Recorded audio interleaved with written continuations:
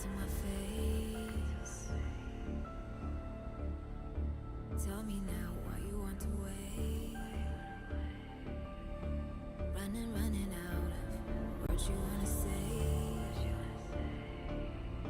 I've been looking for you, looking for you, looking for you.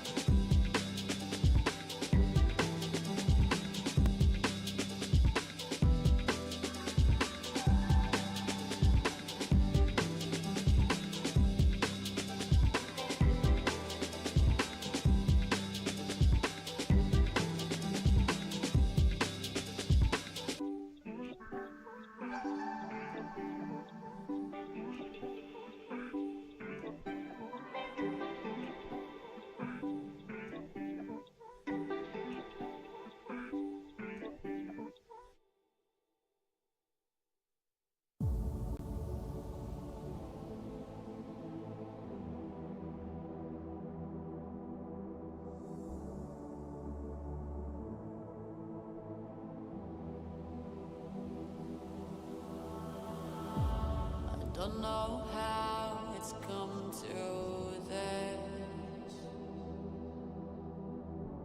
I don't know how I could resist.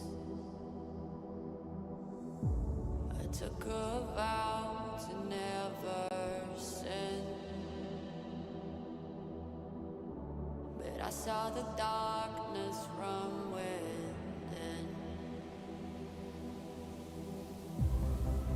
And if the sun can't break through, just let the thunder shake you. I know there's a hunger for the truth. Another moment of clarity. I see the one who breaks me.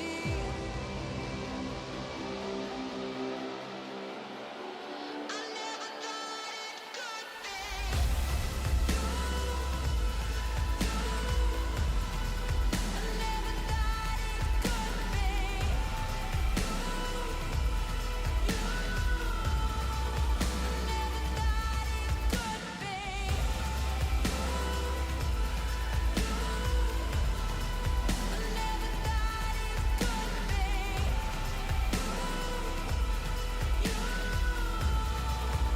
Never thought it could be. I don't know what there's left to say.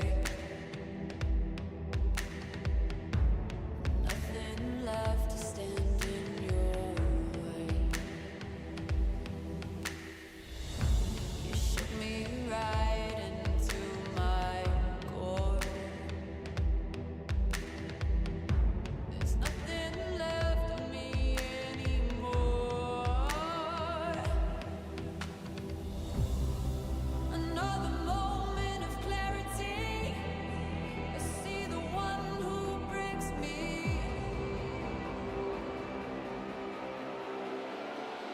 I never thought it could be you.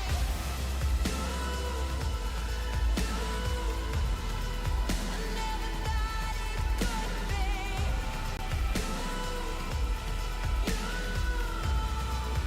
never thought it could be you.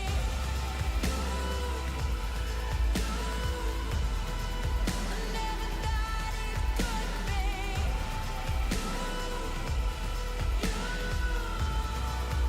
Never thought it could be.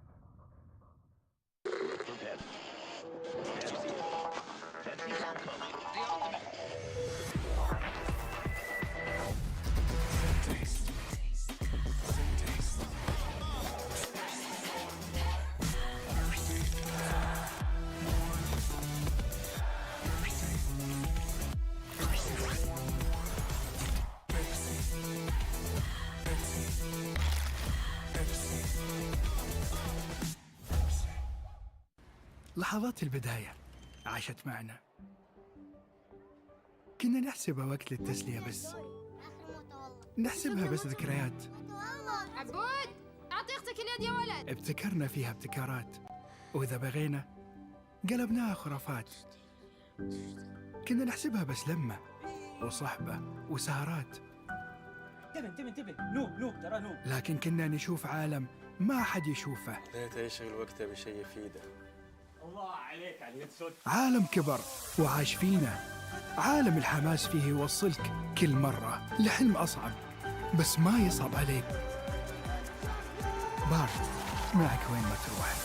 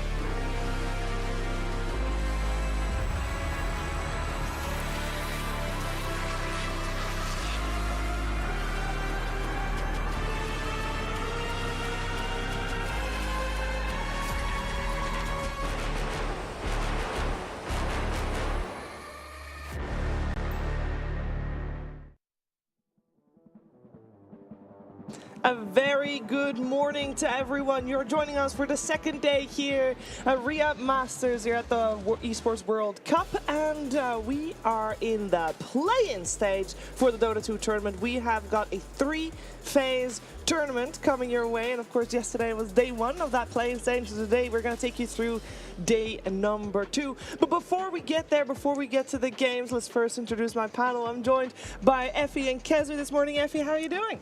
Pretty good, Cheever. Yeah. Excited again to watch some more Dota. Yesterday was a little bit of an intro to what it could be, but I'm hoping for more close games today. Yeah, I feel like yesterday we had some games that, at least to me, were a little bit disappointing. But I would say, you know, it's day one, stuff happens, you figure stuff out. Today will be a little bit better. I'm feeling extra excited today because it will be good Dota, and in the evening, it's going to be good football. Germany is playing in the Euro Cup. I know, against Spain, I believe. Yep. We might take the L, but, you know, let's focus on the Dota. It's fine. We'll see it later tonight, potentially. But of course, tonight there's also Dota 2. Now, there's a lot of Dota 2 going on at the same time, and obviously we're here at the Esports World Cup. There's a lot of games going on, and actually there's 20 esports titles. And now this also is important to note if you look at the Dota 2 teams that are here, or more specifically, if you look at the Dota 2 clubs that are here, because there is a club championship running at the same time as the entire 8 weeks. It's like there is one big tournament, it's a massive prize pool, winning club gets 7.5 million, but don't take my word for it. Let's take a quick look at the explainer of the club championship. Introducing the Club Championship. Here's how it works. Each club will have the opportunity to field its rosters across multiple titles. The clubs finishing in the top 8 across each of the 21 titles will receive points based on their placement. For a chance to qualify for the Club Championship, a club needs to place in the top 8 in at least 2 competitions. For a chance to win, a club must finish first in at least 1 competition. Once the tournament has concluded, the top 16 clubs will take a share of the $20 million prize pool, with the first place team claiming the title of the first ever Esports World Cup Club Champion, as well as receiving a staggering $7 million in prize money.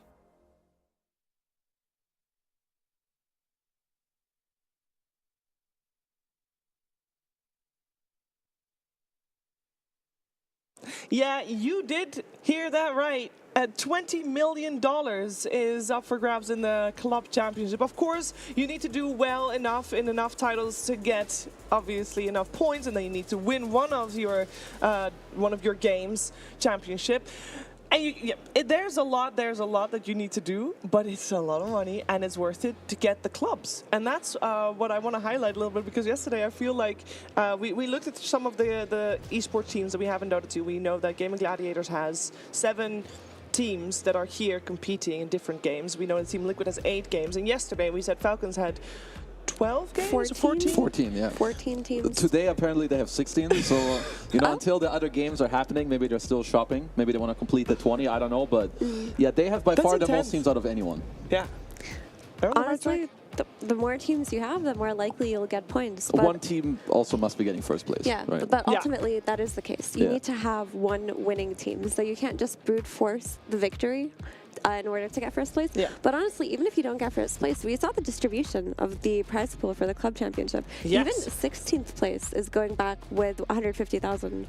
So I think you're pretty happy, even if you're trying to brute force it. I mean, it's a lot of... It was more money than I thought. For some reason, I was like, maybe it's 7 million total. No. But it's 7 mil for the first place and 20 million total. So, I mean, yeah, if I was an org owner, I'd go shopping pretty hard, too. But yeah, I'd get those teams ready Yeah. for sure, because, you know, a $20 million prize pool is insane. Now, I will say, Dota 2 has a pretty insane prize pool as well. Let's take a look at that, because we have, for one championship, for Riyadh Masters, we have $5 million in the prize pool. First place takes home $1.5 million.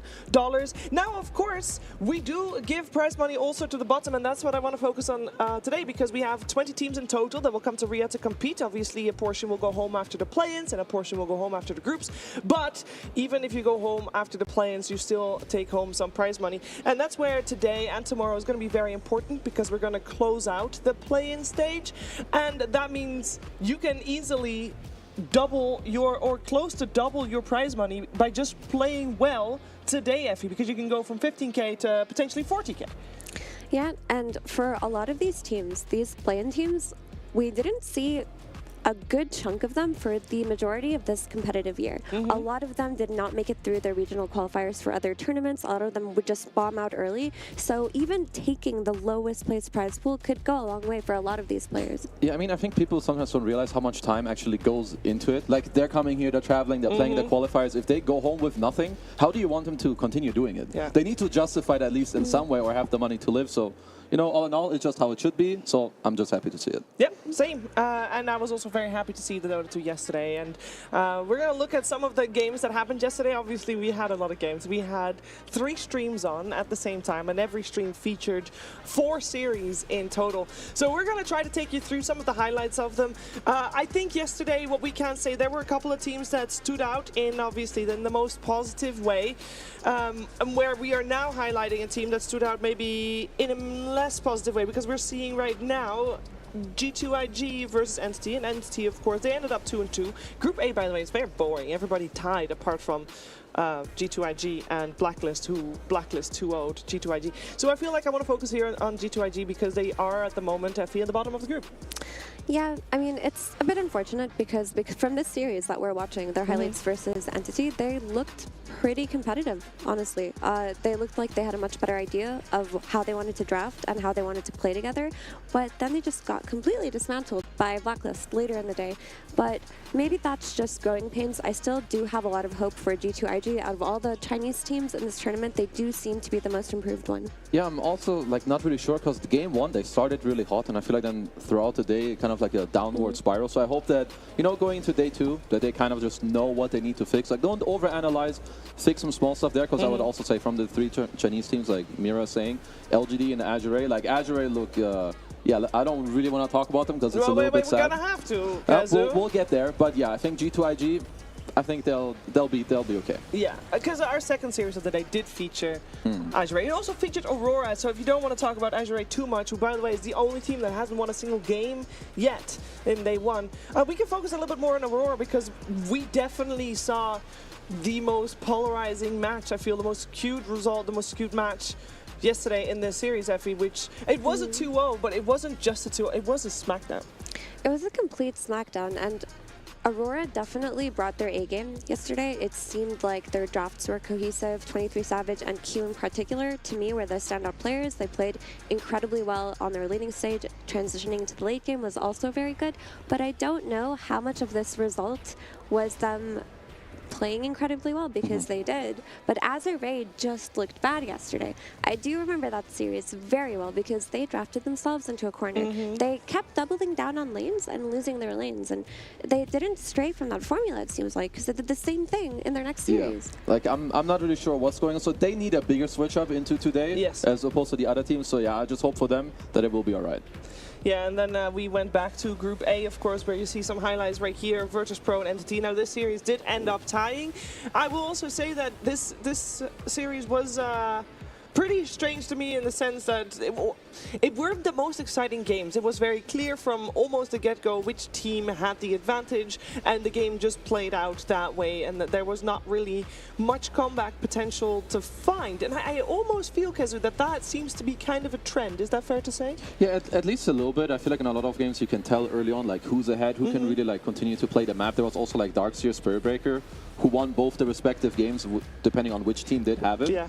And the other thing I saw that was cool was the carry Dragon Knight, which I feel like VP, you know, they busted out, haven't seen it too much. But overall, I think both teams looking pretty good. Did they play on the Fire Dragon? Yeah, he just splashed, farmed. He got really big. Facet got buffed in the C patch, so I was wondering if we would see more of that. Very cool. Very cool. And then we had the match between Nouns and Aurora that ended up tying. That's the only game that Aurora ended up losing, the first game of this series, that is.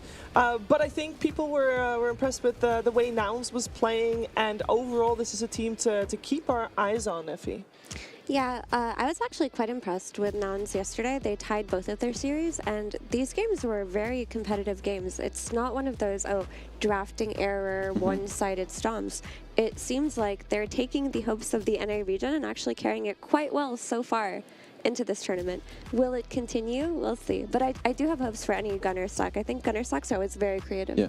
No, I feel like they just have, like you were saying, they have a lot of creativity. Like Milan is their coach. I think he's probably bringing some new stuff too. Yeah. They have a veteran in Fly who obviously is very experienced, right? He played with OG for a long time, then EG, Shopify, and what have you. So, you know, I think they have the right recipe to just take it over and bring it in the tournament. Bring it into the tournament and bring it into today. Let's take a look at what's coming your way today, because again, we have 3 streams on at the same time. And let's take a look at the schedule that is for this stream in particular. We're ending the day with Azure taking on Heroic. Before that, we'll have Entity taking on LGD. Quest versus Aurora is our second series of the day, and our first one is going to be virtus.pro versus G2IG. And well, first of all, I'm very interested to see what kind of adaptations there are today, because I know from experience that it's very easy to judge a team based on their day one performance. But it also is very easy for teams to just completely flip. So I'm trying to be very unbiased based on yesterday's results. So let's see what today's bring. But I want to talk about our ALJ match of the day. Now we have to choose one series, and it was a little bit of a competition. The one that we didn't choose, so let's talk about that first. The one that we didn't choose was Blacklist versus LGD, and we do because Blacklist did really well yesterday, Effie, and I feel like this is a team that we don't get to see that often. Yeah, I mean, I hope we do get to see more of them on the mainstream, because this is a really good team. I was watching their highlights from yesterday, and they looked very dominant in their series versus IG. It was not even close. It seems like all of their players were playing incredibly well, but they completely choked them out. And they had that SEA style of aggression that we haven't seen for a couple of years, because the meta in that region shifted from, high tempo, high energy play to, farming, macro, playing them up, but it just felt like good old SEA Dota. I mean, they have very high skilled players, which I haven't seen too much of, at least when it comes to like their team play with like Abid and Tims. We know like how good they are, Gabby as well. But I feel like, their 3-1 score from yesterday, which like it was one of the reasons why maybe this was the standout match for me, because I haven't seen them too much yet, but it looks like looking at what they did, they're doing very well. Yes, but again, this is not. It's not our match. Not our ALJ match of the day, because our ALJ match of the day is going to be Quest versus Aurora, and this is our second series that we have on this stream right here. By the way, Blacklist LGD is on stream number 3 at the first series slot. But this is our match of the day. I think both of these teams, Kazu, have shown that they belong in the top. Yeah, like I think they just have, at least so far, right, good scores. Yeah. From what we've seen from Aurora, they've had very clean games. Like the games that they have won is just like a one-sided beatdown. Quest, I think as well, they're always on the up and up, right? They have always, or a lot of the times, been kept out from like some tournaments because of Falcons, but usually they get invited now. So I feel like they still have some stuff to prove, but I have high hopes for both of these teams. Yeah. Yeah, I think Quest is a team that a lot of people had a lot of expectations for last year, but they seem to have fizzled out. Like, they had this awkward stage where they couldn't find an offlaner. Like, they switched from Amar to Malik, who is currently on contract, to not really having anybody by the time TI rolled around that they needed, to finally getting Malik back, where they had really good chemistry with. But then they lost their position 5 and Cowrie, and they got Ducalis instead, and then there were the growing pains of adjusting to that roster too. So they're at this stage where they should all be accustomed to playing with each other, and that can't be an excuse anymore. Are they good enough as they are now? They've yet to prove it, but it's exciting to watch. It is exciting to watch.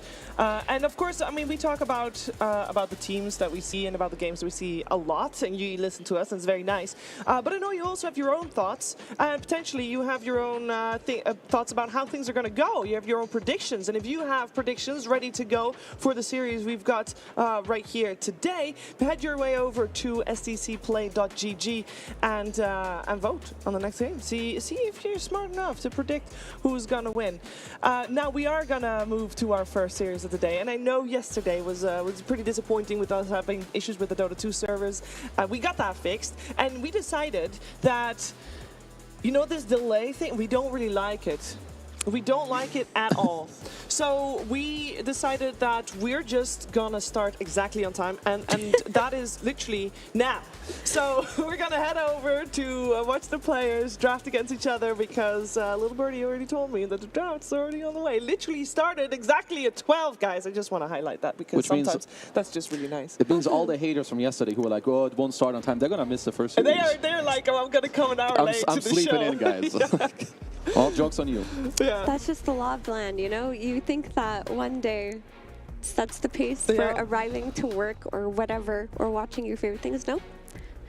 Nope. Can't be caught slipping. Can't be caught sleeping right here, because we got virtus.pro and G2IG ready. Now, I know we didn't touch upon the teams too much just yet, but the way that the drafts have been going this first phase is generally not too exciting. I will say one thing that I noticed in all of yesterday's games is that I really like that every team seems to have brought their own idea, because I feel like we obviously Darkseer gets repeated. You know, that's the odd one out. By the way, not banned yet. But other than that, I feel like every draft has definitely got team's own flair to it. There's not a lot of they pick the exact same stuff as the teams before them, and I love that.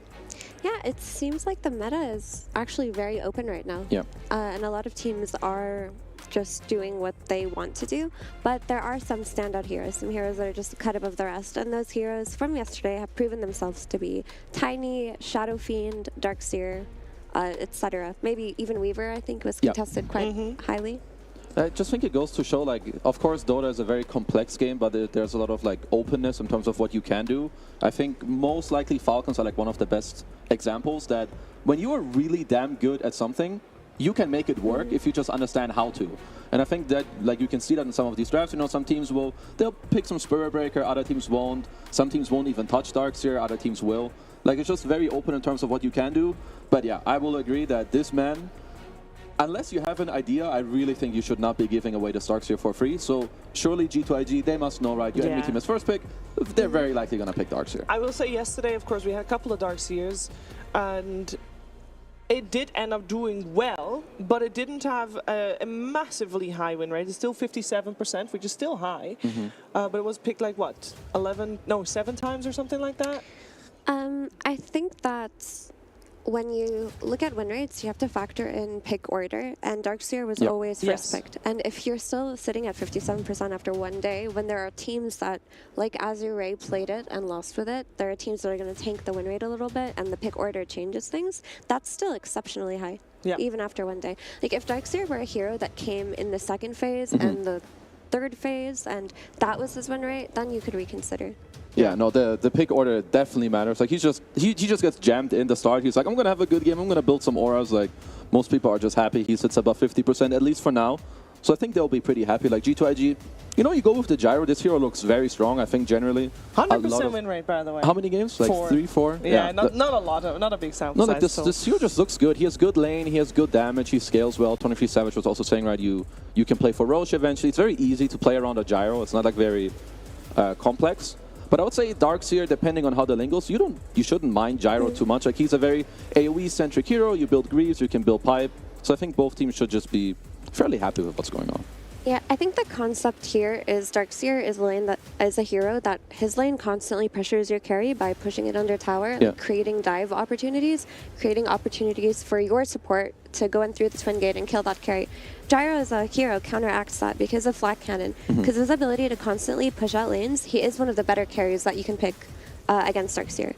But the really annoying thing about Darkseer right now is he enables so many melee supports that wouldn't be good on their own to pick early in the draft. Things like Spirit Breaker and Marcy, they are strong in this meta, but they're that much stronger with a Darkseer, and they're very good at diving heroes like Gyro. Yeah, I think Gyro is just really good because also, like you're talking about, what you want is like some, I would say, like a tempo controller against Dark, so you don't just want to be ran at dove. Gyro's kind of good at protecting himself. I would also say his illusion is kind of whack. Like, if you get walled as a Gyro, you don't care, you're going to clear out all the other ones.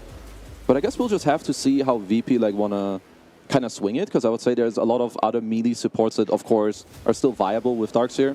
Whether it's some people like Taz, some people like Nyx, SB gets banned out that you mentioned. So I think there will be a lot of options, but yeah. I think Marcy is very solid. Marcy is great, yeah. I mean, Marcy versus Phoenix would go up in value too. So it's Snapfire here, if they would like to counter already. I think they also played that as a 5 yesterday on FNG. So actually, I think I wouldn't be surprised if at least one of those two heroes come out that you just mentioned.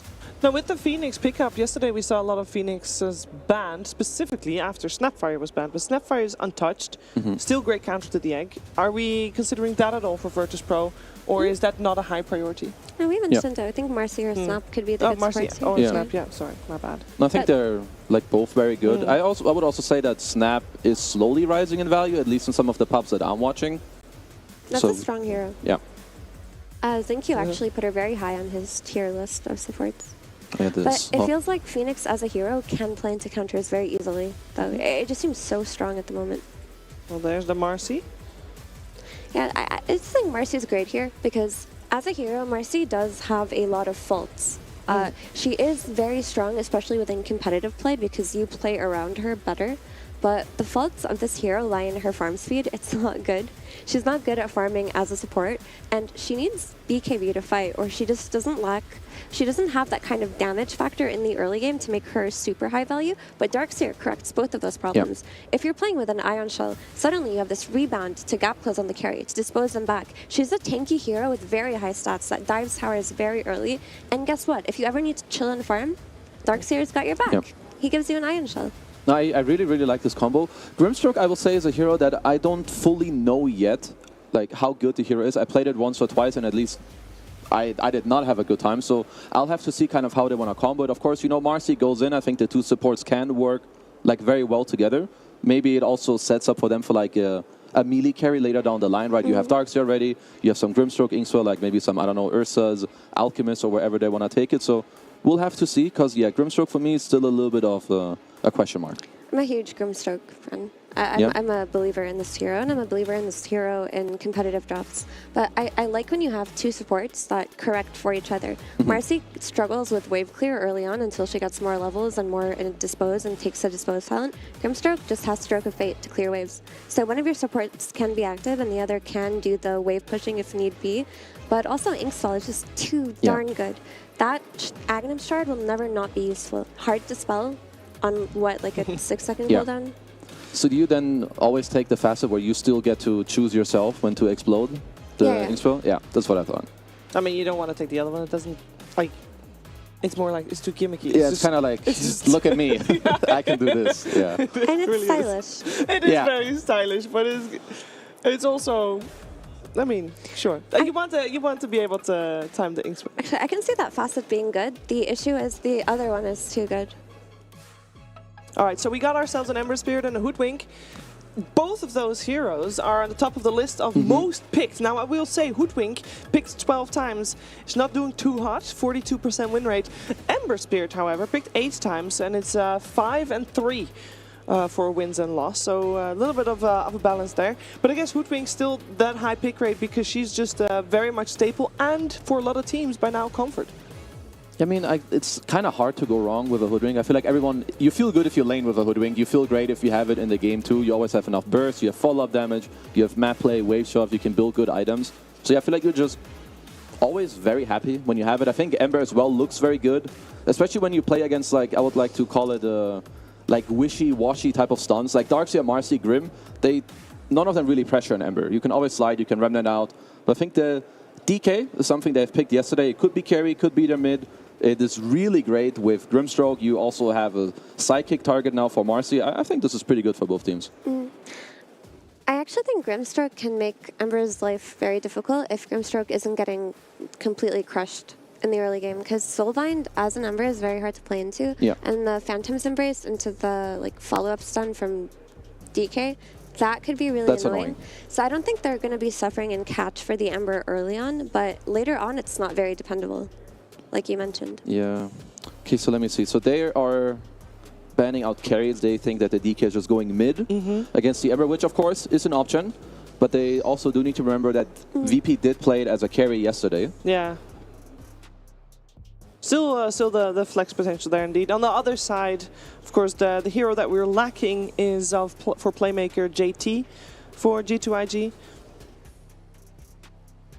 Do you guys think DK carry should still be played here? I think it's... I mean, his lane versus Ember is really good, and he feels kind of countered by the enemy supports. Like there's a sharpshooter for the break, and there's the Sunray, which is going to do massive amounts of damage. Yeah, so the carry pickup here makes a lot of sense. Yeah, no, I think it's just fine to do it too. I think also when you play from mid, you work a lot better with Grimstroke as opposed to you playing carry. I feel like then you just farm more. If I'm the Grim, I would prefer my mid to just walk around with me and get kills. So I think Sven is good. You get the Warcry against the Gyro, you help your team. You have overwhelming damage as well to man up. So I feel like this does kind of fit. So Mr. JT, I feel like traditional counters we've seen sometimes to like Sven has been stuff like maybe Slardar, but I feel like it's maybe not the... I mean, it's a good lane, of course, with the Hoodwink, but I wonder if they feel like it's cool enough for their game against the rest. But is this some of those Sven picks where you're like, God, this was the perfect pick? Because it feels like they picked it to be aggro on lane, but they still don't see the enemy offlaner, right? And they picked it to have synergy with the Grimstroke, having another melee stunner that can play on the Inkswell. But yesterday, we saw... who was it Watson? Entity. We saw Entity play the 4 melee plus Grimstroke strategy, and they dove too much a few times, and then they just lost. I mean, I guess it's fine, because even if you lose the lane, you can like kind of like bounce back and forth, so I think it's okay. Yeah, I wouldn't say it's like a Giga type of Sven pick, because I think when you have these Grim 5 lanes, they are very volatile, especially if you don't see your matchup yet. So at least I'm not too surprised to see the Slardar come out. I think it's good with the Gyro, like later with the Flag, even with Ember, so I think that's pretty good. Trying to process right now which one I prefer. I think that both drafts seem relatively even, but the Sven pickup for me just put another egg in the basket that they already had accounted for, which is an initiator with Grim, and they picked Sven without seeing the offlane matchup. I think for draft integrity, something like a Wind Ranger carry, some range damage that could play into the Phoenix egg without committing a BKB maybe would have been nice. Maybe something like a Morphling even I would have liked a little bit more. Yeah, I was eyeing those picks too. I wonder if they just felt like they needed this type of melee hero to help the Grim in the lane. I feel like that's one of the biggest reasons for them to really go for it. Yeah, I would actually say that these two drafts are fairly even. I don't know if I prefer one much over the other.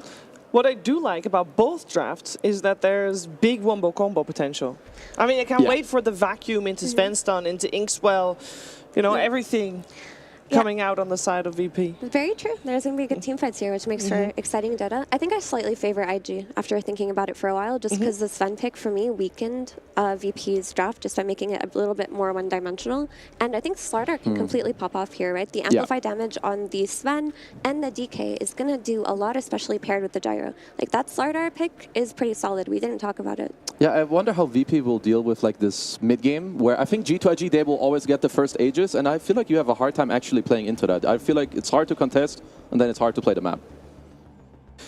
Well, how hard will it be to play the map for either of the teams? We're going to find out. It's the opening game of day number 2 here for the play-ins for Riyadh Masters at the Esports World Cup, brought to you today by Fogged and ODPixel. Thank you very much, Shiva. Yes, we're getting ready for the action here. Game 1 just about to kick off after the draft. Fogged, what do you make of it? Indeed, it's the pattern of touch upon. We've got some exciting combos, right? We have the old school wombo combo at the Darkseer Sven, which you've only got to imagine in this patch of any patches is going to be as strong as ever, right? We're starting to see Sven really come back into the action, and Darkseer, it feels like he's just been fantastic for a long time now. Over on the side of G2IG, though, great stuff as well. We're seeing this Gyrocopter and Gyro yesterday. This hero just didn't lose, Fogged. He owned. He really did pop off. And honestly, I think VP's draft, like you said, kind of old school, has a lot of power spikes. There's 4 melee, which can be a bit of a concern versus Gyro, Phoenix. Like, there's a lot of good heroes versus melee on the side of IG. So a little bit of a worry for VP if they don't get a good snowball going, because IG's draft just covers all bases. So we'll have to see how the wombo combo goes and if they're able to connect with these combos, because I think a lot of the game for VP is going to be how FNG is protected to be able to get these buff ups and everything for these big tanky cores. Because if he's able to get his free spellcasts on Grim, then they have that extra bit of catch for the Ember Spirit and stuff like that. So this should be a pretty fun one. A lot of action to come here. My real biggest worry is the egg in a lot of these situations, because I know Xnova, super good Phoenix player, especially with his positioning that he usually puts his egg. and look at the heroes that actually hit it. Like DK when he's ulted, they've got the Marcy. and then Marcy. It has to be the Marcy. I mean, I feel like I think Antares is going to be on top of it. I hope so. You know, it has to be him, it's though, the right? support Marcy. He's more than happy, right? He just go in, pop his ult, pop the egg. The reason why I'm saying I'm concerned is because there's coverage. Sure, there's a lot of ways to a lot of catch stuns. the There's a slight chains that's going to disarm. There's a lot of different things that can just cause you some problems with that type of, that's true. preventing you from hitting the egg. And there's 4 melee. So Antares might have his work cut out for him, but we'll see if he's able to do so. And they cut the wave top, so double melee, playing versus the double range. We've seen this a lot with the Darkseers too. They just kill that range creep right off the bat. Dispose it back and then just immediately kill it. So anyway, talking about the gyro, this came Monet on the gyrocopter. Yesterday, we kept seeing it. Was that sort of just like a day one, just a small pool of games kind of thing, or do you think that's going to continue? Do you think gyro right now is just that good? Is this hero going to maintain this high win rate through the tournament? I got to check one thing really quick, because which teams won with gyro? It was the SEA teams, right? Sure, 23 Savage crushed like 2 games on it. For me, I always think about SEA with the gyro. They're very good because with they're it. just amazing with it. So maybe there's something a little bit there, and also maybe the hero's just super good right now. So we'll have to keep watching, of course, as the tournament progresses. But sure, hero did seem super nice. I mean, sort of as history goes in Dota 2 across the patches, what would sort of gyro versus Sven usually play out as? Sven can do pretty well, right? Because he's got the Warcry to buff up his allies to protect versus flak, and he's a heavy hitter. So if he gets on top of the gyrocopter, even with Satanic and stuff, the Warcry is going to prevent a lot of lifesteal, etc. We're talking way later down the lines, of course, but...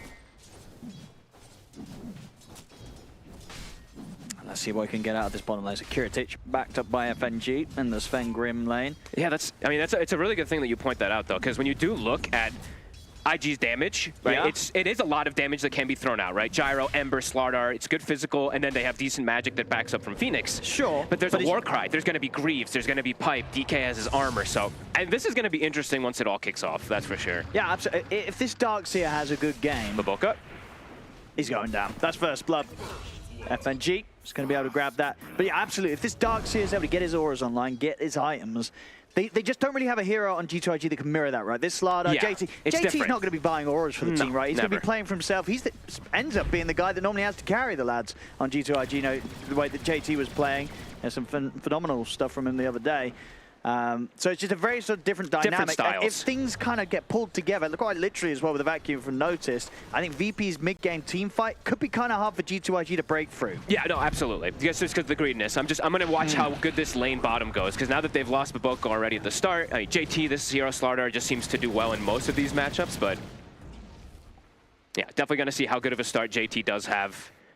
Because, the VP can snowball a bit, but IG, they have very strong heroes that scale. Like, they have an insane scaling lineup as well. So It does feel like one of those lineups where as VP, they're probably going to get to a timing, right, where you group up, you're going to go for these pushes, go for these objectives. Absolutely. If one of those pushes kind of goes wrong, G2IG turn up with the defense, just kind of supernova into Gyro turning up and being able to shred everyone with the flat cannon. A couple of failed pushes from VP could start to really swing the later stages of the game in G2IG's favor. Yeah, I would say that VP is a little bit more tempo-oriented this game, so I think they have to be careful. I know Panel was mentioning as well, too, it was a similar draft that we saw yesterday, and it was overextensions that was their downfall. So for VP, definitely don't want to overextend too much, but want to have at least a lead going into the mid-game with your big team fights. Because I think, sure, VP's lineup does have strengths in the late game as well, but it's very much that the mid-game, that's when the peak of their lineup is going to be much higher than the peak of G2IG's. Yeah. They're going to hit it sooner. Unless Kiritich is just going absolutely crazy, but that's not going to happen because he is playing versus a bit of a hard lane. Slardar versus a melee, it's a hoodwink as well, so he'll be a bit slowed down on the Sven. Yeah, and kind of just throughout the game, right, JT is going to be able to have Kiritich's number. If he could just get on top of the Sven, be bashing, crushing him, even when sort of the BKB's out, it's just not easy for Kiritich to stay on targets if JT is able to survive and just keep control of him. Absolutely. But Baboka, I love watching him. Just like his play, like he's literally just like spamming Acorn on and off in the toggle. You see that? So he's like setting up for the stuns or not. It's really fun. Careful, Kiritich, big stun. Baboka's got a beautiful setup there. Kiritich, he's going down surely. Yes, indeed, Baboka able to get him with the last touch to take him out. Beautifully done. He was absolutely ready for that, as you say. Baboka eyeing up the chance of, do I want to put a tree? Do I just want to go for the damage bounces? He knows what to do, and he's got it toggled correctly. Tree down and gets the kill. He's literally just spamming it the whole laning phase on and off, just in case of the scenario that he sees. So beautiful catch. He's got his null. And other thing we do, of course, things to point out is this is a game where the 4 positions can really pop off. We have a Marcy versus a Hoodwink potential, right? Yep. So absolutely. Some real fun stuff that we could get in these later stages. Yeah, I think so. The limitation there on the side of VP at least is, Antares, I think most of the time when he's going in with these, he's got to be hitting the egg. He's going to be focusing on X-Nova. Talking about X-Nova. He's going down. Very nice drag back there from Notice with the vacuum. Means there's no chance for X-Nova to escape. Missile's going to be heading his way. He's got another barrage, but not going to go for it. Doesn't want to dive for it. Doesn't want to start tanking the tower hits. And understandably so, because Antares is able to swing back across and maybe set up for Monet as well. As Monet on the run is going to try and take Notice down. Antares off the mark with the jump. Still with a few more right clicks. I mean, the rocket barrage, they've got to be careful. In fact, Monet, he's thinking about going back at the 2 of them. Monet able to live there indeed with the bit of a whiff spell coming out from Antares. And Monet survives. Very well played from Monet. Like, honestly, dodging the rebound or maybe like the miss, either way, a very good play. As Baboka also swings mid, and they get a kill on the DK. Oh, that's a big one. That's massive. Not normally a hero that dies early on in the laning stage, the DK. No, especially not to Ember, right? It's, yes, the Max Flame Guard build, but the DK overall just plays in that lane fine. He free farms. Absolutely. But you can see on the CS, right, 34-10 against the 25-2. Look at Baboka go. And top lane again, indeed. Baboka from the bottom to the middle to the top. I mean, Baboka. All 3 of those crucial kills. I mean, he's literally set up to kill all 3 cores, right, in the first 6 minutes. Made sure they killed the carry, made sure they killed the mid, made sure they killed the offlane. So Baboka doing everything right now. And he really was a big difference maker yesterday that we saw in the game that they won. His Muerta, he popped off. Him and Monet, of course, did have some crazy type of game, but amazing start already here for the side of G2IG. Absolutely. I mean, as I was saying, we know VP's lineup, it does require a bit of early momentum. Another 2-man stun. Indeed.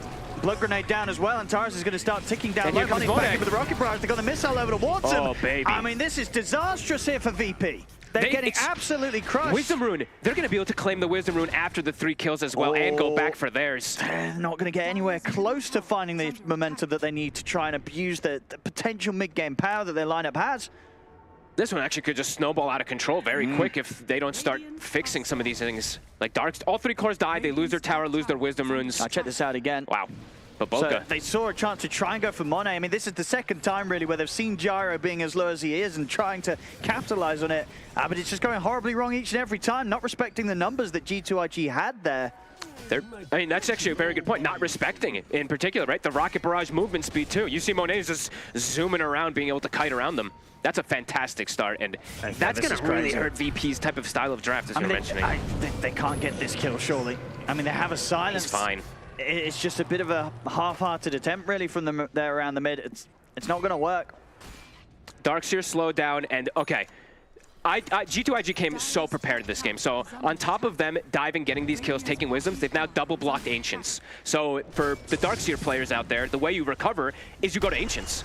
And now they're going to be double-blocked, so there's going to be no stacks. That's pretty huge. Bottom JT. I mean, they should have a solid chance of getting this. They've got the God Strength. They've got the 3 of them. JT, they got him. He'll be going down. They'll find something, VP. Good kill. But yeah, now we see those sentries, of course, placed down. And yeah, the recovery for Darkseer usually is, yeah, you just stack up those Ancient Squad, whatever it is, throw those Ion Shells on it. Notice is going to have a very, very tough recovery in this game. Yeah, it's rough as well, because the Darkseer really is quite a crucial part of the team fight. He is. If he starts falling behind, gets dealt with, it's not going to be easy to keep one another alive on VP and in the mid. Squad.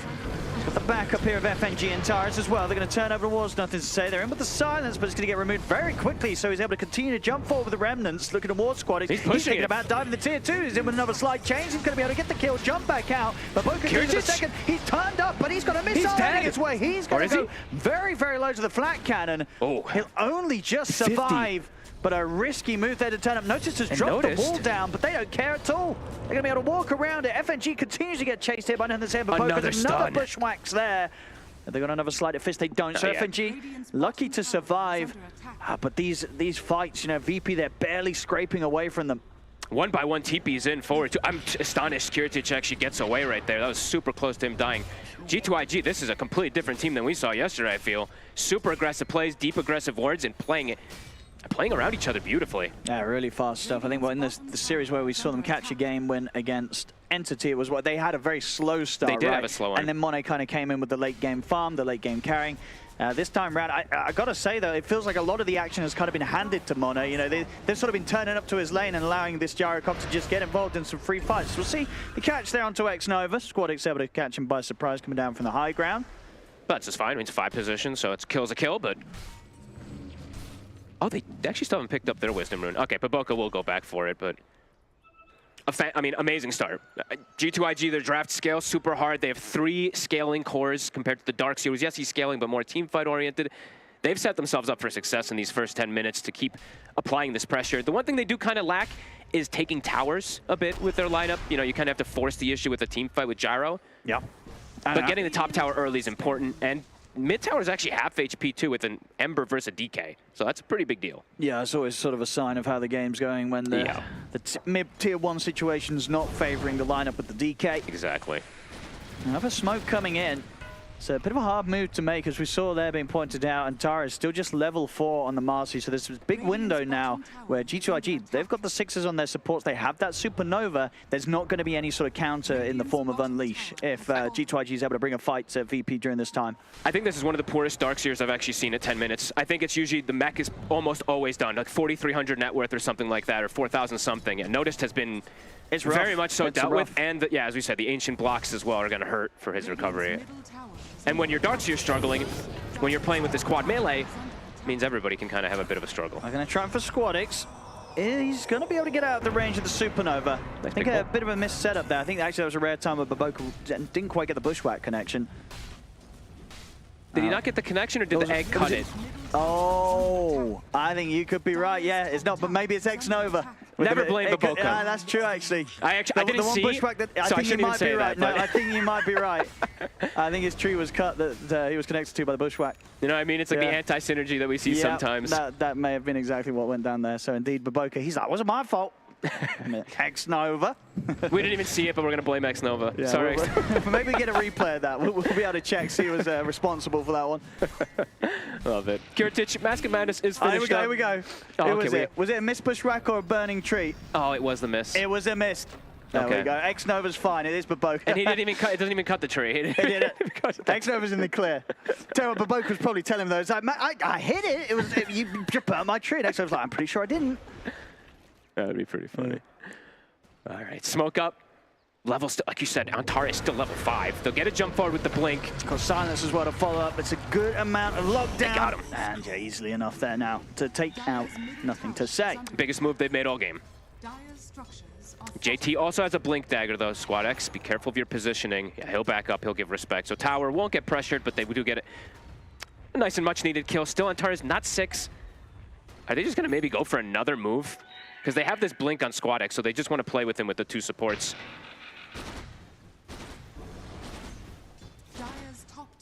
JT staying around Monet. They have vision on this high ground still from that deep aggressive ward from earlier. And they'll catch Antares. Now Antares nowhere to jump, nowhere to run. Keeping the lead here. And yeah, that's the mech timing. But as you say, not one to write home about. This is a slower one this game. Starting to recover though, because he does have access to his Ancients now, but yeah, one of the slower ones that we've seen from the Darkseers, at least as of lately. So Zero's just been seeming to have some very good lanes. Looking like they want to set up for Notice, but VP is kind of in the area. I don't know if the Sven, how much he wants to get involved. He's coming in. I'm seeing so far from Kiritich's gameplay, he does want to get active quite early. Yeah. Which a couple of times has been at least very close to his detriment with how close he's been coming to dying. They will have to start leaving him some Ancients though to recover. So now that Noticed has that mech, they'll start leaving some for the Sven to get that catch up. But 5K lead, I mean, that's a pretty damn good start for G2IG with their triple physical cores. I mean, and for both, but interesting to see the build too that Nothing to Say has queued up. The Blade Mill, I've seen this a couple times in the past as an Ember when you're playing versus hard physical damage and stuff, but it's got the Radiance next queued. Oh. It's kind of different, especially he's playing versus Darkseer, so if he gets walled, he's going to give them a Radiance if he does go down that route. Uh-oh. So we'll see if he does. We'll see. Because you usually don't see that. I'm not a fan. Well, I'm not a fan. No. Especially not versus no illusions or anything like that. He might just be memeing, but that's interesting. But maybe he is thinking it's that their lineup does get to a point where it's mostly physical damage. So I mean, now you've drawn my attention to it. But do we like the blade mail part of this either? What's going on? Because I feel like we see this was something in the past. I think definitely with some of kind of the Chinese region teams, they did like to do the blade mail. So I can tell you my reason. I think what I see mostly from Embers is when they're playing versus Magic lineups, they go Mage Slayer. So I think this one he's playing versus a physical lineup, he's going blade mail. So I think that's his idea. But I'm totally just kind of guessing. So well, we'll see. I mean, at the moment, indeed, they're doing so well that it probably doesn't matter. You know, we'll have to see. Jump forward. No mana for chains, but doesn't matter. I mean, he's definitely going to commit for that Radiance. Nothing. He doesn't mess around. If he's queuing up an item, he's going to buy it. He's already bought the Talisman. Okay. I think it is just this physical, right? It's DK, Sven, Marcia, the ones that are really going to start bothering him the most, I guess, right? So he just wants to be as physical resistant as possible. Well, because of the mischance, the evasion? Yes, yeah, exactly. All right. I guess. But he is going to give a Radiance to the Darkseer illusion every time. So we'll have to watch how much repercussion that has. Yeah, if Notice is able to get that and start picking up kills at the end of a fight, then it's going to be we're going to be keeping an eye on that. 6K lead though, first 15 minutes still. JT positioned up top with Monet, Baboka at the ready too. Oh, he's running into 5 heroes. Straight into the smoke. He's going to go straight away into the two-man crush. They're going to turn with the Dragon Tail stun. They're going to try and kill him off, and they're going to be able to succeed. That's going to be JT gone. Now the turn over towards Monet. Dive forward from Xnova. He's holding back on the Supernova for now. Kiritich. They've got the 4 of them, so nothing to say wants to jump in on this Antares. Gonna start things onto Baboka with the Unleash. A lot of damage as well. He's doing well. He's got the Bushwhack to hold him back with the Dragon Tail stuns. There's going to be Baboka going down also. Ooh, JT. He didn't know that they were all there, but jumps into 4, and there's a War Cry plus that mech, so Gyro comes in and does 0 damage because of all that resistance of damage. VP striking back when they group up. I mean, they are. You know, this was quite the dominant start from G2IG, but a few things happening now that could cause this game to at least have that lead slip away from them. If VP can make these coordinated moves, they do have this strong team fight that we talked about. Their 5-man is very strong. It was slow kind of getting the auras online, but they're going to get there. You know, Notice has got the mech. He's going to be working into that pipe. Yep. If he's able to sort of get that pipe on top of the mech before this game completely collapses, these team fights won't be easy for G2IG. Yeah, VP will have the means to be able to survive through the initial burst. I'm wondering if this Radiance is going to be grief, honestly, because it's delaying his timings a lot. It's slowing down the game, and it's going into, like, VP is going to be able to get a lot of farm out of the map with him not having something like, I don't know. I'm not too sure, but this just feels a little bit strange. Yeah.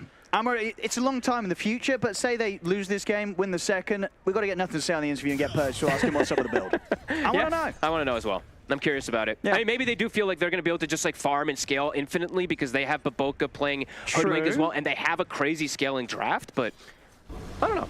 It's kind of cool. And now we're going to look at every Ember is doing it, right? I'm going to actually go back. I'm going to go and check. I don't believe that every Ember is doing it. Yeah, see, what are Ember players right now in the world? It's been it's been 90% of the time Maelstrom into Maelstrom, or Mage Slayer into Maelstrom into Gleipnir, / BKB, then Ags, and blah, blah, blah, blah. So I'm going to check just to see and make sure that nothing has changed too much from this tournament, but I would imagine not. I said it was a while ago. I remember seeing some Blade Mail, at least the Blade Mail. I can't remember if there was Radiance to follow up, but the Blade Mail opening at the least. Yeah. It's also just because it's into the Darkseer. That's what bothers me too, because you're just going to give him the Radiance. But and when you're going this type of greedy route, it does make it so that the other team can actually fight back a little bit better in that early mid game and stuff like that. It does seem as well kind of like the opposite of what Nothing to Say does, at least was doing yesterday in some of the games where they're having success. Right, he was kind of making playing a more sort of sacrificial core role. Exactly, that's true. Making the plays, because he knew he had like Monet playing some hard carry, JT playing some real kind of farm-heavy hero, which can absolutely be on the Slardar. Noticed, but different dynamic. It's going for like a bit of a solo play, but there's responses. Baboka's very dead. And now JT also jumped in. He's in trouble as well. The wall's been dropped down on him. He's going to get dropped. He's gone. I don't know, this is... Big hemorrhages. It's feeling a bit rough. It really felt like, you know, kind of rewind, 5 or so minutes ago, it was like, wow, G2IG, they're crushing this, but now it's like, uh-oh. They're just running, they're giving up big free kills. Like, JT now back-to-back deaths. That's 3 in a row after his Blink reveal. Monet's still farming super well, but everybody else is just completely stagnated, and VP's group up is working out very nicely. I mean, that group up's fantastic. He's got BKB now, so he's pretty survivable, and he's going to have the War Cry plus all those auras. Yeah, Pipe is how far away? I mean, it's pretty much almost done with it. So right? with the way things are going and with the approach that G2IG do want to try and do with this, do you imagine like Nothing to Say gets the Radiance and then they're going to go, or is it going to get the Radiance and then keep farming? I honestly, I don't know, Owen, because I'm really confused about it. So VP, they're taking advantage of it, and they probably see this, and they're like, okay, well, it's going to take them a long time to have that itemization. So I think for G2IG, the next thing I want to see them actually do is just force a Roshan. Because, yeah, that's a pipe.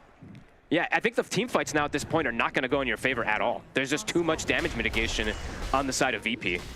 So it's a 5v5 fight is going to be hard, so maybe they just play the farm game. I'm curious. I mean, curious to see what we get. They do like to do it, you know, especially when Baboka's on a scaling support as well. He's more than happy to keep hitting the creeps. I mean, X-Nova, they're all, this is a very scaling draft. Baboka, though, talking about, he's dead again? Again. Uh-oh. That's a lot of kills given up. It is, that lead, it's slipping away. A lead that, it really looked like and felt that G2IG, if they wanted to, they could have done a whole lot with that lead. Yep, they could have pressured a ton. It now felt they're like, going to lose Roche. Now they, with the Slardar on their draft. So a pretty big deal that they're going to be giving this one up. As this group up from VP. We'll see. Maybe it's some big brain 5-head stuff from G2IG, and they're going to really, as you say, swing it back around in the late game. They just want to win the game in that style. That's the way they want to go for. I really dislike this Radiance. I really think it's gotten VP so much space to get back in the game on top of just, they're all split up. So, and VP's playing grouped. Yep. They're still getting good farm on G2IG. Like, X-Nova is level 12 as well too, but VP just, they completely squished everything that happened in the early game. Yeah, they're recovering, right? Yep. First 15 minutes don't exist anymore, pretty much, for the most part. But Radiance is done, so let's see what's going to do. As we said, versus the physical damage and stuff like that. I'm still just concerned that he can get caught in a Dragon Tail into a follow-up silence, and he probably still just dies. So. Oh, absolutely. If they get the stun and silence, I mean, there's no sort of...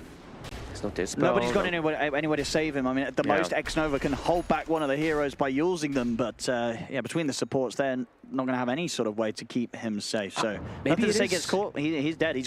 I mean, he may just. I think at this point, you probably continue to AFK farm until you have the BKB. I think so. So I'm trying to like.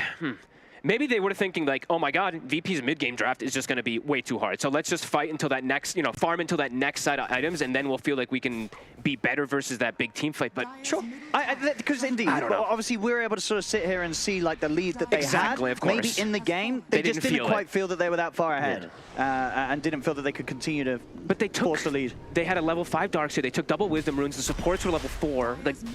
I feel like they kind of knew that they had. I don't know. We'll have to see what happens with it afterwards, and if the farm actually ends up working out for G2IG. But yeah, VP are, I mean, starting to hit all these big timings, and that Gyrocopter's insane farm that he had, it's only about 1,000 above the Sven and the DK now at this point. I mean, with the way they're playing, I'm surprised X-Nova wasn't like, boys, I'm getting a Midas. Me too. He went Yules. It could have even been better. I thought he might have actually gone when to you sort of Midas. look around, seeing the rest of his team doing what they're doing, it's like, I'm a Phoenix. I would have buy a Midas. Yeah. But X-Nova, he's like, guys, I want to play Dota. I'm getting the Yules. Unfortunately, yeah, it continues to be just the farm game here for G2IG. Yeah, and I mean, yeah, Radiance is, they both have BKBs on the 2 tanky cores now. So DK and Sven have it finished already at this point, and Marcy almost has hers too. So that Radiance, I don't know, Owen. I really don't think at the least, he'll be able to turn it into a nullifier and whatever he wants to do with the evasion down the line. You know, that's... All right. Squad Fight squad. It's got that Aegis and the BKB though, as you say. So Aegis gone, the rest of the team is coming up to set up. Nothing to say, caught immediately by the silence, caught immediately by the stun and the vacuum. He's dead. He's dead. Uh-oh. The egg, will it go successfully? No. Unleash is there. They will be able to kill off the Sven, and they will be able to shred through the Marcy as well. So Monet's damage too high still. They do indeed get the cleanup with the Gyro. Squadix able to TP out only just in the trees. So G2IG, they're still able to make the fight happen. I mean, hey, maybe there's a plan. That was the plan, maybe. Goes in, he tanks everything. Indeed, they're like, let's get rid of this Ember. He's got nothing to save himself. It doesn't matter. He goes down, Monet cleans it up. That was really interesting how that happened. And Mode did like literally 9,000 damage. Yeah. So maybe Nothing to Say. It's just actually a distraction. It's a distraction. This is interesting. The next level distraction, I mean, indeed, as you say, Monet are doing so much damage. It's a sweet combo. You know, the vacuum, the stun, it all comes in on top of the wall and getting the egg taken out, but indeed it's Gyrocopter just tearing them apart one by one. He did more damage than the entire 5-man side of VP. Actually absurd. Maybe just the gyro stonks continuing to rise. Maybe the gyro stonks are just enough. And I mean, Nothing to Say, like you said, he's just like, okay, I'm just going to tank all the spells for you, buddy. Definitely worked out there. It definitely did. And so, you know, Monet very, very happy. Yeah, and it was a good start of the fight, too, for G2IG, right? They procced the Aegis immediately. It kind of was VP running in afterwards to try to protect and make sure the Squad X could survive, but G2IG prepared. Next step, really, what for VP is, yeah, get the Crimson online, Crimson Greaves, and then the Shivas, ideally, for Notice. It's going to take a bit of time. The Crimson will, I mean, the Crimson's going to come pretty soon, and that's going to protect versus the Gyro. Yeah. I'm astonished how much the Monet was able to do versus Warcry and everything, too. There's so much damage for him, and very close to having the Satanic for the next fight. So at that point, even if they do manage to isolate and jump the Gyro, high chance that Monet is going to be able to survive and turn the fight around. And that last fight did push him up against that, you know, that little cushion. He only had 1,000 net worth lead right before that fight over those 2 cores. Now he's got that, like, you know, 2.5K. Did put him a little bit in a better spot now. Dire's bottom tower has been denied. BKB's at the ready. Antares now has his on the Marcy, so now Kiritich won't have to run at the egg. Now the Marcy is the egg answer alone. So probably won't see Kiritich run to try to hit that one next time now.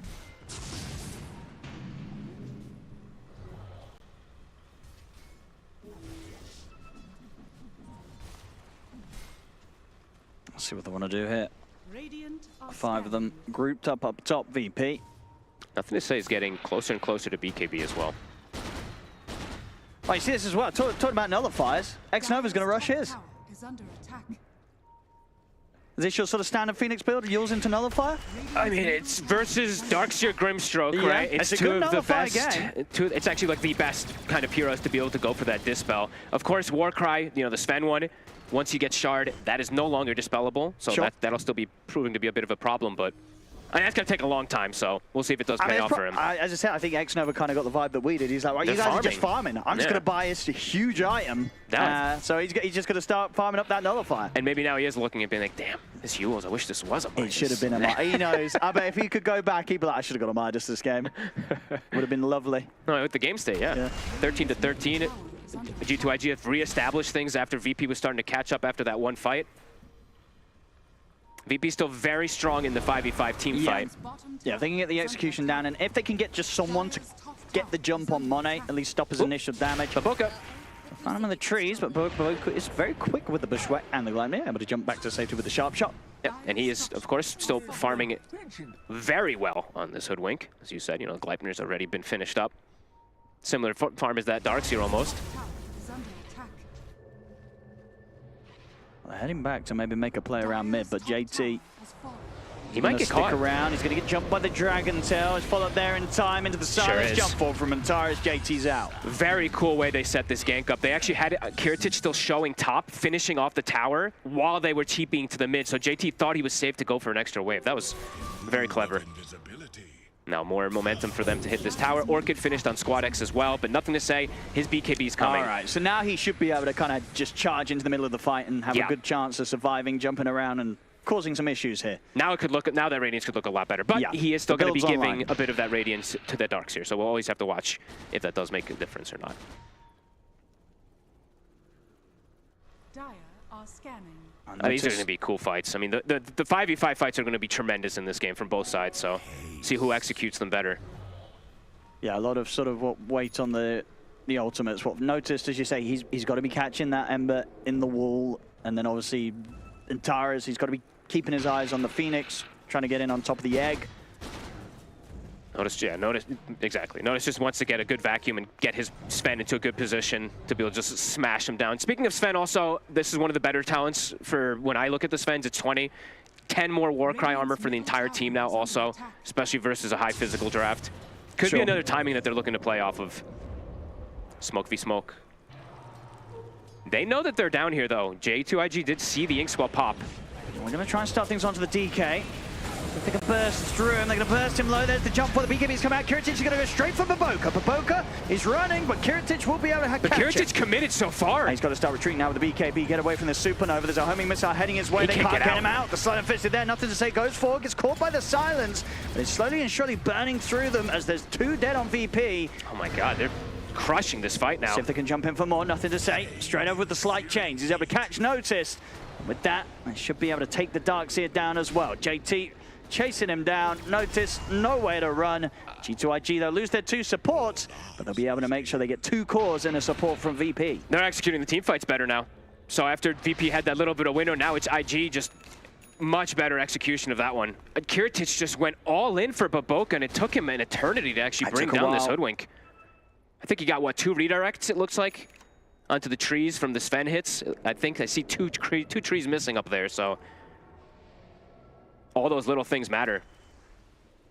And the scaling from G2IG is paying off. No, nothing to say with this Radiance. It's actually working, yeah. They got through that sort of rough part where it's like maybe VP could punish. But indeed, Radiance, BKB, Veil of Discord on top.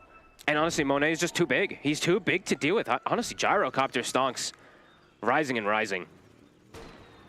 Even though they have the damage mitigation and everything like that, they don't have the damage to kill Monet. It's definitely not at this point when he has got the Satanic and the Elven Tunic now too, and now they'll be able to get themselves the Roche.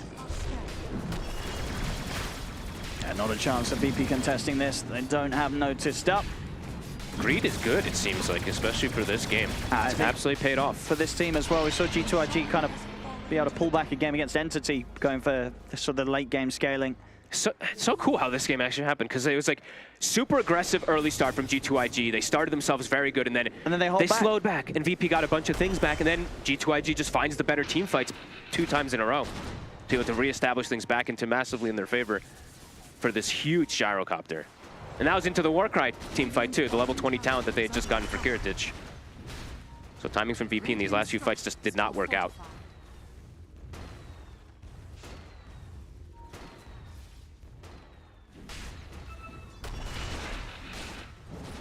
VP not looking like they want to take a fight around this tier 2.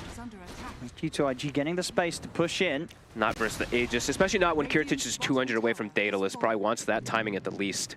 Yeah, wants to be able to make sure the next fight, when he gets on top of the supports, he is able to sort of take him out in 2 shots and not having to expend the entirety of the BKB to take him out. They have to have a better start of the fight, though. They can't get, like, Squad X initiated on. They have to have, like, Squad X jumping and getting an initial stun and ideally trying to burst the target first, but not the case.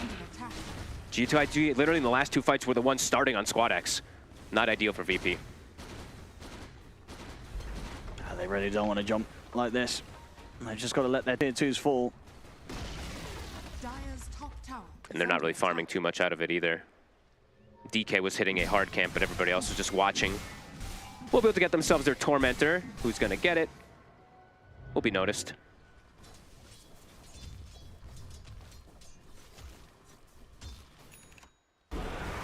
G2IG, even with this Aegis, I think at this point they feel that there's no rush. I think they feel that they've got kind of a solid enough lead. As long as Monet can continue to stay this kind of full item ahead of the other cores in the game, this Gyro is going to be very difficult to deal with. And Baboka, gotta always mention him, right? He's almost same network as the DK now. So the scaling is continuing for this Hoodwink. And the 2 supports, as we said from IG, they do scale quite a bit better versus the other lineup. I mean, Marcy scales hard, of course, but Phoenix and Hoodwink are just easier to scale from a distance.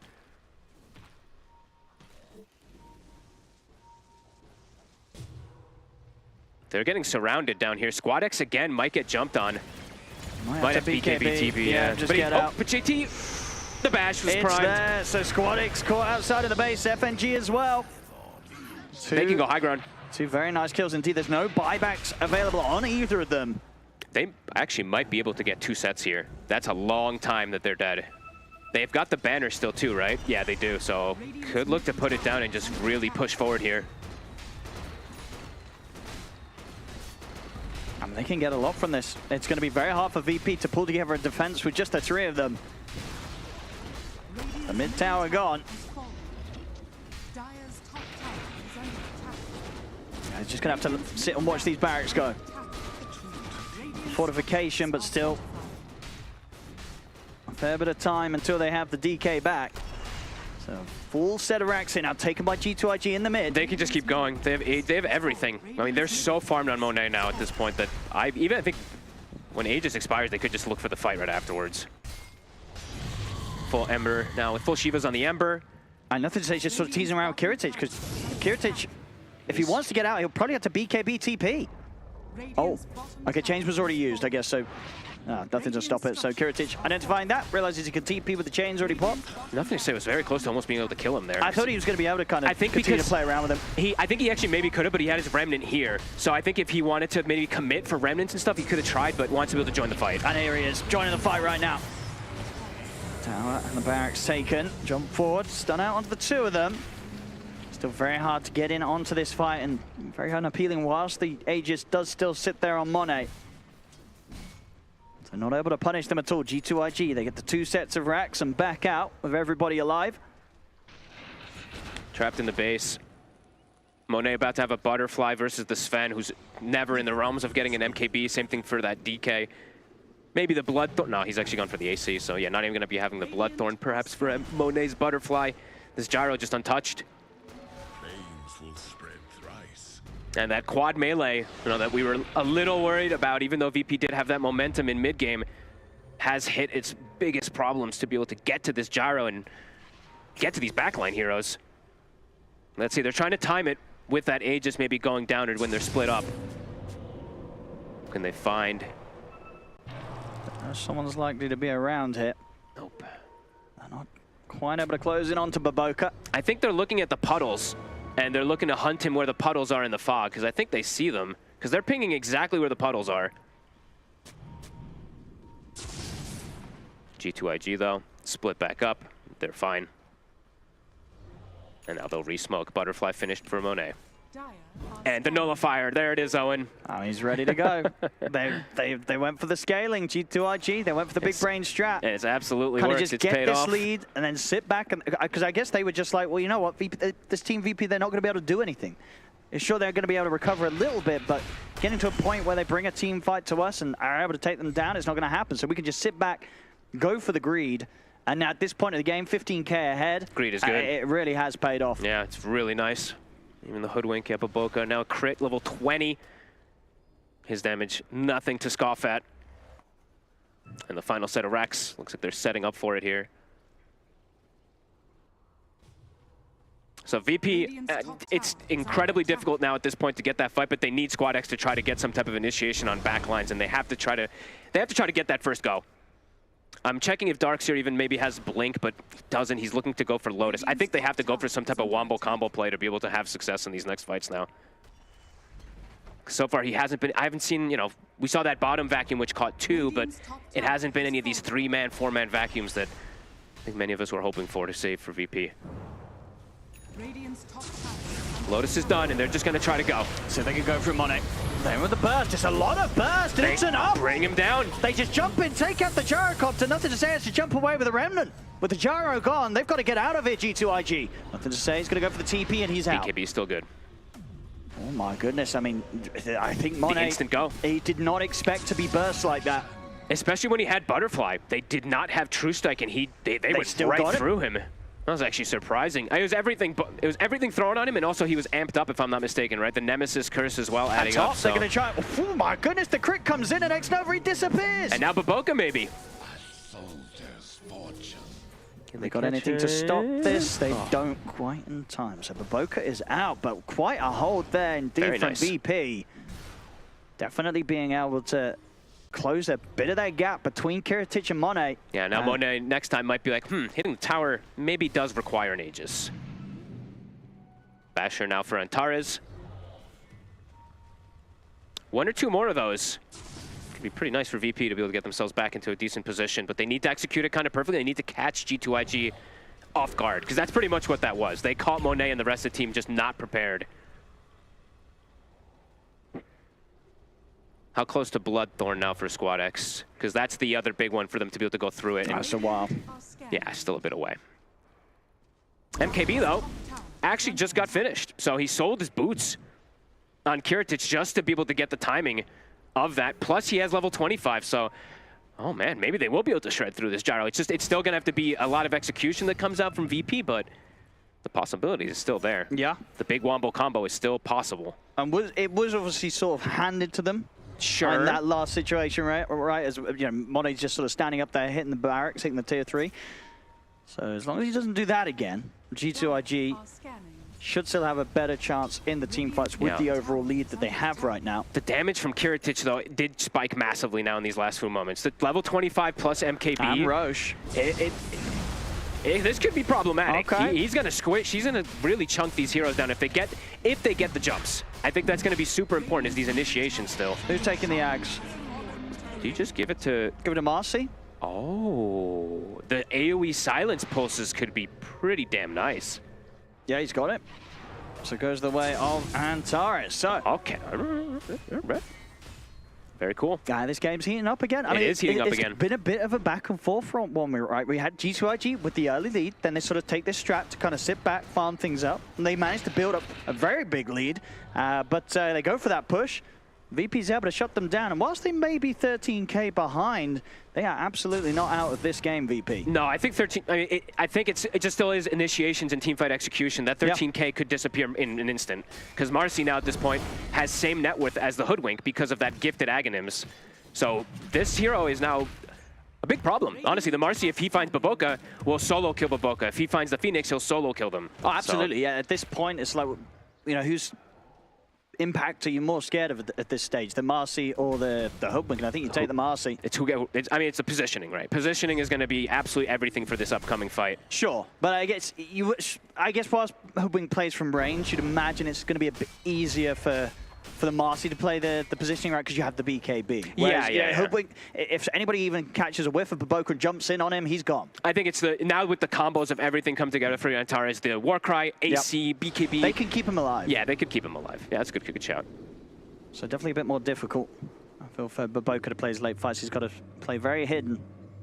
This game got very exciting. I mean, the kill score has made it look like it's literally been like that even kill scores back and forth over and over again too, and it's caused things now to be super close. VP on the ones now feeling comfortable to go outside since they do have that luxury of the Aegis and the cheese. Anything big coming up for the side of G2IG soon? Monet still a bit away from Swift Blink. JT getting closer and closer to 25 after this Wind Waker. Okay. There's a TP cancel there from the Nasai. Oh, and the Bloodthorn's done now too. So they've gotten 4 or 5 massive items on the side of VP just from that last kill onto Monet plus Roshan. I mean, I guess, okay, they do at least have the Wind Waker on JT. They do. So they need something to be able to help him if he gets jumped like this. And they actually don't have a Lotus or anything because the Nullifier was gone for the Phoenix, so they don't have that. You've got the greedier supports this game. Yeah, very true. It's just a Wind Waker and a potential force with the Hurricane Pike from Baboka to try and get him away. I'm super excited to see how these big team fights go down. Is Notice going to be able to get these big vacuums? Isn't even going to matter with the damage that they now have on the Marcy and the Sven. Kiritich is able to find an Arcane Rune. These big team fights are going to be everything. Yeah, it feels at this point, Kiritich, he can be the one to initiate, right? He can just BKB God Strength, jump any of the cores, and just start the fight. Smoke on smoke. They're going to find another chain. There it is, Kiritich. He starts the fight. It's too much damage. He's dead for 90. He spent his gold. Wait, did he? He bought the parts of the Gleipnir. Oh, yeah, completely spent up here. Nothing to say. So out for 80 seconds. Uh-oh. Look at Kiritich's damage here. He's going to now start knocking on the front door. Yeah, got the ACR obviously from Squadix. He's got the Dragon Form as well if he wants to push in, and he does. He has the Aegis. And yeah, that God Strength right was popped during the Arcane Rune, so he's going to have God Strength pretty soon again. At least long before Nothing to Say is back in the game. That actually might catch G2IG off guard, right? It's 25 seconds till it comes back up. They're trying. I mean, JT's trying to start something. Squadix burst down to about half HP. They'll be able to surge him out, keep him safe. But yeah, I'm sure VP's surely going to want to try and strike again. 10 seconds till God Strength, 40 seconds until Nothing to Say is back in. Maybe they're just settled for pushing out the bottom lane, getting that tier 2. DK form is ending too, and yeah, their bottom lane is a bit of an issue. It's anybody that comes outside, though. If anybody gets caught in this fence stun, they will die. What did he finish up now? Also, I believe he now has sold the mask, or disassembled the Mask of Madness into set. Yeah, so movement speed, a bit of an issue, but he's got a Darks here, so should be able to at least make sure that he does stick on the targets, but lead chunked down massively. And talk about this, because that's not definitely not the order that you would normally see, right? That the whole the Blade Mail, the Radiance, the BKB, the Shivas, and then going back for the Gleipnir. Yeah. I mean, the Gleipnir is just—it's one of the best items in the game. It's a great item, right? but it's amazing. But getting it later on. Yeah. I know that Nisei's items are very interesting this game, to say the least. So, let's see if it ends up having that success or not. Shield now on Kiritich. Yeah, Gleipnir always is. It's always a good item to get, though, right? Because even like in later stages of the game, the BKBs are starting to tick down and stuff like that. So it's. Yeah. But no, I definitely agree. It is a bit of a weird order. It's the order, right? Yeah. Team fights and team fight execution is everything at this point now. Yeah. 13K lead. It's a comfortable thing for G2IG because of how big Monet still is, but VP in these fights, execution will be absolutely everything. Who's getting this shard? Probably almost all have them, right? Yeah, just I think DK. they all but DK, yep. Yeah. This one, I don't even feel like I see people even use the fireball anymore. There we go. Beautiful. Speed up that farming just a little bit. Very close to the Aghanims. 1,000 gold away, Squadix. Dire are scanning. And G2IG are heading back over onto VP's half of the map. And JT's gotten a big timing also for himself now. Level 25 is hit, so this Corrosive Haze could be also problematic since they can't really get it off themselves now too. So the damage from the Ember and the Gyro could also be pretty absurd.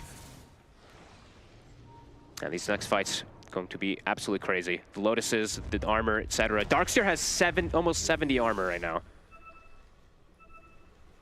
Let's see what they can go for. As we saw last time, Kiritich, he can just jump whoever. 65 armor Darkseer without Warcry popped. So when Warcry popped, it gives 25. So Darkseer's going to be sitting at 80 armor. He's not dying. Yeah, and whatever happens in the fight, notice at the worst, he's going to be walking away alive whilst everybody else dies. The Warcry is going to make, I think during the duration of the Warcry, it's going to be very difficult for them to bring down a lot of these targets, because even Marcy's sitting at 50 armor.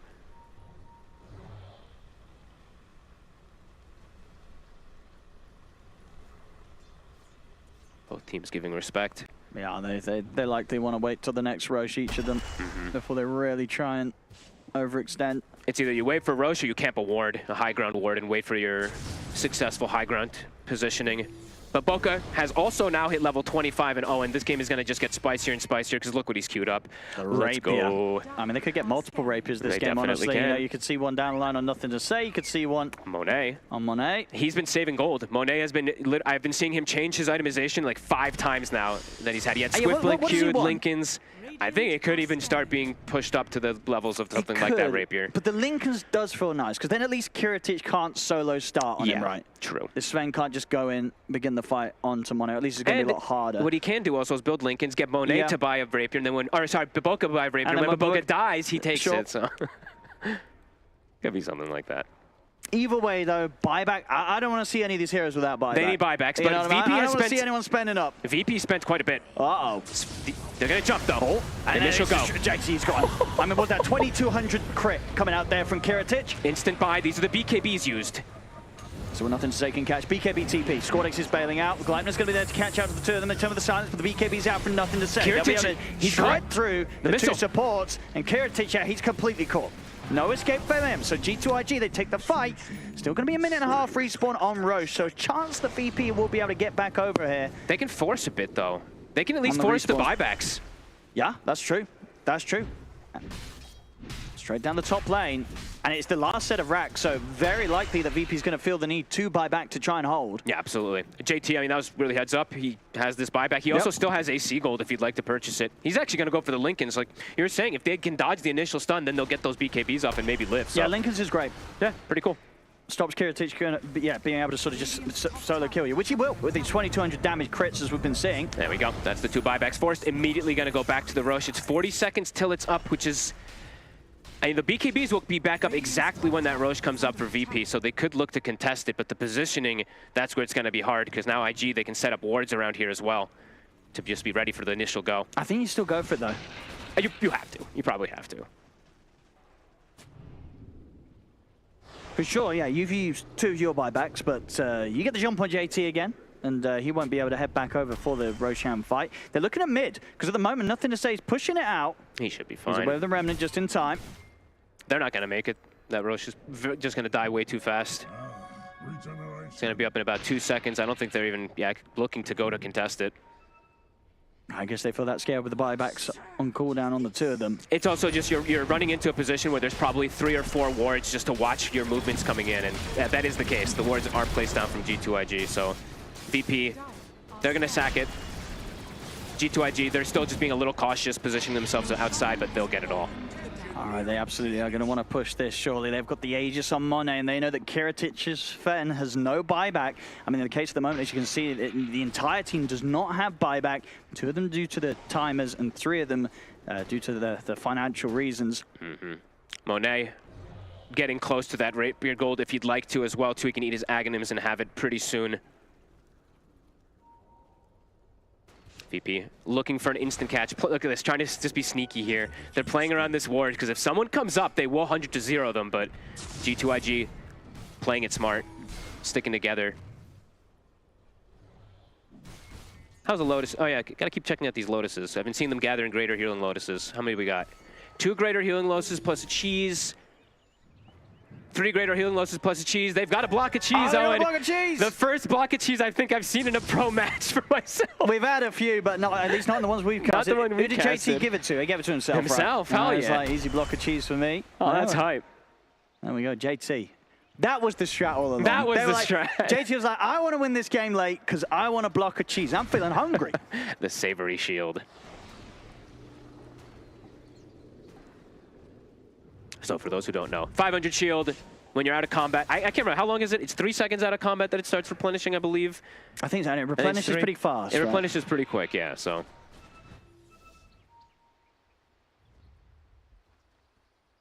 Smoked up. I mean, they're still waiting for something out here, VP. They're looking to just try to pop a hero because they're trying to do what they did earlier to Monet, is catch them off guard. But that's not looking to be the case this time around. G2IG being much more careful, looking to jump in as a unit rather than maybe one by one. They're looking at Kiratic. They're going to get them with the glide near the bushwhack as well. Kiratic needs help. He can personally hit by Monet. Pops the BKB. Now he's going to try and turn with the God Strike. Towards JT, but JT able to Wind Waker out of the fight and away from the Sven. Forward the Remnant. I'm going to say not quite able to finish off Kiratic or FNG. It's a good wall. Monet is caught by the Soulbind. Kiratic is going to jump back in. They're able to take the Aegis out of the hands of Monet. This Supernova's down, so they've got to keep their distance from that for now. They're back away, VP. Not bad. They had to use a lot there. Sure, but it's the Aegis gone, what Supernova used, and they don't lose any lives. Yeah. I think you're happy dropping your ultimates and your cooldowns for that. You've been able to put a stop to the Aegis push. Not too shabby. They kept, I believe SquadX didn't actually use BKB either, so he does have it ready for that next one. And Kiratic did, of course, but the other thing now also to point out is Kiratic, SquadX, if he gets level 25, AoE Dragon Tail versus these Lincolns, that can cause them to be able to actually stun them through because the Lincolns don't block that. So little things that could add up as well as we get to these late game stages. Watch him take the Dragon's Blood. Yeah. No, maybe he will because there's so much physical. It is a lot of physical, but the AoE Dragon Tail, come on. But maybe he does feel like he just wants to be a right-clicking scaler and just be able to stand his ground. But at this point, 12 armor, he's already got so much, you know. Yeah, just get AoE. Just because they have two Lincolns as well, too, right? So I think there's definitely a possibility he grabs the other one. But anyway, it doesn't matter. JT, Savory Shield, he can just do this for free. Even though this is, I believe, is this the 3rd Tormentor? Yeah, there's the 3rd or so. He'll be able to just fight off it, which you usually cannot do with the solo hero very well. Has nothing to say. Oh, he actually just didn't have the shard yet, so he'll get himself one. And nothing to say, I believe, also a Lincoln, so triple Lincolns. Okay, he better get Dragon Tail AoE stun. He's got to get it. Let's watch him.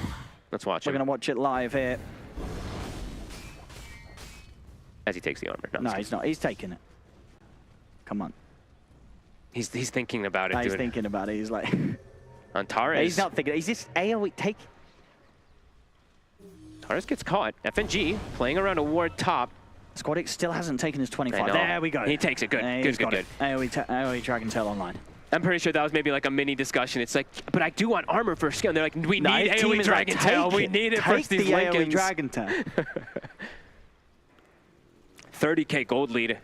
climbed back up there for the side of G2IG. Kiritich is in. He's going to jump, but the Lincolns will be there to block the stun. Money puts the BKB. Kiritich is considering if he gets out target, he's going to start running. He's going to start heading back over towards Nothing to Say in with the slide of fist. Still standing his ground now, jumps away the Remnant. Squadix has been caught, puts the BKB, the vacuum there, on the three of them on top of the wall, but Squadix, he's getting low, he's going to get buffed up by the Crimson Guard, but Baboka's able to right-click him down. Kiritich turns over towards Nothing to Say, but Nothing to Say up in the air with the Yules. Another slide of fist, Kiritich getting kited, he'll kill off Nothing to Say, but the buyback's there. JT's on top of the Sven. Kiritich is gone, and this game looks to be over. Triple kill for Baboka. They're diving in for more here, G2IG, as we're 4 dead on VP, none with buybacks. This game is over. GG is called, and G2IG, 54 minutes it took them, and quite entertaining. Now, not necessarily in the style we expected, but very much in their own way. They get the victory here, Fog. Yeah, I mean, incredibly kind of back and forth. They did have a pretty decent grasp of the game for the majority, but VP did strike back during all of it. Super exciting. I loved both drafts. Just execution a little bit cleaner from G2IG in the bigger, more important fights. Yeah, I think they had a lot of fun at G2IG. They got to play it late. They got to get their items online. They got to play for the greed. It works out. G2IG, they'll be able to take this first game victory against VP.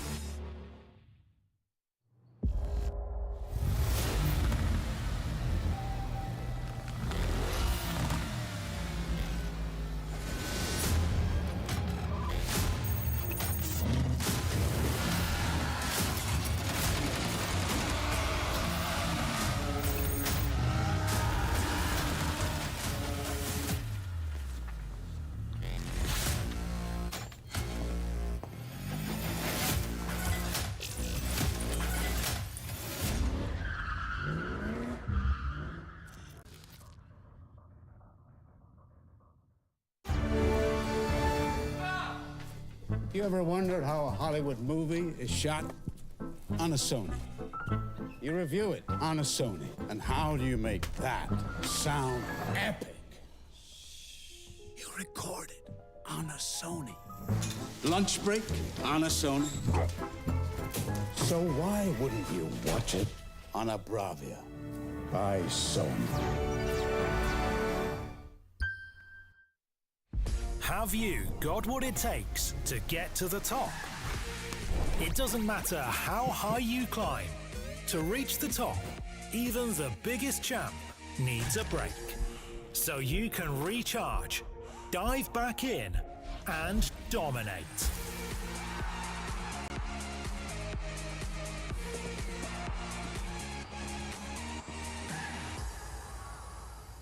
Have a break. Have a Kit Kat.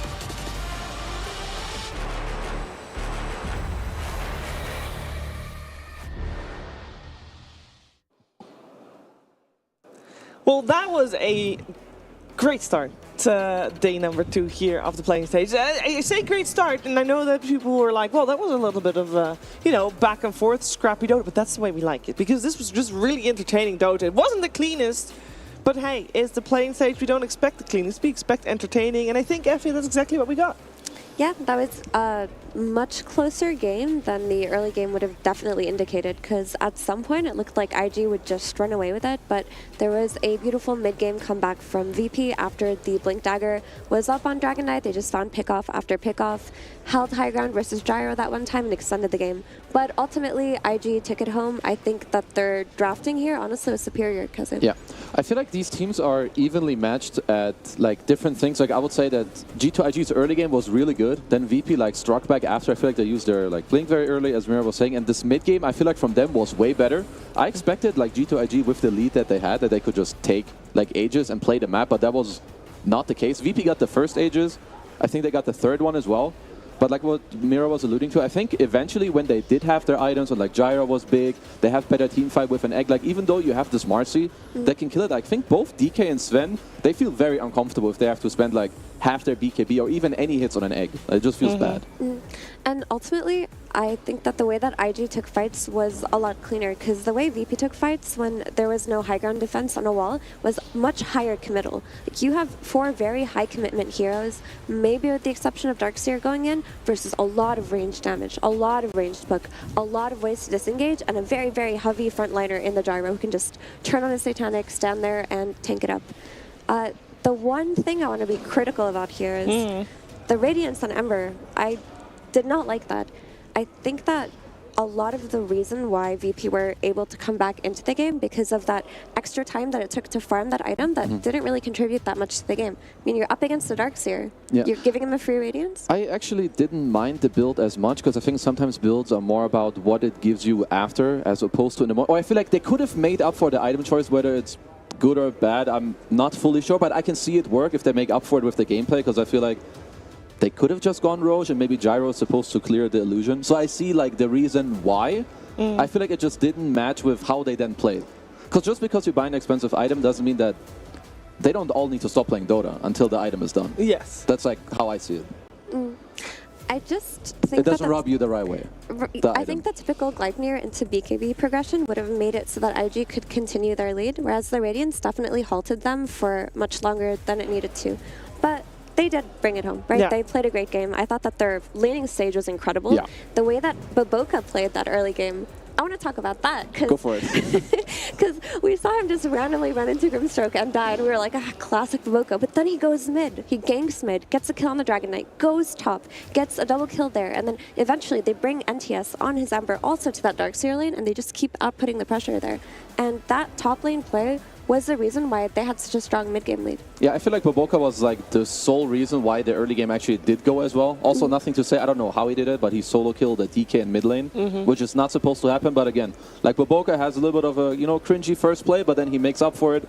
He scaled well, bought good items. So I feel like for me, probably the MVP when it came to this game. Yeah, I mean, it was definitely very entertaining. And I know, Kazu, that you already believed that it was going to be G2IG that was going to take it. But did you guys at home know that too? Were your predictions on point? You have, of course, a second chance here. If you go to www.stcplay.gg, get your predictions in for our next game and see if you are correct that time around. Now, of course, this is a 2-game series. But before we are checking in with that and thinking about what needs to change for game number 2, I want to take a little bit of a step back and see how these teams are doing and what kind of impact the series has as a whole, because I think especially in Group A, where we're at right now, it is so important to be doing well, because we have got mostly ties.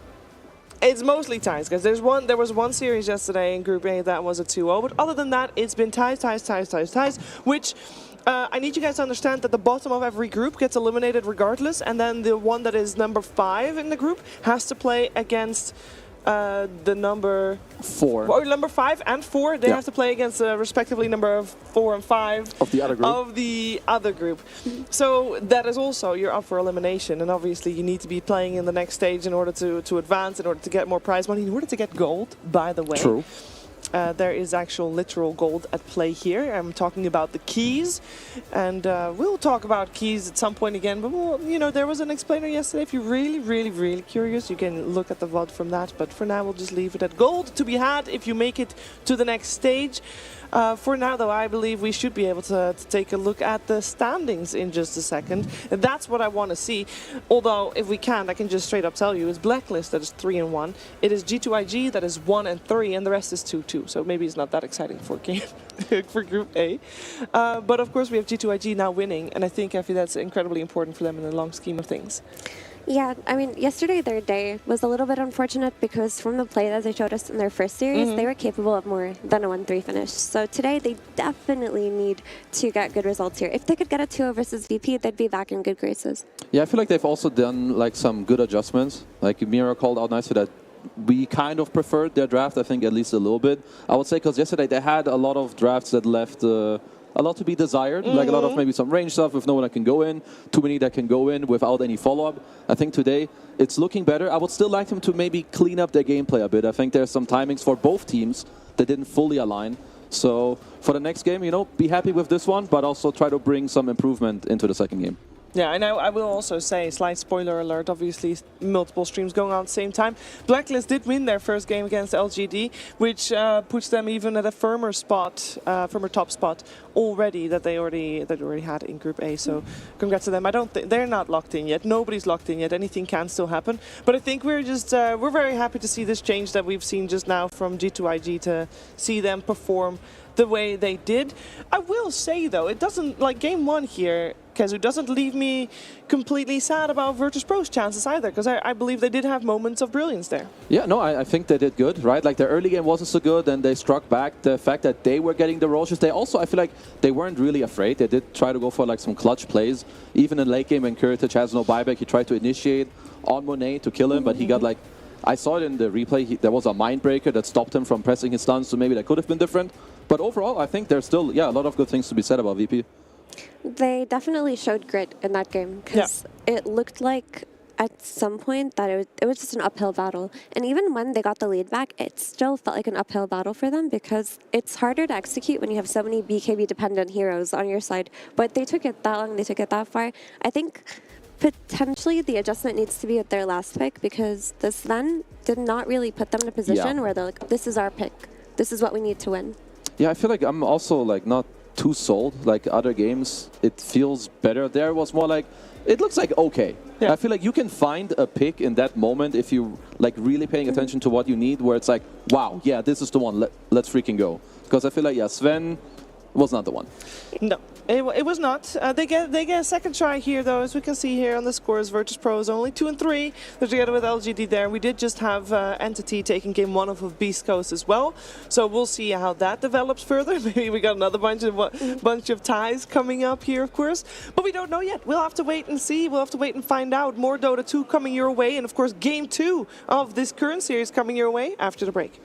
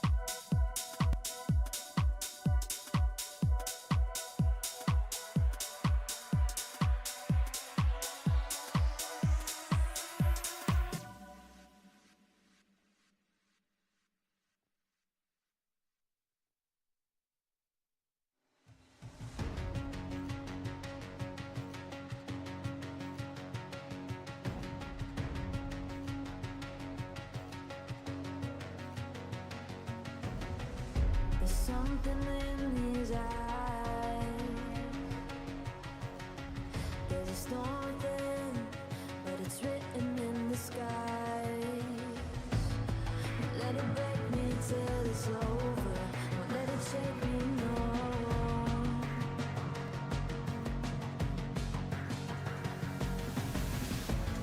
Won't let it make me go under.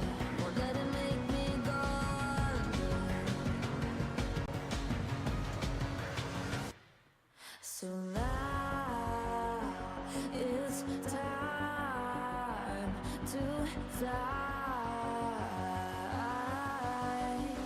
Nothing's gonna stop me now. Nothing's gonna stop me now. Nothing's gonna stop me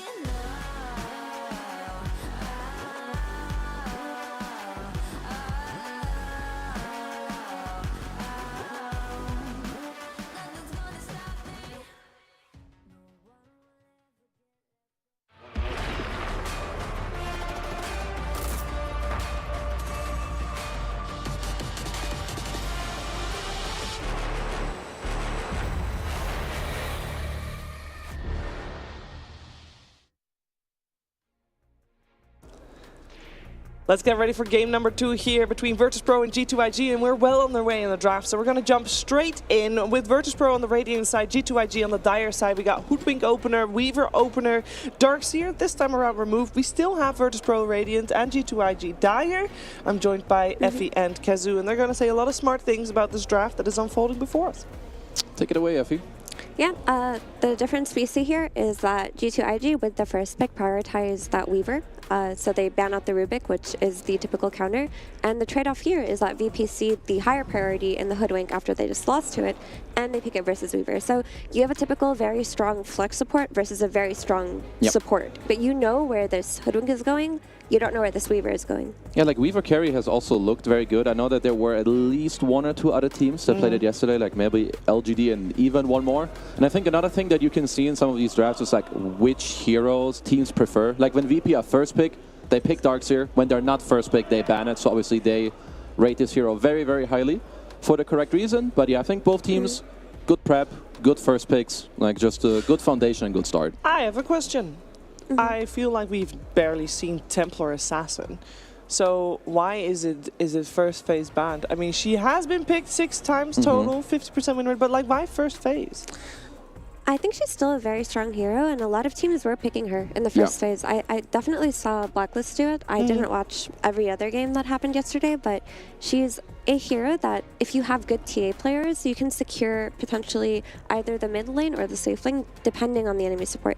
And let's not forget, I'm not support enemy core, but let's not forget it's a tanky meta. Yeah, like TA's timings and tempo is like really high. I think there's not many cores that can kind of match it. You lane well. I think Refraction is still likely too good. You have a shard that's good against spellcasters and mobility heroes with the silence. You go Deso. You have high physical damage. You can flex. Like there's a lot of reasons you can list for why this hero is so good. But she's always going to be valuable in a tanky meta, right? Because Meld is one of the best tools that you have to shred versus these high HP, high armor heroes.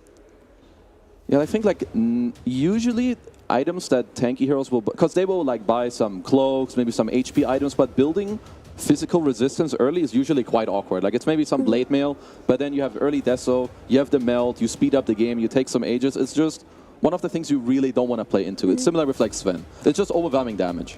And I also think that when you look at the high priority mids of the patch, or what they've stepped out to be in Tiny, in Shadow Fiend, and Ember Spirit, TA is a hero that you can pick and flex to the mid lane to play against these really tier 1 mids. So it seems like a good patch for her regardless of the nerfs. I want to talk about the Weaver a little bit, because IG, even before this Weaver meta, with the facet changes and whatnot, they were running Weaver carry on Monet with Io on Baboka. And eventually they'd unite these 2 heroes together and they would just play a very destructive game. So they're no stranger to the carry Weaver. Yeah, I mean, I always like this one. I think also different ways that people try to make this hero work, which, I mean, it's similar style where, like, you want to run at your opponent, right? IO Weaver can do it. Weaver Pango can do it, too. You have the roll. You have a lot of minus armor with, like, the bug. Lucky Shot also scales nicely with it, right? Attack speed slow. You kill the bug, like, less fast. You have good Roche together. And they looked very good yesterday when they did have nothing to say on this Pangolier as well. I love this item build with, like, some Vessel, Shiva, just, like, more spell cast, help your team fight, and let your other heroes like do the rest, make it easy for them. Yeah, I think I've given up on Pango not being in the Dota meta. Like, no matter how many times this hero is changed or nerfed, he's always going to find his way back into the patch. And maybe people thought that maybe with the swashbuckle nerfs and all the changes that they did, he would be weaker. But instead, they make Shield Crash tankier. Yeah. It makes him a good offlane flex.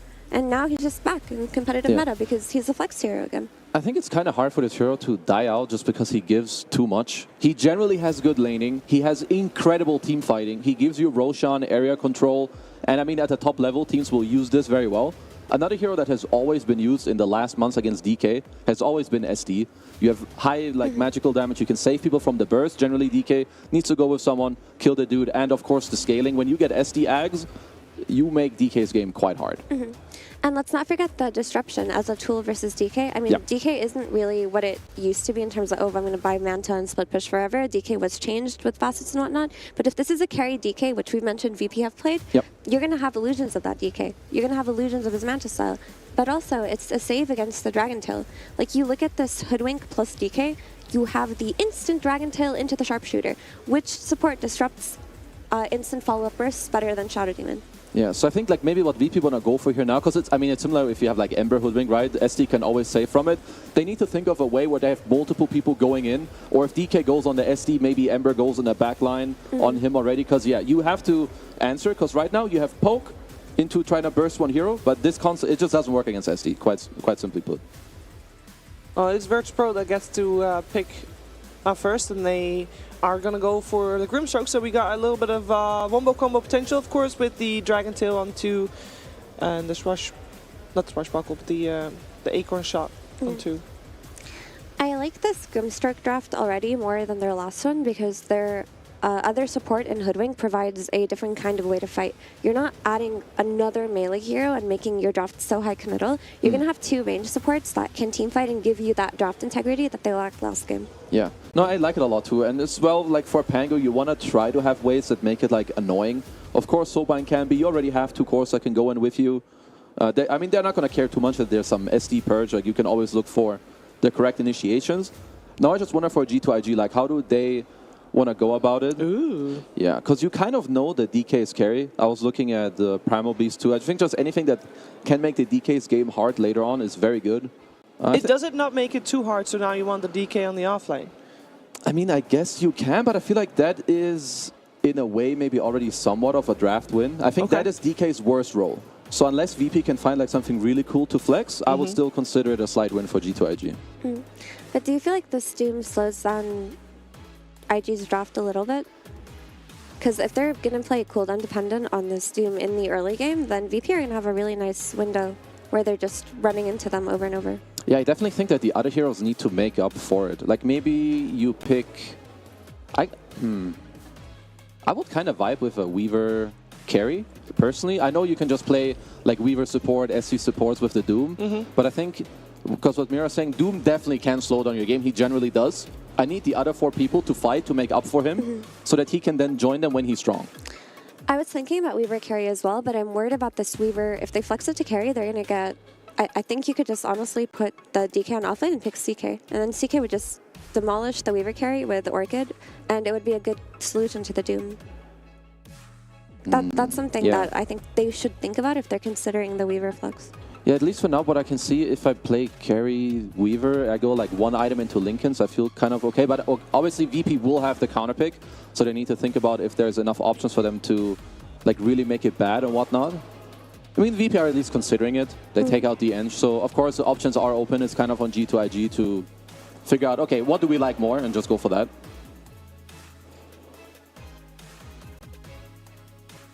They're taking their time. We got a little bit of a mix-up in terms of virtus.pro also, thinking that Weaver can still be flexed. We got Enchantress banned out together with the Ursa, so core and a support covering their bases. G2IG, they do ban out the CK. Yeah. As you said, so the flex to put the Weaver carry is just got a They might little do bit it. more temptier. Temptier? Is that a word? They really might. They might do it here. So the Yeah. value of Weaver carry now that CK is out of the pool is that you can build a very early Gleipnir, which is going to be super high value versus Hoodwink, versus Ember, and versus Grimstroke. Like Hoodwink and Grim versus Weaver, if he gets a good start, get completely destroyed. That early game tempo that we were talking about, that VP can bring to IG, doesn't exist if Weaver is joining fights early. Yeah, I wonder like what VP want to look for. If they like want to put the DK offlane, what's like a new carry you really want to go for here? I think CK would have been insane against the Weaver, but also like Doom hates those type of heroes. He's aggressive in lane. If he pre-pops Phantasm, it's pretty annoying for you. Because I think you need to look for something to abuse the fact that Doom is being shown to you. Either by abusing the tempo of the hero or by playing another fast. bug! Okay, we have Mr. Nick's Doom lane. Definitely not the strongest or like the most scary lane if you're going up against it.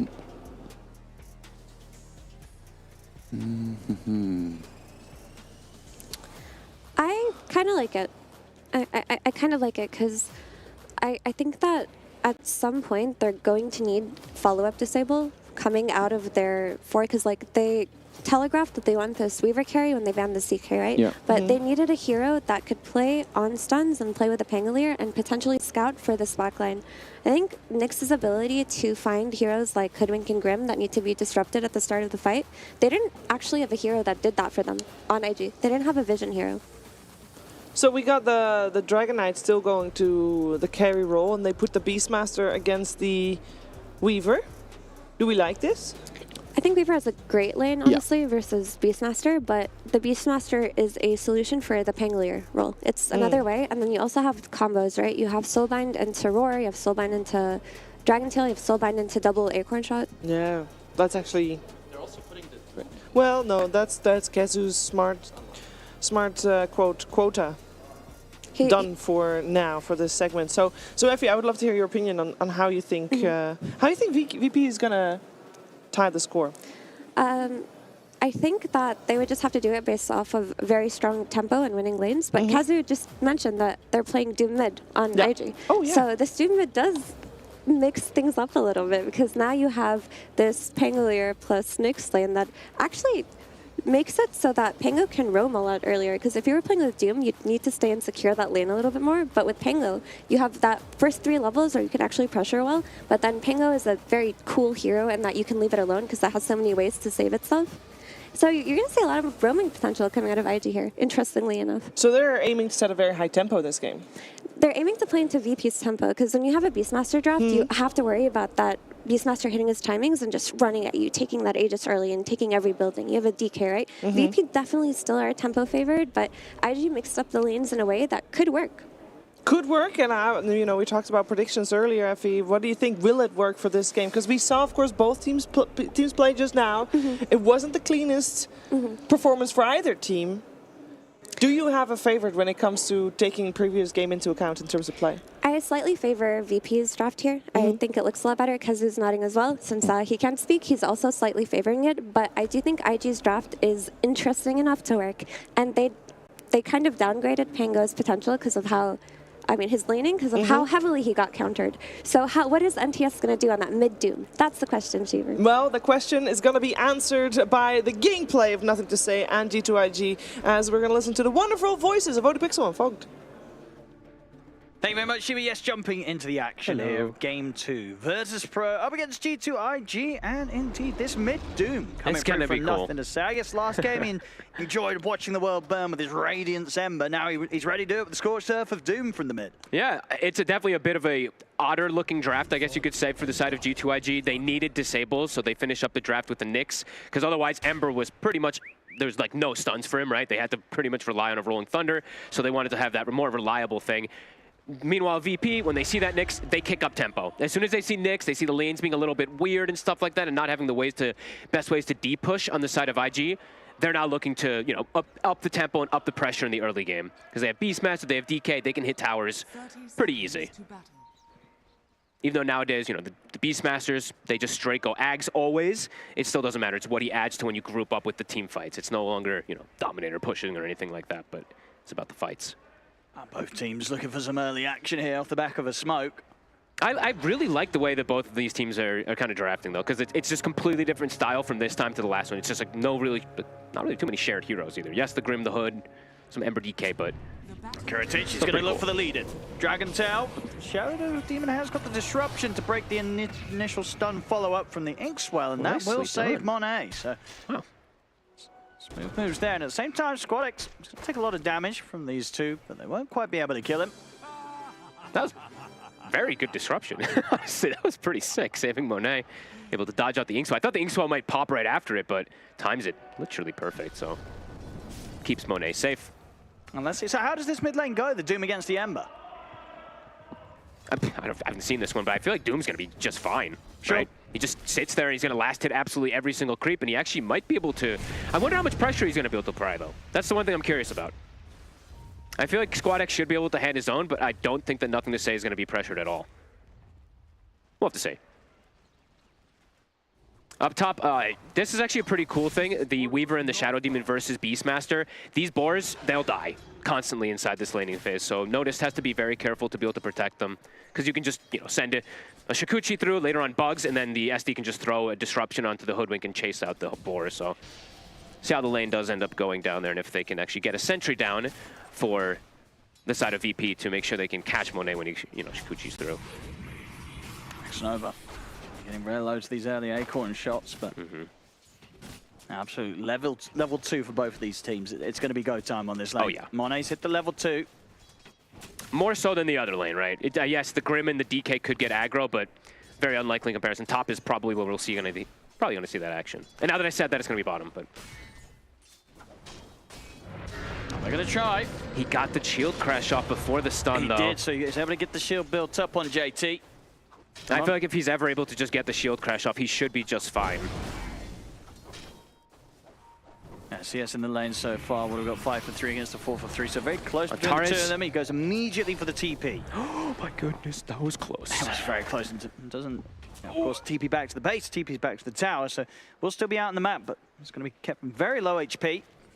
This was meant to be the harder lane, of course, for the side of VP. And notice he's handling himself. So Antares is eating the majority of that pressure, but Noticed is getting good CS out of it. But Regen is going to start being lackluster up here. It's constant harassment, and yeah, the board just dies in an instant. Mid lane remaining pretty close. Pretty even. So yeah, SquadX, he's handling himself. I didn't feel like the Doom could pressure too much. Of course, once that 6 hits, that's going to be annoying.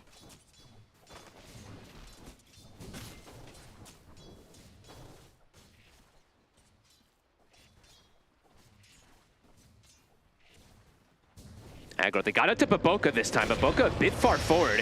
Have they got enough damage? They should. Chasing him out into the trees. They'll find him. FNG. First blood for him, and Karatic, he will manage to walk away. Same time up top. So if they can run down either of the two of them. Monet turning over towards Antares. The bug is upon him. Antares in a bit of trouble. Shikuchi forward. I'll put the Lotus, but it won't save him. G2IG get the kill. He'll also be able to clean up Notice Courier. Noticed it might be in trouble too. He's trapped. He's completely surrounded. He's got to go for the TP out. TP back to the tier 1 tower. Notice breaks away from them. Nicely done.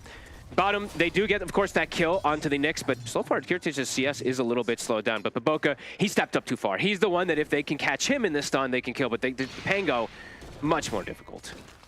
FNG, blood grenade down upon him. They jump in with a shield crash. FNG is able to get the ink swell off. Did he misclick?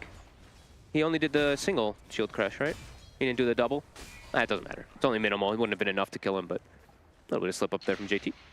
And seeing the item build from JT, he is going to be going down the corrosion route. So have seen this still on some Pangos, even though it doesn't give you, minus armor or anything, but he's playing versus DK, so I guess he wants some of that extra heal negation. Is I'm going to say mid, taking a big part of damage.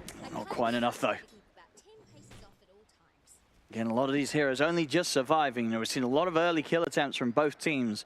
Big deal. It remains 1-1. Ooh, they do take away the runes, though. So double water rune check, and they take away the bounty. So nothing to say. Might have to. I mean, he just has to wait for the tangos to build up, or we'll have to just back away as Ember can constantly harass him. So SquadX now can just sit in the mid lane. Nothing to say, so be very careful. I'm surprised he's stepping up again.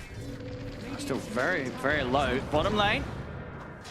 JT again Getting these shield crashes off, allowing him to continue to stand toe-to-toe with the two of them, even when he's left on his own. A bit too tanky. He's got the healing salve too, so should be able to keep himself down here. Baboka is starting to do Nyx things. He doesn't really help too much in the lane. He's just, I think, mind flaring some hard cramp, some big creeps. Yeah, nothing to say. He's just going to farm his way back to base to refuel. So he's going to give a bit of space here for Squadix in the mid. Yep, and he is just going to go Arcane Boot, so not going the route of... I mean, he's not playing offlane, but I still saw some of these mid-dooms buying like the multiple bracers and stuff and then selling them because you have the, you know, the devil's bargain, but... Top lane, setups onto Antares. And this time, there won't be any chance of TPing away surely as Antares. He's so low. I mean, at the same time, FNG is also extremely low to dive from JT and Baboka. But in fact, both of them do live. They both get away. FNG's actually able to turn and get another stroke of fate out. JT, there's another rotation. He's got a shield crash. I will finish off FNG, but yeah, so the time and effort it took did indeed cause JT to be caught and brought down as low as he did diving under the tower. So VP are able to make it work. And so cool, Antares' TP. He was top, 15 HP, salves, TP's bottom, ends up getting the kill on JT because of it. These are some high-level players, so loving it. I could believe that they didn't manage to get that last hit on towards Antares. Top D looked as good as dead, but yeah, surviving, not only surviving, but making plays. Very cool stuff. 6 minutes, another Lotus. Kiritich will be able to grab that one. Top, noticed, getting gone on again, another disruption. But TP's coming over to help out. It's going to be a pretty strong TP as well. Squadix in with the chains and with the amplified damage. Monet's gone. Might have another too. X-Nova. That's a lot of damage coming out from this Ember Spirit. TP's coming in. He's got another Sleight of Fist ready to go. He's going to get held back by the stun. The Sleight of Fist. It's enough with the amplified damage. Double kill for Squadix. Excellent rotation. Hot stuff. Baiting noticed perfectly, as top lane actually went pretty well for the Beastmaster, all things considered, when he's playing versus this Weaver that I've seen a lot of times just absolutely free farm. Noticed is neck and neck in net worth with him, so a great job done by him in the Hoodwink up there. And now Squadix, yeah, still lingering in the top area. Monet gets roared. Monet could just die here. A second time round, indeed he's gone. Oh, baby, Same noticed. time down bottom, the two of them making moves onto JT. He'll be able to get the shield crash off. Turns over towards FNG. Swashbuckle in, but the brief fires out, and JT goes down. FNG's going to tick out the Orb of Corrosion. He lives. He will survive, so both lanes now getting huge kills. I mean, indeed, in particular, that top one, back-to-back deaths there on Monet. Exactly what they want with this type of draft, right? They want to have this type of laning advantage here, especially with the DK. And all this and everything, yeah, so far. Looking great. Nothing to say. We'll be able to find himself a little satyr, so he's got the Purge for the Ember Flame Guard, just to be, you know, it's very annoying actually to get that one off. And versus Inkswell, he's got Doom available too, but so far, Squadix, some really, really nice movements that we've seen from him these last two. Catching Monet off guard, back-to-back deaths for the Weaver. And noticed the other thing about the Beastmasters too, I believe I saw him stacking, not the whole time, but he does at least have one of these ancient stacks at the ready to be able to go back to now that the lanes are starting to break. Hot stuff this time for VP. Last time it was G2IG just crushing the tempo in the early game. This time VP with that nice advantage. And making quick moves. To get the catch. They're hesitant because they know nothing to say is around, ready to counterplay, and they will look to do that. Doom is there. Heads in, Doom gets dropped down onto the DK, Rolling Thunder as well. They'll throw everything on towards Kiritich to bring down this carry. DK, JT also with the Rolling Thunder, able to bounce across towards Antares. Doesn't want to head up to the high ground though. They're happy with the kill. They'll make sure they don't lose anything for it. I'm surprised they actually even stepped up at all. I guess they just got baited by Baboka. Oh my goodness. He nearly had him there. I still, of course, this point where Money's not quite got the level 6. Same time, JT is able to dive in and finish off FNG, but yeah, Monet's game continues to have a very tough start. This Beastmaster is having way too good of a game, honestly. It's going to cause some nothing to say. Big issues in the mid game. He tried to take a walk back to mid, but Antares and Squadix were there waiting for him. And now the tower is going to take a hefty amount of damage here too. It's the Blightstone, of course, on the Ember too, so they might even be able to finish off this tower almost. See if they can kill Kiritich. Stun off the mark there from Baboka. And Kiritich tanky enough to continue to just hold the defense. This Ember Spirit is also just out of control. He's actually just going to take the full tower, so timings for him are going to be catapulted forward. Yeah, this guy's pretty good on his Ember. He really is. Grandmaster tier, of course. It's his best hero. We're seeing it. Yeah, it's absolutely his best hero. I noticed. Talk about people doing well this game. He has, of course, just done so much to slow down the Weaver, and Little moves like that, getting away only just, but stopping Monet from being able to get a kill that would absolutely help Monet get back into this game. Yep. He's not going to get it. And now the Ember, like they actually have really good burst versus the G2 IG heroes, because if you really look at the G2 IG heroes, they're pretty fragile. Yeah, the shield crash will be able to make him tanky enough, of course, for JT, but everyone else is quite squishy at this point. They know nothing to say is farming around this area. SquadX is poking him, getting info. Don't want to go for it. Bottom lane, JT jumping in, he's got Papoka with him. Big damage. They've got the burst to bring down the Dragon Knight. Kiritic, yeah, they're going to drop the ult for it as well. TPs are coming in. Rolling Thunder comes through. They'll take Kiritic down. JT is a bit low here. He gets the shield off. Yeah, he's just going to go for the TP out with the remainder of the Rolling Thunder. So JT escapes. Centaurus looking for the catch with the bushwhack. Won't get it. That's G2IG. They get the kill. They get out. Good hits. Papoka does get caught, though. Slight change. SquadX has found him. Yeah, very little he can do. TP. Oh, actually, I say that, yeah. Good. There was no change left and no further stuns nearby, so there's a lot he can do. Easy TP out for Papoka. I believe he had a Lotus, one of the healing Lotuses, too, that pumped him up a little bit more than... I believe that Ember could have brought him down. Monet has got to be careful playing around like this. They've got the Roar opening. They've got backup coming in as well. Monet, Shikuchi's there in time, and he's out at the vision. No, not quite. The slight change gets him. They'll be forced to time-lapse back. Indeed, with the presence and nothing to say, G2IG should be able to take this fight. Indeed, they get the both of them. Noticed and FNG to fall. Nothing to say. Clutch rotation. Make sure the Monet can start to get some success out of this top lane. The little bits of HP for Monet, right? Strength Treads, Falcon Blade Bracer, these little bits added up there does allow him to survive, get time lapse, and nothing to say. A second successful Doom. Game now. Gold at least just pretty much dead even. And they've reestablished Monet's lane with that movement there. Yeah, he really needed that. Yeah. See him straight now up towards the top 3 net worth. Nice little recovery there for what was a tough early game for the Weaver. Yeah, and they honestly, like this Pango Nyx lane, it's not like that, you know, when you even think about it, it's not that incredible lane to pressure or anything like that. They have actually slowed down the DK a tiny little bit, and look at the Nyx's farm.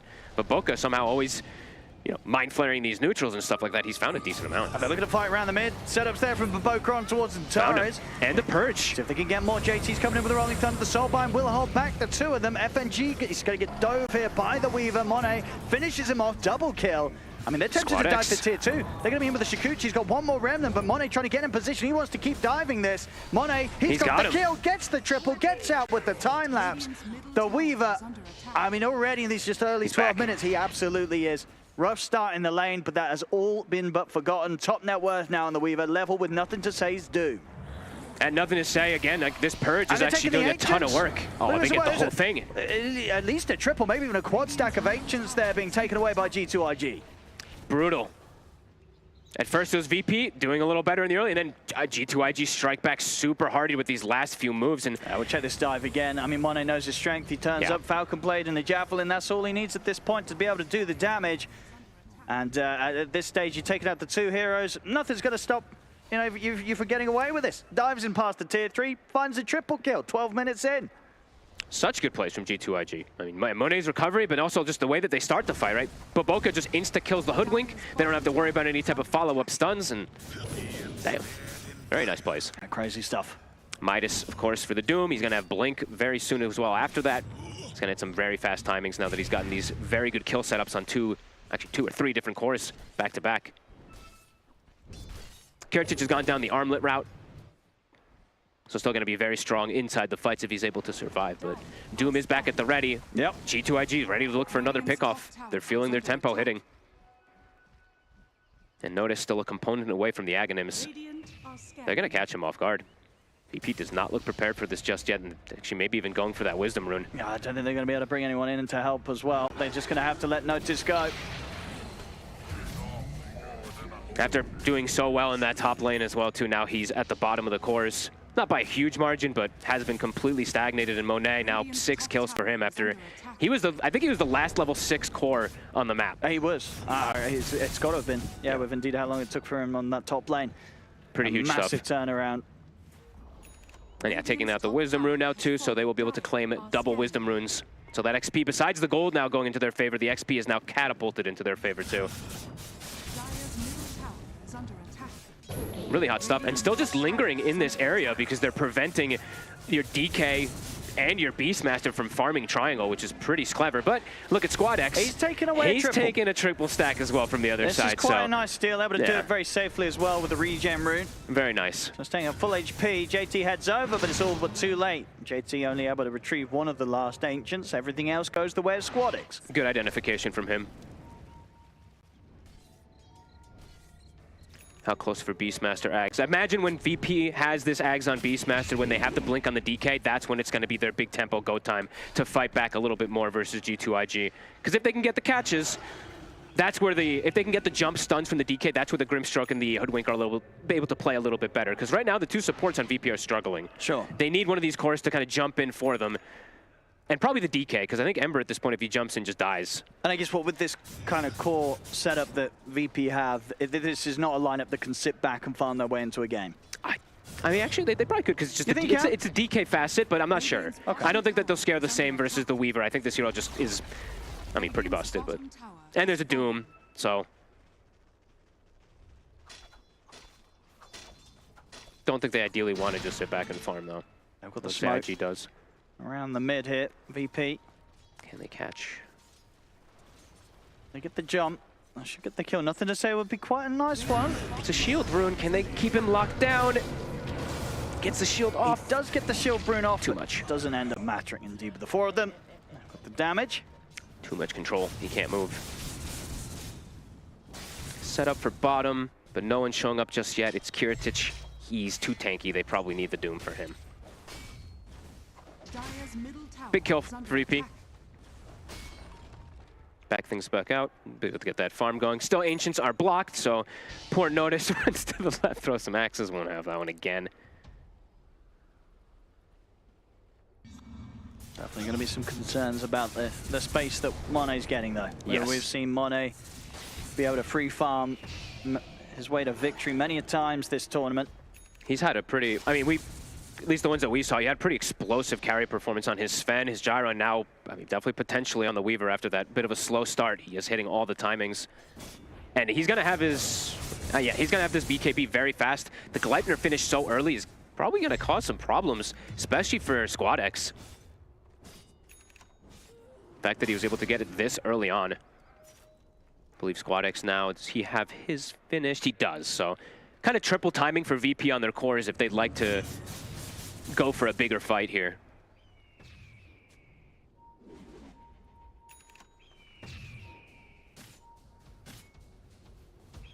Dagon is finished for Baboka, so he's looking for these pickoffs. Supports, not an easy game for the VP supports, that's for sure. Well, there we go. Squad X, you know, still his game indeed. 30 seconds faster than the patch fastest. Pretty impressive there. On that Gleipnir timing. So Gleipnir on him, Blink on the DK, right? And then the Aghanims on the Beastmaster, so trying to find a fight. But G2IG also has hit timings. They want to fight themselves. Baboka. They're going to see him first. Stun off the mark. He's able to get the spike carry up himself. Still, the Kiritich is going to go in with the jump, but he gets caught by the Doom. Monet's dead. He gets burst, though. They're able to Instantly. take him out before he get the time lapse off. Soulbind linking up the two of them. This should be a good chance for VP to clean up the fight. Squad X Great gets the fight. double. Get the route onto JT. JT slides away with the swashbuckle. He gets taken out by the Bird of Notice. So 4 dead on G2IG. They themselves, they only lose the DK. They'll take that any day of the week. Beautiful. Now, at the end of the day, when you're playing against the mid-Doom, someone's going to tank the Doom in the team fights. Somebody's going to die. So 1 for 4. That's a big win there for VP. Great positioning from them. The Beastmasters on the high ground versus the Weaver. They saw him. They get the perfect roar. He just goes 100 to 0 instantly. So VP very prepared for that fight with this timing here. We'll check it out again. It just was instant, yeah. As soon as they see him, bam. The roar easily long enough. The damage follow-up there coming in from Squad X. And indeed, not a lot that the DK can do there. Kiritich caught by a Doom. Yeah, and I think for the further fights, they're going to tell Xnova, do not disrupt anybody but Monet. Monet needs the saves. Absolutely. So he used it on Baboka, I think it was, toward the end, and he still ended up going down. So a bit of a slip up there from Xnova that could have maybe actually changed the fight. So definitely need to save disruption for the Weaver. Yeah, if he had disruption on Monet, he's able to get the time lapse off. With this Gleipnir, he would definitely be cleaning up at least 2, 3, maybe even 3 heroes in return. I don't think we'll see Xnova make that mistake again, and I'm sure. I mean, Baboka's probably yelling for the disruption, but yeah, you got to save it for one of the cores when you're playing versus DK Beastmaster. Now VP off of that kill, trying to accelerate things a little bit more. we'll be able to get this Roshan pretty quickly. Lincoln's now, of course, going to start going up in priority for VP. Who's taking this Aegis? You carry Doom or you mid-Ember? Noticed. Oh, nice. Okay, not even. They give it to the Beastmaster. Cool. His roar is that important in this fight, yeah? Sure, well, you're given the Aegis, and then now it's like for nothing to say he doesn't want to drop the Doom on him, so you're always going to be able to roar. Okay. Yeah, I'm fine with that. I feel like, I think they're probably saying like he's going to have more impact in the mid-game team fights the DK still at this point, so if he can get the roar off. Even though, as we didn't see in the last fight, as you talk about, that roar can be dealt with. It can be dealt with. It can be dealt with by absolutely Xnova. can, yeah. FNG with Shard now, so he's got the Inkswell dispel. Oh, goodness, careful, guys. This one's not going quite as smoothly as they hoped. I don't know if it's going to work. It's going to be close. He's got it. Okay. Only just. Antares to get the Shard. Baboka scouting things out down bottom. Talk about Antares. He's got to be careful where he steps.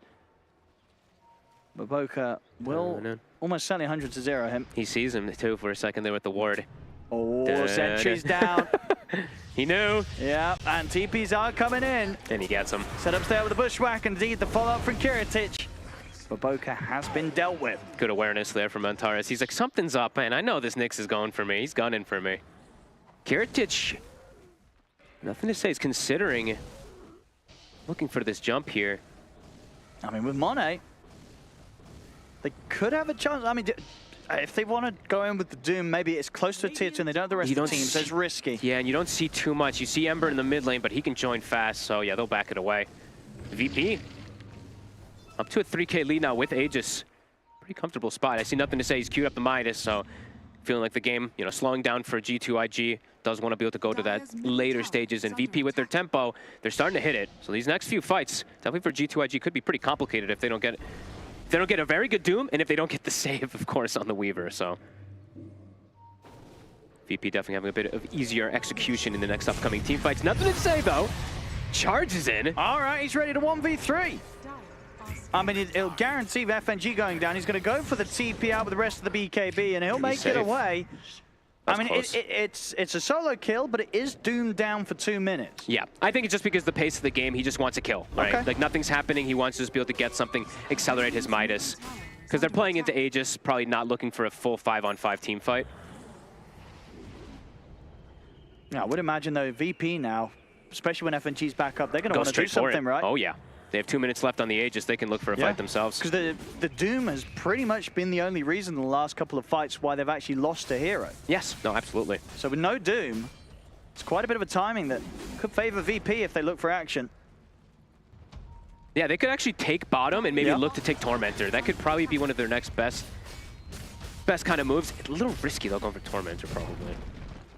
Yeah, well, with how close we saw it coming when they were taking their own. And Xnova actually preps the ward there, so he was kind of expecting them to make the move perhaps over there as well. So yeah, not going to be the case. And VP will just go back to getting some farm going for themselves.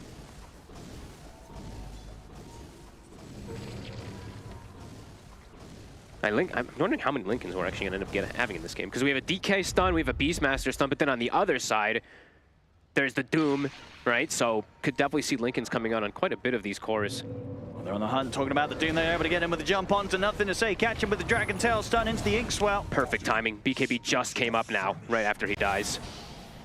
Xnova and Monet will be able to secure their own Tormentor. Shard for the Shadow Demon. A decent one. Pretty good one this game versus like the Ember Spirit and stuff, being able to remove some of these chains. Notice, does he see him? He does not. It's close. Now 1 minute left to continue to play with the Aegis. Maybe just enough to allow them to go for another tier 2. The top or bottom, we'll see where they push the most. Fortification out from G2IG. And notice, he's made his way down bottom. Monet starting to back off, very close to the BKB on Weaver. And G2IG just trying to slow pace of the game down, just get farm going, get these next few items finished. Like you said, the BKB for him and then probably JT with Lincolns, and maybe they can look for a fight. Still not going to be the easiest of fights by any means into this VP squad that's hitting. They're hitting all their timings on the cores, and now the supports are starting to get a little bit extra stuff too to be able to play. Antares now a cloak to try to protect versus this annoying Nyx assassin. Could allow them to be able to get these spells off on the two supports, which they are very strong this game. The Hoodwink and the Grim with their support. Bug, you're a bug expert. What's the bug going on? Who DC'd? Hoodwink. Anything going on with Hoodwink right now? Oh, he has the wards in the stash. There's a current bug that you sometimes can't remove the wards onto your courier, or your item sometimes you can't do it. So you might just be able not to snatch the obs wards from the courier, maybe. That looks like it could be the situation. Yeah. That's the only thing that I can see. I don't know. See if the reconnect fixes it. It looked like his courier was actually coming out already, but I don't know. We'll see. Seeing some of these earlier plays, of course, that one there. Yeah, let's see if it is the courier thing. Let me see. What's he doing with the courier? So his courier currently has an obs in his... Oh, I have to wait. Oh, indeed, in the mid, they're going That's in. They a get caught replay. by the... Oh, okay. Gotcha. You got me good there. I've already cast that one. Anyway, what's going on with his courier? He has obs sentry on the courier, but he can't retrieve the obs sentry from the stash, I believe. Uh-oh. I'm not sure. We'll have to see it. How do you fix it? I'm not sure. I'm not sure if that's even the bug. I'm assuming so. But it looks like it is. Yeah. Okay, well, no, what's it? Catch in mid, JT. Oh, that's a nice bushwhack. That's a very nice bushwhack. This time the disruption is there to try and save JT. JT's able to jump out with the swashbuckle, but the Dragon Tail's there. They'll get him anyway. Very nice setup there from the Hoodwink. VP playing quick. Playing nice, swinging across. Now I believe that's the Orchid now also finished for Kiritich. They can get this push going. Squad X with the Lincoln's also feeling very safe, so very unlikely he's ever going to get doomed. Great timings. G2IG, I don't know how they team fight. I don't know how you team fight versus VP's draft right now. Or even as the game starts to progress when they have this lead. High ground? I think you can start poking, yeah. You can force heroes back. Glyph gets popped, you can probably back away now, but you've forced a couple people back. Yeah, I don't know, this is looking real complicated, and it really is starting to, I feel like it's really gonna come down to Monet just being able to like super carry somehow as this Weaver, but definitely not one of these easy ones by any means for a Weaver. Yeah, the other two falling behind a bit, especially nothing to say right on this Doom. Normally with this Midas, you don't expect to be in the net worth position that he is right as a mid-Doom. No. It's falling behind. Radiant structures are fortified. I'm gonna keep track of something too, because actually I'll mention it afterwards in case it does happen. I won't mention it beforehand, but. Let's see what VP want to go for next. Just one more tier 2 tower to be taken on that bottom lane from VP if they can get that push going in. I like that they're staying clustered. I think they really do know that the team fight is just a super advantage for them right now. The flames rush forth. Looking at Antares, he's maybe trying to get some type of setup here. He's going to get the Atos into the bushwhack. He's going to turn. They actually going to drop the Doom down onto Antares. Backup's coming in. Money puts the BKB, but the Roar's there. Have they got enough damage to take it down before the time? They do. Good bait from Antares. It really is. He not only sets up for them to kill Monet, but I mean, he also tanks the Doom.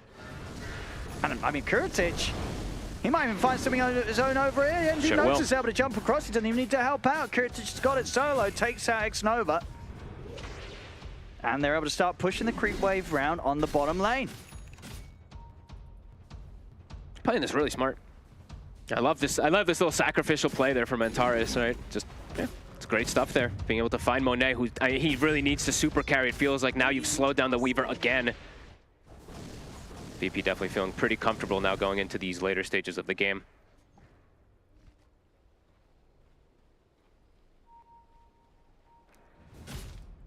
Difficult stuff now for G2IG. Got to somehow find these fights in a way that allows them to keep Monet alive. JT looking to try to snatch a Wisdom Rune, but I don't know. It's actually going to be noticed in the area to try to snag his. G2IG maybe looking to fight around here, but not too quick to blink away. And he's got the BKB at the ready on the Beastmaster too. VP setting up for the fight over here. Got a slight fist chains. They broke the Lincolns. I mean, he's getting burst to half HP. They've got a disruption coming out, but indeed notice they're just moving. Drop the Roar on towards the SD. Rolling Thunder comes across from JT. Soulbind to lock the two of them down and together, and they'll just turn, take them out. JT's in trouble. He's going to try and roll away, but they've already lost 3 of them on G2IG. JT and Monet, the last 2 on the retreat. Antares has got any further catch? Not quite. Almost. So those 2 will get out of there, but again, just not the sort of fight that G2IG is looking for. VP untouched. Honestly, notice with a real heads-up blink, Rory sees the Shadow Demon for a hot second, just instantly kills him. Doesn't care about going for the other catches because he stops the save. And now, probably a Rax to just fall because the Glyph is on cooldown. That looks like it. They've got a heavy amount of push. And in fact, they're pushing both lanes at the same time. Kiritich working on the bottom. Tier 3 Notice and Squadix on the mid. Tier 3 in the mid to fall. Tier 3 down bottom, soon to follow. Now turns attentions over towards making sure they do get at least the melee racks in the mid. JT. He's going to try and start the defense, but he gets caught by the silence. The stun's there to follow up. It's a nice save. Disrupted by Xnova, so a bit of time for him to break out of the combo. But Boca steps up. The Still push stunned. back. It's in onto the two of them. JT slides away with a swashbuckle. Have to bounce out of this. They'll kill off Kiritich, but nothing to say. He dies on the front lines of the fight. The Doom's gone. The stun catches onto Monet. He's out of the game for 70. No buyback. That could just be it. Honestly, they blink doomed the hero that was at 10% HP. So they could look to just keep going because there's no Doom, there's no Weaver. Yeah, they've just got so much push. And Noticed is, yeah, he's got the 20 stacks. And they're going to play it safe by the looks of it. That's actually a bit surprising. I thought they would at least like, No, tap their... they're back in. Okay, I was going to say, wait, what? Yeah, Squadix went back. He was refueling and grabbed his Shiva's guard. Yeah, I was about to say, what the... JT's going to try to make it go. But just to try to stop them for a second there. Yeah, just the two of them right now. G2IG trying to put together a defense. And JT, careful. Yeah, and it's not working. They can't stop these barracks from falling. VP. Pretty much finding a second set. The fortification will come out. Squadix, he's ready to go back in over towards JT, at least to finish off the barracks. JT trying to hold his position. The Lincolns has been popped. Silence out as well. They know for towards JT. The roar comes out. Immediate disruption to buy some safety for nothing to say, but they won't be able to protect JT. Deleted. Double kill for Notice as Baboka falls. Nothing to say. Next time having to run back to base. They'll tap out. GG is called. VP take game 2.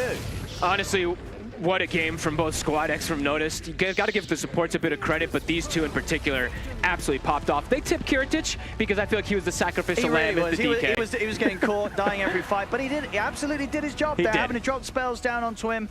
And yeah, gave Squadix and Notice pretty much all the freedom they needed to play the fights however they wanted. Yeah, very nicely done. I mean, VP, they hit their timings, they get that big mid-game team fight, and then after that, they snowballed pretty quick afterwards. G2IG won the first one, but this one, pretty difficult to come back after that mid-game fight. Yeah, excellent objective taking, and just the way they close this one up here, VP. Well played to them. They'll take game 2 out of this 2-game series.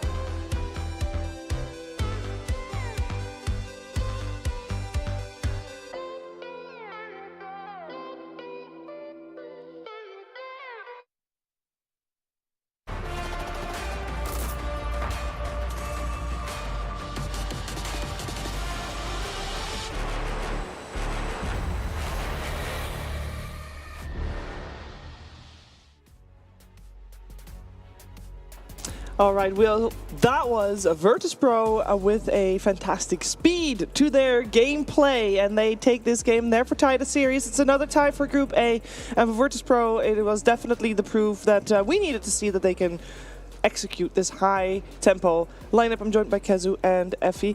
Effie, this game, you already said that virtus.pro was going to have a high tempo, and we talked about how G2IG, with their final pick of Nyx Assassin, they were trying to allow themselves to match that tempo. Didn't really go that way. It didn't, but honestly, as the game progressed, when VP hit their timings, it didn't feel like IG were equipped to fight into them, honestly. Like, they had a window where it looked like they were owning when Weaver was, diving tier 3s and getting triple kills and all of that, but it felt like for that to happen, VP supports would have to get caught, step out of position, and then a kind of a snowball effect happens. But for the most part, if you put these 5 heroes together on their timings, they just have excellent initiation. They have so much backline damage to follow up with. They had a means to tank the Doom, really. The Dragon Knight soaked up so many Dooms, and the rest of his team just dished out the damage. But the point that I want to focus on is they were able to shut down Weaver on lane, and that was probably the key to VP's gameplay, is that they enabled Beastmaster's lane by doing so, but the Ember rotation to the top, killing Weaver the second time, really is what did it for me. Yeah, like, I think they did incredibly well in their lanes. First of all, the thing top, also the fact that SquadX kind of, he took a little bit of a beating to nothing to say in the mid lane. I think that lane went also way worse than it perhaps should for G2IG. But I would also agree with the fact that when VP, even if they're down like 3-4k gold at 18 minutes when they hit their timing, I think their team fight in 5-man is still stronger than G2IG. So I think here, like, taking... No, that's it, Kezu. Appreciate your comments. Yes, so Kezu's saying that even if they were 3 or 4k... Hey, you're back. Oh, you're back. Okay. Am I back? Yeah, you are actually. Yeah, I don't know what I was saying, but probably very smart things. Probably about the fact that, G2IG, the strongest timing that VP have, they fought into them, like, on their own. Like, you're not forced to do it, but they did it anyway. So it's like a self-gank, but yeah, Mira at the end of the Game 1 draft said everything perfectly. It played out exactly like that. You want to mention the Doom thing? That blink? Yes, I would like to say that Nothing to Say made a very cool play, okay? So Doom's innate, is it his innate or facet?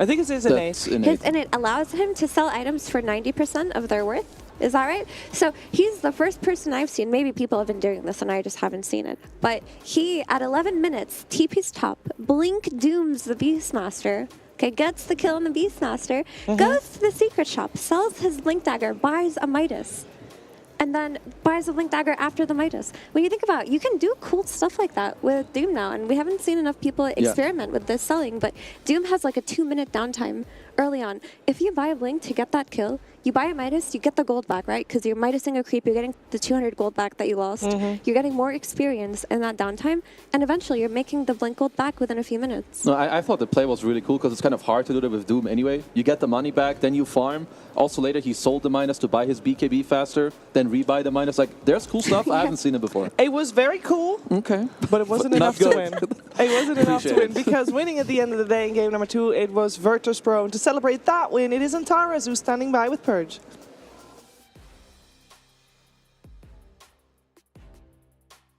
Thanks, Shiver. Yeah, I'm here with Antares from virtus.pro. How did Game 2 feel for you guys? I feel like we had rough mid-game. Start game was good for us when Ember twice killed Weaver on top. But then we just didn't stack S3 heroes like Hoodin, Grimstroke and Ember, and then we just fed everywhere. I feel like we just had better draft than them. Like 10x, and like game 1 also. I don't know, it really is a game. Yeah, before we get to game 1, in game 2 you guys smashed that Weaver like 2 or 3 times in a row before he hit level 6. How confident were you feeling about the win at that point when you killed him like 2 or 3 times? At that point I felt confident only about game of Ember, but not others. Because I personally my game wasn't that good enough, and bot lane wasn't good enough also. Okay, what's your favorite support heroes right now to play on this patch? You just played Hoodwink. You have a decent variety going right now in this tournament, but what are your favorites? My favorite is Rubik, Pooch, I will show it later, and maybe Nyx Assassin. What do you like about Nyx? He's a little different right now, but kind of similar. What aspects do you think are good? I take aspect on 15 seconds to move. It's better than previous patch because of second spell, which kills creeps, and you just get level 6 faster than previous patches. Which is probably why you like Pudge as well, right? You want to be able to farm the jungle? Yeah, but I often take a patch against range heroes like Enchantress, I don't know, Phoenix maybe. It's not that good enough against Phoenix, but still, I don't know how to explain it. I just like to play patch. I think that's everybody feels the exact same way. I get that. We said before the interview started, you're obviously a Skywrath pro. What's it going to take for Skywrath to be good again? Because, I mean, the hero does so much damage and you silence. It feels like he's only good at one thing, like killing heroes. Like, what do they got to change to make him viable again? I think every hero just has a big health points. Also, Sky Mage is not farming. He only deals damage in stuns. And he has bad stats. All these problems are not... I feel like Hoodink is making 10x better than the Sky Mage and Rubik also. So it's just pointless to take this hero. That's really depressing. Even with the Arcana coming out. Did you like the Arcana at least? What? The Arcana, the new cosmetics. Yeah, I have it.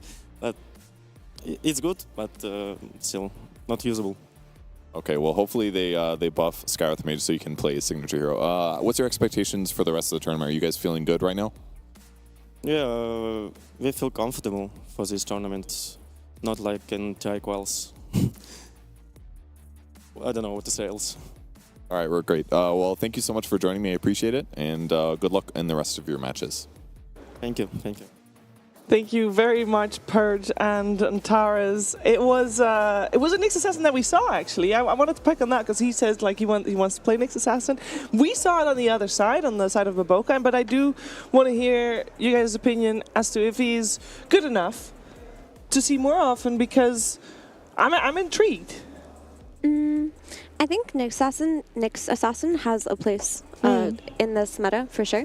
I think that you need to enable him on lane a little bit better, though. Like, if he were playing with something like a Darkseer, they could easily crush lanes. But something like a Pango really isn't enough to get Nyx Assassin's ball rolling the way that you would want to. But that's a hero that can very easily work in this meta. It's not one of the bad heroes at all. Yeah, I feel like Nyx just is one of the heroes that he needs a lot of requirements to be met. Otherwise, he's a big liability, which is first of what Mira mentioned with the lane. And I think second of all, you need to have lineups that are in very extreme ways. You either A, need to cover for his lack of teamfight so that you can teamfight, or B, you craft a lineup where you put the map in a state where he can get pickoffs. So like Naga, Manta Illusions. So if you're going in between, I think the hero can look really bad very quickly.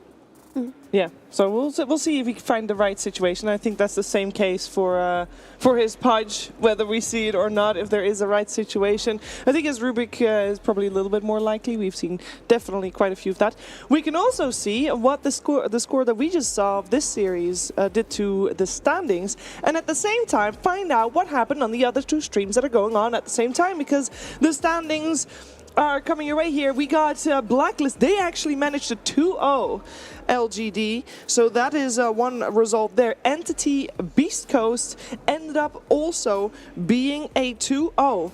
So with Entity being on the winning side. So Blacklist and Entity doing quite well for themselves there at the top half of Group A. virtus.pro joins them, because they are now the only team with 3-3. Of course, G2IG, they tied with them, but they just get tied together with Beast Coast and LGD, who just lost 0-2, which is what G2IG did yesterday. I think, are we surprised by any of this, Kazu? I think Blacklist probably. I didn't know what to expect. The fact that they're owning this hard. I mean, I wouldn't say it's super surprising, but I just didn't have the most info like coming into the tournament for this team. Other than that, I think Entity is something we expected up there, and the rest is still pretty close. Like 1 or 2 points, like difference is not the biggest. No. I think Blacklist, out of all the teams in the play-ins, for me, are the most exciting team to watch, because their games have been so dominant. Like, we've seen Aurora as well dominate the early game, but sometimes it still takes 50 minutes to close the game. No, Blacklist are winning these games very quickly too. And if you look at their players, this is like a superstar SEA team, right? Yeah. All of these players are veterans. They're all incredibly skilled. And very rarely do the superstar teams work. Yep. But maybe this one will. It's exciting. It is exciting, and I think if people were tuning in to stream number 3 for Blacklist versus LGD, you are at the right place to watch their series later today as well. They'll go up against Virtus.pro that we just saw, so that will be a very exciting match. Make sure to check that one out on the 3rd stream. But that will not happen for a little while because we swap. We give the teams a break. So we go Group A first, then Group B, then back to Group A, and then Group B. That means that for now, Group A, we'll put that on pause. We'll focus on Group B, and that means that we will focus on our upcoming series, which for us was our match of the day.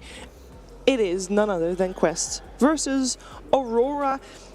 Aurora being on top of the list, you saw the standings just now. They're 3-1. Quest also 3-1. We have two teams that are doing pretty well, and I think Kezu, you were the main instigator for making this one the match of the day. Yeah, I just feel like that both teams they probably have quite a bit of momentum, right? They're doing well. I think they also both want to show like what they're really made of. I think we talked about it yesterday.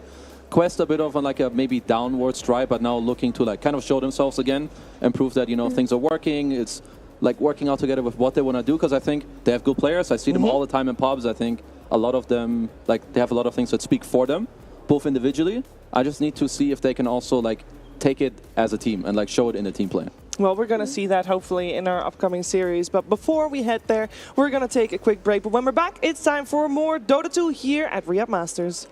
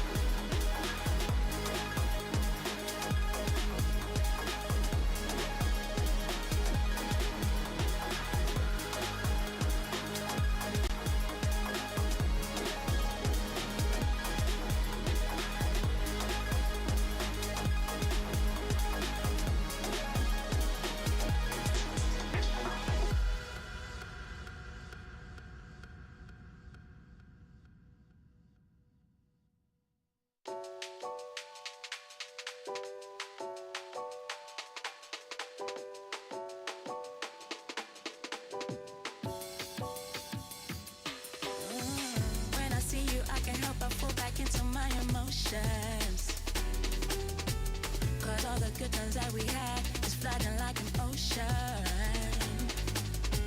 Sometimes I wish we made it through the summer.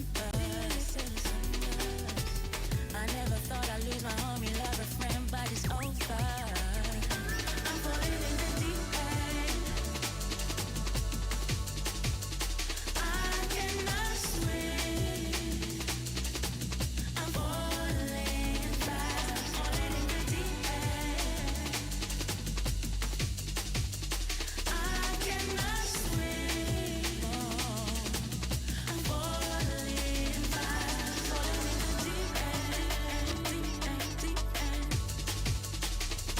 I'm falling in the deep end, deep end, deep end, deep end. I'm falling in the deep end, deep end, deep end, deep end. I'm falling in the deep end, deep end.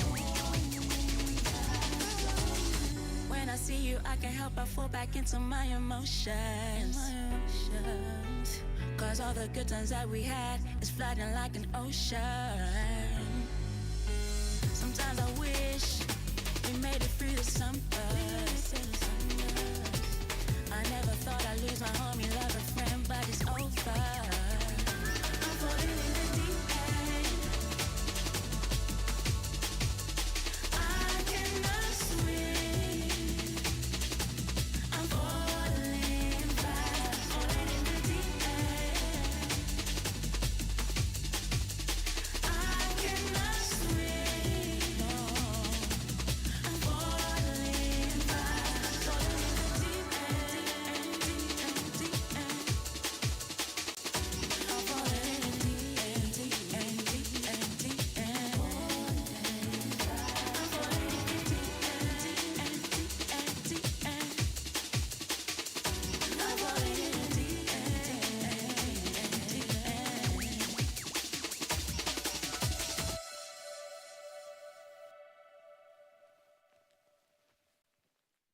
Look, man, I don't wanna hear no talk. Look, man, I don't wanna hear no talk. Look, man, I don't wanna hear no talk. Look, man, I don't wanna hear no talk.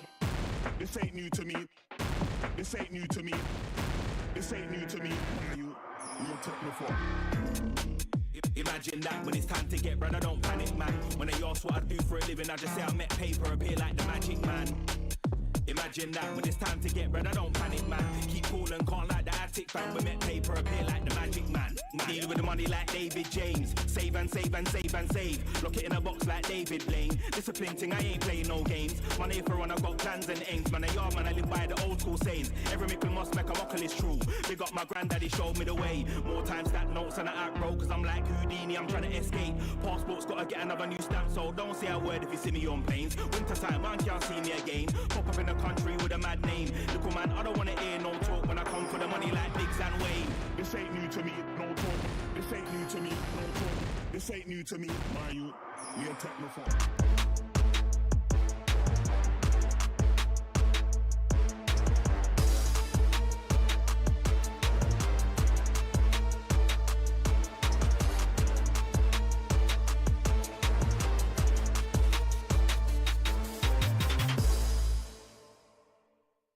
I'm here with Omar from PSG Quest. Do you feel like your ideas are different than other teams right now? Do you have like your own play style thing going on, or are you just following the meta and performing well? I think we didn't develop our full own style so far, but I think we have a lot of good ideas about the new patch. I mean, we have a good coach, and Ducalis, who just plays 20 pubs a day. He's just making a lot of ideas, and yeah, we're doing them, practicing them, and hope they will work out.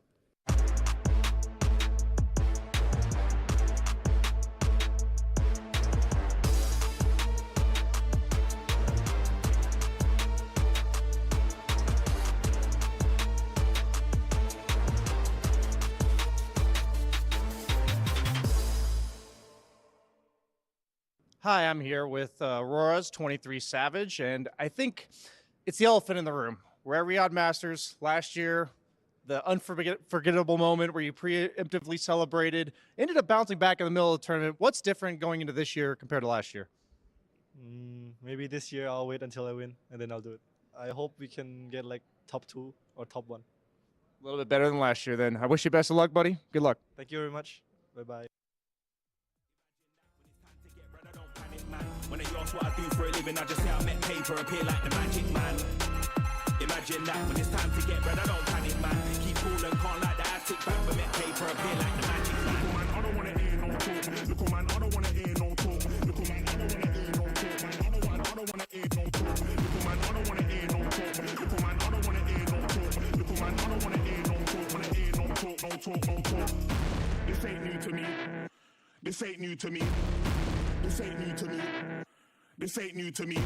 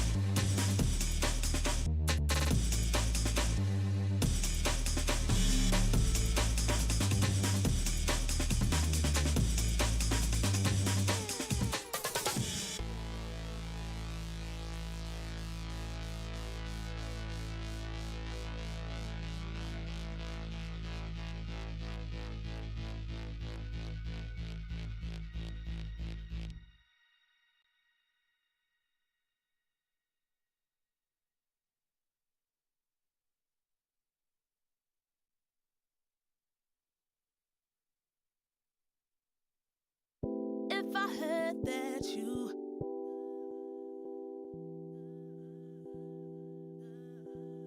if I heard that you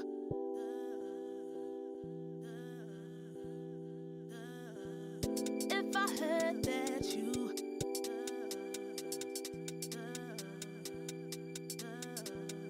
if I heard that you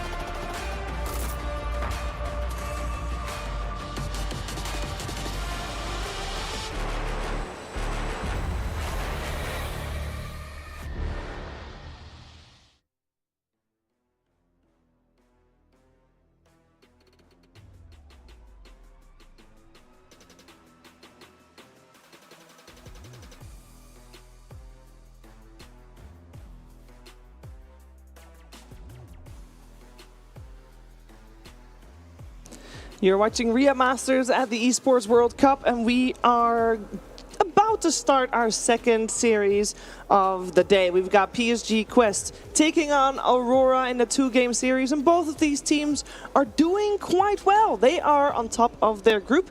In Group B, they are 3-1, and of course, over the next 2 days, it is decided whether they are indeed advancing through here or whether they have to play a decider match or even potentially getting eliminated. It's tough times, Kezu. Yeah, I was very like something surprised me with people yelling in the background. I think a team is getting ready to do some playing. Jeez. Damn, that's loud. I think I hear that through all our microphones. Wow. So yeah, what was your question? No, I mean this is for Quest and Aurora. Yeah. It's pretty interesting and tough. Obviously, both of these teams doing well, so this arguably could be one of their toughest opponents so far. But it also means that if they win here, they have a very high chance of making it through to the next stage. Yeah, I think that both teams for now, these are of course very happy with being 3-1, but I think that they should maybe use this, of course, like use good strategies and use it as a little bit of a test. I think you're going to play against one of the other teams that's likely, maybe at least one of the best ones in the group. Use it to see like kind of where you stand, and yeah, just let your Dota do the talking. Let your Dota do the talking, just like you guys can let your predictions do the talking. Who do you believe in more here, Aurora or Quest? Make sure to head over to www.stcplay.gg. Do you have a favorite from the get-go already, Effie? Because it feels very difficult to have one after we've only seen 1 day of play. I think I'm going into this one favoring Aurora just because what I saw out of them yesterday felt like they could be so decisive if they get the kind of ideas that they want. And I think a lot of their individual players have been standing out to me, whereas I didn't get to watch PSG Quest yesterday, but I did catch a couple of their highlight videos. And in their series versus Heroic, they had to make a comeback actually to win that game 2 that they won on the back of Noob Storm Spirit. So it's not that they had any kind of lead that's cemented. And yes, they did get a 2-0 earlier in that day, but wasn't it not against Azure? Yeah. So I feel like getting a 2-0 against Azure, from what we've seen of them yesterday, doesn't tell me enough. It's not that much. You're basically saying it's free for everyone. That's mean. I mean, both teams 2-0 Azure, right? Yeah, that's true. That is true. That's very true. But from what I saw coming out of Aurora in the other series that I watched, it looked a lot more decisive. Well, this will maybe be then their first good test. Yeah, no, I would agree with that. I think like when I looked at Aurora, like at least they had like more maybe standout plays or performances. I was very happy with both their supports. I think like doing like very well and nice movements, knowing what they needed to do. Whereas yeah, PSG Quest, I think they're, for me at least, a little bit of a question mark. I do have high hopes for them, and I think they have very good players. They do have very good gameplay, but sometimes I feel like their mid game is not quite as sharp as I would like it to be. I do too have high hopes for them. They're a very exciting team to watch once they get the heroes that they want, or they figure out which heroes they like the most in a patch, because their support player, the soft support, Ahmed, he's so fun to watch. He is one of the best Rubiks in all of competitive Dota right now, and when he gets his hands on that hero, he does some really, really incredible stuff. And TA2000, I mean, that guy made a name for himself playing ranged carries and absolutely demolishing on them. He really looked a cut above every other carry player when ranged carries were in meta. So when you have players like this that are so standout at what they do, your team is exciting. It's just been a rocky phase for them this year. Yeah, and I think like you can see it here because I'm fully on board. Like TA2000, when this guy plays range carries, I don't know what it is, but you know, some people, they just have like their flavor, their flair of what they can make work. This guy on, whether it's Troll, TA, Drow, SF, Razor, whatever it is, like this guy just pops off. He has very nice control of like when he can go in, how much he can farm, when to like use his network. So yeah, he's always, at least for me, he's usually the standout player. So I'm not surprised to just see them first pick the TA. I think we haven't seen it yet, but I think they might just want to show us why this hero is so damn good. Why his name is TA2000, right? Yeah. True. What's in the name, indeed. We got ourselves a Bat Rider coming out as a response from Aurora. Is that anything that Bat Rider does especially well against a TA? I mean, yeah, he provides a lot of means to break refraction. He gives you disable versus her BKB in Lasso, and it's a comfort hero for Aurora. This is a hero that they've run for the last 2 years on the support world, look really solid on it. I think the hero definitely got a lot of nerfs in terms of damage output as a support, but the flex to mid is honestly still here. And they played something similar yesterday, right? Like with the Caudal mid and Bat, I do think they can share like some similarities in terms of how fast they can be on the map and how they can pressure. So I do think that that is still very open. If I'm PSG Quest, it's at least one of the heroes. I feel like TA still has like a lot of counterplays. You have traps that are very annoying for Bat around the map. You can like flash farm quite a bit. So maybe they can still look to like answer the Bat Rider in different ways, maybe with a lot of team fight, maybe a Dispel or like a team fight break when it comes to like, yeah, just screwing with the combo of the Bat Rider. But I think both teams, yeah, just happy with the setup of the draft. The most interesting thing to note about this Bat Rider is that Darkseer was still in the pool, and Darkseer is considered a great hero versus TA as well because of Ion Shell, and they prioritized the Bat Rider instead. So I think that they probably felt that their ability to flex Bat Rider either to TA's lane as a support on the safe lane, or to TA's lane mid, if they choose to put this TA mid, was more valuable than actually picking up the Darkseer. No, I think that's actually a good point. I kind of blanked on the Darkseer being in because, yeah, if you just pick that, I mean, they're probably pretty happy just putting the TA mid. This way you can just kind of match it. You're like, you know what, we'll just keep this until later and decide then. We'll see what they end up going for in the next stage as we got the bans going on in the meantime. I do want to highlight, by the way, that obviously we know both teams have been trying to get to a lot of different events, with Aurora having a little bit more success than PSG Quest this year round. But it's been very recent, or at least recent enough that I couldn't even find that he was added, that they added a coach. It was an old familiar face, Kezu, in, I hope I pronounced this properly, in Axel. Should be Axel, unless it's, you know, if it's pronounced differently, we'll learn along the way later. But I know him at least from like a lot of pubs. He is a somewhat high MMR player, so hopefully, you know, maybe that's what they kind of needed to tie it all together. But looking at the next pick, I feel like the POS 5 Sven, which already would make a lot of sense here, just to give everyone the physical armor against TA. This hero is really good. We've said it yesterday, both carry and support. I think this hero just looks nice. It does look nice. It's a really good hero for chunking through the tanky heroes of the meta, which TA does as well, which makes them definitely go up in value. I think the position 5 flex is why they picked this Sven so early, because I still am not sold that it's an early draft pick. But maybe they're cooking something here, because it was actually Aurora that played versus Entity where they lost to position 5 Sven. Yeah, I feel like maybe like when you just see like a type of draft that is presenting, I mean, TA kind of just screams like physical damage unless you're trying some Mickey build where it's like some Maelstrom Gleipnir, which I'm not the biggest fan of, but maybe, you know, there's a time for these builds every now and then. So I feel like this was just their type of TA response. It works here. It works here, that's for sure. It's just the 5 Sven I still need to see more of, but on paper versus TA it does do a lot, and if this Bat Rider is also the pause for it, then he kind of makes up for Bat Rider's lack of, you know, easy point and click stuns.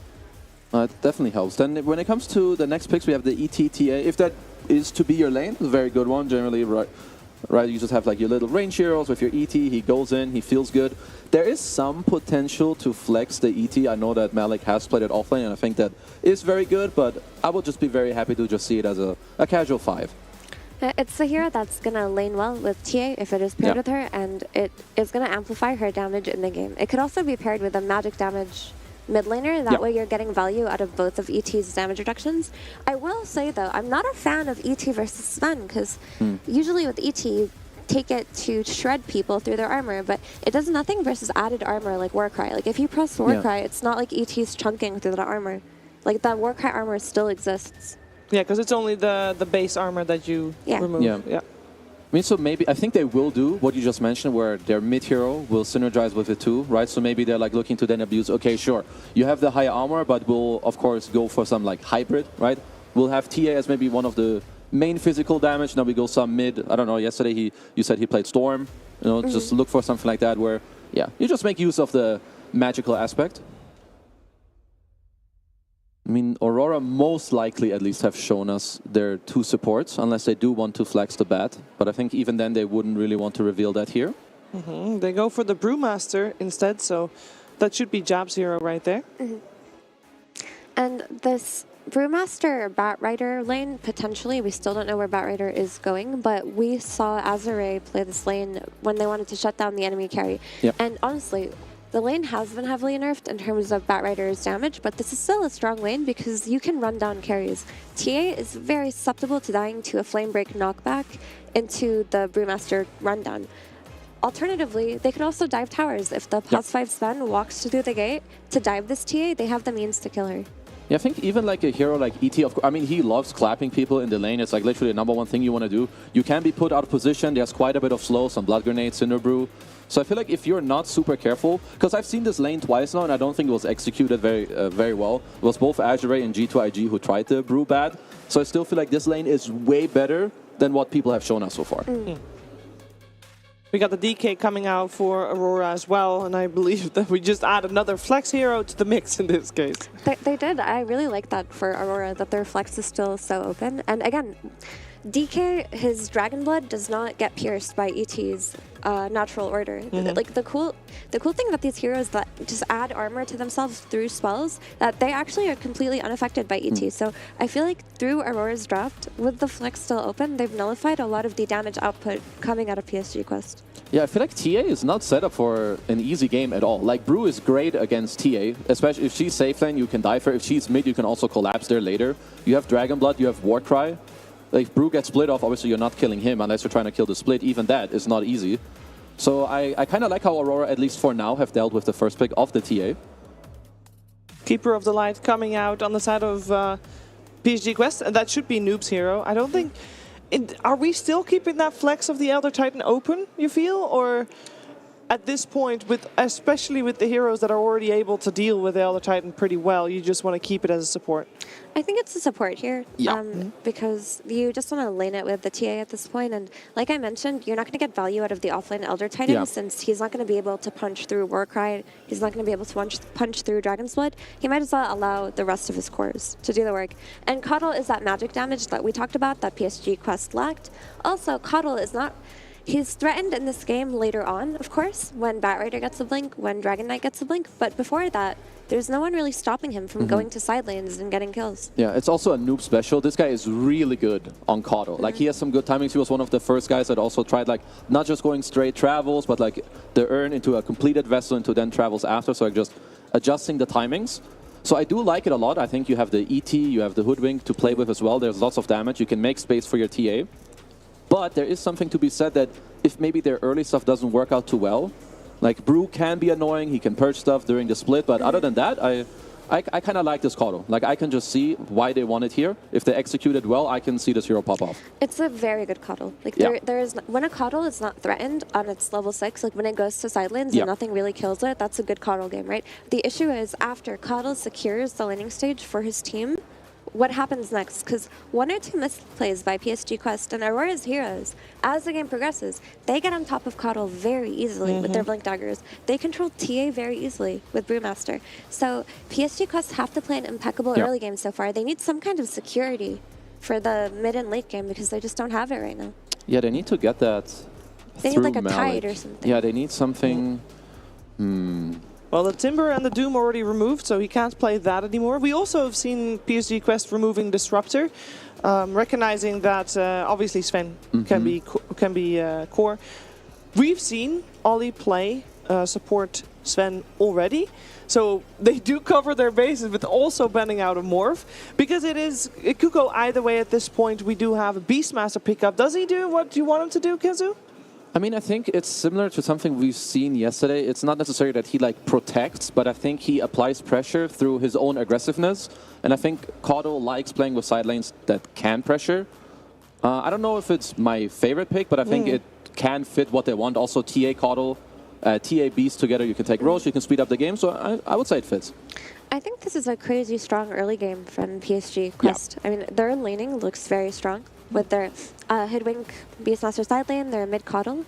The issue is that if they make mistakes, their draft will be harder to pull off later on, because Aurora does have good heroes to deal with them later in the game. But if Aurora lose the lanes versus PSG Quest, I can see them completely stomping at some point. They're going to get the early Aegis with their Beastmaster TA. They're going to have this Beastmaster standing as a body, absorbing all of this damage, while TA is just chunking down at towers. No one's catching KotL. It could be scary for Aurora, but they can't mess up. Yeah. No, honestly, I like both drafts a lot. I feel like this is a lot about like execution. Who can go where? How much can Noob do? Like, how much can he set up the Beast to like take over the game and go from there? Because I would maybe slightly prefer to play the Aurora draft, just because I feel like I have more room for, like, if I just play okay, I think the game is kind of in our hands. We have the Warcry, it should feel good. I feel like this is a very good Weaver game. Yes. I don't see much that can really pressure him, so I would slightly prefer Aurora, but very even in my mind. I love the Weaver pick. I think that it's a good lane versus Beastmaster. It's very good scaling. It's a hero that's going to catch KotL with the Gleipnir as well. And it's a hero that can dodge the KotL rotation with the maximum speed Chikuchi. Once they get Solar Bind, he runs away, right? I think the issue with PSG's quest is like the room for error, the margin of error with their draft is so little that makes me automatically prefer Aurora. Because if you make 1 or 2 mistakes on PSG Quest, you might just be out of this game. Do we feel then that there's quite a little bit of pressure on Noob to make sure that his team, I don't know, gets some maybe an extra buffer to be able to have a margin of error and to be able to create some extra space in the game for his squad? I mean, he definitely has to he has to set up his team, but then it's kind of, I think, on his team to use this space to then win the game. Yeah, I think that if his first couple of rotations don't go bad, like if he doesn't instantly get a kill on his level 6 on a side lane and he just farms a little bit, then they're wasting the hero pick and they put themselves in a bad position. So absolutely, Noob is the one to watch here. Noob is the one to watch, and he's going up against a Dragon Knight. I believe both are pretty okay with that, right? Both should be able to farm? Sounds like a farm fest to me, at least in the mid lane. I mean, all KotL lanes are just farm fest. They both farm, they're both rotations of Noob and see if he can make those work. Let's find out if he can. We're heading over to OD Pixel and Fog for game number 1.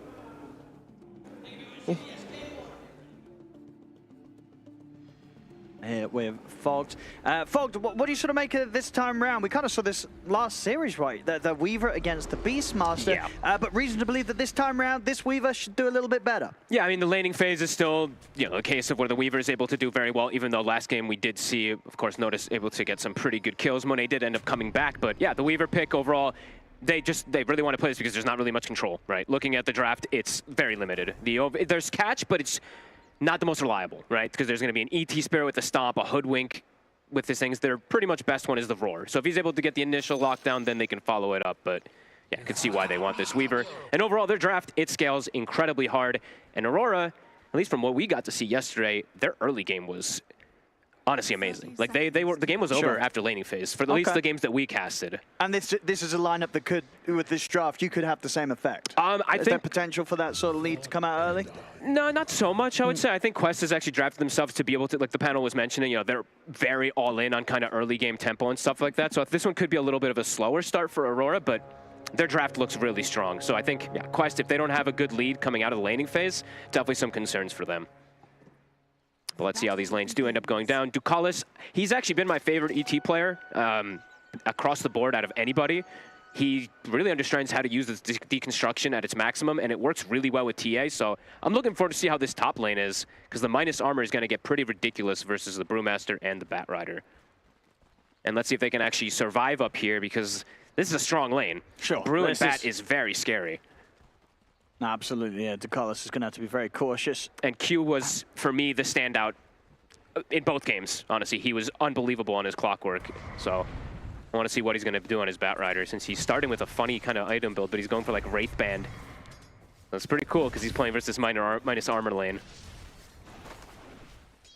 It could be the difference maker in just, yeah, making sure that Ducalis won't be able to stand his ground and trade with him. Yeah, and immediately skills sticky, as we see most of the bats do when you can actually trade effectively in the lane, so.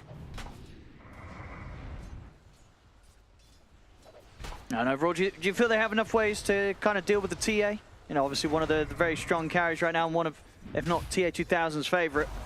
They should, yeah. I mean, they have good amount of control, high armor, good ways to be able to protect versus that, so I would say, yeah, should be able to.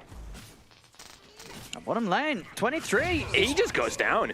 He's gone. The sentry's down in lane. They weren't able to deward it. Yeah, Ollie. I guess so. It looks like he must have played aggressive with the Shikuchi and indeed not respecting the fact the sentry is down, take a lot of damage through it, and then obviously couldn't get out and Shikuchi away. It's on cooldown. Ollie didn't buy the secondary, or he did buy the secondary sentry, but he actually placed it to block Ancients because he's playing versus Beastmaster, so he's actually used both his sentries to block camps, so he can't take away that one, so it does hurt 23 in the start. He'll be bringing a sentry as soon as possible, I imagine, on Ollie, if not maybe multiple, because you have to make sure that you remove that sentry when you're playing with Weaver in lane. It just takes too much damage. Yeah, ward's on the way. Yeah. Mid is the matchup that I'm concerned about for Noob, because it's... I know, they were saying it's a trade farm, but Lornoff can just get free denies. Yes. You have a 20 base damage advantage over Coddle, so I have a bit of a concern when it comes to the mid-game rotations that feel like they could be a bit necessary for Noob for Quest, because Lornoff just might be, he might just be there for all the rotations to be super farmed. Top. Oh, they got the trade. Get the trade. Tier 2000 won't be too fussed about Ducalis going down like that if he's getting kills in return. Q, trading. Look at this Wraith Band go. I love it. Super funny, but yeah, definitely works out because he is that universal hero to trade back with him, so does work out. Yeah, mid it's, Jesus, Lornoff 17 and 8 to the 8-0 of Noob. I mean, how sort of Noob's catch-up game going to be like on the call? He should be able to back up and farm, make some stacks, right? Yeah, he's going to have his, because they didn't block his hard camp, because they had to focus on blocking the Beastmasters, so he'll be able to farm those, but Lornoff could go contest those is the issue as a DK. Could even see the Batrider, could see Q. If he's, you know, all these mid players, they know what these Coddles are doing. If you're Radiant, you're stacking your hard camp. If you're Dire, you're stacking the other one. So could definitely see some rotations from even the Batrider to look to go toward the mid to just prevent those stacks from being taken. Because right now, yeah, Lornoff is completely cruising, and now bottom. I mean, that's the thing. Even though it's they got already this starting kill, to go that Weaver's favor. Yeah, Malik not having an easy time CSing against him. Top lane, tier 2000. He's gone. He's going down. They're just able to run him down the two of them. You talked about the aggressive potential, and indeed, Ducalis is just not able to do anything to stop these two from killing the carry. You're moving 100 movement speed in this lane if you get caught and pushed back versus this Brewmaster and Batrider. So you have to be very careful of your positioning. Brew's farm is still slow, but it's only 10 last hits on Noob. It's not really getting better. That's going to be rough. I feel like we've seen games from Quest where when Noob does have a slow start, it becomes very hard for him to recover, right? Sort of like DP plays, his Coddle plays. If he doesn't sort of have an explosive beginning, he can fall off pretty quickly in the games. No, absolutely. And Coddle is one of those heroes that needs to have a good beginning when there's heroes that can gap close, because if Lornoff's able to get a quick early blink, same thing for Batrider, it can prove to be very problematic for Noob. So see if he's going to be able to fix this or not, and see if those stacks are going to be able to help him as much as he needs, because that is an absurd difference in the mid lane. Bottom. Trying to get aggressive onto Ollie, but it's tough. Yeah, Warcry and a stun always at the ready if these two try and dive him. And obviously the threat of 23 being able to turn towards them and help fight back. Not easy for these two to get kills down here anymore. It's going to be a very good Warcry game. Playing versus the ET, playing versus the TA, it's always going to be super effective. Q will start getting some stacks going for his Brewmaster and for himself, potentially. Does mean that Noob should be able to farm his stack when he gets a moment to back away. But how close is Lornov is going to hit 6. I think he might just be able to walk in and contest this, and he is. At least he can take quite a bit of this away. Yeah. He is 6. A couple of the creeps gone, yeah, I'll pop the 6. And Q's actually here, so Noob... He's not even going to get the last hits on any of these Noob. 0 of the big creeps, I think. Maybe 1. I don't think even 1. I think Lorinov got them more, didn't he? Did he? Oh, wow. That blast, it brought one of them low, but it didn't quite kill it. Oh, man. Not what you want to see for a mid-coddle. The TA still farming well. Beastmaster is getting that good farm. So has recovered down bottom for Malik after it slowed down for a second. There was able to still get the good stacks and farm neutral camps nicely. But yeah, that mid, one that they really want to be playing around with their draft. It's pretty crucial to have this coddle snowball to be able to work around with those 2 side lanes.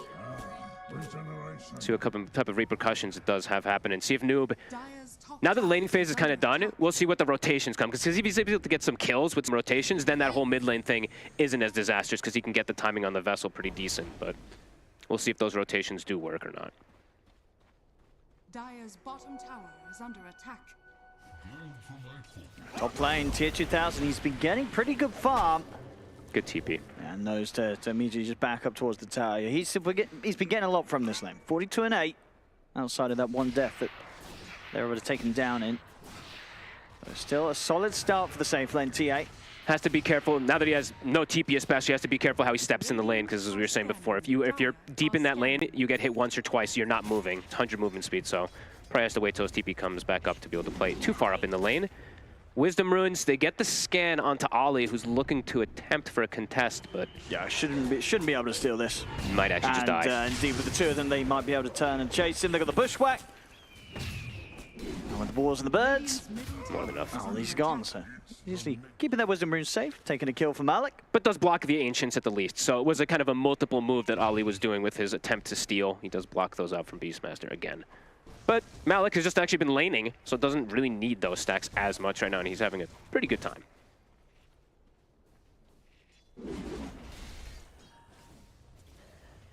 Right, 23 left on his own once more. It's close to hitting the 6. So they're prioritizing having Lorinov just jungle so they can give Q a bit of levels and farm in the mid lane rather than Lorinov trying to poke the mid tower while the coddle's getting the stacks going. So Noob is able to get some good recovery. Back to 3,300 now with 700 against his counterpart, but his Vessel's going to be, it's essentially done.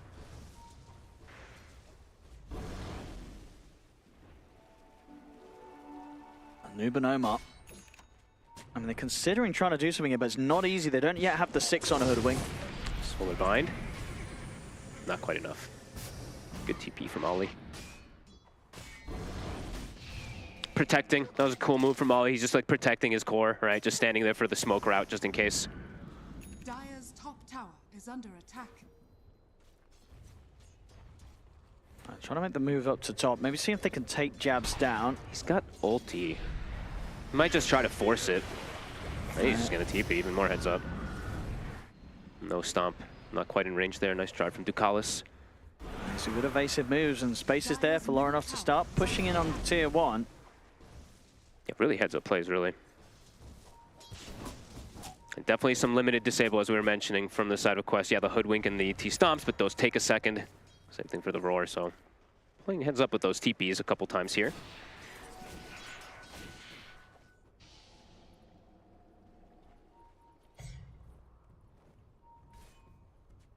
And Ollie. So, I mean, are Aurora going to be able to do anything about the Ancients, do you feel, early on? Can they try and make a move? Take that away from Malik? Maybe if they'd have to bring too many heroes, I feel like. Okay. I don't know if it's going to be with, because it dies fast too, because there's a TA and a beast, so it might just be a bit too difficult to go for it there. Noob, Vessel's finished up. They really want to get this Vessel charged, so he's trying to find a kill somewhere. If they get a sentry down in lane, they could potentially go for 23. Not the easiest of ones, though. No, he's playing safe. Yeah, he knows there's a threat with the Roar, and And the fact that there's a couple of heroes off map. Oh, and Lorinov has finished up the blink. So they now have that gap close very, like, pre-10 minutes to be able to go for Noob. Oh, they're going to go as well. Oh, You've yeah. seen two supports here joining with Lorinov around the Instantly. mid. They have to play around. They have to play around Noob and somehow protect him because the thing is, he dies so fast because he's a coddle. So they're actually going to make the move instead onto Malik. It looks. They know exactly where he is. Yeah, I mean, taking the Beastmaster out means that this lane is safer for 23, right? He doesn't have to worry about any sort of raw setup for a bit. Unlikely to have any sort of play that Quest will make against the Weaver whilst the Beastmaster's out.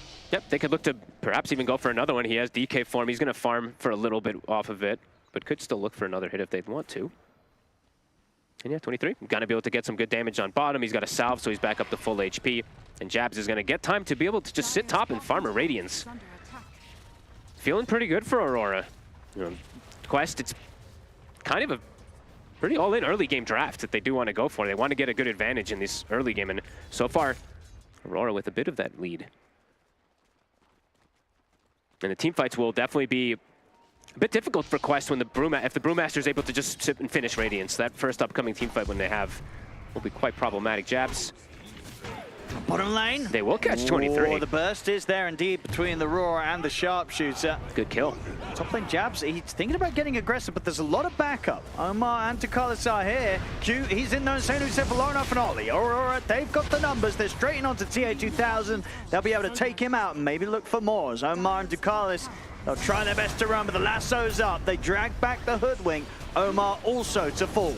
Nice try with the stomp. At the least, as you said, they got 23 down bottom, but a big hit comes right afterwards from Aurora. And that was them trying to set up for Jabs. Jabs actually turns it onto the tomb, and now that's going to be the relic done after this tower. It's going to be a pretty good timing on it, too, for Jabs. So. And Noob and Ducalis, they're looking to try and hang on to the tower for now. Should at least be able to secure a deny if they want to go for that. Yeah, won't be able to get any catch themselves. Still, the sort of the tougher part of their lineup outside of the Roar and the Bushwhack. Yeah, they will deny it. Okay. Dire's top tower has been denied. Noob, he just wants a Vessel stack. Can't get it. They're not giving him any chances. 0-0-0. I'm sure it's no deaths, but it's not exactly the level of action you want to be seeing from your call 12 minutes in. It's a slower start for Noob this game. Yeah, if he gets a Vessel charge and then DK has a blink BKB by the time you have a Vessel, it's definitely problematic, and it's kind of looking like it might really get to that point. I mean, Lorinov's really continuing to pick up the farm. Over 7k net worth here, 12 minutes in, and very close to his level 12 as well. Yeah. So super close to hitting kind of a level a minute. This is crazy XP on the DK. He's played it beautifully. Honestly, Lorinov has been perfect for this team, it does feel like. Looks like they might even perhaps go for another play here, maybe try to catch a smoke movement from Ollie. Getting great farm. I mean, they can kind of sit back and wait for the Radiance now on Aurora before they look to make a full next move, because then the team fights for Quest are going to be quite complicated. It definitely worries for Quest without them able to set any kind of tempo so far yet. Ag's now coming for Malik, so it's a big timing. That's probably something that they have to play around right here and get some type of kills and advantage going their way. Otherwise, could really be worried that this DK and this Weaver just get out of control. 23. See how carefully he plays down here, because there's 4 heroes watching him. God, he's going greedy too. He's going for the boars. Oh, I'm on. Actually, it does find the Bushwhack, but it's a little too deep, so they're not able to follow up on it immediately. They'll smoke up now, Quest. Maybe look to try and do kind of the poke down bottom and then hit somewhere else. As they'll swing across towards the mid. See if this catches Aurora by surprise. I'm going to see indeed that ball moving around. Actually going to end up trying to swing back down towards the bottom. So Quest, they really want to find something here. They really want to get a Vessel. No, I mean, I guess they'll take it because it's a Vessel charge. But he's not going to die. Get it? They missed a Sharpshooter. It's not enough burst without that. Ollie actually TP's out. They don't even get the support kill, which, as you said, may have at least been a Vessel charge, but not even that fucked. Uh-oh. That was a lot. That's what, over a minute, 90 seconds, I feel like, that they wasted down there. And how's that's the BKB looking? That's the Radiance Brew. It's close, right? It's pretty close to that 1,000 BKB. gold away. He is going to have this BKB pretty sure before there's a Vessel charge in the game. It's gonna have to be some crazy type of outplay fights, it feels like, from Quest, or them getting Roshan sneaking in and then looking for fights afterwards. Because it just feel like Aurora's just gonna hit these timings on the cores. That's gonna allow them to fight a lot easier versus this Coddle. Sure. The Quest, I mean, if they can outplay in the team fights, there's still possibilities, but it does feel like that's what it's gonna require. I mean, just outplaying such an early BKB timing on a DK and the primal split on jabs, it feels like you're not going to stop these two heroes getting these off, right? No, it's DK's going to be able to press difficult. BKB, and Brew, he's going to be able to press split in these team fights. Yeah, it's super difficult. I feel like they have to just play around Malik now. Malik is the strongest hero on Quest on the team, so if you can play around him, if he can get some big kills to start getting you a bit of a gold lead, that's kind of what they need. But yeah, Aurora's just going to hit these timings. Even a blink for Q perhaps might be getting close too. He got drums and he's only about 700 away. So if they're able to get that one too, then they're gonna have kind of 3 different ways to just sandwich on top of the Coddle.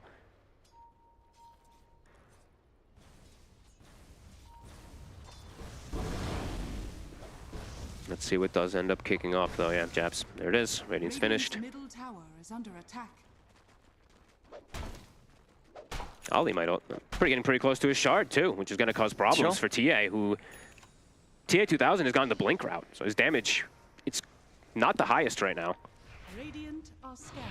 No, it's going to take some time for him to come online. TA 2000, he's not going to be wanting to be involved anytime soon in these fights. No, it doesn't feel like it.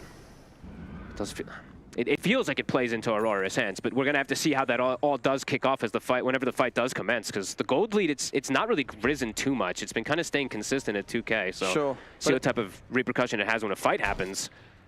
Just sort of the timings that these heroes on Quest want to be playing towards, that they're not quite getting top. He's brewed up. He's brewed up already. Can they finish him? Split up. Bushwhack. They can. It's enough. Wow. He even got the brew up right before they went too, so it's enough, and now they can secure a Roche because it's right there. Impressive stuff. The damage amp up from the ET aura. They're smoking up. Can they try and contest this with the 4 of them, Aurora? They used quite a lot. I feel like they can contest for sure. They used a lot on the side of Quest. And it's not super quick, right? Because you have this blink rather than the Death Zone. Yeah. At this stage of the game, so half HP.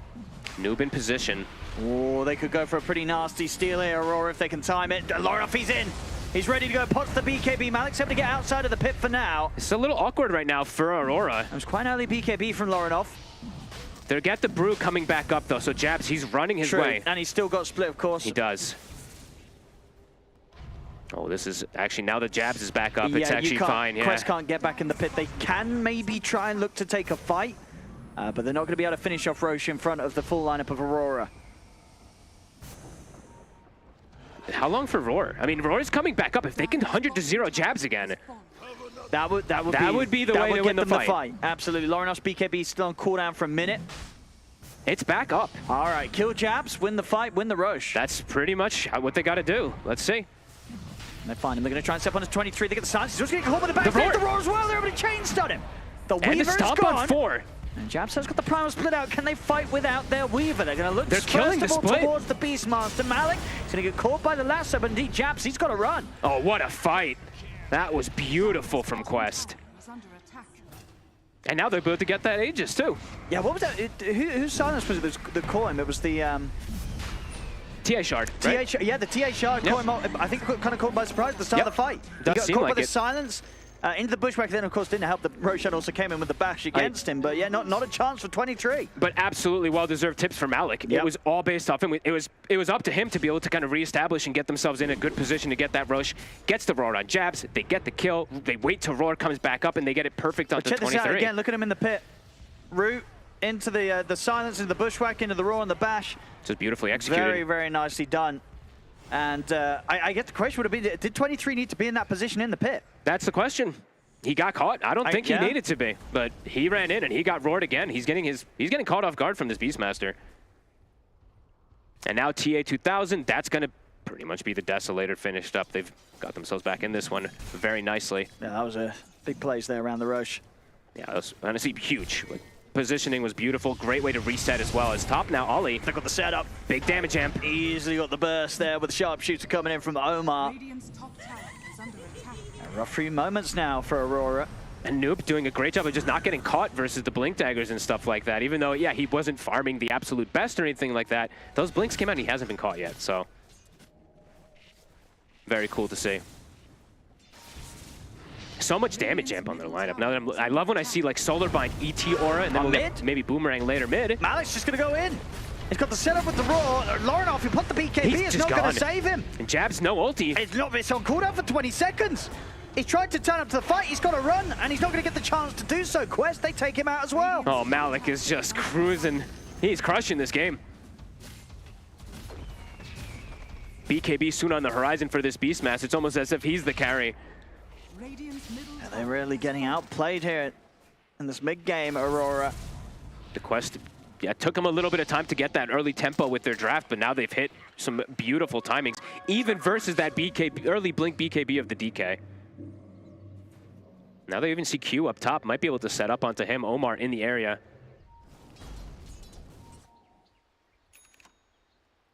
23 rounds as well. Now they're up to, I mean, it's up to a 5K lead. It's accelerating quick. Oh, it really is. That whole play around the Roshan and then onwards, Quest really starting to grow the lead now with the Deso done. And top farm on TA2000. Finish up the Tormentor. 23 just has to be a bit more careful in particular. It's 3 deaths that he has on this Weaver, and it's been to Roar every time, right? I think all 3 of those has just been to Malik.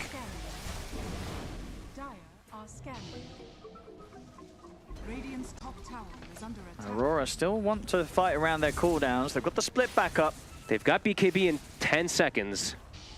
They're definitely still strong in the fights. How long on the Aegis? It's still 2 minutes, but they're looking to catch them off surprise. It's a bit risky. This is risky. Fighting into the Aegis like this, and from the low ground, I imagine they'll probably hold back. And Quest is all here prepared. And they know what's up. They've got the trap on them. Now Ali might be the one set up on himself. The Roar cry for the stomp, and into the push when they caught the Weaver. They got 23 They've got again. The follow-up. They've got the burst. He's dead again. Malik. Oh, that was actually Omar that pulled it in, and Malik and follow-up, but Primal. It's getting completely destroyed. He's got to run, though. Get out with the last of them, and he will jabs. He's able to pull away with one of them, but these jumps at each time, 23, he keeps getting caught. He gets caught every time by Roar, and it's also them this time walking up into high ground, and Quest just unbelievably prepared, just waiting on that high ground. They knew it was coming. Oh, this game's looking rough now for Aurora. Now it is, absolutely. Such a hot start, but yeah, Quest, they turn things up. We'll see it again. The sort of chase, it looked like it should have just been Ollie right, but it wasn't. 23 steps He walked up right next to him. That was into the weird. stomp, caught by the bushwhack, easy Roar to follow up. He's just got to hold back a bit, 23. He's getting too close to these supports that he needs to just let die. And he literally just walked in and kind of set up for getting himself killed right there, looking just to throw a swarm onto some heroes. Yeah, it's got to respect sort of the setup of that stomp. You get caught by the sleep, there will be the follow-up, and you just don't have the kind of lineup that's going to be able to bail you out of that, right? There's nothing to save this Weaver once he starts to get gone upon. 4 deaths, 4 roars. Got to be more careful at 23. He's trying to get his next time done, the Lincolns, but still a bit away from that. Another roar in mid. Malik just going for solo clip. Not going to go for it this time. Not going to quite be able to get that one. No. Even though there's a support Sven, that Warcry is still pretty strong. They pass Malik over to the gem now. Ducalis had bought it earlier, so he'll always see the Weaver coming in, so he can actually pretty much every single time get that roar pre-Lincolns.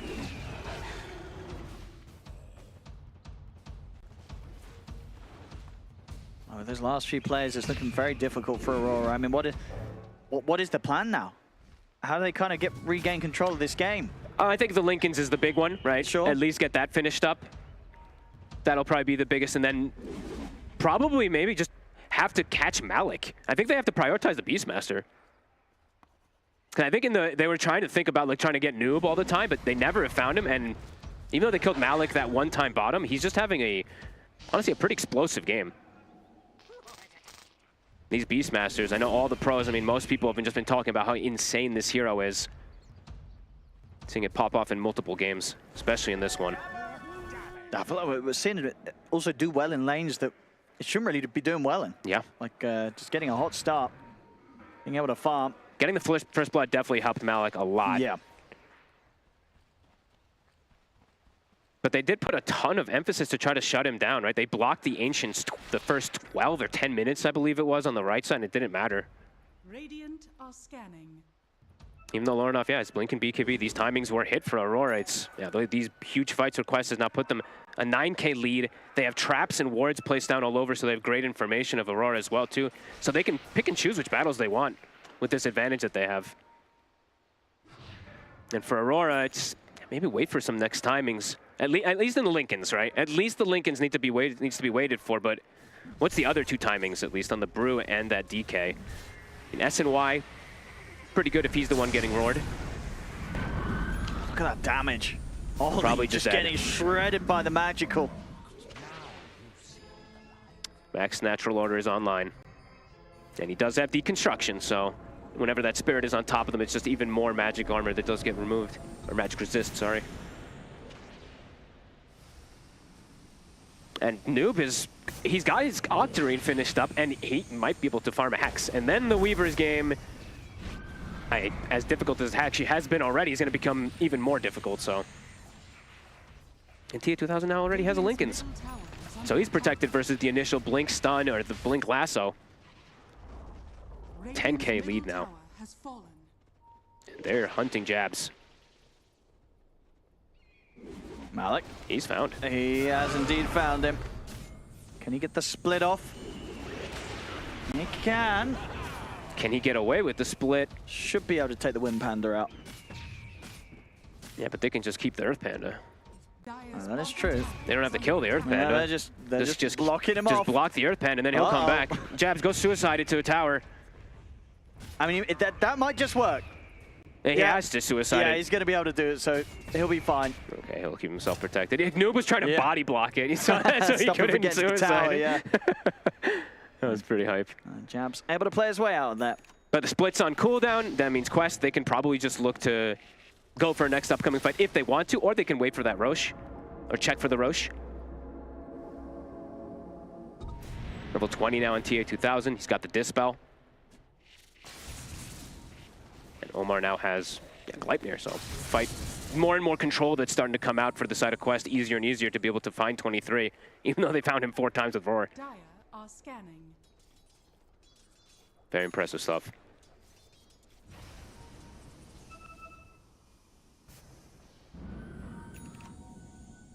I got the pipe. Tukalis is positioned bottom. They have vision of 23 again. Oh, no. They have a ton of magic damage here. If they get the stomp on him. He's over to the creep wave. They've got the Gleipnir to set things up. He's going to be knocked back into the bushwhack. They burst him below, but the time lapse is indeed there. They'll catch him with the dust, so they can continue to chase him. 23 is anyway out. They're going to try and fight back against Tukalis, and indeed with the damage coming out from TA2000, 23 is gone. Same time top. Malik, he's ready to start making the solo plays. Sets up on towards Q. Picking up kills across the map here. Wow. Yeah, Malik is just, honestly, by far my MVP in this one for sure. Been able to really put the team on his back, and now looking for a Wisdom Rune as well. Lornoff. And it's got to feel pretty crushing, right, for Aurora. This Weaver pick, it was kind of their last pick, right? It came out pretty quickly. They clearly felt confident with it, but 23, I mean, we saw him have some fantastic games yesterday, but this is one of his worst. I think this is his worst one that he's had so far. He's literally just getting caught by roars and by all these. I mean, now at this point, it's a lot easier for them to do it. But the one top near the secret shop should never have happened. The other ones, you can definitely see how it could have. But 23 he's having a tough one. Having a real tough one for sure. They've got his number. And now Roche gets back up. Quest lineup, able to take it in no time. I mean, is there anything big sort of farming towards Aurora? No. That's just what sort of a Quest. Smashing the timings where Shiva's guard's going to be very close for Malik. I don't think there actually is now. I think Aurora just lost literally 3 fights in a row after having timings. That I don't know what the next timing is. Jabs has a pipe, but that's only going to protect you so much versus the high magic damage. Now there's high everybody damage, since TA2000 is massive too. Definitely feeling like if you're going to leave the Beastmaster in the pool, you've got to have a draft that at least has some sort of way of saving those that get roared. I think maybe you just have to take this hero out. Even if now that we're seeing like these, the Weaver's just unable to play versus the hero, it seems like it's 2 back-to-back times. Now we're seeing the Beast just too much. Is that the Hex finished up? It is. Oh, Malik almost gets the roar. Nearly finding Lauren off. Aurora's set up. They're going to look for something here. They want Malik so badly. There's the lasso. Can they finish him? Out. Can they take him down? They've got the stun follow-up. They'll get him. That's the most important hero they could kill. 23's going to try and chase on for more. He's looking towards Omar. Doesn't want to go up to the high ground, though. TH2000 to Carlos and Noob in the area. It's a good kill, but they can't really get too much out of it afterwards. Now, when he's back up, Malik, they'll still have the 3 minutes or so to push around the Aegis on TH2000. Yeah, they just caught him off guard there. I mean, honestly, it feels like one of the first good moves now that Aurora's had in the last 10 minutes or so. It's been quiet for them to be able to find anything. It does give them a little bit of room, though, to maybe finish some of those items that just feel like they need. Just looking at which ones it is. I was looking to see who's going to buy the AC in particular. What is it going to be, Jabs or Lorinov? It looks like it is going to be Jabs. They definitely need at least that on their lineup. Okay, Lorinov is just looking to go for like a Hurricane Pike and stuff like that, so. That's exact. Not completely out of it yet, Aurora, but a very difficult game to come back in. They have to kind of stall for a very, very long time, and even then, Quest, at this point, they have so much for the 23. Weaver. Have they got follow-up stun? They don't. He gets away. This time he gets the time lapse off. Still going to get caught by the silence. Can he get out, though? He's getting slowed. That's going to get caught by the bushwhack, and he's still dead. Too much now. Too much from items now at this point to be able to catch this Weaver, too. Yeah, got caught there on a shopping trip. You know, was heading up to buy that Vitality booster to finish his Gleipnir. From the secret shop. Yeah, this is a rough game for 23. That's 6-1 on your last pick carry. And in the mid, Quest, they'll easily keep it going when they've got the number advantage on the map. They can get the push going, too. They got Aegis and Cheese. They can look to hit high ground and mid. BKB available on the DK, but 40 seconds, no Weaver. No Batrider for a lasso in the base. Can start forcing the issue.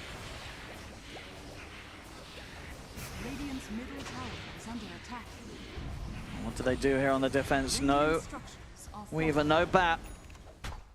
Full Shiva's done on Malik. They had to glyph before the creep wave is even there, so they can just still continue committing for it. Refraction, they just refresh it with the shotgun. They get the Hex to open. Jabs. They're going to try and see if they can burst through the brew. He's pretty tanky to get the sleep and the splitter. Whoop. Force of Thigh able to bounce away. Caught by another silence, but the split will still come. Stun on Malik. So they can turn and take down the Beastmaster. Malik backing off. The split's dying. It needs to run away. Too much damage. TA2000 with the Daedalus is just ripping it to shreds. They have got everyone back up on Aurora. There's no primal split. Still Aegis for a minute and a half on TA2000. That split's wearing off in about 5-6 seconds or so. Lorinov. With the stun, they're trying to look towards this TA, but there's the jump. Malik's Malik's in with the roll. They get the pushback and follow up. They're going to try and focus the DK first. Root on towards TA2000. He'll bounce back with the Ogre Seal Totem. Ticking down pretty low. That may be the Aegis going. No refractions back up. Lasso's going to be there on towards the ET. They settle for Decalis. Can they chase for more? I don't think so. And they'll stop the push. Okay, that was probably Malik's first not greatest roar this time around, throwing it onto the DK. Tried to get this big burst, but he is a little bit too tanky for them to commit onto since he got the BKB off. Aurora gets a bit of time to breathe, get outside, get a little bit more farm going. 23 should be able to finish off this Tormentor. Can you imagine if he killed himself on it? Nah, he's fine, he's fine. No, I don't think he is. He needs help. Okay, now he's got a buddy. If he did it alone, he was dead, Owen. And he actually gets it. All right, well, that's a blessing. Bit of Carlo there.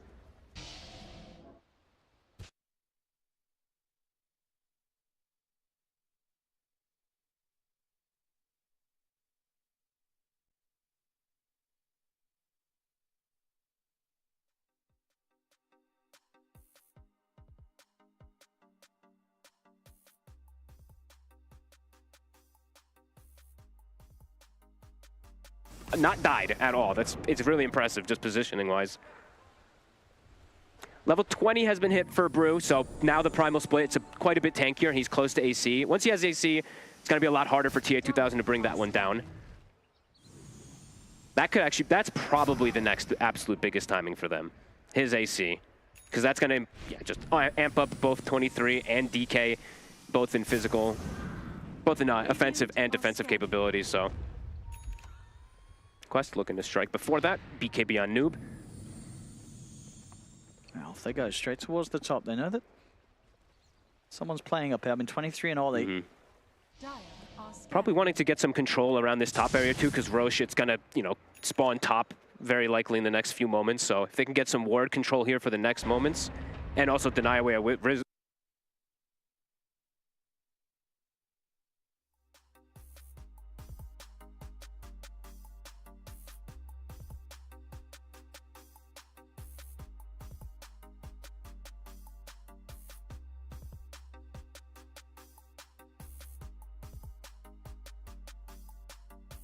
Get away. Probably just sweep the map. Be prepared for that Roche that's going to be spawning in the next few moments here.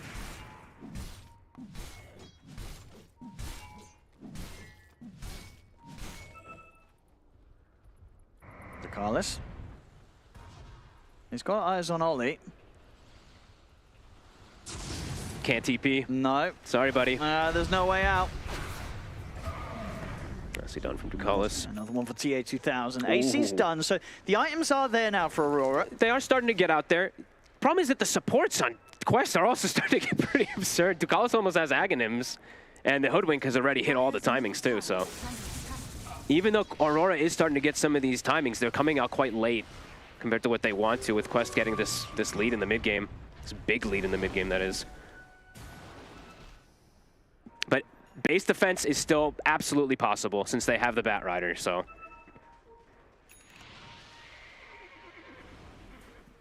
Yeah, they've got to start getting ready for that Aurora. They can't afford to be caught out on the map by Quest. They need everyone up for the defense. Yeah, I imagine Quest, Roche pretty soon, so I imagine they want to start looking to play around that top left. So looking to start swing. They have that deep ward that they place on the left side too, which is going to give good info if Aurora does want to look for a fight around Roche.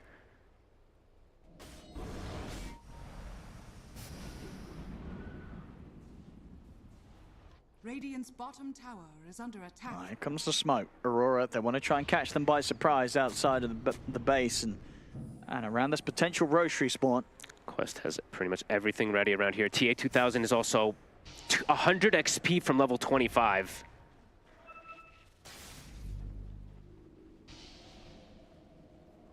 Quest, you definitely feel that they know something's coming. Yeah, they know this contest is definitely going to be made there from Aurora. A difficult contest, though. It kind of has to go perfectly for Aurora, jumping the literal perfect targets in the back, and it's still not easy. Because Noob is just honestly had perfect positioning. Ducalis, now he has an Aghanim, so he's also a threat. Another smoke. Going for a long wraparound. Could this be when they find Noob? Maybe they'll sell Burrow. Are they going to try? The Lotus is already out, so Lonoff has to hold back on the Dragon Tail. Gets caught by the Bushwhack. Oh, and that's awkward too. That's the DK form used. They're going to start scouting with ET Spirits. Roshan is going to spawn. But you can't start it as Aurora. You can't do it versus ET. It's impossible. Dire's middle tower And that is the level 25 now for TA2000. So more refraction instances they have to deal with. middle tower has fallen. Oh, I think TA2000 is running for an amp damage right now too for the fight around that Roche pit.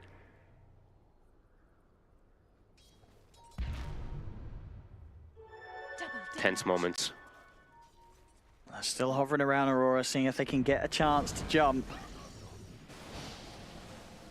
Quest. Here comes TA2000 with They've the got amp. the vision, they get the setup. There's the Hex, straight away they've been able to pop the links, they get the roll to follow up, they burst through 23. Every time. They catch him to start the fight, and now they're ready to just continue to clean up the bonuses. As all is found. Wow. Very well executed. I mean, Quest, patience, patience, patience, and they find the bug again. It's rough. 7 times that they found 23. So he has the highest stats on the team. Yeah, 7. Even Ollie only has 6. I feel this is just it's going to be one of those games that I feel like 23 is never going to want to play Weaver into a Beastmaster again. Yeah, he's probably the guy, just pick me the gyros and the morphlings and stuff like that. This hero's too fragile. Yeah, Malik honestly just had his number completely this game. Swift execution of the bug. No, an Aegis. Who got the Aghanims, by the way? Was it the Hoodwink? Yeah, Hoodwink has it in his bags. Maybe waiting to give it to somebody else. They could give it to the Coddle, too. Or if he wants to have fun with it, sure, why not?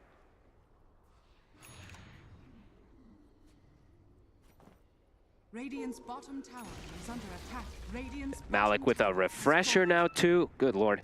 They are just massive. They really are just... now the double roars, they could kill the Weaver every time with a single. Yeah, it's not really been possible for 23 to play the fights. Wow. As now it's, yeah, it feels completely impossible. It's, yep, pretty difficult for them to get an execution of a team fight. Somehow, you gotta kill the beast. They're set up for 23 top. And then again and again. Lincoln's his pop. Have they got enough burst between these two? Oh my goodness, they do. He puts the BKB, but the time lapse was still on cooldown. And Omar didn't even have to use the Aghanims. He actually just is able to give it away to the Coddle afterwards anyway for the upcoming push. Wow. Wait, why was his time lapse on cooldown? Did he use it to kill the Tormentor? Believe so, yeah. Oh, well, that's rough.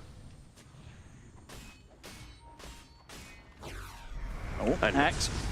He's got the S and Y. He's okay. He's very tanky, but the barracks not so much. Tier 2000 onto the objectives. Radiant's middle barracks has fallen. No Weaver for nearly a minute. Wow.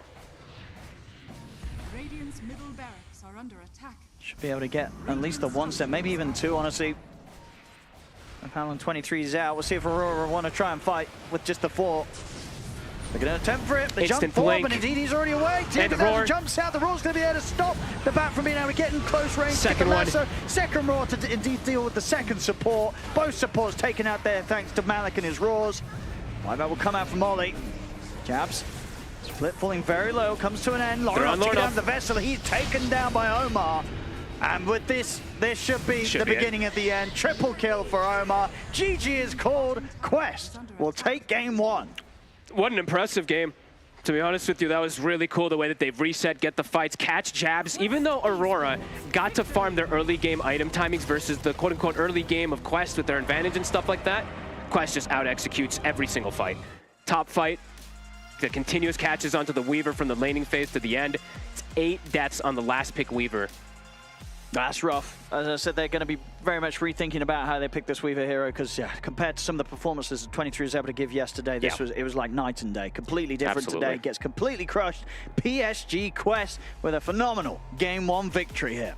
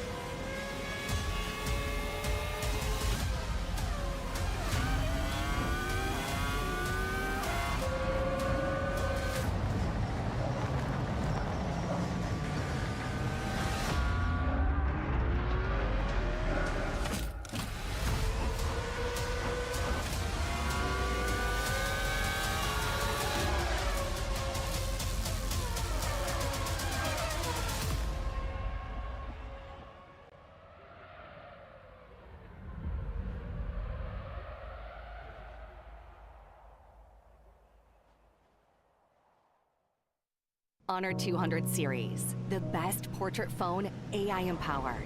Studio level, AI portrait camera, 3 hardcore portrait modes. Color, vibrant and classic to capture portraits that truly stand out. AI empowered magic portal.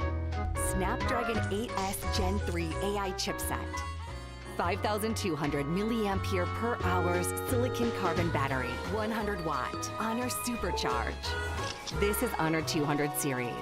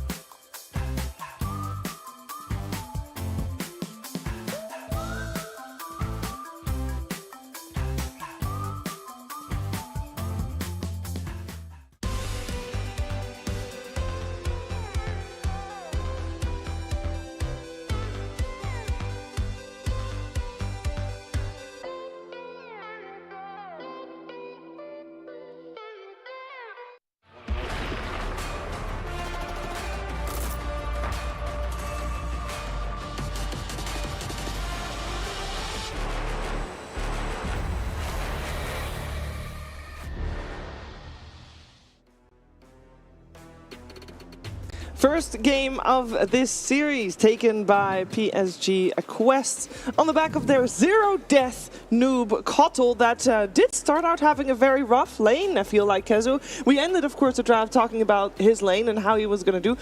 I thought he was doing really bad, but then he just smashed it. I mean, he just does Kotl things where you just get to farm later. But yeah, in the lane, Lorinov definitely did very well. I would even say that Aurora's mid to early game was very good until the Roche fight later, which will likely show up in the highlights, where one time they're trying to kill Malik, who's in the pit, but then they flame break him out. Afterwards, they try to take the fight again, and I feel like they're just playing into Quest's hands, where it's a ET. He's king of Roshan if you're not like committing or trying to fight them. There's also TA traps, so I feel like Quest, they just identified this, and they played really well from that point onwards. But I still feel like if Aurora, whichever team would execute better, I think they would have taken the game, and Quest showed us just that. Yeah, I think this fight here was pivotal to the entire game. Yeah. This is where the game was blown wide open because Aurora had everything equipped from what they wanted. But not only do they lose the Roche, they chain feed.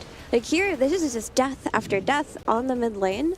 And that's not something that you can do versus a snowball lineup. When you have a TA Beastmaster, they're just very capable of snowballing and just killing you over and over. And Shukuchi into the Echo Stomp here on Weaver, that was wild.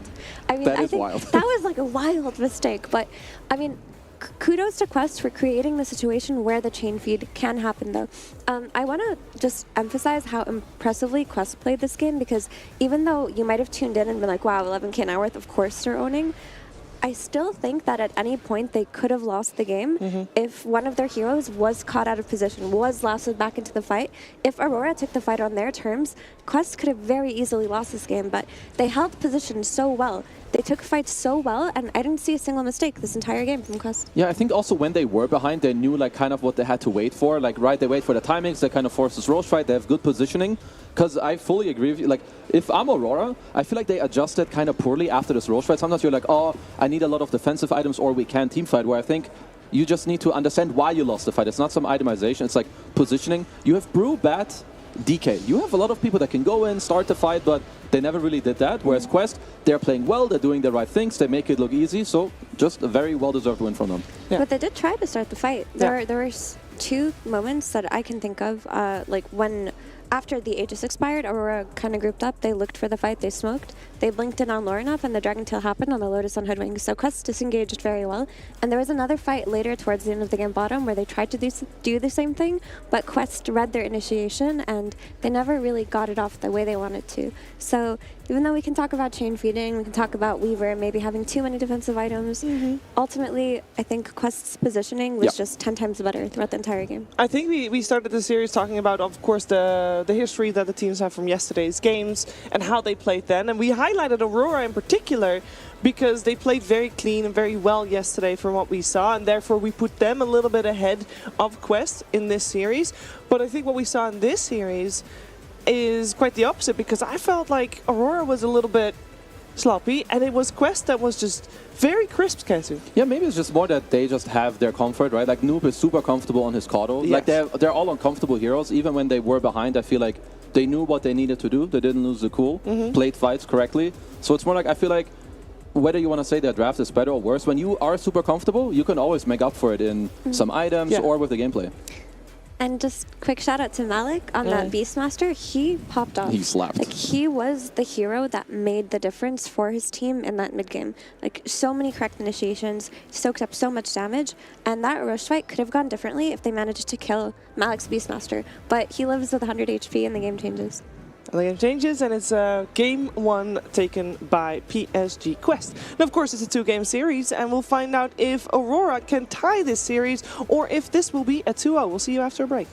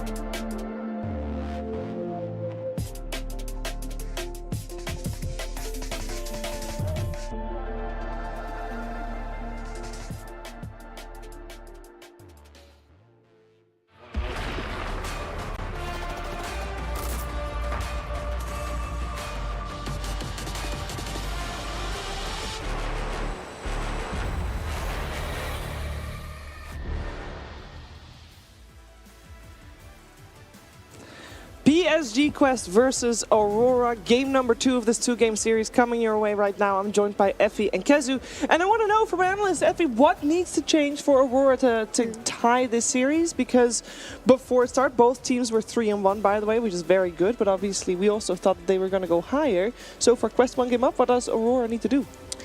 I think that they just need to play better, because that game 1, I didn't see any issues at all within the draft. I didn't see any issues within the laning stage. In fact, I would say that their lanes went incredibly well, the way that they wanted them to, but they just mis-executed. They did not hold their position well, they didn't make the correct moves, and they were just a step behind PSG Quest. So they need to just kind of shake off that game 1 and try again in that game 2. But there are some players that maybe need to play a little bit cleaner. I mean, 23 Savage played incredibly well yesterday, but did not look like that in this game 1. Yeah, that game 1 was definitely not one of his best at all. I do think like what needs to happen sometimes is maybe you have a plan of like, okay, we want to contest Roche, but then depending on what happens, you need to readjust. Because obviously Quest were doing Roche, but they see, okay, they're coming, we kite backwards, we kite the fight into our position where it's like, Aurora like, oh, they're walking back, let's steal Roche. But you need to be aware of what you're playing against and just like think ahead of what you need to do. I feel like they really failed at that one. And if you fail at this against any good team, you're going to give them a big chance to come back. And I think that's exactly what happened. Was it maybe also a little bit... is 23 supposed to be that familiar with Weaver? Was it a bit of a hero issue for him potentially as well? I don't think so. I think there were just a couple of misplays and then the snowball happened, and then he was put in a position where he needed defensive items in order to split push, because it was so easy to kill him on side lanes. And because they had so many defensive items, they could never really make aggressive plays. It was just an odd position where a lot of that snowball that came out of PSG Quest could have been mitigated, because some of it came from chain feeding. Yeah. Well, because, you know, you guys saying he's building defensive items, and I don't want to be harping on it, but the defensive items didn't really save his life, ever, I feel, because he still died. Yeah, I would agree, but I think that just comes down to they never got the fight that they really wanted, where I feel like he still could go aggressive items if they get the jumps they wanted, but they never got those anyway. And we want to credit that to Quest, because they were the ones to basically not give Aurora any space for to set up a good fight for them. For sure. I mean, it's easy for people watching from, you know, third-person POV to criticize when, you know, chain feeds start to happen, but there's stuff that goes on in-game, and then Dota gets really hard versus certain lineups, and you try to split push because it's the only thing that you can do, but then you get caught split pushing and you die, and then you look bad. But then it's like, what else do you do in that position? Well, what else do? You call GG and you go for another round. We should be heading into game number 2 very shortly. The draft actually has already begun. Will be on your screen in a second. We got Aurora on the Radiant side. Quest this time around on the dark side. Actually, it was the same as previous, because Aurora was Radiant previous game as well. So if we're saying nothing needed to specifically be changed in the draft from either squad, actually for PSG Quest, obviously they ended up winning, but their laning stage didn't go super well. Is that something that they might want to address? It could be something that they were maybe just caught, I don't know, perhaps you want to call it off guard. I think we've seen the Brew bat lane other times played with Firefly, which was really bad this time around. It was the sticky into Flame Break, which, you know, may have been a difference maker there. I feel like their lanes were fine as well. Like, sure, they slightly lost, but again, they got their comfort. I think even if you slightly lose lanes, you'll be fine. I think because they won, it's okay. But that draft, like we mentioned in the pregame, and I still 100% stand by this, that draft has a very low margin of error. Yeah, like, if you're not winning that first Aegis on a Beastmaster TA draft with a Coddle that can get jumped by 3 heroes, you are in danger. But they pulled it off well, so if it works, it works. Yeah, I think it's just something that they will likely stick to it, and they won't really think about it until they lose a few games with this type of draft, just because it's like their bread and butter. It's what they want to play, and if they can make it work, then I guess why really change it? It's fair enough. If you can execute the hard to execute but good drafts, then by all means. Yeah, if it's hard to execute but it's your favorite heroes, you know, you can probably make it work at least more often than others. But just be aware of the holes you have and play around that within the game. Well, so far they can't play all their favorite heroes, as we are in the banning phase here of game number 2. We got ourselves a TA first phase banned. And on the other side, previous game, we saw Enigma banned out, as well as everything else. So Enigma is the only one that is still left in the pool. Now Hoodwink, they're banned as well. Pango makes it through as one of the ones that was banned out previous game as well. And it's Elder Titan that Aurora goes for first. And that is Is it for Aurora also a flex pick? Because I know it was for some teams. I'm not sure if Jabs has played it, but he seems like the type of offlaner that will play like really whatever. Yeah. I mean, another hero that's left open is Darkseer. I know that. Oh yeah. You know, we'll maybe see it creep up later down the line, but at least for now, ET just seems like a very good hero. I would be surprised if this hero doesn't rise more in popularity. Yeah, but also all the way back to the Talon days, I mean, this was an Ollie specialty hero. Like, they were picking ET before ET was cool, you know? So this is comfort for them, and they saw that they lost the Roche fights to ET's area control. Yeah. Like, actually, ET's area control in that first Aegis was the unsung hero of that match, and sometimes all it takes is for you to lose to your favorite hero, and you just want to play it yourself. Yeah. I mean, it may also have happened in the last game. Yesterday, they lose to Sven. Then they pick Sven, you know, maybe now it's there too. But I feel like with ET, they have a lot of synergy. Like a lot of the 23 Savage heroes, like whether it's some Gyro, Morphling, I mean, Gyro's already taken out, but, you know, Morph, there's a lot of carries that just match up so nicely with ET. I feel like nowadays it's very easy and nice to have this hero in your draft and make it look good. Let's see, you got with the Pango in the first pick for Quest. I think that's also, I mean, Pango for everyone, for every team is a comfort hero, because for the longest time people needed to have Pango players. So comfort again. Yeah. It's interesting to see which teams ignore Darkseer in the first phase and which teams cannot let that hero go unignored. Because I still feel like it's probably the highest value first pick hero. The hero is just very good. I feel like maybe if you see other teams, okay, they let it through because they have really cool answers, like maybe then you lower it, but if you have a player that plays it and likes it, I don't see a reason to ever kind of, like, why would you skip it? Yeah, it's now been played 10 times so far here at Riyadh Masters with a 60% win rate. Most picked, by the way, is still the Hoodwink, who's now banned out 16 games with 56% win rate. Pango comes in second, by the way, which is an atrocious win rate, but he's picked 13 times. But he's 38% win rate. It's pretty abysmal.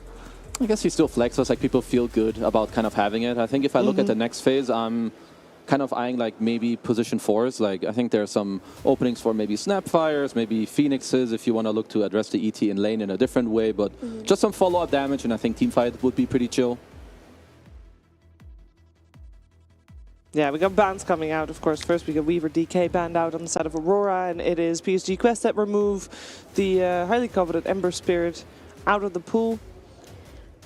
You don't ignore Darkseer now, do you? I mean, previously we did have it banned, but in the second phase, as we said so. I mean, I would take it. Doesn't it have? When you're saying the value for ET is the area of control around the Roche pit, Darkseer does the same thing, and can you not wombo combo fantastically as Aurora if you get Darkseer with ET?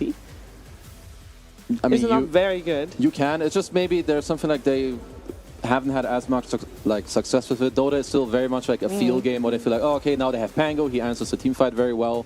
So even though it is one of the best heroes, I guess it's also important to, again, just stick to your comfort. True. Yeah. And Phoenix was still left in the pool. And, you know, when you leave Phoenix in the pool and he's one of the highly coveted supports of the patch, you can just take a support that naturally counters it and you don't have to use a ban on it. Because Snap would have looked good for PSG Quest anyway, right? Because you have this Pango who's going to initiate and roll in. All you need is follow-up damage. Yeah. Would also say you have like pretty good laning. Like if people overcommit in the lane, you can help people out, you can slow the ET, you can commit on him. I think you're just very happy with a Snap pick. I feel like now that Willow got nerfed a bit and maybe Hoodwink is taken out, I think Snapfire will always be like one of the next type of replacement heroes. Okay, I think the Storm pick is very good, especially with ET. You want the kind of jumper, the guy who abuses the spirit, and both Pango, Snap, very susceptible to being jumped. Also Orchid, you know, could be pretty nasty against Pango. Yeah. And outside of the amplification that you talked about, Kazu, this is a hero that needs vision in order to make the initiation, right? And ET's vision aspect of gameplay, we already saw how pivotal that was in that last game. Yeah. Also think maybe like if you're lower enough last game, he had such a good lane. I think he played a good game, again, just like nearly all the time, but it seemed a bit hard for him to make stuff happen. I think this is a more aggressive approach. I think it's the right situation as well against these heroes. They paired up with the SP as well, so if I'm PSG Quest, I'm looking for a way to slow down the Storm, at least a little bit, and damage control. Yeah.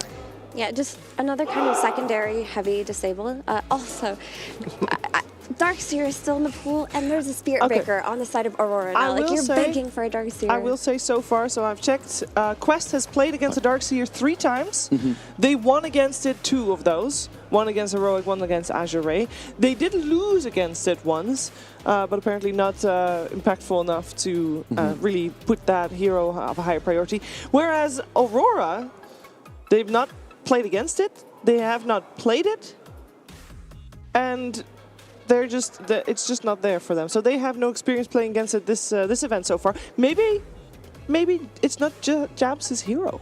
You know? I will be shocked, Shiver, if it goes like if the Spirit Breaker is not paired with the Darkseer on lane. I will be so shocked, because why would you pick the Spirit Breaker so early without the Darkseer? I'm just trying to give reasons, you know? My tinfoil hat is on as to finding reasons why you would ignore Darkseer. No, I feel like it would be very good to just go Darkseer. Like, why not? It's good with the SB. You can build auras, which is great. Like, when you have Puck Pango, they have a lot of lockdown, but the damage isn't very explosive. Pipe also destroys, like, a Snapfire, so I think it would be very good. Something else that's maybe a bit different, and maybe I'm influenced from a party queue we played yesterday, but I think Dawnbreaker Storm is very good. If you get coiled, Dawn ult helps a lot. Yeah. If the Enigma ever gets a BKB, screw you. Well, different answer. Unlucky. I see Fox smiling at least, you know? No, okay, so this Enigma pick, so I really think that, I know maybe they just don't like Darkseer, but I really think definitely don't. No, but I really think that that's what they intended with the Spirit Breaker coming out. They wanted to close the phase with it, but then the Enigma posed a huge problem when it came out, because there are no heroes to address the black hole within their draft. And had they taken the Darkseer, they'd have just gotten owned by the Enigma. But now you have Beastmaster, you have Primal Aurora, you have a BKB black hole cancel that you didn't have before. It was very necessary. I mean, so what do they need to cover themselves with now? I mean, there's a lot of double melee lanes that I feel like still work very well nowadays. Like, B still has very good laning. SB is like a big body. But is there something specific they need to take out? Because usually when you are, like, when you show a double melee lane, there are heroes that can definitely make use of it. Like some Ursa, CKs, they take out the troll. Yeah, because we are expecting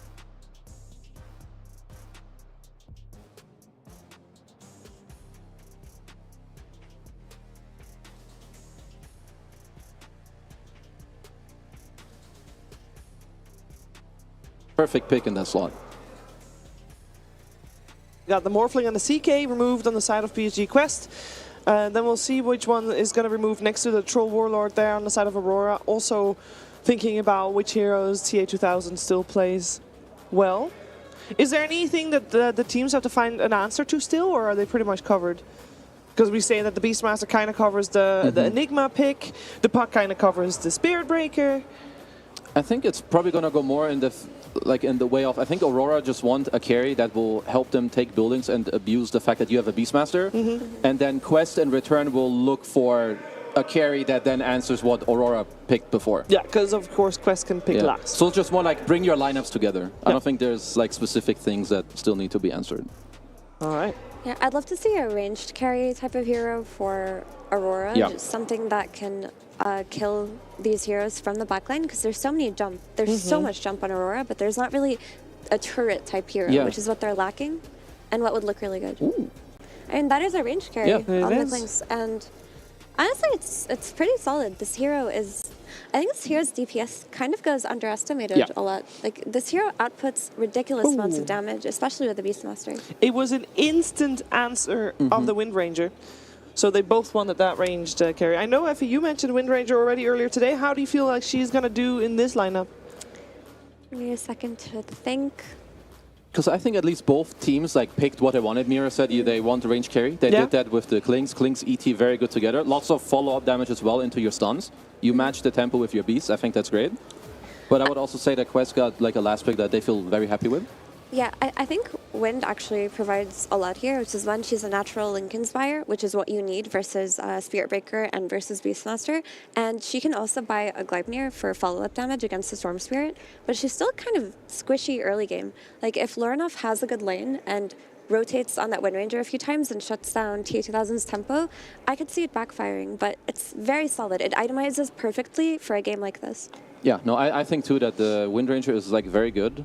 I'm also looking completely on, I think, maybe even both the mids. I think if Lorinov pops, it might just like be a very easy game for them. Whereas I think on Quest, it's more like chill a bit, try to damage control, get TA 2000 fat. Because if he does, I think if the game is even at like 15-20 minutes, I love like Quest just taking the game from there. Whereas Aurora, I think they need to speed it up a bit and show me like this 10-15 minute go together, open the map. Well, with Spirit Breaker there and Q, I feel like they have a good lineup to try and speed it up.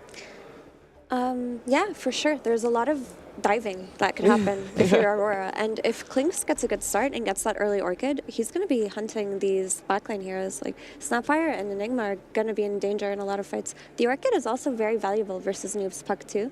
So the interesting thing is both carries can do a lot with certain items. It's which team can shut down the enemy carry's item timings more. Because if Aurora hits those early timings, I can see them counter snowballing the way that they did last game. But if they don't hit those timings, I can see PSG Quest just owning.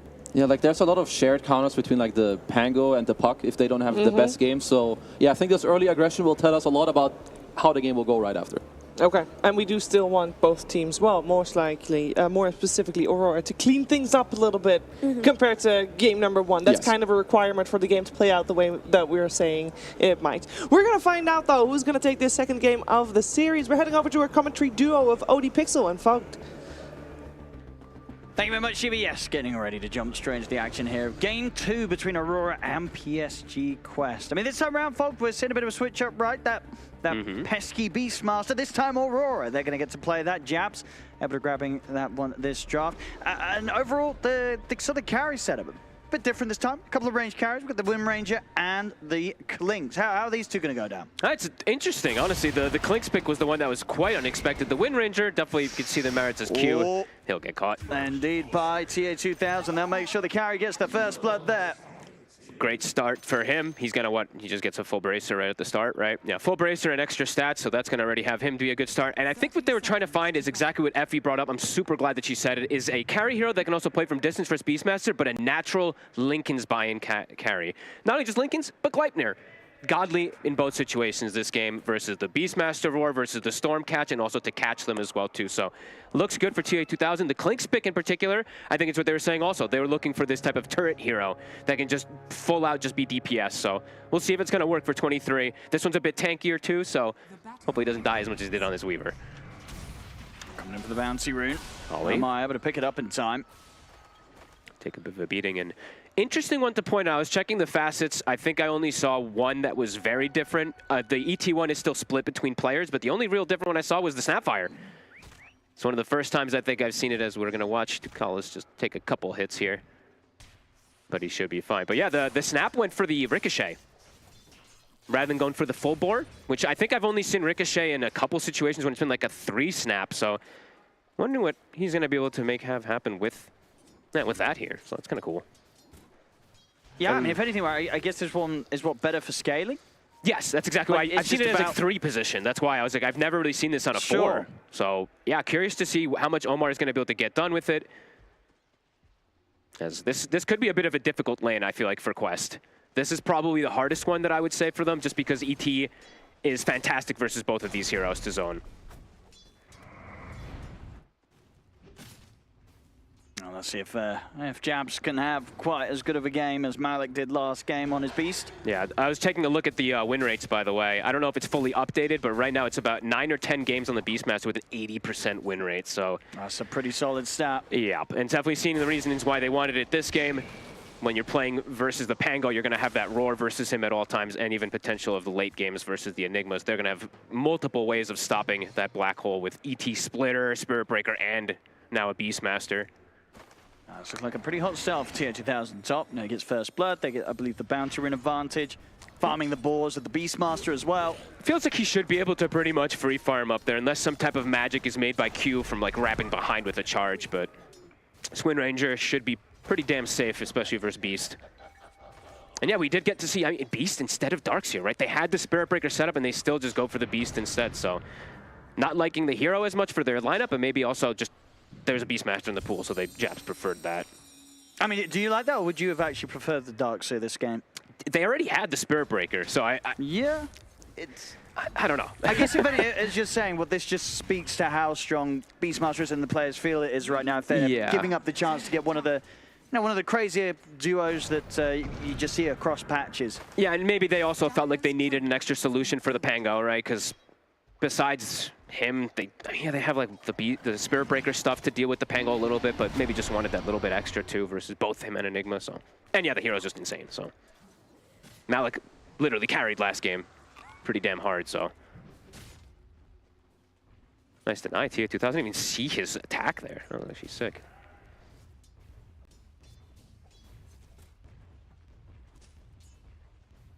Proving to be a pretty easy lane. But TO2000 start this off. I mean, Q just can't really get over to interrupt the farm. They could try and look towards Ducalis. They're going to go with the charge and the axes. Pretty decent. Well upon him. They're losing all the boars, though. He's farmed multiple. I mean, I know we've got the stat we might be able to bring up soon, or we can wait for a bit, but it's going to be a high amount of boars that they're farming up. You have 5 already. That adds up massively. Yeah. Like, watch the levels that's going to probably come out from the 2 of these. That's a lot of money. Yeah, 3 minutes in, right, where you get 138 gold. That's the equivalent of, like, what? 3 to 4 creeps on top of everything. And that's just the gold. Yeah, the it's XP the experience. as well. I mean, the experience is probably it's usually the bigger one too. He's going to be level 4 almost on Wind Ranger. It's going to be almost a full level advantage over there. Is Ollie. Stomper's off in time. And he's going to have to back off though. Can't afford to continue to trade with these 2 as low as he is. This bottom lane's gotten a little bit better than I expected from Malik. He's 17-3, while the top lane actually for the Beastmaster Jabs has been quite a bit worse. Sorry, not Quest. Bit of a better time in at least 2 of those lanes, and mid lane is pretty much even. Noob handling his own easily versus the Storm Spirit. Radiant's middle tower is under attack. Definitely going to be a bit of a different start for Lorinov. You know, he's not struggling, he's not falling behind, but you know, last game he absolutely crushed on his DK. It's going to be a much sort of closer result from the mid laners. Top, they're going to go for Ducalis this time round. They'll succeed. They'll be able to take him out. I see a TO2000 be able to find Jabs return. The bash comes in from Q. Even the Eidolon's on Jabs, but TO2000 won't be able to follow up. But he did get both boars, I think, again. So what, did he actually? I believe he actually did. Is that or the Eidolons finished it off? We can bring up the stat again. Let's bring it up again. Yeah, 7. 5 to 7. They're getting them every single time. So it's like, yeah, you got 4 to 6. Indeed, TO2000 got 2 more. Exactly. So it's like, yeah, you're getting your Enigma kill, but TO2000, he's going to be now level 5. He is getting set up for absolute success. 3,000 net worth to the 2,300. That's pretty net crazy. Worth of the Clinks. So he's a 700 differential now. Very nice power shot too, and they'll get this kill. This Wind Ranger having and another boar. Another boar. 5 minutes in, this is pretty high for the amount of boar deaths, right? This normally happen in the Beastmaster games. It seems pretty high. This is a lot of boars, right? It is. For 5 minutes. He's going to be so high. He's going to be level 6 at one of the earlier ones too when you're playing splitting experience too. Because Ducalis is still splitting quite a bit. This is going to have Focus Fire online. 23? Very early. Oh, that stomp will save him. Only just. How's he doing on regen? He has him, right? He's got Courier coming out. But it's got none. He's just going to have to wait for his death pact. He's got to be so careful. Yeah, could get sniped by the spells here from Quest down He's almost 5, so he could go for the secondary charge of the death pact to get him that extra bit too, but his farm, he's 900 behind the Wind Ranger. And it's not like his farm is bad, it's the fact that the Wind Ranger's farm is just that good. Yeah, just get so much. Yeah. Power Rune. See if they got a chance of getting Omar here. Charge into the stomp. Nice bit of nice body blocks from Q, but the cookies there. Omar's able to jump across, and he's got boots. They're not going to want to keep chasing that. They're not getting that kill. Good thing that he rushed those boots. Does keep him protective. A tip? Why is he tipping Lorinov? Oh, because did you get the mid board? Yeah, he did. I think he probably because the mid laner placed the ward instead of a support. You know, like the classic, the mid laner puts it in the obvious spot. I don't know, I didn't see, but that might have been it. Wisdom runes. This one should be a 1-for-1 exchange unless TO2000 looks to just run forward there. He has Javelin, Treads, Double Bracer, and a Wand, and level 6. Oh, this lane has not gone as Aurora would have hoped. Not at all. Look at that. Oh my god. Wait, let's pull up GPM too, because that's not something you pull up very early almost ever, but 500 GPM, Owen. Probably got to stop summoning these boars at this moment. Yeah, definitely not worth going for the kill there on the Enigma anymore. Even though it did set up Jabs for a little bit more farm, he's not really very farmed on the Beastmaster at all. And on Noob, in a pretty deep position actually, but he's got a regen running. So he should be fine. We'll lose his career, though. Definitely causes a reaction, though. There's sort of 4 heroes heading over He for him. might be able to steal some of these creeps. He gets 3 of them. 3 of them right there. Still has the regen running. He wants to go in and going to get the rest of them. Oh my God, is he going to get them all? He got pretty them much all. does. He got lit. That was all of it. Beastmaster's farm is now gone. That was Jabs' recovery. This is a slow start for Jabs. Yep. Yep. That's for There's, sure. I mean, what, 7 minutes in, you just look at the difference that the 2 cores got out of this top lane. There's over 2,000 net worth difference between Jabs and TA2000 down to the outcome of this lane matchup. And Q, you know, some of these games I've seen him play, he looks to make a move elsewhere, but he doesn't feel like he can because he's playing versus a puck in the mid lane. So the charges just won't be successful. Yeah. Aurora just kind of getting smashed so far in this early game, and now mid. Uh-oh. Another one to go down. I mean, maybe Q's looking over his Beastmaster, looking at Jabs and being like, I wish you were a Darkseer, bro. They could have had that. I mean, maybe, but it's... You know what I mean? That lane probably would have gone a bit different. You can't lose balls when you're a Darkseer. True, but they did get first blood on TA2000. Darkseer doesn't threaten range, right? So I see. You know, it could... I don't know. This is just a fantastic gameplay so far from Quest, and now they're even pressuring mid-tower with the Eidolons, level 2 and Shredder.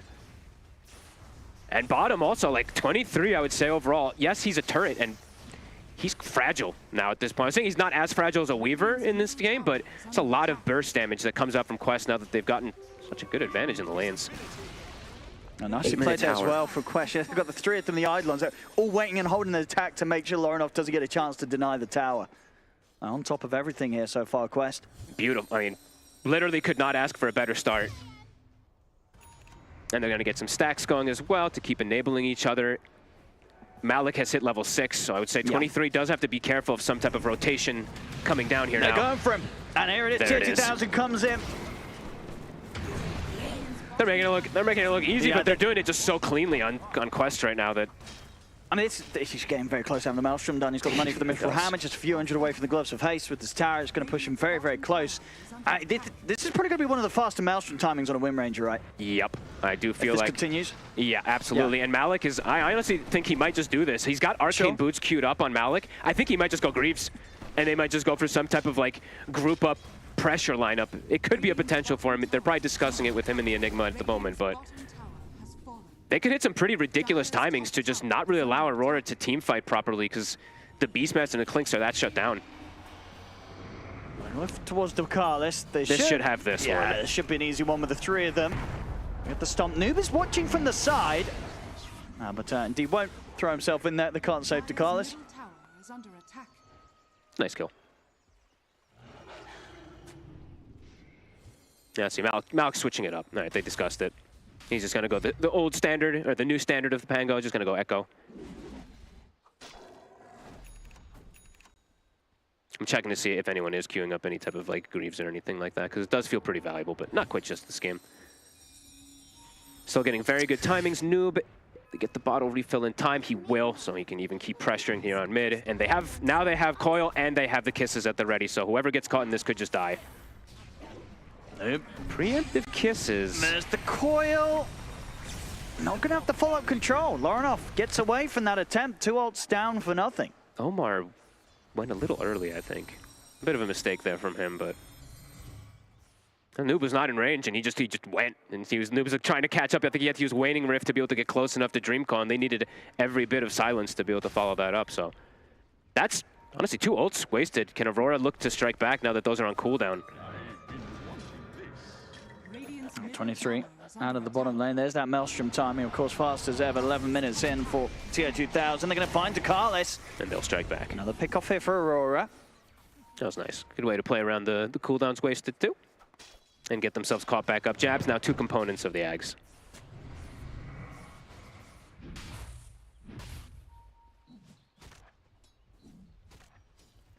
Yeah, managing to slow down the game a little bit here, Aurora. And protect the stacks, let Jabs get his item before they probably involve him too much more. Even though he hasn't died, his farm is still quite low on the Beast. Malik last time was just having a field day. I think he had the Aghanims by now, or at 12 minutes or so. Not the same for Jabs. Power runes just continuing to be secured for Noob. One will spawn bottom, but he should just be able to walk down there and get it. And I think that is his... Is that his Witchblade finished? I think it just is done, so big increase in damage now for the puck.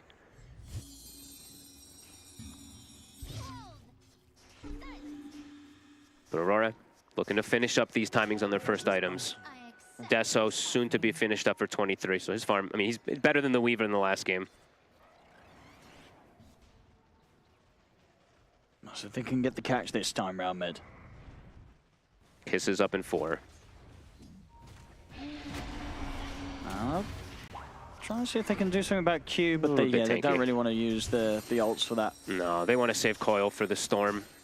Or at least one of those big core kills, not onto a support.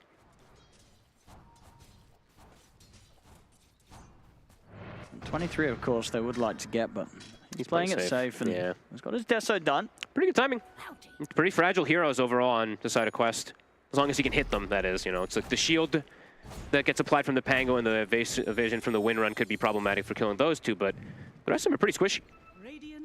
Doesn't opt to go for the Orchid, though. So I know Effie was saying she would like if there was an Orchid versus the Puck, so we'll see if that actually caused the problem. Laurenov, he's got his done. He's in onto Dakalis. Dakalis is going to get burst through. Yeah, that could be why they don't want to go for like the double, right? Focus one on being the silence and the other one just being the physical damage, so. Nice catch. And I imagine Noob, it's going to be instant Q of the Yules as soon as he sees that Orchid finished up. Aurora finding themselves, not back at least to 4-4. Reestablished everything almost, not completely even, but to a much more comfortable position. And Q's starting to get some farm, which he wasn't able to farm too much in the laning phase. He at least will have that one component of that Shadow Blade finished up. The main thing really being that just tier 2000 farm. He's just getting more done with the space, and understandably so, being a Maelstrom hero.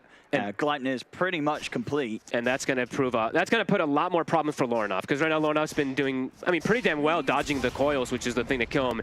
With the Gleipnir, kill chances go up a whole lot. Yeah, we're just chilling back. They're farming.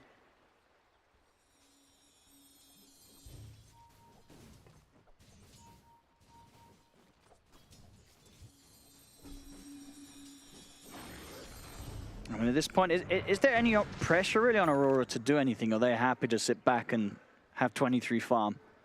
I think when every time they get like item timings, they do want to try to make something happen, right? Like look to make something with the Ags Beastmaster timing.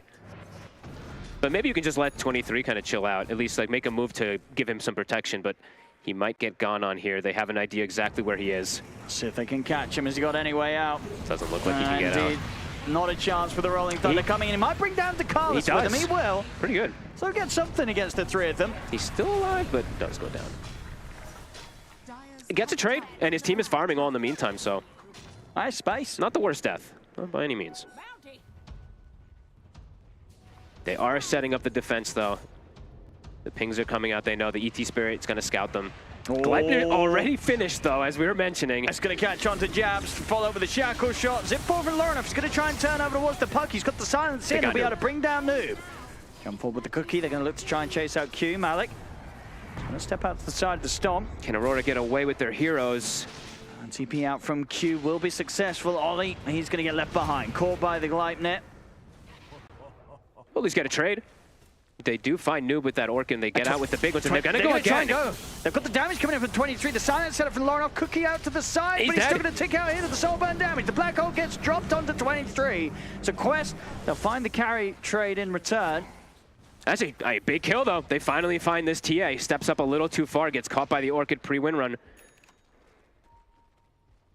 A good jump up of gold there for Laurenov is going to allow him to move swiftly towards the BKB after this Orchid. Yep. Omar just gets the mech now, too. And then a Hornet by the looks of it, Q. In with the charge set up over towards Dakalis. Laurenov's got the follow-up. More gold for the Storm Spirit. Q and Laurenov getting some really good kills. That's Q's second component of his Shadow Blade. I mean, these two can pick off anybody on the map at this point. They're split up. Finish off the tower as well, but it looks like the fortification will come out. Quest might look to fight. Windranger is respawning. Okay, the TP's indeed coming in. Here's 2000, sets up with the Gleipnir. He's going to go straight away over towards Q. Cookie, it's going to connect as well. He's caught with the silence. Q charges in. He's actually able to get away with this. He's on the retreat. He's getting out? Might be able to escape. Q, no way. He gets away. Jabs, he may be left behind though. Surrounded by the entire team of Quest.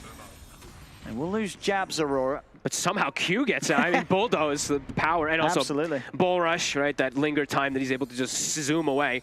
does survive, but Quest, they strike back. It's 9-8, but it feels like there's much more action in this game. It just feels like it's constant fights. And there's that next item queued for TA2000, as we were saying. This is why they wanted this hero. It's the Gleipnir and the Lincoln's combo. And Noob now has Yules, so has a way to protect himself versus the Orchid. Should be able to survive in most occasions.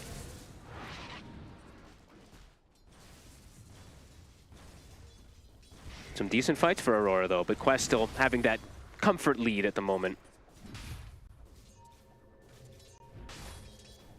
Bottom, they've got the charge. Might just be able to 100-0 him pre-Yules. Let's see. Noob ready. There's the grab. Silence into the vortex, and the charge is easily enough. Q, and that's actually going to be the Shadow Blade pretty much done. So problems with these charges, that's for damn sure. Onto Carlis. Send up onto Ollie. Malik is going to be able to swing across as well. Ollie can get the stomp off. He can. Is he really going to just be able to get away? He actually is. I guess the stomp, and he's able to walk it off. How many of these heroes can just walk away at 5% HP? Or less than 5%?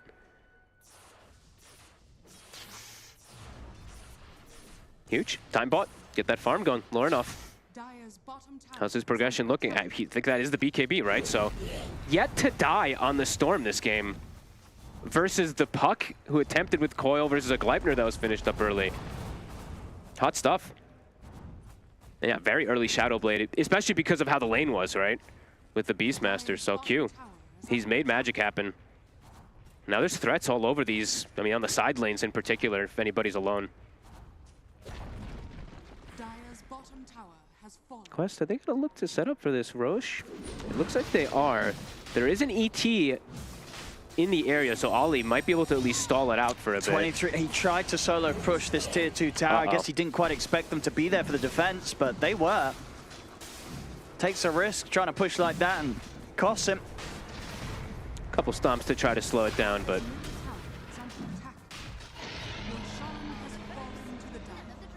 Quest, find the Clinks, find the Aegis, and it's actually, he's halting on the Lincolns at least for now on TA2000. He's going for the Manta. Feeling like that's going to be a little more important for now versus the Orchid in the midst of the fights. Yeah, I mean, I get it makes sense. They both make sense, right? They're both good. Manta's going to be just a bit nicer offensively, and indeed, yeah, the silence is the main thing that's allowing them to set up on him. I think eventually we will see, you know, these Lincolns will come out because these versus so many. Yeah. Him and the Puck, and even the Pango in particular, we could see a lot of them coming into play. Yeah, but interesting that he prioritizes this one.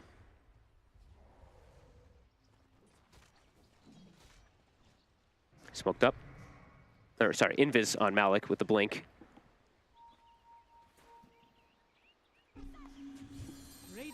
Let's see what they can find down here. Collis is charged. He's a bit separated from his team. And they kill him so quickly. Attempted mech from Omar, but it's nowhere near enough. Puck, the Storm used quite a bit of mana. Noob's going to consider going for the coil play, and he will, because he's got the backup of Malik with the Rolling Thunder. Ornoff goes for the BKB, TP out, and he's away. So again, we're seeing these ults come out from Quest, but Aurora able to survive through them. Dude, Lorinov is playing super well this game, honestly. I think he really is the X factor. Otherwise, I feel like this game could be pretty problematic for the side of Aurora, but this Storm Spirit and the Spirit Breaker are really making the difference in the mid game. Yeah, that was, what, 3 ultimates to attempt through the Storm Spirit, and yeah, he just BKBs, TPs out, and he'll have it back up in 60 seconds when those ults are back at the ready.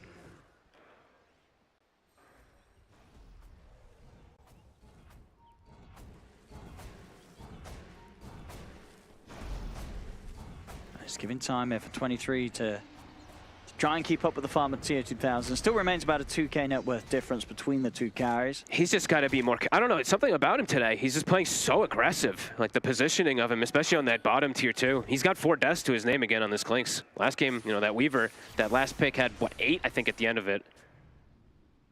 They are seeming to find him over and over again. It's a very kind of all-in aggressive hero, right? Especially with the build, but Deso into MKB. You're not buying anything to save yourself. Very true. I'm actually checking the supports to see if they're building anything for him. Something's got to protect him, right? When you go for all this damage, but not a lot of survivability. And the thing is that these two supports are kind of the, you know, the heroes that play for themselves. Spirit Breaker and ET. ET sometimes can go for like these drums and stuff, which we might see from Ollie. But yeah, not the best ways of protection for the Clinks that are going to come out from the supports. Quest, they're hunting Lornoff. Oh, TA2000. BKB is immediately coming out for Lornoff. He's not going to mess around with this. But does have to use BKB when none of the ultis were committed. So now for the next go Quest, they've got the coil and stuff that could just answer him. So Aurora does have to be careful in these next like 50 or 60 seconds on the map. Jabs does have his BKB, so he's a lot more survivable now. So if they can force spells onto Jabs and then the Storm can follow up, that's one way that Aurora can take the fight, but still have to be a bit careful into Aegis. Jabs is maybe thinking about making a play with 23 around the mid. There's a lot of members of Quest here though. 23's going to show.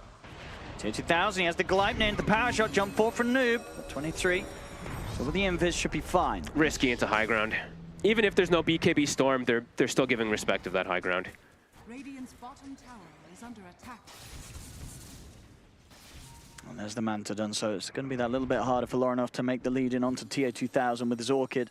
Omar also has Greaves, so multiple ways that they have either to dispel or protect each other now. 23. Or dispel themselves, I should say, sorry. Obviously with the Greaves, so. They're going to look to go elsewhere, Quest. They poke at mid. Now they're going to try and see if they can maybe catch Lornoff. BKB still cool down. 12 seconds. This would be the perfect catch. Yeah, smoke dispels. They're going to see him, but he's able to get the zip off in time. Ball lightning into ball lightning, dodges the Dream Coil. He's so ready this game. Wow, 4-0 still. Yeah, doesn't get caught by, and that's the coil wasted. Yeah, that would have been a huge catch. Radiant's courier has been killed. I really do feel like he is honestly that X factor right now, making things look quite even. Aurora, they're going to smoke up now with BKB's backup for the Storm. They're going to look for their timing. Coil on cooldown, Aegis being reclaimed in 20. This could be the dream scenario if they catch TA2000 as this is going down. 15 seconds till Aegis goes. He seems to know. Yeah, he saw. I think he saw the charge. Yeah, he saw it with the ward bottom. I mean, beyond the tier 2 shot, they can't go for this. This is crazy. I mean, they're going to try. They're diving in, but the Black Hole's there onto the three of them. It will get put or stopped by the silence, but they've lost their Spirit Breaker. They'll get the Enigma. Can they get anything more? They can't. They're able to bring down Malik. TA2000 focuses down Jabs with the focus fire. Jabs will fall. Lornoff's got to start backing away, but he's low on the mana. I mean, they went all in for this play. Such a deep dive. I mean, they do get 3 of them. It's a 3-for-3 trade, but if they lose Lornoff, it won't be worth it. He gets shackled. They've caught him as well, and they may even just be able to run down Ollie. There's Ollie on the retreat, but Noob and TA2000, they've got the methods to chase him. They pull him back in with the Waning Rift. It's a team wipe that Aurora only just went and kind of walked themselves into, Fog. It was so deep, and it was as the Aegis is getting reclaimed, TA2000 gets a dream setup, and the Clinks, I didn't actually even see 23 really get much off. I think they just exploded him. He got caught in the black hole, right? One of the 3 of them, I think. And then I think Noob just cleaned him up, yeah. Yeah, we'll see at the start here. I mean, a glorious black hole from Ducalis that does get put to stop. I believe what Lornoff turns and uses the Orchid to silence him. But yeah, 23, he's focusing down. He's getting hit by kisses the whole time. But indeed, taking huge amounts of damage and nearly gets away. But I think he saw that blind orb from Noob, snipes him at the end of it. I mean, it was such a risk. It was such a risk. It really didn't feel like they needed to go for that, Fogged. Maybe they felt under pressure just because they feel like they're getting out-farmed on the map. I mean, maybe it's been an awkward time as well because you look at 23's inventory, right? He's working on this MKB. He was very close. And yeah, he's kind of got the attack speed, the blitz knuckles, and the recipe in his backpack. He was kind of 1,000 gold short of the MKB. You're going for this fight. It's just a lot of effective gold that wasn't being able to put to use. Honestly, it was a pretty wild dive, honestly. It completely blew the game open now. Especially the way that like game 1 went. You would have felt that Aurora, they must have felt...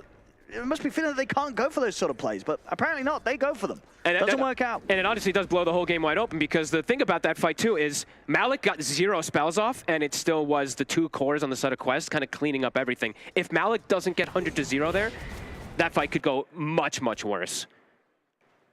That's rough. I mean, pretty much after that, TA2000's got his Lincoln Sphere on its way, just a little bit short of the goal on the recipe, but likely to be there for the next fight. Yeah, Lincoln's on him, Manta on Malik. He's gotten a lot tankier, and even Noob going to potentially have that next finished upgrade as well. I mean, this Wind Ranger is it's just too farmed. He's doing way too much, and he's not controlled by any means. He's always in the back line. They have to address too many things to deal with the Wind Ranger as well. And yeah, now with Lincoln's, I don't even know if they can even go for TA2000 almost ever again. That bottom tier 2 tower has not been the place for them to be. No. Early on was up sort of had, what, 23 getting caught out on his own trying to push it, and this time around the whole team dives it. Very, very true. And goes horribly wrong. Okay, he's got the MKB finished. Jabs now has a blink for their own jump and their own start of the fights. Who are you looking to blink roar then if you Jabs? Honestly, if you can blink roar the puck, it would be pretty damn amazing. Because I think blink roaring TA2000, that's just not going to happen, so. If you can do that, sure, but it is not going to happen. He has Lincolns and you have no way of breaking it, so. I think he just has to settle for one of the other ones. Yeah. Here comes that smoke.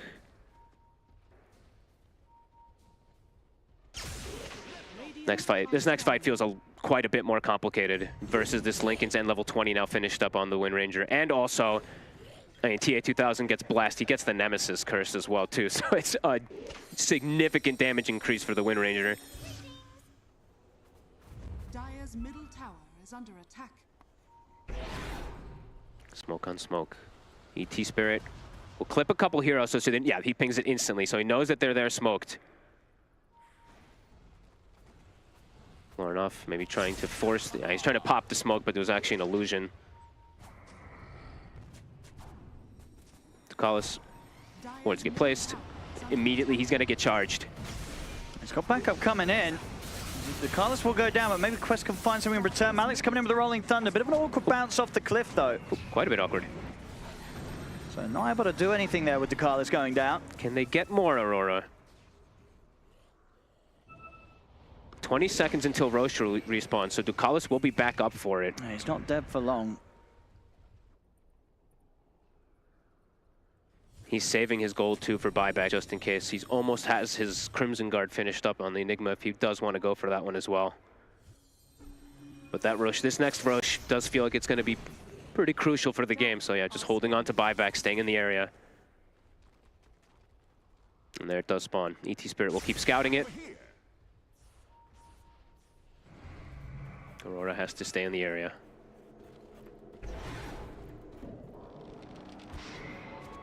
If somehow 23 can actually just sit and free attack in the fights, that's how Aurora can have the success, but it's not easy for him to do that. And that Roche, it is going to shift. They're already prepping for the shift, and Aurora has to start making their way bottom to be able to get to this Roche. Can they actually make it over here is the question. Because they don't want to take the portal because it's suicide. Mm-hmm.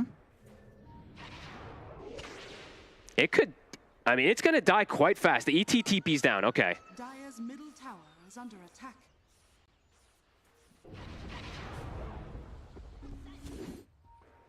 Can at least set up a stall here. So yeah, they won't be able to start that rush, and they're already swinging down. So Aurora does make it in time. Yeah, imagine the Quest is going to be ready for them. The Quest is going to try starting the Roche. I don't know what's going on now. If Aurora's able to get high ground, it could be pretty nice. This is a long storm zip, a lot of mana straight used. in. At the same time, they do get the enemy stun out on top of Omar's. They take Omar out. 23. Carlos trying to step in. He's in trouble. And they're able to take down Carlos immediately. Well, support's dealt with. Malik's Rolling Thunder comes to an end, but the Swashbuckle comes in. And TA2000 stepping up towards Lorenos. Lorenos BKB about to come to an end, and he's low on the mana. He's got to step back. TA2000 might be about to begin a bit of a cleanup. It's the same as the last fight. Noob and TA2000. He's gone for the TP up, but they're able to find him. Noob's in with the Yules, puts a stop to the TP. They're going to be able to clean up the storm as well. These two are just getting too much done. Omar is required to kind of buy back in the rest of it all, but it really is the Puck and the Wind Ranger doing absolutely everything again. Malik got on the Clinks to get the setup, but yeah, the Puck and the Wind Ranger are doing all the damage. Yeah, they can clean up the supports of Quest, but they can't really get much more, Aurora. No. They had to take a bit of time also to finish off the Pango because he got right on top of 23, but the Roar was used on the Snapfire, so not getting it onto one of these big cores. We'll see it again here. 23 indeed. Being focused at the start. Malik doing his job there and just not able to really do much about this Puck and Wind Ranger. TA2000 and Noob, every single fight, they're coming out on top. Level 22. Gonna have Aghanim's as well very soon to deal with the physical damage that comes out from the Clinks. Well, also, of course, being able to flank in pretty much every single situation with it, so. Force the Glyph, the back away, charge coming out onto Omar. But he should be just fine. Omar, of course, had to use the buyback in the last fight, but a very good buyback to at least secure this Roche.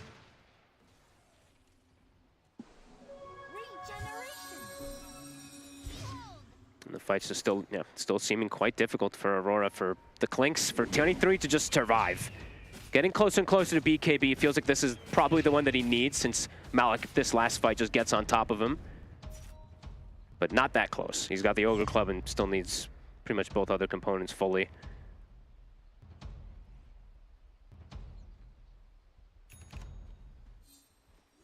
So if they want to do anything about the tier 2 defense, they may just have to let this go. Yeah, no glyph. They can't defend this one. So if they want to push up to the high ground. Creep wave pushing in on the mid, so they can look to take another tier 2 there as well, Quest. TA wants to at least poke a little bit. I say poke, he's just focusing the glyph at the least. Drop the banner as well. I believe it was a little late. Roar. Get the Roar to open things up. Stop to follow up. They'll get him with the grab back as well from the Vortex. They're He's not still even able to alive. take him down the watch. The Black Hole comes in to control Lorenoff, but the BKB was out in time, so not a huge amount of magical damage to follow up. Lorenoff's able to survive, zip back to the base. Controlling Malik. Getting caught by the stuns, but he's still able to get the shield crash out. It's the distance, jabs. Long zip. Walking back to base, and indeed with the zip forward. Malik's alive. He survives. Lorenoff's dead. He gets the roll up. He went all in for that play. And that's him out without buyback, Fogged. And Jabs actually does end up dying in the back also, I believe, to Noob.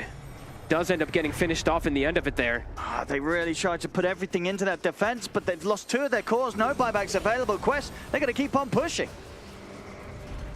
This Clinks does do a lot of damage. It's just that he's so fragile that he can't actually commit too much forward. He cleans up the Enigma in like, what, maybe 2 seconds or something there or less, but committing into the fights afterward just complicated pre-BKB still.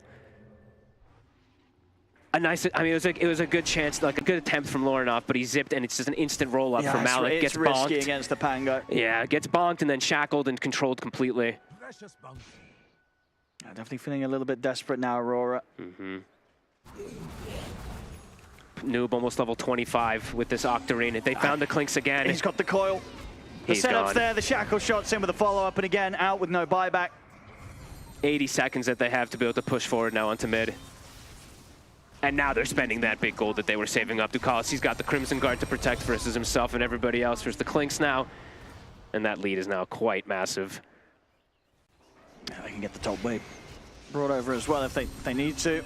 And now even Lorenoff not safe with BKB versus the puck. Got the shackle shot into the Malefice, Cookie as well. Got the stun from the ET, so we'll stop any more aggression. But yeah, 25 on puck is hit, so Coil now is effectively a death for these BKB cores as well. They're going to realize pretty soon, you'd imagine, that there's just not this buyback on the Clinks. He's short the gold. Didn't catch the creep wave there with that zip either. There's a catapult wave anyway, so. Jabs. He's going to try. He hits the Roar on towards the win range. They get the pullback as well with the Agnes Vortex of Lorenoff. They're bursting tier 2000 pretty low. And he does go down. They're able to kill off the win range, but the Dream Call, I believe they came out to pretty much all 4 of them in return there for Noob. Noob survives. They have killed the win range, and that will stop the push. Oh, Ducalis is sneaky. Jumps in and takes the gem, blinks away. That was, I mean, it's something. It was definitely something. It's a defense that managed to push them back. Through everything, too. I think that was through Greaves, Glimmer, and everything thrown on to protect this Wind Ranger, and they have the damage without the Clinks. It's pretty impressive. But it did cost a lot, and now Ollie did have to buy back as well, and I didn't point this out earlier, but Ollie has a pretty funny item build. I know we've clicked on it a couple times, but it maybe did come into play there to be able to kill that Clinks, right? Just having a crit on an ET, which is not too expected. That's the BKB done for 23, but you know, as I was saying before, that puck coil gonna be the answer versus all 3 of them. Or all 4 of them, sorry, I forgot Spirit Breaker as well was able to finish one, so. But 30 seconds, Quest, waiting for their Wind Ranger and Aurora. Can't really get too much farm out of the map, even though they did put up a defense. They can't go out to get too much more farm. And we do have those tier 4 neutrals coming up in about a second, so they do absolutely want to try to claim that Ancient Guardian, I would say, for the Clinks. Since they are going to be trapped in their base, it feels like. I like this. 23s is camping him just in case.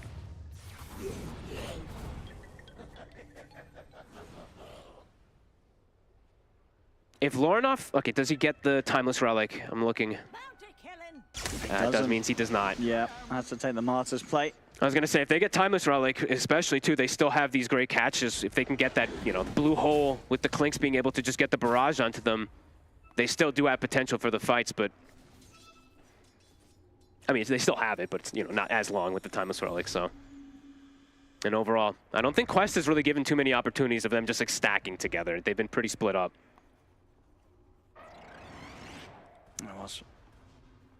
Well, we have seen Quest get some pretty nice dream cores and black holes themselves. That's very true. Aurora has been caught quite close to one another.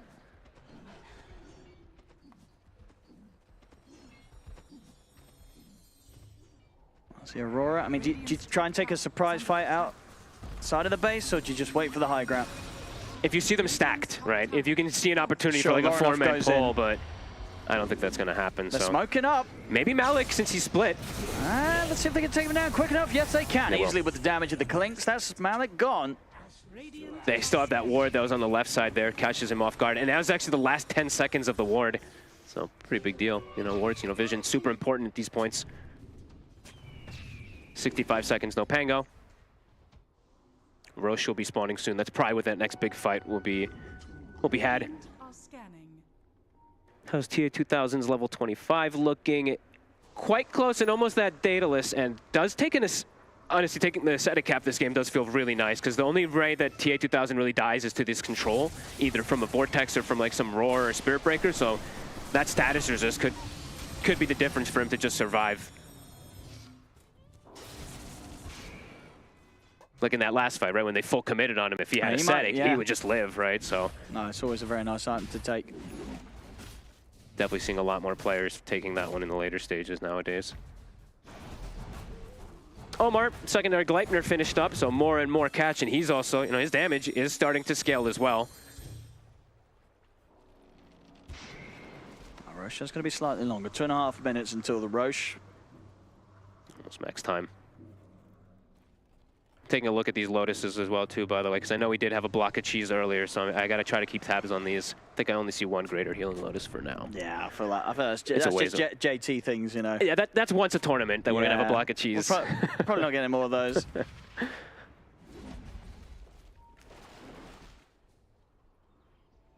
I mean, Aurora, they're definitely going to want to, I imagine, try and take the fight around the Roche, and I don't think they're going to want to sit back and let that Roche go to Quest.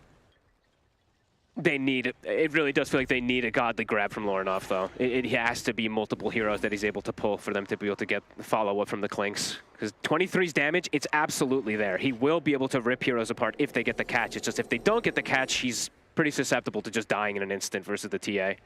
Or versus TA2000, sorry. And they're set up here, Quest. They've got the ward placed on the left side. They know that this is there, of course, on Aurora, and they have the secondary one placed near the Roshan pit, so very prepared for this fight. And this would be the fight for the comeback or the fight for the GG, really. Oh, are they going to fight around that ward? They're going to see it first. They're trying to get a ward jump down, but Ollie going to get jumped. That's a dead ET, almost dead. certainly. They'll turn with the Roar on the side. Takalis is going to jump across. He's got the black hole ready to control 23. 23's gone. As TA2000's in with the focus fire, takes him out. And they Lorinov finish off Lorinov. It's the three of them dead without buyback. That just might be it. What a fight. Fighting around the ward. Catch them off guard. They were so quick with it as well. Not a chance there for Aurora. They lose all four of them. It's only Jabs left alive, but Noobie's going to try and chase him. He wants to try and get the team wipe out of this. He's like, Jabs, I am forcing you to BKB TP, my friend. And there it There's is. a focus fire. It's going to be close. Damage. Oh my god. But indeed, not quite enough. Jabs gets back.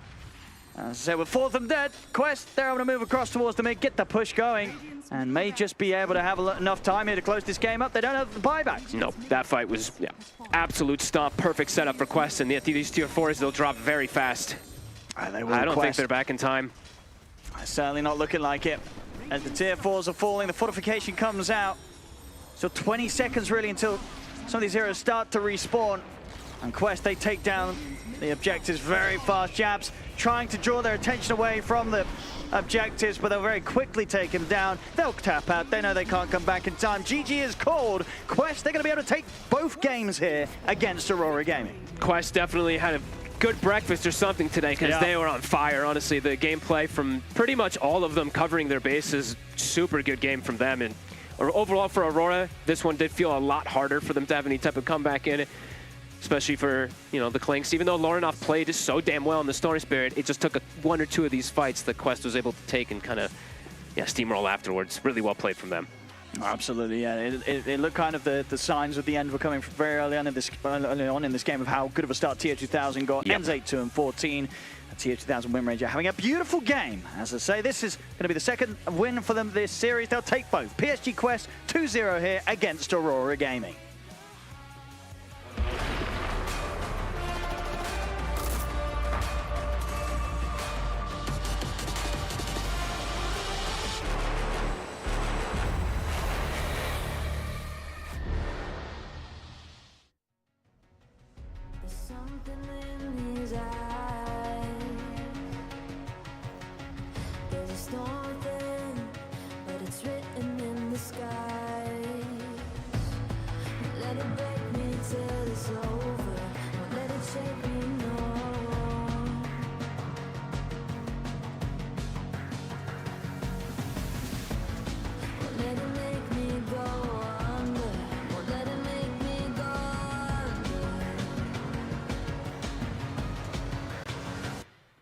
So now it's time to fly. Nothing's gonna stop me now. Nothing's gonna stop me now. Nothing's gonna stop me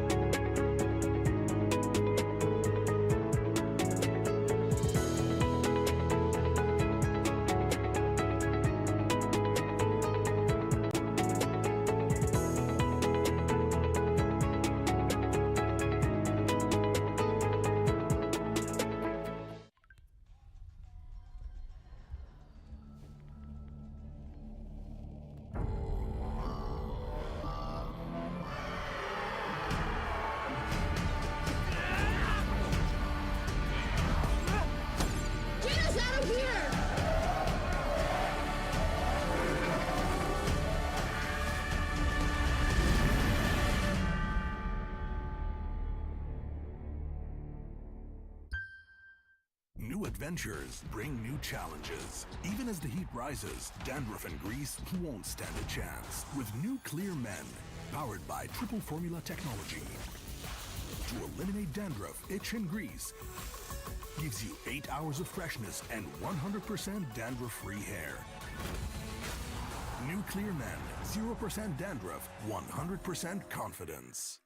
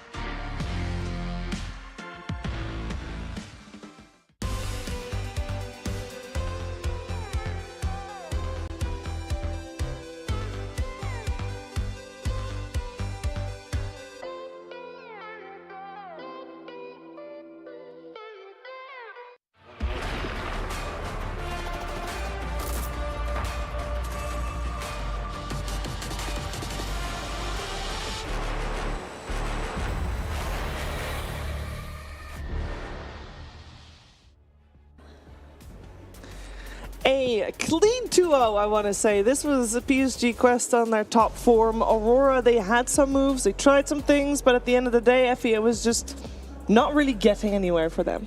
They weren't, and honestly, I'm pretty surprised. First of all, I'm very glad to see how cleanly and how well PSG Quest played today, because it's been a long time coming. This team is capable of so much, but we just hadn't been able to see it for a while, and today they were on point. Yep. But I am surprised that Aurora always just looked one step behind in both games.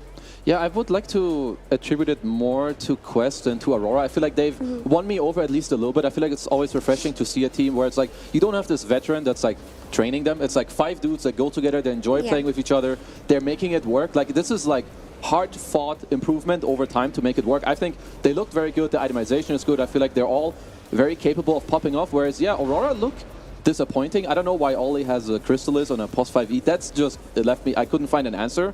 And I think also 23 Savage should have had a BKB earlier. Like, the way you should think about BKB is not a defensive item if it's the only reason why you can deal damage. Yeah. Then it's actually your aggressive item. But, you know, those things didn't happen. I think Quest, they look amazing. They look awesome. I love watching them. Just well-deserved 2-0. And what I liked about watching Quest today is in both games, it felt like there was one player pulling their weight and then some. And in that game one, it was Malik. But in this game too, it was TA2000 on that Wind Ranger. That was a very incredible performance. You know, from the laning stage, just beating on that Beastmaster, killing 8 pigs. Yeah. 8 pigs in 6 I minutes. mean, okay, that was really good. Is that a credit to TA2000 or, you know, I feel like Jabs is playing a role in that as well. I would say it's credit to TA2000 too. Okay. I mean, maybe that's a hard lane for Beastmaster's Wars to live through, but he played incredibly well. His shackles were on point. He rotated through the Twin Gate at some point, came, killed the Clinks, got the tower, went back. He was landing shackles when he needed to. Yep. He was joining fights when he needed to. He hit all of his timings, so he was on top of his game. Yeah, I wouldn't be surprised. Like, this guy already, he's been on the radar, I would say, even for a long time. I hope Quest do well, but if they weren't, I feel like he's got to be, like, one of the highest rated or, like, carries that people are going to look at. Because, he looks so good. I think they look amazing as a team. And, you know, they're happy to win as they should be. So, I don't know. I just like this team. It's a very fun team and a wholesome team. At least that's how they come across to watch. I will say, I mean, Wind Ranger is one of TA2000's signatures.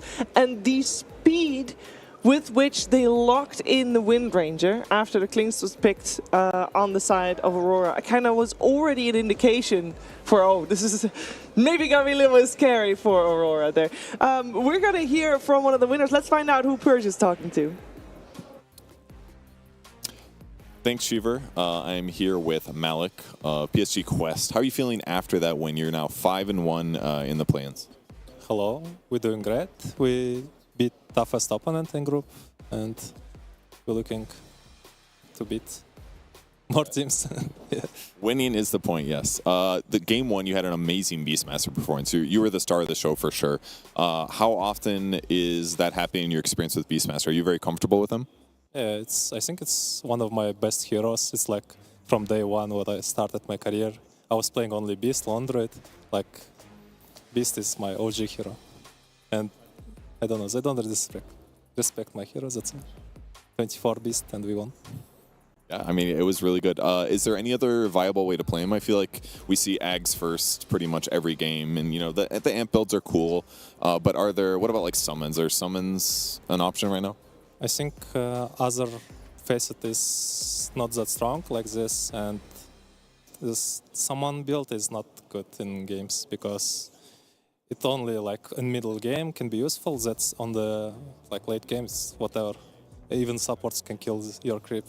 And this new build, you can kill Roche. You put on timer in like mid game. So it's hard to play against Beast with Aghanim. So considering it's a very different playstyle than Beast has pretty much always been in the history of Dota, he's pretty much always been like a summons type hero. Do you like his current playstyle, or are you happy there's some change? I like this playstyle because also you need to control your boards to stack, to also that's all. And you can do some funny stuff like blocking ancients for enemies. That's all, like nothing special. Okay, gotcha. And then in game two, you played Pangolier. You guys had a fairly one-sided game. The enemy Beastmaster, Jabs, had a really rough time. You guys pretty much beat him up. But how did the game go for you on the other side of the map as a whole? Second game went hard. I mean, first game was hard also because our all moves kind of not working, and the Dragon Knight had blink like minute 10 with Soul Ring portraits. It was huge, and they're doing very fast move with blink and kind of was closing us to open tower and some stuff.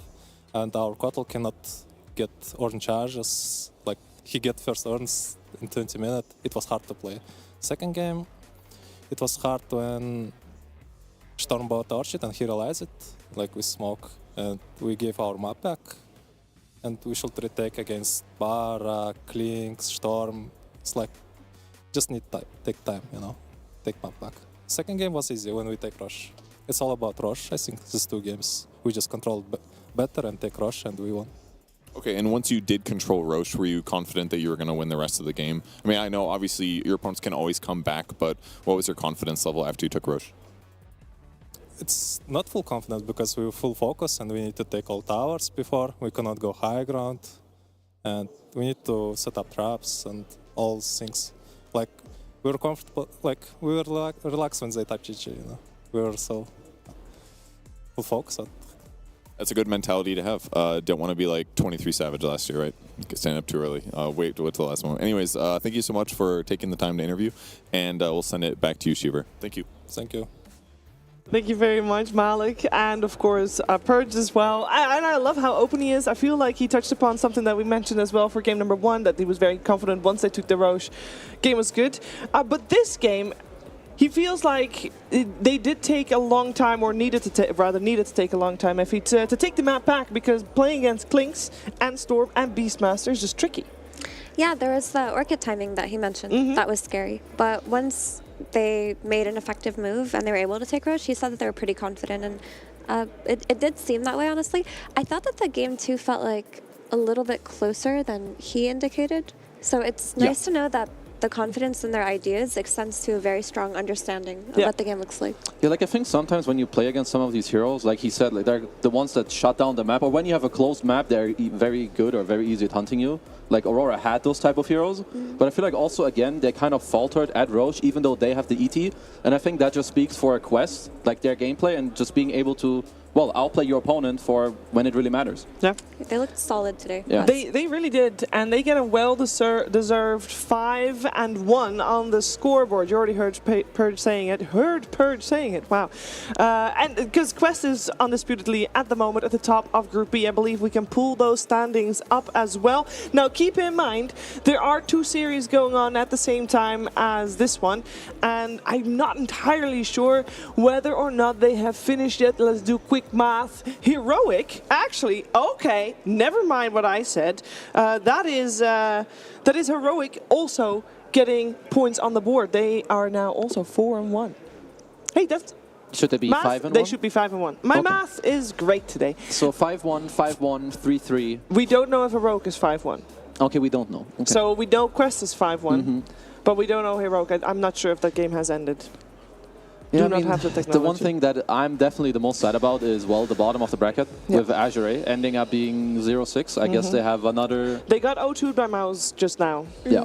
So I guess they still can bring it back if they go 4-6, but even then it seems, they need to figure stuff out like right now. And something on this team is fundamentally not working. Yeah. I mean, we saw them have kind of a good honeymoon phase when a team gets together and they play well and they think, oh, we can do it. But they just fell off super hard and never really recovered after Elite League. I think Elite League was their best result this year. Yeah, they came 4th or something. Yeah, it was 4th or 3rd or something. And then afterwards, it was just disastrous. So at this one, I have to think there's an issue within the team in terms of player synergy. Because you don't get results like this unless you have players within the team that have different ideas about the game.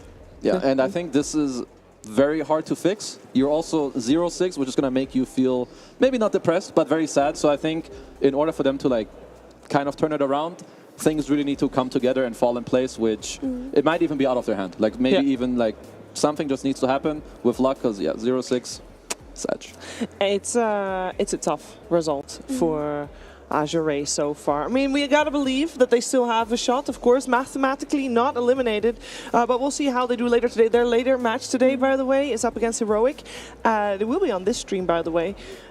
And you just saw Heroic being 4-1. We don't know yet how they're gonna end, but the Heroic does seem to be in shape right now. But for this stream first, because of course Azure and Heroic are Group B, but we're gonna first go to Group A.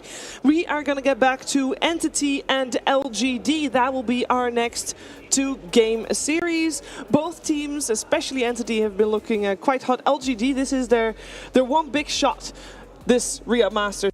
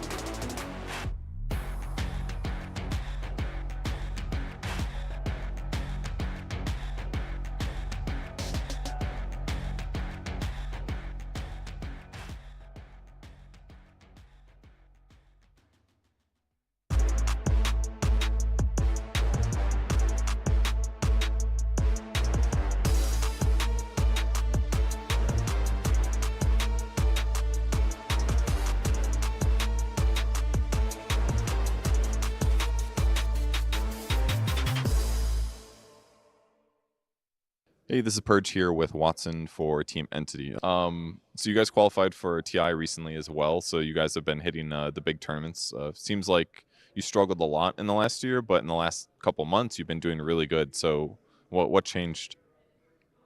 Our coach?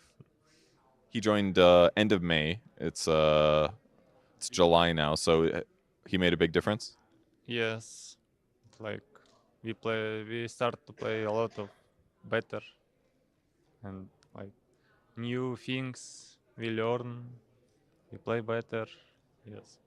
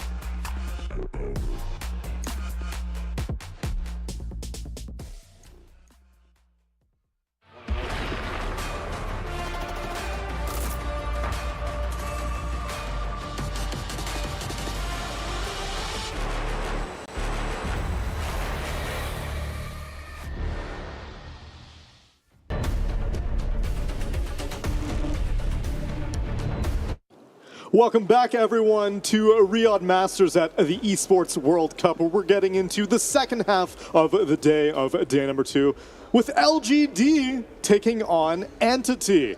LGD is a team that we actually haven't gotten a chance to see too much of on the mainstream, or really this year in general. LGD, formerly a mainstay team in Dota, has kind of been a little bit off the grid recently, but they are making a reappearance at the Esports World Cup. Welcome back, everyone. My name's Tsunami. I'm joined by BSJ and Fear to take me through this series. Now, I alluded to it earlier. We haven't seen too much of LGD recently, but Entity we've been seeing plenty of, at least over the past few months, because they've been setting the world on fire. They've been withering away in Western European qualifiers, always being just ever so far away from making it to events.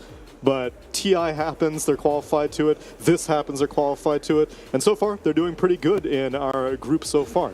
Yep, no one seemed like the final piece of the puzzle. Seemed like it all came together with him being added to the roster a few months ago.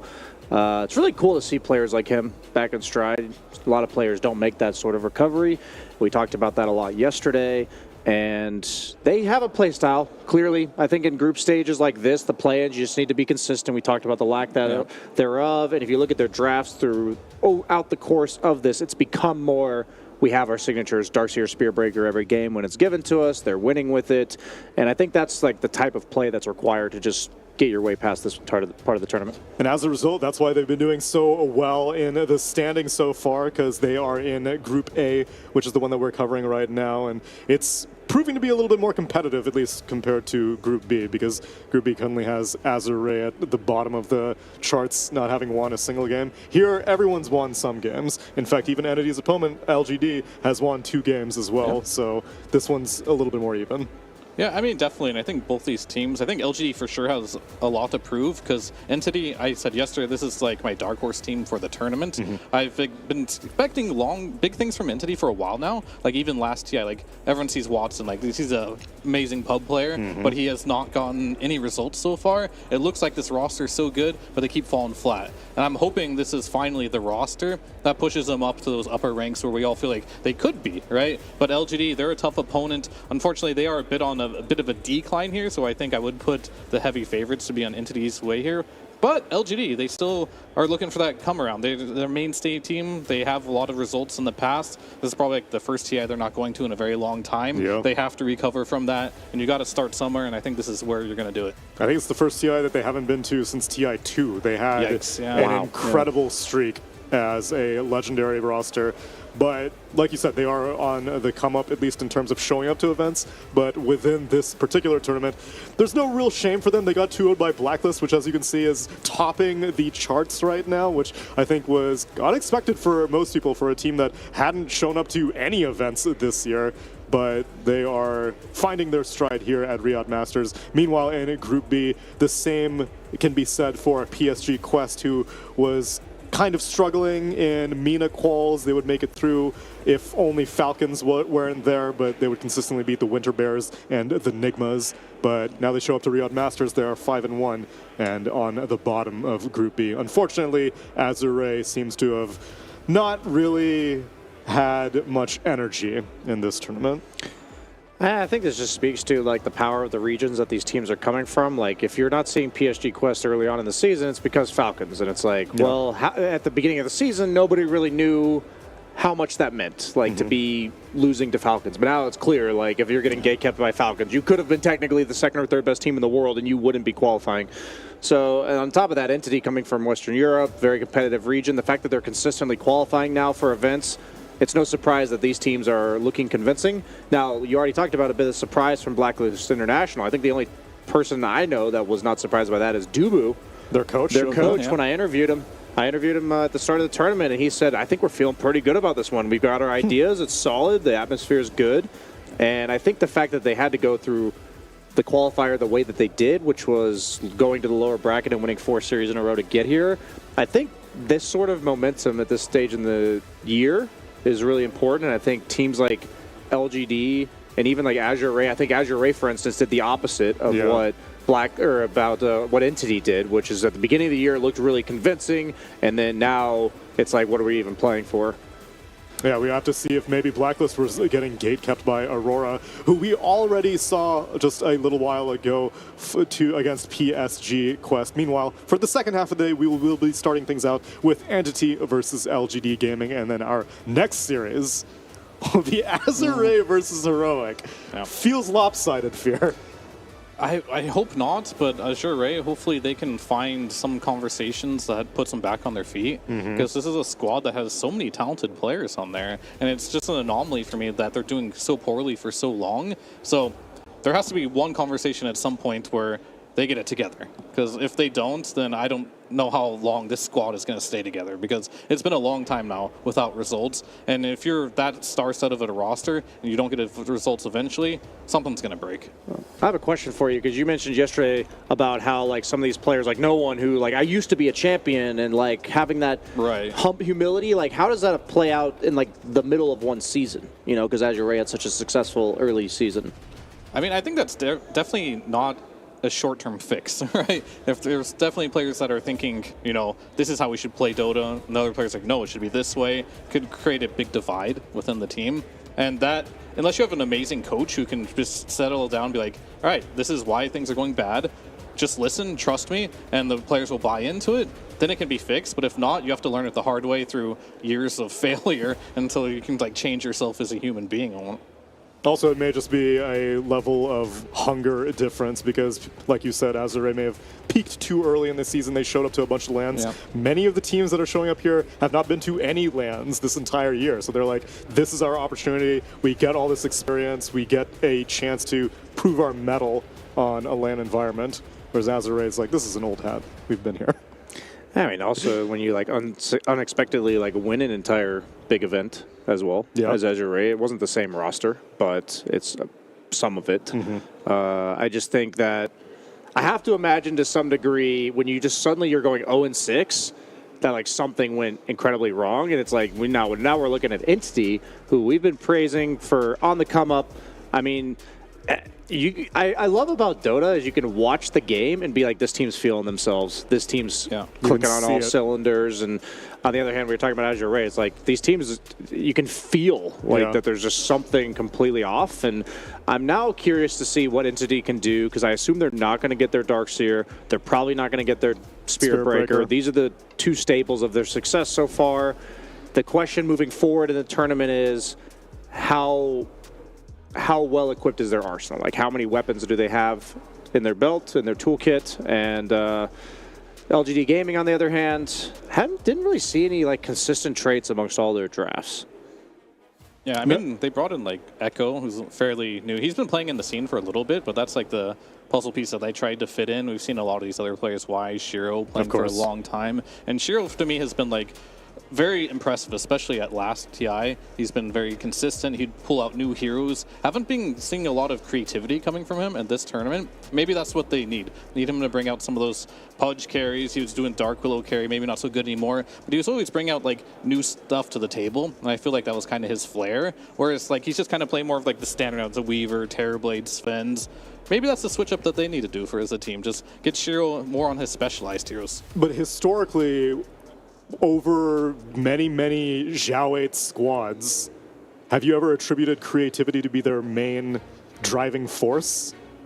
Usually I would say no, but I think you have to utilize the players you have, right? Okay. And I think Shiro is definitely one of those players that his unique arsenal of heroes can win you games. And that's what LGD needs right now. They need to win some games. So whatever it takes to get you there, clearly you're trying the you know, the historical Zhao 8 approach, just pick the stock standard, always have a good, well-balanced lineup. That's currently not working for you. So maybe go down a different route, pick something, utilize your players as they are, and see if that works for you. I don't see why not. Well, in terms of stock standard, Brian, you called it. Entity loved themselves some Spirit Breaker, and LGD did not care enough to ban it. Instead, they took out the Darkseer, as well as the Enigma, the Monkey King, and the Tiny. Meanwhile, Entity, they ban out the Beastmaster, the Weaver, and the Ember Spirit first phase. Well, I think this, as a viewer, it's an opportunity to learn here because the Spirit Breaker, when you have supports, right, not only is it important that you operate well with the support, but what makes this hero work in lane? I think of a lot of these melee fours as potential handicaps, crutches, where like, okay, what offlaner can flourish with a melee 4 that doesn't trade all that well? And I think Darkseer, Enigma, those were the two heroes they were using, but those are also two heroes that are signature at enabling a melee 4 like Spirit Breaker. So they've taken those out of the equation. LGD strategically is like, okay, we're not afraid of your Spirit Breaker if we don't have these two offlaners in the equation, because all the other drafts, they had first picked the offlaner on the Entity side, and then they second picked Spirit Breaker. So now they've had to promote the Spirit Breaker because those two offlaners got banned. So what are they going to do now? Is it going to be like a ranged like Death Prophet type hero or like a Razor? Like what else is there? That's the question, because LGD's, I think, kind of calling their bluff. Like, this hero's not that scary if you don't have these. Yeah, we've seen a couple other melee options outside of the Darkseer too. Just heroes that you can kind of just leave by themselves. And that's going to be more like the Beastmaster, Timbersaw type of heroes. Yeah, those are always options instead of just forcing a ranged hero that might not be good for the game. So we'll have to see though, but yeah, definitely, as you mentioned, the best two heroes with Spirit Breaker are out of the pool. They pick Clockwork. It's always nice to have a hero within your draft that can stop the charge in some way. Like if he charges in, he feels very uncomfortable. So just drop the cogs down there and then stop that, and that can actually help you out a lot. So they knew this was coming, as you mentioned, and Zhao White here feeling fully prepared against it. We'll have to see what other core picks they're going to bust out. Any particular reason why there was an Ember Spirit first phase ban by Entity? I'm assuming maybe it's just an Echo's signature? LGD's picked it twice. One of them was second pick overall, so it was pretty early on. Okay. I guess that's why. I mean, SF Clock's always been a traditional combo, but partially because of the early souls that you can give him with the cogs, but they removed that. Yeah. But still, like, the way that SF operates is he wants somebody to create havoc so that the Requiem is kind of like a... He's not the center of attention, right? You want the rest of the fight to be pretty chaotic. Suddenly you lose focus for a second. There's SF Blink Requiems with the Kaya Yasha. So Clockwork SF still have fantastic synergy. I'd say in the past you could consider SF potentially safe lane, but obviously nowadays it's just always mid. And to enter the Ember question as well, too, like, from a very simple point of view, the only games LGD have won so far included an Ember. True. So you can kind of just like look at that, like what's the common factor in like the two games that they won? They had an Ember in both. So let's just go ahead and ban that out. They are 2-4 and 2 wins with Ember, 0 losses with Ember. So the stats don't lie. Yeah. Well, we saw this matchup yesterday. The Templar Assassin shows up as the other core on Entity to go up against the Shadow Fiend. Looked pretty even, right? It did. Yeah, so both these are farming carries from the mid lane. Just going to push the lanes out. That's about it. Yeah, we didn't really get to see like the impact of the matchup later because the TA draft was from Nouns where they had 95% physical damage against Sven support, so they just couldn't do anything. But on even footing in terms of the draft and like the macro part of the game, okay, speaking of Sven, could easily be a support Sven. Could be. We've seen it multiple times now, mainly from Aurora, I believe. The only team I've seen it picked, but the flex potential of Sven is there. They buffed both of his facets. The carry facet, they gave him 5 base damage, and the more utility facet, they gave him an extra barrier on his third spell. Entity had done it also as Fishman on their very first series of yesterday. Okay. So they have familiarity with it. But for... Yeah, I mean, the main incentive in the Aurora game was, like you said, being able to put the heavy plate against a ton of physical damage. So now... I guess it could be a carry, Sven, but like, do you start building more magic damage on LGD? Yeah, I mean, the thing about SF is he has the minus armor as part of his kit, but he also predominantly does physical or magical damage himself. So I'm not 100% sure why they felt inclined to pick Sven here. on the side of Entity? I think in general, the hero itself, since you can put it support and carry, is good. But more than anything, I think whenever you play TA, if you want it to be your mid laner, of course, I think it probably will be because you see Shadow Fiend at this point, right? I don't think anything is better. You ideally do want to play with a carry that buys a Blink Dagger and kind of like gets in there, initiates, and has a fast timing. That was one of the complaints I had yesterday, where there's a TA picked with like a Terrorblade. It feels very greedy. It feels very hard to initiate fights and take fights in the game. They don't really synergize super well with each other. They want to farm in the same spots of the map too. So I think picking a hero that just can get in there, buy a Blink Dagger at some point in the game, just synergizes a lot better. And of course, there is that option of it being a flex if it's all of a sudden a really bad game for it. But I do think most of the counters to Sven don't really enjoy playing into TA. Like, you don't want to pick like a Lifestealer into TA. Ursa's not the best either into TA, so maybe they thought about it. It's like, I don't mind if they counterpick my Sven carry here because TA will counter that, and Sven is just generally strong this patch. I wouldn't mind if they now go the Wind Ranger. Like, I think if you're going to pick a carry, you go ranged. If it's not the Sven, that is. I think Dawnbreaker, in general, likes these hard committal carries like Sven, where you blink in, you stun. But now the BKB piercing, I'm sorry, what's Donaldy's name? Solar Guardian. Solar Guardian. That used to not go through BKB, but it's super annoying now for these blink BKB carries. So I wouldn't be surprised if they shy away from that. Yeah, I wouldn't mind Wind Ranger either. But would a Dawn ult counter the raw burst damage of a TA Sven if you don't go Ags? I'm not entirely sure if that'll be enough if to like, he goes the hookup facet on Clockwork. Yeah. Which we have barely ever seen. I don't think we have. Well, that counters the healing right there. True. Yeah, Doom, a hero that I feel has lost a lot of prominence over the last few months, but as an anti-heal, he'll always have a place.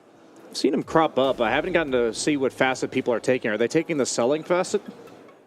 I've seen a combination of both. Okay. There's like the Devour one, and then also the one where you can sell your items. But the selling items ones, I don't think I've seen anyone truly abuse. My theory was you go like phase quintuple bracer into like Shivas. But people haven't really been doing that. And I also had another theory where you just buy all utility items like Pipe, Crimson, and then late game you just sell them all and go for your Blink BKBs, Refreshers. Oh, so you have like a mid-game time. I thought someone was going to do that, but they just didn't. So, so far I have not seen anyone truly abuse that one, where the double Devour one is pretty nice. It's just, in general, you get to farm a lot more. So we'll have to see which one they're going to go for, but I've seen a mixture of both of these facets. Okay. Yeah, I haven't gotten to see a Doom game in this tournament that we were paneling for. Oh yeah, I also forgot the double Devour one also increases the level of the creep spells, too. yeah. So that definitely helps in like the early game too. Not really an offlaner you tend to think of as like leave him alone, though. Like usually you want that with Spirit Breaker. We were talking about that. I mean, you can, but if he's having a bad game, he doesn't really recover, right? So it's definitely a little more risky, for sure. Yeah, it's like against Clock, right? Even if he's having a mediocre game, you'll get wrapped around on and die, right? Yeah, no, I agree. So it's kinda especially interesting. you have last pick on your carry here, too, so you can really punish this one. Yeah, I'm thinking like carry-wise, what would I go here? They ban out the TB. LGD has picked that. Without success, but... I mean, Monkey's already been banned, which is okay with the Clockwork, because generally you want to play a hero that's a bit more ranged. I was actually thinking the Venge would be nice, but they do go the Wind Ranger. We talked about that earlier. Now, what do you want to play against Doom Wind Ranger? It's a lot of single target. It is. With Sven as well. Ursa. Was that in the pool? Did they ban it? Ursa's in. I mean, it's not great versus... It's not good versus Wind Ranger, but very good versus Doom. That's one of them. And also, you're another of those heroes that can go in for a Shadow Fiend. I think Ursa's the obvious one. Yeah, I think you need a hero that goes in here. Oh, But Naga. The last of the illusion heroes. Do you that ever weren't swap banned. the Sven back to core now? Do you ever? Into the Naga? Depends if you have a Wind Ranger support player. Like, what? They're probably discussing it. They are. They They haven't 100% are. picked, because at this point, you have to ask yourself, did Entity think that this was still flex, like after they picked all 5 of their heroes? Okay, so we went for the Devil's Bargain, at least preemptively, on DM, which is the selling for 90%. Yeah. I would 100% do it from a strategy point of view, but I also wouldn't throw a player under the bus. Is this your first Wind Ranger support game? Good luck, buddy. Fishman, you got this. So they went carry TA mid Wind Ranger. That is an interesting way of like. It doesn't really solve your problem, not necessarily. It's a really good Naga game, but the only problem I do have with this game is the fact that PYW's Clockwork has a lot on his shoulders here, I feel, if Naga doesn't get out of control. Because the Solar Guardian doesn't look super strong right now, because typically I want to see someone initiate first. It's like counter-initiation right now. But maybe this Naga can just solo carry this game, because they don't have many heroes that can really deal with this Illusion split push. I think Spearbreaker is one of the better heroes against Naga, though, in team fights. Why is that? It's like the CK one, too. Yeah, it's the same idea with CK. It makes it really difficult for your illusions to ever stick on a target. You have an AoE stun like that. You don't want to use your Orchid net on him, just like the CK Reality Rift stun Orchid. You don't want to do it, so I would... Both these drafts are just kind of weird. Yeah, they honestly. are. I think it's the same thing. I mean, I would lean towards Entity overall just because of the teams, but this Naga could get out of control. I'm really skeptical on like where this Dawnbreaker's role in the game is. So I guess I'm going to lean towards execution-wise. It's just more straightforward. I think timing, like the timings of the game, where you just take Roche with TA, Wind Ranger, like kind of just hit this like 2 or 3 item timing where Naga is not quite ready to fight. Dawn has a weird role in the game. SF's getting focused. A lot of new things to look at in this game number 1. So let's get into the game with our casters. It's Cap and SVG. A definitive 2-0 would mean a lot for this series for either team. For Entity, they're looking at a potential to be able to get into a guaranteed top 3 spot within their group. Meanwhile, the matchup against LGD here, LGD on a loss would be in a rather terrible position, potentially looking at elimination. They have one final series against G2IG, who are currently also 2-4. So their final opponent is maybe an opponent they could actually take down to that elimination spot. But even just being in the bottom 3 is a dangerous proposition, right, Avery? Especially if you don't even get in that play. That is a really rough way to go out of this tournament, especially if your team, if you're not going to TI as well, then it's just like, what do you do for the next 3 months of the year? Yeah. So you got to keep your tournament here alive, but it's also more of, I mean, keeping your team alive. Yeah, it's straight up like if you lose out here, you are probably disbanding your entire team because there's nothing left for the season, really. It's just really do or die for LG. Like this series, the next one, I mean, we could be looking at the last few series of this roster if it goes really bad. Not to overplay it, but they need to find some momentum here in this group stage. Now, upside is if they, let's say LGD 2-0s this series, Entity's sitting at the top 2 in the group, suddenly they're 4-4 tied with Entity, and they're looking completely fine. Yeah, and they're looking at pretty good momentum in their final series against G2IG. Right.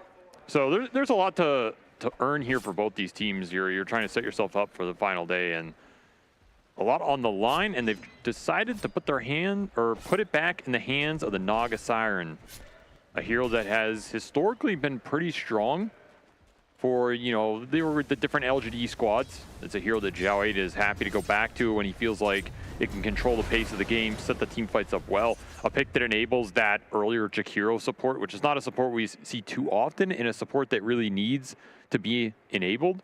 Not often the way you want to do it, you know. I think it's more common to use supports to enable your cores, but hey, if you are confident in what this hero can do in terms of the damage output, it can work here. And the biggest thing when I look at these types of lineups, like these Naga, Jakiro, Naga Disruptor lineups, is do you have early BKB buyers? Because if you have heroes that can buy early BKBs and you put auras behind them, sometimes you just get tempoed out. And Entity is a team that is very willing to do that. So this is another game where, okay, if you get early Aegis on the TA, you get some early BKBs, maybe 2 between the 3 cores in your 3rd, 4th item slot. That 30 to 35 minute high ground push from Entity is probably the scary part of this game for LGD. Can you get through that period? Can you take that high ground defense fight if it comes to you? Or maybe you can just play aggressive with the Shadow Fiend, with the Dawnbreaker ult to back him up. There's another possibility there.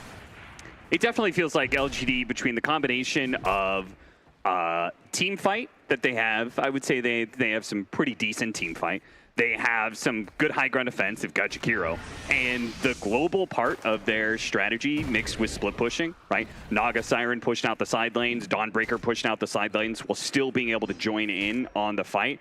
I feel like it's a pretty good setup for drawing out the game and making sure that, you know, you don't get run over by Entity like they've done to other teams in this play-in stage. That's why Naga's, it really is a double-edged sword versus some of these teams, such as Entity. The teams that want to push you down. Because sometimes Naga can be the thorn in their side. It's a hero that stalls the game, ruins your timing pushes, can contest Roshan, gets so much out of the map. On the flip side, it can sometimes be too slow. That is enough. And there's the Fishman first blood. I feel like I've said that a lot, but you know, I'll put another on the board here. And nice little pickup for PWI. They put him in a much better position with all that extra gold here on a hero that can use it pretty well. My concern maybe for this LGD lineup is the damage output. I feel like it might be a little lackluster if the SF is the one getting gone on. Let's say the SF just gets stunned or TA trapped into Shackle. There's a charge coming through. Spearbreaker ruins these BKB dependent cores. SF is definitely in that category. Even if he's not buying BKB, you get charged into another struck into a Shackle or this TA mailed hitting you. There's not a lot to bail you out outside of, you know, Dawnbreaker coming in, but do you think that New's going to go for the Aghanim Scepter? The That's why builds it would on be the tempting. Dawnbreaker? Yeah, just because so much focus should be on enabling the SF in this game, right? But I feel like New tends to play like a carry off lane. Yeah, he kind of does. Watson going to be in some trouble as they continue to get kills here in this top lane. Tries to snag away the Lotus, but Fishman still had a stun ready to go. So don't manage to claim that extra bit of bounty, but trading support for core still good for LGD. Cores are finding a decent amount here for Envy, but supports from LGD making some headway. And if they can get this clock to a fast 6, it would really help their lineup because they have no initiation. It's the other downside here. Their team fight is kind of predicated around taking defensive stances, letting the waves push in, and then Entity taking something into them, which is fine. But Clock can be the aggressive hero for LGD here and really play around the Shadow Fiend if you're trying to snowball him. So if you're going to pick anybody to have a good game here, it might be PWI. PYW. Yeah, I let it slide the first time. I know. And I was like, all right, the second time I got to correct him here. Echo getting a little bump here as they, both sides playing aggressively to try and control up the water runes. Entity get the refill on the bottle for no one and deny the other one away from the SF. So empty bottle for Echo. Not going to be happy with that situation. But it does mean the side lanes, I mean, they're going very well for LGD. Well, at least when it comes to kills. Maybe they're not getting so much CS because they're focusing so much on trying to pressure the cores on either side lane matchup, but they can continue to keep getting kills. It would allow them to at least have an experience lead. I mean, no one's just owning mid. Like, that's the biggest difference here. He's up 8 CS, but this net worth, it's almost 700. Extra regen going into Echo on some of the mangoes. This can happen to the SF where you're just trying to figure out mana regen to stay on the lane, push the waves out, get some jungle. That net worth is really reflecting a big difference there. And like we're seeing, all 3 cores from Entity are getting what they want out of this laning phase, even if the clock is finding a little bit extra. That's a decent sign here, because you're going to have Focus Fire up soon, and any type of gank potential you have on this SF is huge with the Spearbreaker coming in.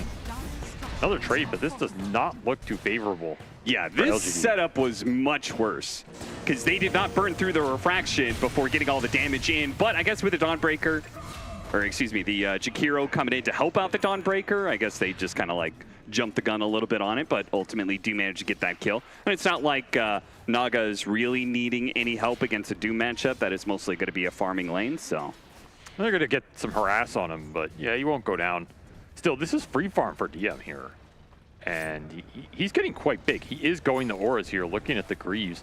I mean, the auras are going to be strong here. Because again, I feel like LGD might lack some damage. They have some decent flat spell damage, but the SF's really the real scaling power here into the mid game. So if you get like a fast Greaves pipe up, that 5-on-5 looks really difficult. They are just non-stop aggression here in this top lane. No detection. What are we doing?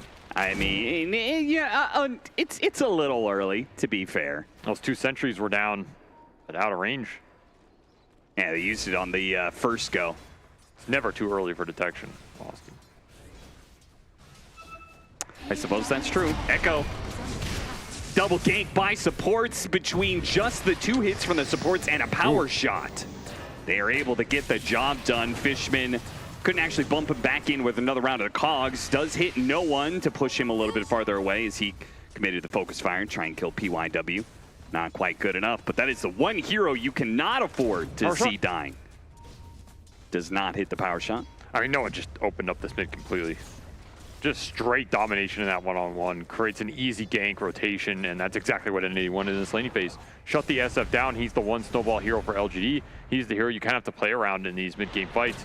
The worse this game is, the worse everything's going to be, as PYW will secure a rune and a kill and be very happy about that. So, I mean, again, I'm still looking at him as the one thing going pretty well in this early game for LGD. Clock's having a heck of a game here. Yeah. I don't know how much you can do with that, but I guess we're going to find out. I guess, I mean, you can hookshot in and then, you know, connect the Dawnbreaker, connect Jakiro spells. It's something. Any TP rotations to help out? I think he's alive, though. Maybe you could just walk it off. Not in range for another purge. Oh, no one. Headshot. Well played. Making that rotation across the map to be able to hit a power shot long range to finish off the enemy carry. That is super value here for no one on mid. I mean, now he's just topping the game and he is cruising. And again, this Wind Ranger SF matchup isn't that fun. And this lane is collapsing now. He doesn't even get the deny on the amp damage. He will manage to get off the Requiem. Maybe he can live through this. As he is veered back, everybody on the side of Entity. He'll live there. You has to TP back as well. So pressure on the lanes all over the place. Entity are just running over LGD, even in this one specific situation where they don't get a kill anywhere. They force the SF back. They force the Dawnbreaker back. Get the power rune. LGD having difficulty standing on the lanes right now. Their cores are too susceptible to the Spirit Breaker roam, and there's a lot of early spell damage coming out from this Wind Ranger on all these gank connections. So your supports really have to be in the right place at the right time. You need to read these moves, and if you're giving up power runes, okay, you can read this move top, but is there anything you can do about it? I don't think so. Yeah. This move is deadly right now. Entity know it. No one is going to look for the dive. And this is the downside, I think, of sometimes supports like Jakiro. If the lane doesn't really go your way, they can feel a little flat in these early skirmishes. Your spells just aren't that good in a way. They're not that good at enabling your cores. That's how I think about it. Yeah. Like SF, okay, you can go in and dual breast some guy and deal some damage, but that's not helping SF survive against power shot charge through. Whereas even something like extra stuns or heals or something might. I mean, in this situation, also just having Ice Path, even if it's not the best stun. But he's gone for a 2-0-2 build, trying to take advantage of the Liquid Frost facet that he chose. It is a lot of damage. And we saw it top. You can melt some people for sure. And their lineup does need some of that extra oomph. Jakiro can fill that role. The connection's just the hard part. It'll certainly look a lot better when they get level 6 on both supports, right? For sure. Add in a Dawnbreaker ult, but if you get a hook shot and macro pyre with the damage helped out by the Liquid Frost, you can melt pretty much anybody on the side of Entity of just 2 supports, but pre-level 6, their power level is a bit lacking. Seems like we might have solved our technical issues. DM gives a thumbs up. Perhaps ready to go. I think the scary part is no one is certainly feeling himself in this game, and we heard from Steenie earlier in the day that for Entity, he is one of the primary shot callers, one of the most veteran players as well. And so if he's having a good game, I mean, anytime your shot caller is having a good game, right? Oh yeah, you're happy. Things just kind of work out a lot better. I mean, everything starts meshing. He's the engine for this team. I feel a lot of their gameplay revolves around what hero no one's on and how fast he's accelerating in terms of that damage ramp. Right, if it's the Storm, it's the Lesh, the Invoker he's known for, whatever those heroes are in the meta, this guy's a straight killer. And if you can get him snowballing like that, your whole team is going to feel great around it. He's going to tell you where to go, he's going to tell you who he wants to kill, and it's just going to line him up. Caught him inside the cogs with the Dawnbreaker ultimate to ensure the kill. DM will finally die. They had a crack at him probably like 5 minutes ago. Weren't able to finish him off, and as a result, he has been totally free farming this bottom lane.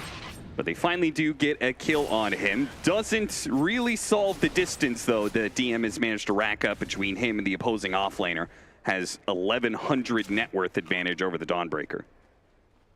Surprised that kill was that smooth for him. I mean, that's pre-hook shot. Doom doesn't really die unless he gets caught like that. So nice play around the tree lines. UIW getting the job done here yet again in the early game. Saving grace here for LGD. Comes straight back into the farm.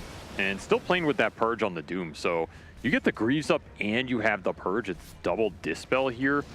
Pretty nasty versus, again, a lineup that's pretty limited on stuns. You're looking at Net Dispel, Jakiro Spell, Dispels. And that's a lot of your disable out the window. That's half of it right there.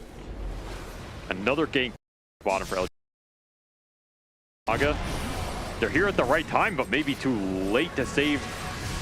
Yeah, he might be doomed to die to this damage over time, but they will manage to get some kills for it. First of all, DM's going to die. Now they're going to see if they run down any supports. Power shot. Round 2. Shiro. He's like, yeah, you got me that the first time, no one. But this time around, he was well aware that could be a potential finishing blow.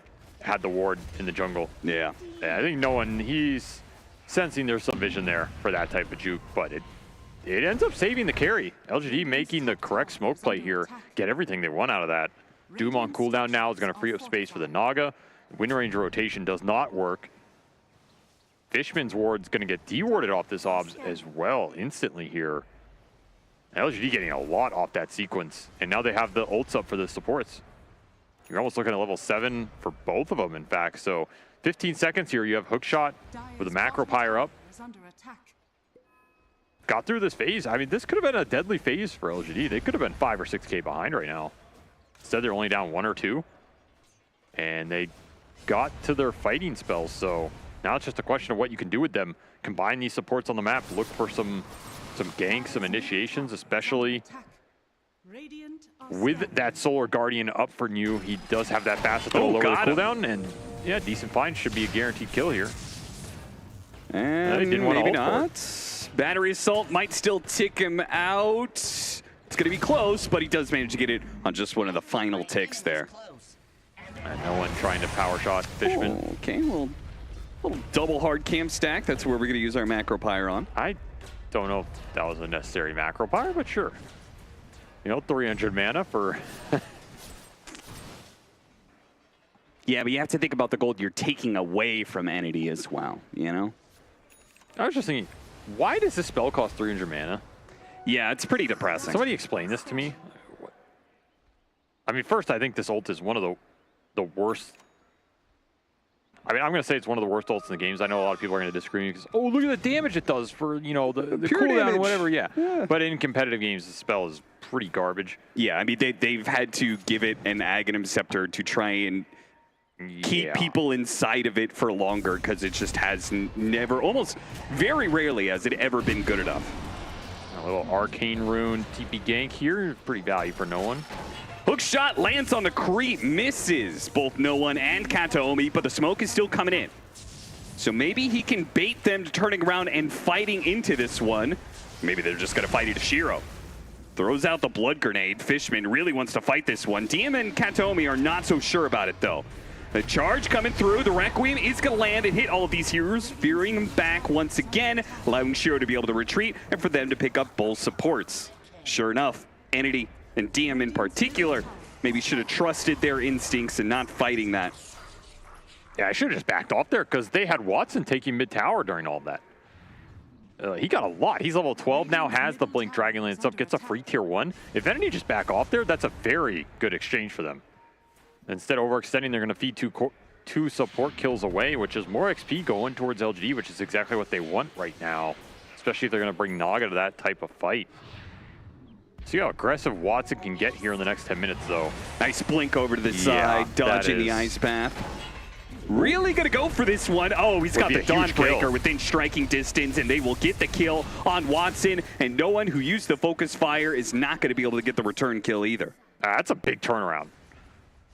I feel like I've said this 1,000 times this game, but once more is PYW salvaging these exchanges, right? Yep. What an insane early game clock performance. 5-1 and 6 here. Got the first blood, ganked bottom, counter ganked this TA. Has found that Doom kill bottom as well. Yeah. Intercepted the fight that went on the Naga, saved him from the Doom. I mean, he has been everywhere this game. That is not an easy game for the clock to play here because he doesn't have a lot of easy setup if it's not him. And a Solar Crest already done. Very nice item this game for the SF especially. But even the Dawnbreaker throwing it in the middle of it. And this hero just with the levels, level 9, he's already 1,600 HP. And he has been a force this game.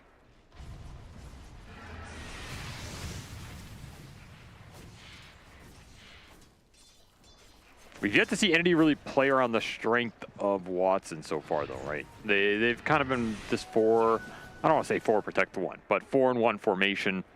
And I think their lineup really comes together when the TA joins those fights or the objective pushing, particularly that Roshan. Because then as LGD, you have to fight through the traps. The TA is going to give you a lot of extra damage on the Sven and the Breaker charging through and giving you the stuns. So that's a big component here that LGD haven't had to deal with yet. And of course that TA is silently climbing the network chart. He is at the top. He's still very high level. What do you make of him buying out his shard rather than going for the faster Deso to enable that Roshan timing? I think it's okay. I mean, Roche is still on the table here. They have Focus Fire. It's still doable without it if they get a good fight. And he's looking for the fight. That is PYW just keeps on landing the hook shots, man. And no one stuck inside the cogs will not be able to make it out. Nice path on 2 with the Requiem on top of this. Combination is on point for LGD, but will it be enough? With Watson laying out the damage from the back lines, it seems like it's not good enough for LGD. They get a lot of Entity's heroes low, but they can't quite finish off many of them. Final swing from New does manage to get that one on Fishman, and now Watson's being chased down by Shiro. Shiro, another refraction, turns around, throws an meld shot to try and finish up New. Not quite good enough. A song to make sure he's not going anywhere to corral the kill, and in the end, it does work out very well for LGD.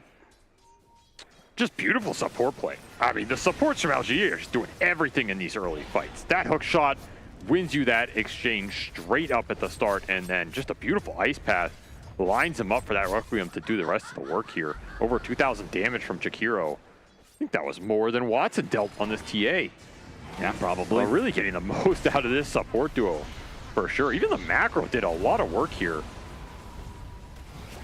And Entity overextending. Felt like they were strong after this SF goes down, but that hammer went through everybody, and you've already used your mech, you've used all your sustain. Not a lot left in the tank here. No traps down in the river either to kind of kite around. Also, none of that would have been possible if Shiro wasn't in that part of the map, right? If he was doing some split pushing games and just, you know, pushing down one of the side lanes or something. The fact that he comes in to back that team fight up and help them get those 2 turnaround kills. Yeah, he's been very active this game. Yeah. And LGD have needed it. And it's been pretty good for him too. I mean, anytime you can join fights as Naga, it's extra XP. He's level 13. This is pretty high for a Naga at this point in the game. Yeah. So he's ready to fight. Manta already done going to Orchid. He's going to be a team fight presence, and he does have good matchups here. I mean, this is why they went for the last pick Naga. Sure, he can play the map and do all that stuff, but he has good core matchups. You're looking at 3 single target cores that do not deal with him at all if he can join the fight after it has started. You know, 5-10 seconds into the fight, that Naga comes in. Maybe the Doom's already out on the SF. Maybe the Focus Fire is already used. What do you have left to deal with him in the illusions? There's nothing. Terrible matchup for TA. So right now, Shiro, he is a beast. LGD know it. He's going to get even more beastly if he can complete that Orchid here pretty soon. He'll show his face in the mid lane and see if he can use his strength to take that mid tower. Entity going to make the rotation to defend. We are looking at a pipe done on the Doom. Gleipnir done for the Wind Ranger. So Entity, big items just delivered. A lot more teamfight presence in the 5-on-5. Gleipnir holds him in place long enough. Dawnbreaker ultimate coming in. They're going to try and burst down the Doom, not letting him get off his ultimate, but they lose the SF. So they keep their sights on, in a funny way, going for the Doom to prevent the Doom that would have gone onto the SF, but they lose the SF anyway. And unfortunately, the tower does get in within deny range, so Entity will take that last hit away from LGD. Yeah, it was a little aggressive from DM. Maybe his idea is I'm going to zone him out, we'll kill the SF, and even if I go down, it's good exchange for us. Yeah, it's okay, but I don't think LGD are too sad about that overall. Their Naga's continuing to get a lot here. And they do have this secondary carry in the Dawnbreaker, because you are just going Deso on Dawn here for New. So, like I said, he enjoys his carry off lane. He's going to try and show it off here and scale. Yeah, and frankly, if you wanted to go, if you thought the Ags build was the build to go this game, you would have gone the other facet, right? But this one, the solar charged, you want to be AFK farm, you want to be hitting creep, so it reduces the cooldown of your Solar Guardian, so it's up as much as humanly possible. Reach into a new daytime, so LGD will get a full view of Entity's movements and see that there are 4 heroes taking the bottom tier 1 tower.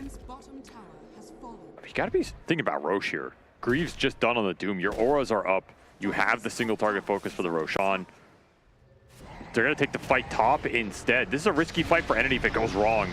Especially with the blade mail on him, and now the song saved to turn it around. Are they going to set up a Requiem? They're just going to set up a double raise onto Kanta Aomi to get that 1 kill. Is LGD going to keep this pressure up with a 4 versus 5? Looks like it.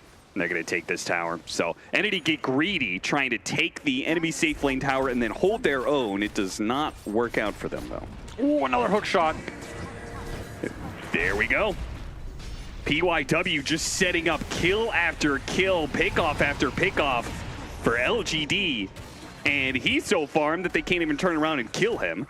He's got 1,800 HP with a Solar Crest and soon to be Yules, and he's going to get an Aghanim Scepter after that. I mean, this man certainly put in an MVP performance for this game 1. He put that early game on his back. Yeah. No way around it. Katomi's finding his own farm, but he's just being eclipsed here by this clock. The KDA adding up. And Entity starting to fall behind in these team fights. Have not forced the Roshan yet.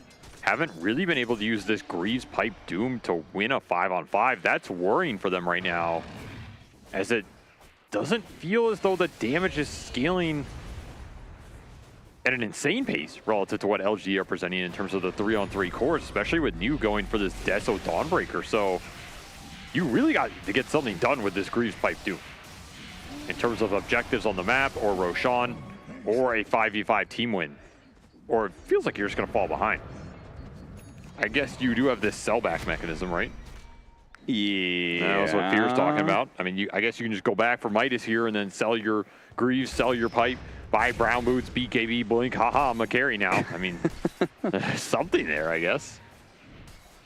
That sounds really dumb. I think there are cool things to do with this Devil's Bargains. I just think that it's not really useful facet for the Aura build. Well, maybe we'll find out this game. But so far, it's LGD taking control of the map and starting to put some pressure on the lanes, force Entity to their side, looking for the pickoffs, and it'll be them going into the Roshan pit first. This is a massive swing strategically in this game. This is not an objective I ever really saw Entity giving up in this type of game. Massive blow to them. No contest. I mean, Shiro's just a monster now. They're having trouble dealing with the Naga once. I mean, twice. Yeah, I almost wonder if they should not have given him the Aegis, and it should have gone to the SF instead. I don't even think LGD care about the SF this game, honestly. Yeah. He's just bait. Go in, get an ult off, whatever, man. If you die, we don't care. We're going to win the fight off the Clockwork and the Naga right now. And of course, Dawn's going to go in on one of these targets. He's either going to go in on the SF to bail him out or the Clockwork initiation, and then you're going to have to deal with the damage coming out from this Deso Blade Mail Dawnbreaker. Yeah, I don't think SF needs to be alive for LGD to win these fights anymore. I think he just needs to be a big enough damage sink and get some of his damage out, and LGD are going to be happy with that. So I'm okay with this Aegis. Well, Shield with Rune helps too. Yeah, Shield Rune and a BKB, it seems very likely the SF will be able to get something off in these engagements. Still, I think if you're LGD, you don't want to take your foot off the gas here. I think you would like to play aggressive, continue to find the fights, and if Entity don't want to take the 5-on-5s with the auras up, then you want to punish them for that by taking towers with this Naga, cutting super deep waves, restricting the vision. Make the most of this Aegis period right now. Because Entity were struggling to find footing in this game, at least after the early game. Do not want to give them some respite here. Yeah, I like this play by Shiro. Just start taking some tier 2s, man. Naga's one of these heroes you can do this. You're not going to give up any gold on the map. And you can maybe look for setups somewhere else. Take the clockwork, smoke them up with 1 or 2 heroes. You have Solar Guardian to throw in on any of those smoke ganks that connect, so you don't need to commit in a large number here for LGD. Would really like to see some small 2 or 3 man smokes across the maps here and let Shiro just clean up the other side on the waves. Or just find the hook shot. Yeah, that works too. Just keeps on finding it, man. Can't even throw out a power shot. Revealing yourself to PYW means death. That was instant. He saw him for a second behind that tree. Yeah. No wards there. There's nothing. PYW's locked in. This man came to fight. Yeah, I bet he had a Zhao 8 told him to wash his face before this game. He did a deep cleanse. Did a pore cleanse, you know? Motivational speech was given. LGD coming in full force. There's Siege in the base here. 25 minutes with a Naga lineup, and the Naga's hitting your tier 3. Something went wrong for you here. Something went very right for LGD, and it's a Midas out for the Doom, but I mean, it's just increasing his net worth to Hook feed shot the into fire. Requiem. Yeah, Nice little combo that will guarantee any kill that doesn't have a BKB. So that's going to be a tier 3 with no Doom, and we'll see if LGD want to keep that momentum going all the way into the barracks. And this Naga really messed him up. Yeah, it did. It did not feel like Entity knew how to deal with him in the fights at all. Okay, Gleipnir underneath tier 4s. Entity, is it possible for them to be able to play this one out? Even with a buyback, they can't actually catch any of the LGD heroes, so they kind of just reset, play around Shiro, who still has the Aegis, but also has a heart, so incredibly hard to put the damage on this guy. I feel like they could have kept going, but it's fair enough. They want to back up with the Doom coming back alive. They don't want to, you know, risk their what feels like a rather large lead. It doesn't actually translate that way that much in the network chart. They're up by 8K, but it feels like so much more. It just feels a lot more hopeless for Entity when it comes to, you know, them actually winning a fight.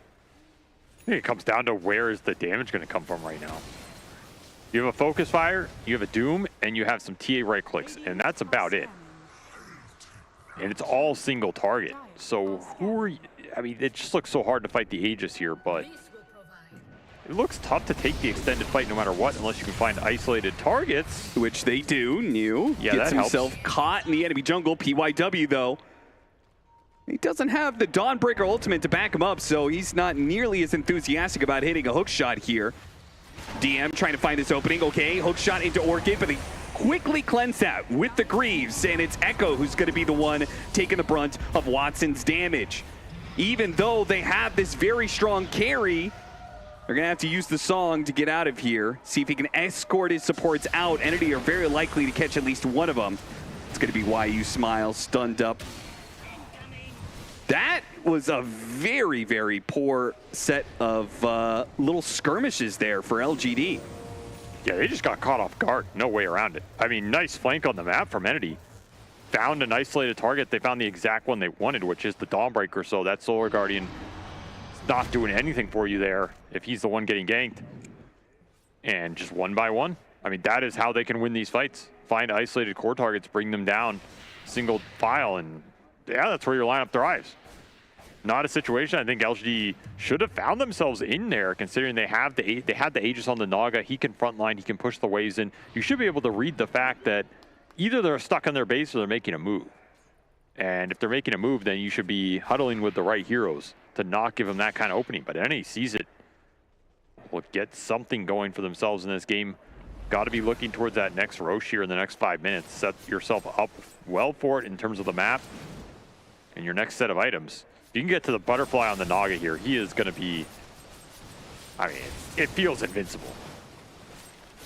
You have nothing to cut through it here, really. Unless you can doom him at the start and then just run him down on the Wind Ranger, but that sounds very hopeful.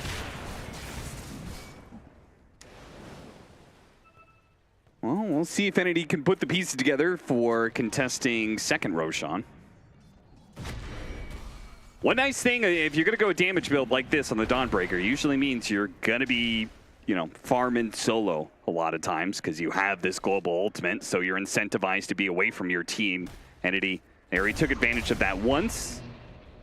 LGD, make sure it doesn't happen a second time, though. We back them up in this bottom lane, start going for the tier 2, take control of the Tormentor area as well. Daedalus for Watson would be huge here. I mean, we see the MO of Entity. If you can get the single target burst in and go to the next guy, the faster that can happen, then higher chance your team fight successfully here. Daedalus definitely increases those odds. LG are just going to group here. They saw nothing off that daytime proc from the Dawnbreaker innate, so they're just going to group up bottom and smoke. They knew Entity were smoking somewhere, don't want to take the risk of getting picked off. Probably a smart decision here. Again, you're trying to posture for this next Roshan, so you don't want to feed heroes, lose your lane control, and then have to go towards that instead of that objective here in the next several minutes. And they finish up an Ags on the clock and the SF here, so a lot more spell power for the next team fight. If you land some good hookshot into Requiem, it might just be the team fight over. Yeah.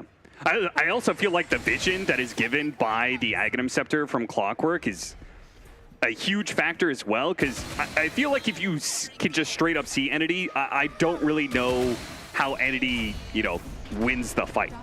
Right? They win the fight through some sort of initiation, pickoff, and that sort of thing, but if you just see where they're coming from, it's pretty difficult. It's going to be real hard. And you're still looking for this butterfly on the Naga, which is 1,000 off.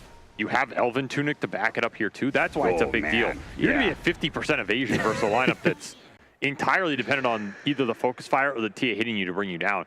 That's why Shiro is such a problem right now. Entity did not hit their timings at all in this game, and it's let this Naga get to a point where he's potentially invincible in the next minute or two if you don't make something happen here. So this is a good time to smoke for Entity. They have their BKBs. I mean, they are so advantaged on LGD for this fight, but if Entity does win this, it will push Watson into his MKB. This is a situation where LGD could be completely untouchable as long as this fight goes well, but if it doesn't, they're going to find the opening here. Go for Why You Smile, kill the Jakiro, and blow up Mew at the same time. They got fast. 2 kills very fast. Shiro gets nothing really done here. Oh, wait. They hit the Requiem Mules combination onto no one, trying to blow him up with the Aghanim Scepter. It should be enough damage as Roshan's going to be the one to claim the last hit. DM stuck inside the cogs. He's going to try and jet back out of there from the Clockwork. Kataomi comes back in with a huge charge, landing onto the SF, stalling him up, stalling up PYW, and they've got this fight in the bag. Shiro, he's going to have to use a Song TP out, and they will win the fight, and they will claim the second Roshan. Entity turned this thing around. Swarming tactics around the TA traps, giving the vision, and just BKB man up there from no one. Takes the Dawnbreaker out of the fight, creates chaos for LGD. 2 quick kills, opens up the flank. Can't use the Naga to frontline there, and the Butterfly, we see it get delivered. It's a minute too late here. Yeah. Huge swing here for Entity as they get an Aegis on the buyback here on the Wind Ranger. Even survived this Requiem. He got killed by Roche, so LGD don't even get the XP or gold for that one. And we're just seeing the power of the BKBs here. No way around it. You have 4 BKBs on the side of Entity. They're very good in this game. It eliminates a lot of the impact from the Jakiro Clockwork that we saw earlier. Your spell damage from the Dawn and the SF, it gets reduced. There's not a lot of disable that controls you here during these BKBs. I mean, it's a hook shot. That's it. I mean, you can't hook shot 4 BKBs, so... Well, I say that. I mean, he might in this game. But that'll finish the MKB for Watson, so you did not get that value out of the Butterfly you were looking for. Not at all. He's getting strong, man. He was cleaning up in that fight. The single target burst is just insane here for Entity. LGD need to survive. They need to be able to keep their heroes alive longer and stall out these BKB durations. 4 stabs, Glimmer Capes. Yeah, how could they have done that in that last fight? There was just nothing to bail out New. Like the second the Wind Ranger BKB focus fires him, he needs a 4-stab there. He needs some sort of cog separation, anything. Yeah, like a hook shot just to hit the Wind Ranger or something. Something had to come through because you can't let Entity just run you down during the 7 or 8 seconds they have the debuff immunity. Awkward place to fight. Yeah, a little bit awkward. DM though He's going to get the Doom onto the Dawnbreaker. I thought maybe he was going to go for Shiro on that play. You can't heal him here. He's just gone. Yeah. And the charge, they have so much chase. Once they break the initial part of the fight, they have to use the Requiem to try and keep these heroes off, but the BKBs went out from Watson and no one. They are able to focus down Shiro. The game absolutely collapsing now for LGD, who are in such a good position just 5 minutes ago. Not respecting the rundown potential here and not providing solutions for the BKB control. One by one, Entity are finding their marks, using the Spear Breaker to its max potential. Yeah. BYW spotted him on the creep wave, I guess. Oh, nice hook shot, though. He's good? Nope. No, Okay. Gleipnir still got him. It was a good effort, though, BYW. Good effort. Unfortunately, we might be saying that at the end of this game. It was a good effort, PYW, but maybe not enough. It's now up 6K for Entity with still 2 minutes left to go on the Aegis. They've hit this huge timing where you've committed so much on the Butterfly for the Naga, and you already have the answer for it on one of your heroes. And no one, he'll start getting an answer himself as well. He's going to start building into an MKB. Feels like LGD are very dependent on getting the initiation now. The way they've itemized on the SF and the Dawnbreaker, it's very aggressive, very Blink BKB oriented. So they want the hookshot to come through. You Blink BKB Requiem, something of this nature, you start the fight on your terms, you're going to be happier. But if Entity can continue to start every single skirmish where it's the Breaker going in, someone's getting focus fired, they just commit the BKBs. You can't song them. You can't Blink in Requiem. It does nothing. You're just sitting there. You're just waiting. The lack of initiation is really hurting LGD right now. And it's just all in this clockwork. And yeah, they're falling behind in the levels as this TA almost level 25. That talent, not as good as it used to be, but it's close. And I mean, that is also just power of the Spear Breaker here. It just gives you extra experience. That's true. It's an easy innate to forget, but yeah, that's why I'm big on this hero. I think every game we see Spear Breaker, he doesn't seem like enough of a liability in the laning phase that his mid game, his late game scaling, his BKB piercing, and just the extra XP doesn't make up for it.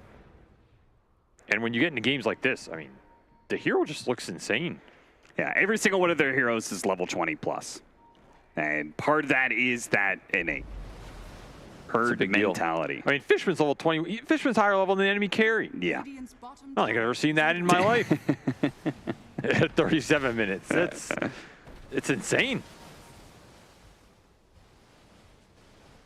What's this level? I mean, that's a good level 20 talent, too. Sven talent. Like, that's the one you want on the support Sven here. Your supports are buffing up the damage against the Naga Siren by so much.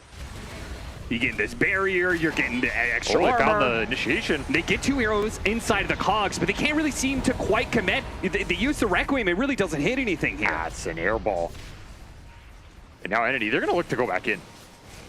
You find another charge, you find another opening.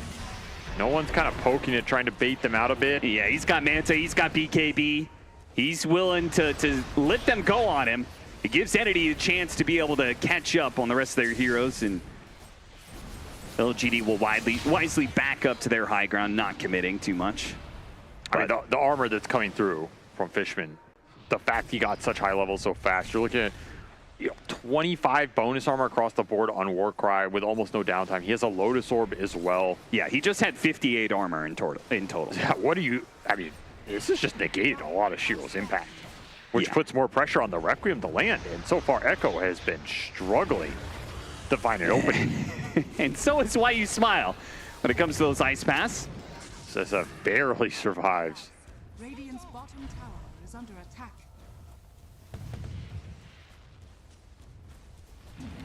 What's the game plan here if you're LG?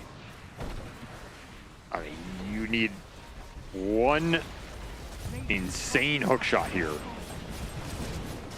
You have to hook shot into Requiem. Echo that's out the window. Charged. Doesn't get a Requiem off at all. You see, he has to hit just this magical Requiem. Well, if you can't even cast the spell, That's just the game, I think. Then, yeah, you might as well just pack it up, go home. What a weird game, honestly. It felt as though LGD were in firm control of this, but a couple of good flanks by Entity. They got the Midas on the Doom, and then they just started scaling a lot harder. They got all this bonus XP, and then just an overwhelming ball. We've seen this from them over the course of this play, and now they're just rolling through some heroes here. Yeah, no effort whatsoever really needed to kill Shiro the one time. He's going to buy back, but man, they've already gotten kills and reset their formation behind Watson. Mew just doesn't look tanky at all. No, he doesn't. I mean, he has 40 armor, and it does not look like it. Second lane, completely gone here. Yeah, all this is with Watson having a Chrysalis in his backpack, by the way.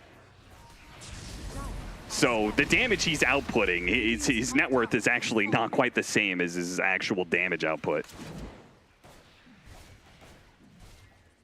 You could buy out a Daedalus pretty soon here, replace his boots. I mean, it's going to be hook shot into SF ult, buyback on the Dawnbreaker. Well, there's the hook shot. Where's the SF ult? It's not good. He went for the backline Requiem into blink in, pull back in with the Aghanim Scepter, and frankly, that's just never going to be enough. They're too far behind to try and do that combo. You can get a nice Ice Path here. Yeah, 3-man Ice Path.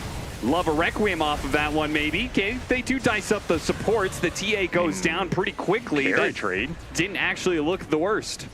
Yeah, they're going to clean this up. Actually works out of the end. All right. That was extremely awkward looking. Because Requiem once again did basically nothing. But I guess it popped all the BKBs early enough in the fight that you're able to song and then get the Ice Path on the backside. Man, I'm surprised Watson went down that fast, but I guess if you get the Naga on top of him, you just trade him out. I mean, it's a nice high ground defense here from LGD. It's looking like it was just game over. Find something here. Does cost them a Dawnbreaker buy. Does cost you that Naga death. But hey, you're still in it.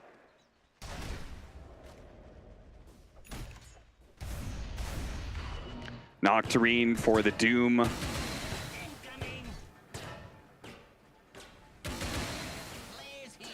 He did sell that pipe, by the way. Okay. And they rebuy the pipe on this vent. So max value item toggling here. Yeah, I was literally thinking to myself, like, surely the pipe is still a value item this late into the game. Like, yeah, maybe they're not doing that much magic damage, but it is crippling a lot of the SF's output. I mean, it makes sense here. You don't really want to use that as a slot on your Doom if you can use it for a slot on your Sven. Yeah. Way more efficient. Oh, got that courier. See you later. Sure did. That's the AC for new big item loss. Yeah, frankly, just for the survivability. Okay, refresher SF here. All in on Echo. Now that maybe. I mean, if he's going to do like the backline ult and then blink in, okay, he gets the fear off of the blink in and then he refreshes and does that again. I don't even think he got the feared. I don't know. He feared like 1 or 2 heroes. Yeah, it wasn't great. I mean, maybe you still haven't been hitting through the BKB. I guess if you have 2, you can hit the first on the BKBs and then save the second one. It just looks so less effective than the Kaya Sanj build. You know, him going for the Aghanim Scepter and trying to hit this, you know, second part of the Requiem rather than just doing a blink ult with Kaya Sanj. We're about to find out. Or Kaya Yasha. UIW, this fight is a lot on you, my friend. He is going to get inside the Roshan pit a little bit too early to be able to steal an Aegis just yet. No one, though, does. No, PYW stacks it away. No one does not get the Aegis outside of the quick fingers of PYW, and now Watson's going to get demolished by this Naga Siren unless he get away. Beautiful shackle shot, latching down the real Naga Siren and putting the threat on it. Kataomi hits him with a charge. It looks like Shiro might just die. He is. They couldn't get any help whatsoever. No one just does the damage without Watson really needed. Watson spending half of his fight controlled up in Yules. The rest of Entity just win the game for Entity, man. They just cleaned it up. I mean, again, so much of that is the SF goes in. He Requiems 2 BKB heroes. does nothing, gets focus firing down, can't even get the second one off. There's just nothing to really protect him in the fight, stop Entity from focus firing this SF down, and that was the name of the game for a lot of these fights for LGD. I think the first half of that game, it looked pretty good because they had enough damage from the other heroes where they weren't dependent on that Shadow Fiend, but at some point, it really bit him in the ass here as, I mean, you needed some sort of core to carry the damage output on the second half of this game, and they just didn't have it, whereas all of Entity's cores were coming online, and they were all big threats down the stretch. I mean, shout out to PYW for an insane early game Clock performance, but Clock's not going to carry you, even with an Aegis, even with a Refresher Shard. It's just not enough. Weird game for sure. Definitely, I mean, coming into this series, expecting Entity to be the stronger of the two teams. Their performance leading up to this tournament has been great, and they obviously had the better outcome of their game so far in this play-in stage. But LGD made a good argument in that first 20 minutes until we reached about 30 minutes, and then the game just fell on its head for LGD, and they'll end up losing control of it, losing game number one, though maybe that gives them some hope for them to be able to still be able to even out the series in a 1-1 going into game two. But first, we're going to go to a break.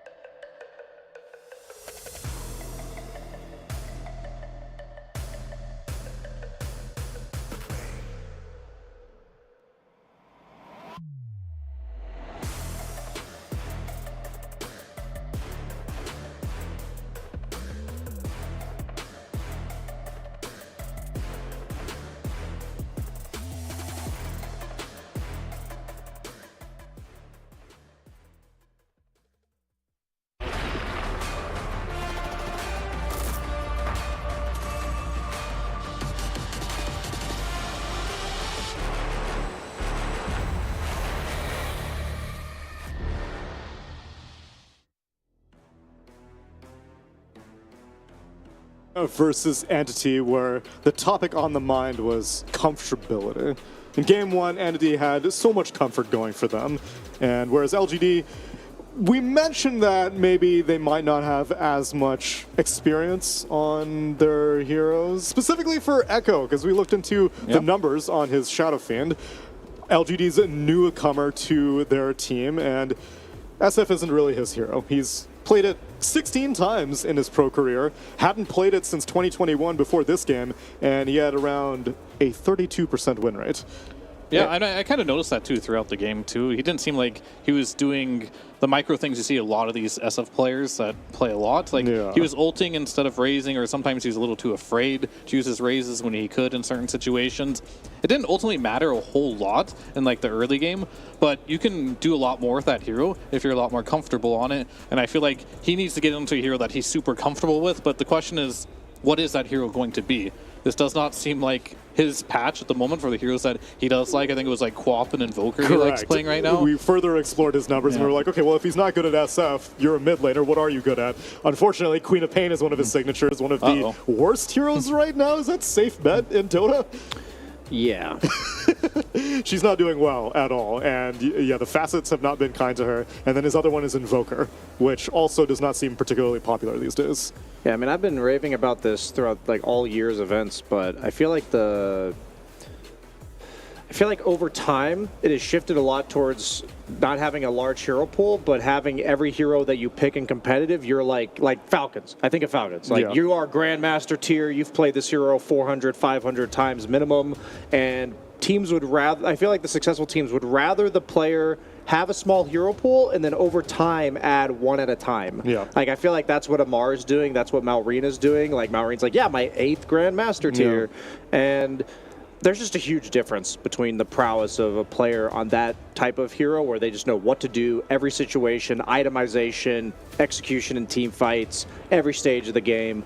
And it's like one of those where when I watch people play Slark, I can instantly tell if somebody is very comfortable or not just because you've learned those mistakes already, only because you've played 500 plus games of that hero. Which ultimately justified my question that I had at the beginning of last draft, which was why first phase banned the Ember Spirit, which Entity are once again doing as we get into the draft of game number 2, because it seems like if you put Echo out of his comfort zone, LGD may not struggle to get a victory. And the rest of his heroes aren't meta right now. Yeah. Well, that's the second question though, right? Because you did bring up like Malrine and Amar. I feel like they brought their heroes into a meta which their heroes weren't thriving. Sure. Right? And they just found a way to make it work. Yeah. That's like the other piece of the puzzle where if you're actually so good on that hero, you'll find a way to make it work. Unless it's completely nerfed and unplayable, right? So either try to make your heroes work instead of going into that uncomfortable zone. But it's their choice at the end of the day. We'll see what he gets put on. The Ember, at this point, if he hasn't played Ember, he hasn't won a game. So I guess Entity's going with that strategy. We're going to go make sure Echo is very uncomfortable, doesn't get the hero that he's won with. And now it's LGD's turn to find a hero that Echo's is comfortable on and can win games on. So Ember is his most played hero in competitive. His other top 5 would be Kunkka, Razor, Void Spirit, and Leshrac. Void Spirit. Void Spirit is one of the more viable ones out of these choices, but yeah, Kunkka has fallen off of a cliff. Yeah, that might be the worst hero in Dota, actually. Now. Really? When's the last time you've seen a Kunkka? Like, the X marks last 3 seconds now. Like, how is that even playable? But you can give yourself a buff if you X your allies. It's true. So cool. How do you apply that into a real game? Support Kunkka, of course. That's not helping Echoes. Yeah. No, it's not. Yeah, and I guess Void Spirit is among the more viable options that he's got competitive experience on. What I don't like about balancing Dota sometimes is what I think put Kunkka over the edge. Yes, the Axe build was really nice and all, but it was the fact that X could be applied after BKB was used already. Yeah. So you could be... Okay, so TPs take 3 seconds. X used to be 4 seconds. So if your BKB was less than 7 seconds, if you TP'd out, the Kunkka could just wait till the end of your TP and then pull you back. Those type of wonky mechanics shouldn't, in my opinion, be used to balance a hero. Like, why lower the duration of X? Why, like, nerf the rest of his kit? Just make X not castable on BKB. Yeah. And then it's like, that's fine. Like, the rest of the hero can be balanced accordingly. I remember when Terrorblade Sunder suddenly goes through BKB again, he was broken for like a week or two, and then they nerfed that aspect. I just wonder you know, there's never consistency in Dota, I feel like. But yeah, but debuff immune interactions oftentimes dictate how viable a hero yeah, is. that's just not a, like, it's sad to see him get nerfed into the ground because that was what was making him strong. And honestly, it may have been what made Spearbreaker rise to prominence. We mentioned it yesterday, the fact Now that he goes through BKB. he can charge BKB targets. And this time, LGD decide to first phase ban it as we can get into this draft. The Ember, the Clockwork, the Weaver, the Beastmaster, and the Ursa have been taken out by Entity as they've picked up the Phoenix. Meanwhile, LGD ban out the Enigma, the Darkseer, the Monkey King, the Spearbreaker, and the Tiny, and pick themselves up a Snapfire and Pango. They're not going to have any of those signatures for Entity. I think this is going to be the first game they don't have one of the Spearbreaker, Darkseer, or Enigma in their lineup. Well, that's a good drafting call, of course. Like I think as the tournament progresses and a team is winning with a limited pool of heroes, this is like going to be a test for Entity. Can you win with other heroes, right? So that's very interesting to see. The test for LGD is, can they win with something other than Ember Spirit at this point, right? So both these teams being tested right now. They do have the Snapfire, which historically is good versus the Phoenix Egg. Pango, just generally pretty strong flex pick right now. Can go mid, can go off lane. Would you like to know Echo's Pango win rate? I would love to. 16 games, 37.5% That's win higher rate. than SF. But that It was is higher than probably SF. before the double jump. Yes, that's true. The majority of his yeah. games, he hasn't played Pango very much in like the past 3 months. I know no one really likes his storm into the Pango because you can pull him during his double jump. It's pretty easy if he's going for the min-max like 50% bonus. So that just completely cancels the skill. You don't get the defensive aspect, you don't get the damage. So they might lean towards offlane Pango now on the side of LGD. Yeah, I mean, it definitely could be good here. We'll see if they're able to pull that one off. I think there's I mean, they need to ban TA, right, if they're going to do offlane Pango. Because a big part of the offlane Pango is just spamming Shield Crash, right? And against Refraction and Meld, that definitely is not fun. We'll see if they do that one. I mean, Faceless Void is actually one of the heroes I don't mind against offlane Pango as well. Any of these heroes that can just, like, tank Shield Crashes to the face and not take damage from it makes the hero a lot worse. I feel like I've seen so many Dream Void games, like in terms of on paper, and nobody's picking I mean, it. this would be a Dream Void. You got Phoenix. I'm saying you got Phoenix ET. If this is not the game. If you can't pick it here, I don't know when you pick it. I think TA would be better just for the record, though, than Void. I think right now the carries just need to be reliable. Like, you either have a really strong lane like Wind Ranger, or you just dip into the jungle like CK, TA, Sven.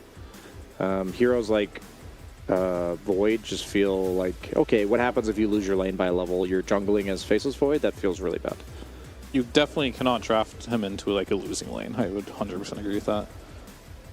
But if you see your lane, maybe you could be fine. I think the one thing you should think about when you play Void is not playing around the Void, right? Meaning by that, like, he has a lane like versus a Pango where he can sustain, get CS. Of course, Pango's gonna get fat, but you can like take the gate and start collapsing on other lanes. Just leave him alone. I think that's the one way you can maybe play around him. Because if you just sit behind a Void, you're just watching him farm. You can never be aggressive. Like, all the support players I play with hate laning versus Void because you just can't do anything in the early game. Yep. That's a lot of damage and disable. Is that a core Marcy? Core snap? What are we thinking here? Based off of They could be LG's both. history, let's see. I would imagine if they want to do the snap mid, they could versus Storm. That used to be a historically good matchup. I'm not sure how that one works anymore, as you don't have to get as close anymore with Storm, but it could be good. Recently, only Y has played Marcy. They have not played any core Marcy. Oh, they played it as 5? Yeah. Oh, okay. They don't have the pairing yet. If it is support Marcy, like usually you get a ranged right clicker. And I still think you need to ban a TA here. And on the side of Underlord. LGD. They've already banned Monkey on the side of LGD. They've banned Ursa. Slark is the other one, but I think he's virtually unplayable right now. I mention all these heroes because Underlord is a very feast or famine offlaner. You either hit him so many times with the passive hero that he gets booted out because you threaten him, or you just can't threaten him, and then he sits on top of his Firestorm, free farming, hits this like insane timing, global presence to like amp up the Storm's threat on the map, similar to like the Storm Dawn that was potential last game. But do they think that Underlord's Are the Marcy's carry with these bans? Or what? Like, I'm very confused. It's like, they're not banning carries. No, it's the Lion fisting carry. Yeah, whatever. Think about it. I've seen it too. Have you actually seen it? Yeah. I haven't gotten the chance to, like, I want somebody else to make that mistake for me, you know? Oh, this is why I play some unranks every once in a while. So you can see what the I wanna do that, real actually. big brains of Dota are cooking up. That's where they're all at. It's kind of a pain because you're still at the mercy of your finger cooldown. And so you only get to punch after casting But finger. once you have an Ags, it's for 20-second cooldown. But then you have to get to level 18. 15 seconds. You have to get to level 18, though. But that doesn't matter in unranked. Yeah, true. So they go for the Wind Ranger. That hero is very good versus Pango We saw as well. the Wind Ranger ET win rate in pubs as a lane was like 85%. Really? And as a game, it was like 77% in Dota 2 Pro Tracker. Because I remember somebody was looking up like the most powerful duos, like combos in professional level pubs. And ET Wind Ranger was like second or third. So there's a reason why we're seeing it here again. Just insane laning prowess from Wind Ranger. We saw it as a flex last game to mid, but this time around, I don't really know who on, like Marcy, if she's a core off lane, only threatens you with right clicks, which Wind Ranger doesn't care. Pango, it's going to be hard to like shield crash the ranged hero and get a creep with it. So if it's Snapfire core off lane, she also struggles. Yeah, I feel like this Wind Ranger pick is, it's just nice. Just feels like a nice 9th pick. So what is this? Carry Marcy? Carry Snap? Carry Let's Lion? see it, Shiro. What are you I picking? think Marcy, Lion Lane, Snap, and Timbersaw. Mew is like the residential Timber player. All right, so Fear, we were just now very anecdotally checking some of the best carries in Immortal on Dota 2 Pro Tracker. Who was currently really high on the charts? For carries? Yeah. I mean, Wind Ranger is definitely up there. No, but on 5. LGD, was Marcy not amongst...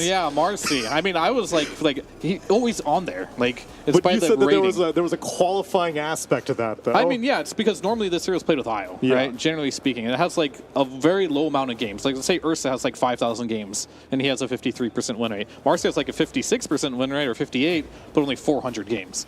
So it's usually later picked, and typically in pubs it's played with an IO. This hero by itself, we don't see it oftentimes, just because of the fact that it doesn't farm very fast, for one. It needs to win its lane. I understand some reasons why they picked it. It is a strength hero, which is good versus ET. No, it's it can universal. kill the egg, universal, sorry. And it buys sometimes armlet and BKB generally is the build I see. It still can be in there. Yeah, so it can build a lot of that. And you can kill the egg very quickly, so it is an egg killer. But I don't have a lot of faith in this hero by itself. Especially also if you need that lane supplement of an IO and you're going into Atrophy Aura of an Underlord. Caveat, though, I did say I wanted Shiro to play more specialized heroes. That is true. You did say that. Not within the you realm. wanted them to get creative. I do like that aspect. Okay. Is creativity, you think, going to bring LGD to an equalizing score? The question is the LGD lineup. It's way less meta. Way less meta. We were talking about, I mean, literally Fear said, like, Falcons, they make these off-meta heroes work because they're specialized. So they definitely did that. I don't think it's going to cut it here. Like, I think just the fact that Entity is the better team on paper, and I just think their draft is really well-rounded with meta heroes. I'm leaning Entity's way again, but I'm excited to see the Lion and the Marcy and see what they can get done. Let's see if Marcy is a capable carry without an IO on our side. Let's get into game number 2 with Cap and SVG. We'll see if this spark of creativity sparks a new life in LGD, as they are currently on one of their last lifelines for the play-in stage, or if this is just plain desperation, Avery. Which is it? What do you think? I think it's desperation. Okay, well, that's the pessimistic outlook. Yeah. I'm rather pessimistic about LGD's chances. That's fair. Could also just be confusion. Could be next level. Okay. It is Zhao 8. How is it next level? Get into the mind of Zhao 8. I mean, Zhao 8 does like to outdraft people from a standpoint of he likes to see what they're committing to and answer them and present a situation where his team can always win the game by outplaying the enemy on these little strategical levels. I think there is some opportunity to do that here, right? Like you have this Lion, not a hero we've seen a lot, but in theory can answer Storm pretty well. You have this last pick Timbersaw, which is, I think, Mew's best hero, honestly. When he is rolling with it, it is a force of nature for LGD. And it is something that can answer the front line here from the Underlord, even with the auras, even with a pipe, Greaves. Atrophy or Underlord, Timber doesn't care about it. So you can see pieces of this LGD draft where it works, right? You have Snap and Marcy to threaten the egg, multiple stuns between a rebound, Cookie off of the instant Lion Hex where you can chain stun the Storm or lock down a Wind Ranger. I see how it comes together here in the Mind Palace of Zhao 8. He's crafted a masterpiece, perhaps.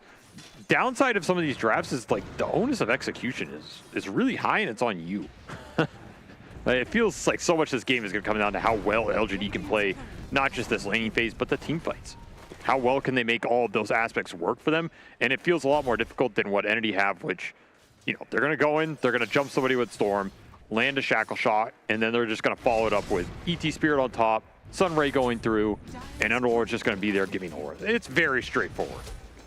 And the laning is also pretty strong. He's got him. Yeah, Fishman, he'll be the one to get first blood. A beatdown right there. I mean, that's that facet going to work. And I mean, this is a lane that, as the panel was talking about, you should not lose this lane versus anything. I refuse to believe Wind Ranger Elder Titan loses versus anything in the meta. You need a very strong cheese lane to beat this lane effectively, because you just can't trade versus them. There's no way. Entity already off to a strong start, and that's the other scary part about their lineup. Their 5-man looks insanely scary to play against. That is some damage, though. Yeah, that guy's not going to be having a fun time. Kataomi is playing Phoenix against Marcy and Snapfire. These are going to be some difficult eggs to place, because too far away and they're not effective, but very easy to get them too close and have that egg get blown up. So, and if he's going to struggle in the laning phase, it's just going to get even worse. That's just one kill. We'll see how much more LGD can get out of it. I mean, we saw in game one, the side lanes, like, they were putting pressure and trying to get kills and stuff, but it didn't actually result in a lane win. They ended up behind in CS and such. We'll see if the similar outcome comes to this game two. I mean, this Snapfire Marcy's a nice little combination, honestly. With the bodyguard and the shots coming through, the Snap's now dealing the extra bonus damage with some of the sidekick buff up as well. It's an insane amount of burst. Kind of a cheese lane almost. Yeah, a little bit extra chain stun when the Marcy goes in off the, you could, you know, chain stun it with the Cookie as well. I mean, Marcy is just such a burst-oriented hero. You really want to be able to make sure that, in this case, the Storm Spirit, the Wind Ranger, they don't get off their defensive mobility spell that'll allow them to just kite the Marcy out in this game. Marcy, I mean, this is an interesting hero. If you can create a cheese lane for the carry Marcy, then you alleviate one of the big problems about the hero, which is she can't jungle early, so you need to make sure she can stand on the lane, continue to free farm for as long as possible, like a PA or Spectre or something. And if you can just cheese it up, then you can get through that phase. So far, LGD doing quite well in these lanes. They're going to go on DM again. Yeah, look at that damage, man. So much burst, so much physical damage that the Atrophy Aura just barely keeps DM alive. Man, it's that is not a fun combo to play into right here for anybody. Maybe we found a replacement to the IO, because as he said, all of these pubs that I've been seeing carry Marcy in, it's like always with an IO. He's just dead. What is this combination, actually? Combination insane. Does too much. Yeah, I did not really understand in the draft how well Bodyguard works in conjunction with all these hits going through. You're just basically getting double Shredder instantly. And this level 3 is an insane power spike. You're giving the minus armor, which is buffing all this up even more. Yeah, it kind of reminds me of the Pango Tusk combination, the swashbuckle tag team. Yeah, it's like similar. one of those where it's like you've got a hero that does a rapid amount of attacks and then something that combines with it to really amp up those attacks. So very cheap too. All these spells are very cheap, easy to throw out. No one getting beat up mid.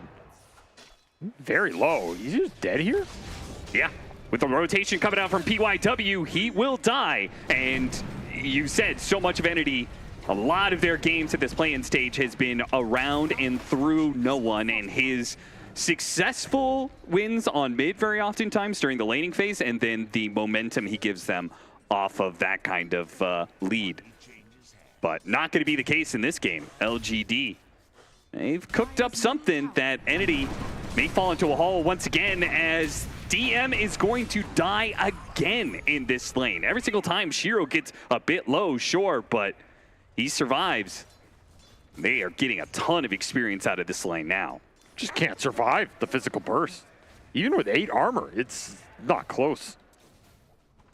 Insane lane combination for LGD, and they are getting a lot done with this Marcy, which again is pushing Jiro through the harder part of the game for him. If he can get to some fighting items, we'll see if he goes the Battle Fury build, but he's already cruising. He's going to have Orbital Corrosion plus Phase Boots pretty fast here.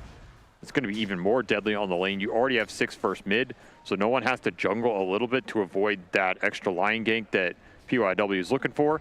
He's going to find a DD rune and get it denied, so no one also not getting that 6-minute power rune that he would have wanted here.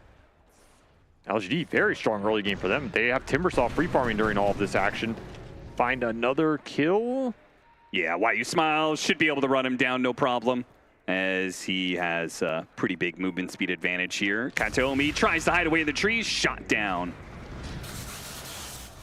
And no one gets a little aggressive on mid, but you can see the line is just hanging out. He's ready. PYW's ready to respond if no one gets overly aggressive. D-ward by wbg as well. Level 5 already. This is before Wisdom Runes. Snapfire is the same level as his offlaner here. Ridiculous start for him. Getting this kill on Fishman will just boost them up even further. LGD firing on all cylinders here, though they will lose their Wisdom Rune. Yeah, Watson being a bit sneaky. Takes the Wisdom Rune and does get out with it, so that will help offset that pretty clear level advantage that LGD was building up.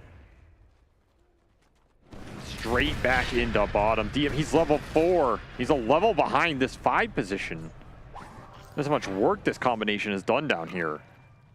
They got double Wisdom Runes. Did either one of them go to... I don't think so. I think DM? One went to the Phoenix, one went to the ET, I believe. Man, that's just...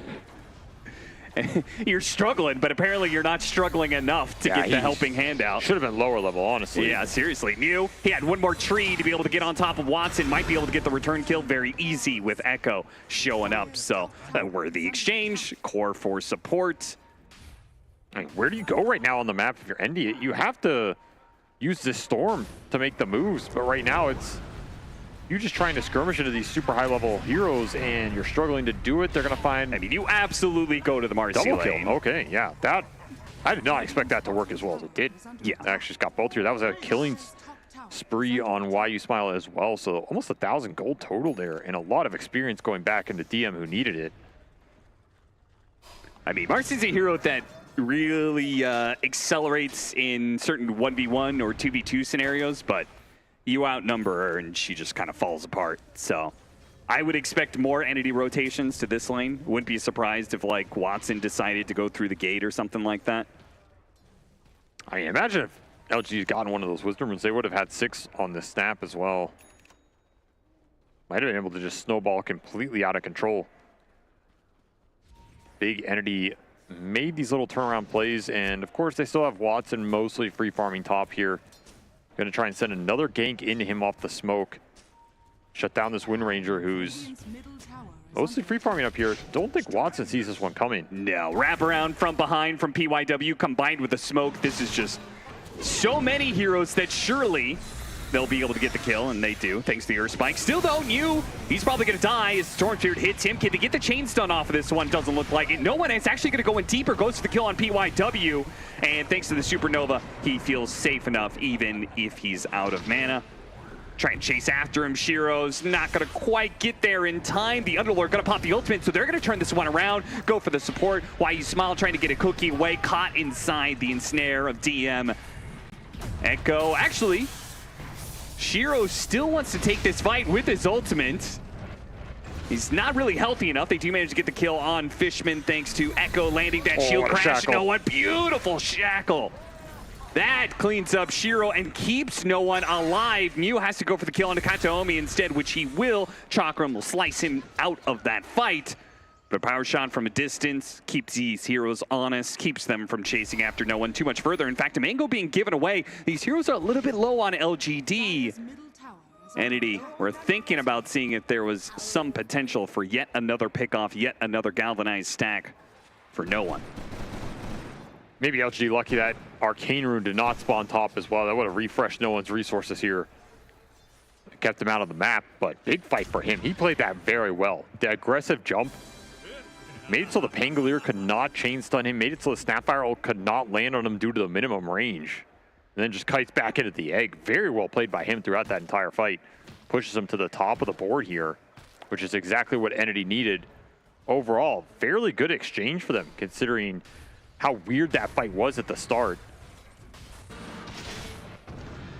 Again, they have kind of slow supports that need a lot of levels here. Want the big 5-on-5s between the Phoenix and ET, so you have to try and not get dragged into awkward openings to these fights if you're Entity. Make sure they're on your terms around your towers, around your Underlord, plus your 2 supports who are all clunky, but can be really strong on the 5-on-5. That's where who Storm jumps and where he jumps them is really important to determine the outcomes of these exchanges. No one's resources, perhaps the biggest deal for Entity in this game. Got to keep this Storm as high mana as possible at all times. Look for the opportunities, be ready to defend your towers, because LGD are going to try and pick up the momentum. They have Pango Timber, 2 fighting cores, can deal a lot of damage in this early game, enable the supports who have a lot of damage to back them up. You also have some awkward supports on Entity that are pretty easy to run over, right? Yeah, if you start killing Entity's heroes one by one here, or finding, you know, impales on the ET, a hex on the Phoenix or something, you're going to burst them through. It's not going to be close. So, again, your positioning on Entity, need to make sure it's on point. Shiro or make the aggressive plays was yourself. farming alone in bottom lane. No one shows up. Can't really afford those kind of pickoffs. LGD have already lost the net worth advantage that they built up so painstakingly in the laning phase. Echo does not get hit. Oh, the cookie! It stopped the Rolling Thunder. It might have just gotten him killed. Not quite. A Hex comes out, and now it's the Stormsphere in trouble, blown up by the finger. They do manage to get a good egg positioning, though, and Wyu Smile's dead, so nobody can kill that egg. Running over the mid lane. Not a great trade-off for Entity. If they'd gotten the Pango, would have been great, but 1 for 1, losing their Storm Spirit and losing some of those galvanized stacks, that always hurts. That is an incredibly fast Hex by PYW. Super ready for that Storm jump, and punishes no one who was, as you said, getting out of control. Was up to 10 or 11 galvanized stacks there. Gonna set him back a bit, and your Orchid, not a conventional Pango item, but one that will definitely make the Storm and the Wind Ranger's lives harder in these early fights, especially when you combine it off a chain with the Impale or the Hex that are pretty reliable so far. Interesting itemization from Echo. He needs at least 1 or 2 big kills with this Orchid to make it feel good. He'll find a little support here. You say 1 or 2 kills, does an Elder Titan count? Does a Fishman Elder Titan count? Give him a half point. Okay, half a kill. So he needs 1.5 more kills. I mean, this is also helping your Marcy get to Battle Fury. It's pretty valuable here. Shiro is falling a little bit behind as these fights weren't working out the greatest for him. And yeah, this cookie was very awkward. Yeah, it resets the Rolling Thunder animation, almost gets Echo killed. I mean, I think he is dead if no one gets that other jump. Just didn't see the lion in the trees. And that's all it takes. The strength of the pick here. Yeah, I mean, there's not a lot you can do with that. He is making the correct play there. He gets that Pango 100%. He gets out, but PYW, a little too fast. And that's a lot of what this game's going to come down to for LGD. Like, can you make these little fast plays in the fights on the map that make these unconventional picks work, and then they look really good?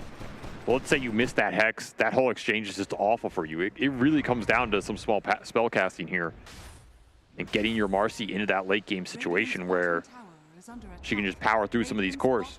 Would you say LGD have the need for speed then? Mechanically, sure.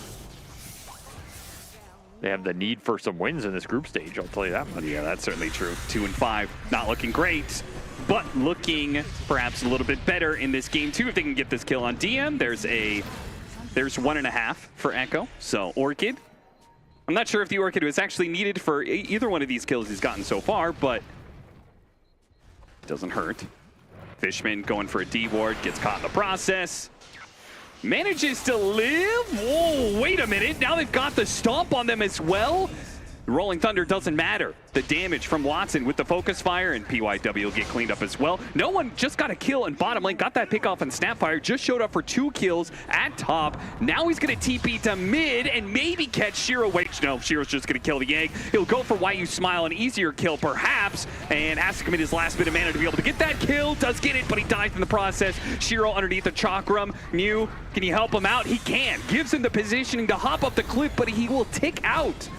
The fire, too much damage over time, ends up finishing him off. Now Nusha's got to worry about his own life here. Another firestorm will not be enough. Neil will get out, but losing Shiro, as you said, he is a little bit behind on his Battle Fury timing, and yet another death like this, it has just sent him so far down the network chart at this point. Man, I would love to see Shiro's trajectory in this game, because that laning phase, he was up to 3,300 net worth or so early on in that laning phase. Now we're looking at the 16-minute mark, and he's only gained 3K. I mean, he's had a couple like 200 or 300 GPM minutes here. Yeah. Just, this is the downside of the Marcy. You really struggled to get to this first item if that laning phase is not crisp. They got halfway there, and it just fell apart in these fights for him. And now he's decently far behind. You do get the Storm kill, you reset some of the stacks, but that Storm, he's going to be close to BKB, still having a very strong game here for no one. And we're seeing a lot of these fights. It comes down to how much the Timbersaw can get done on the side of LGD versus this Storm and Wind Ranger coming through with the big damage. And a lot of these fights have just been the egg going down instantly, either, you know, to the Snap or the Marcy. If that doesn't happen, that team fight looks a lot worse for LGD. So they've done a decent job prioritizing that. And, you know, Why You Smile still having a very strong game here, is able to play a more aggressive, help contribute to that as well. This is where the IO feels so necessary for the Marcy, because pre-Battle Fury, the IO helps speed along your neutral farming a lot more and allows you to still be a part of team fights. But without that global mobility, right, then, you know, Marcy's showing up to fights, you know, off of like tower TP rotations and stuff. He's losing out on farm just by walking across the map to be a part of fights. And then if the fight goes bad, well, then you're just in a one hell of a hole where he is yet to get Battle Fury at 18 minutes. PYW caught. Spotted by Watson, followed up by DM. They have plenty of disables to keep him in place. And Enemy are happy to just continue finding these pickoffs across the map. Yeah. The Storm and the Wind Ranger can set stuff up now. They're pretty independent. You just need one support with them, and you're clearing through supports. We saw Shiro showed mid for a single wave, instant 2 TPs from Enemy. Threatening him, threatening that 18-minute power rune. They're playing really aggressive around this mid lane. They have the vision control. That's the biggest thing here. This Dire Ward on mid is doing a lot of work for them. Is a Radiant one from LGD to scout some of the movement around it, but the damage is kind of being done regardless. Area's being controlled, the jungle's being invaded, this tower backstab is being threatened right now.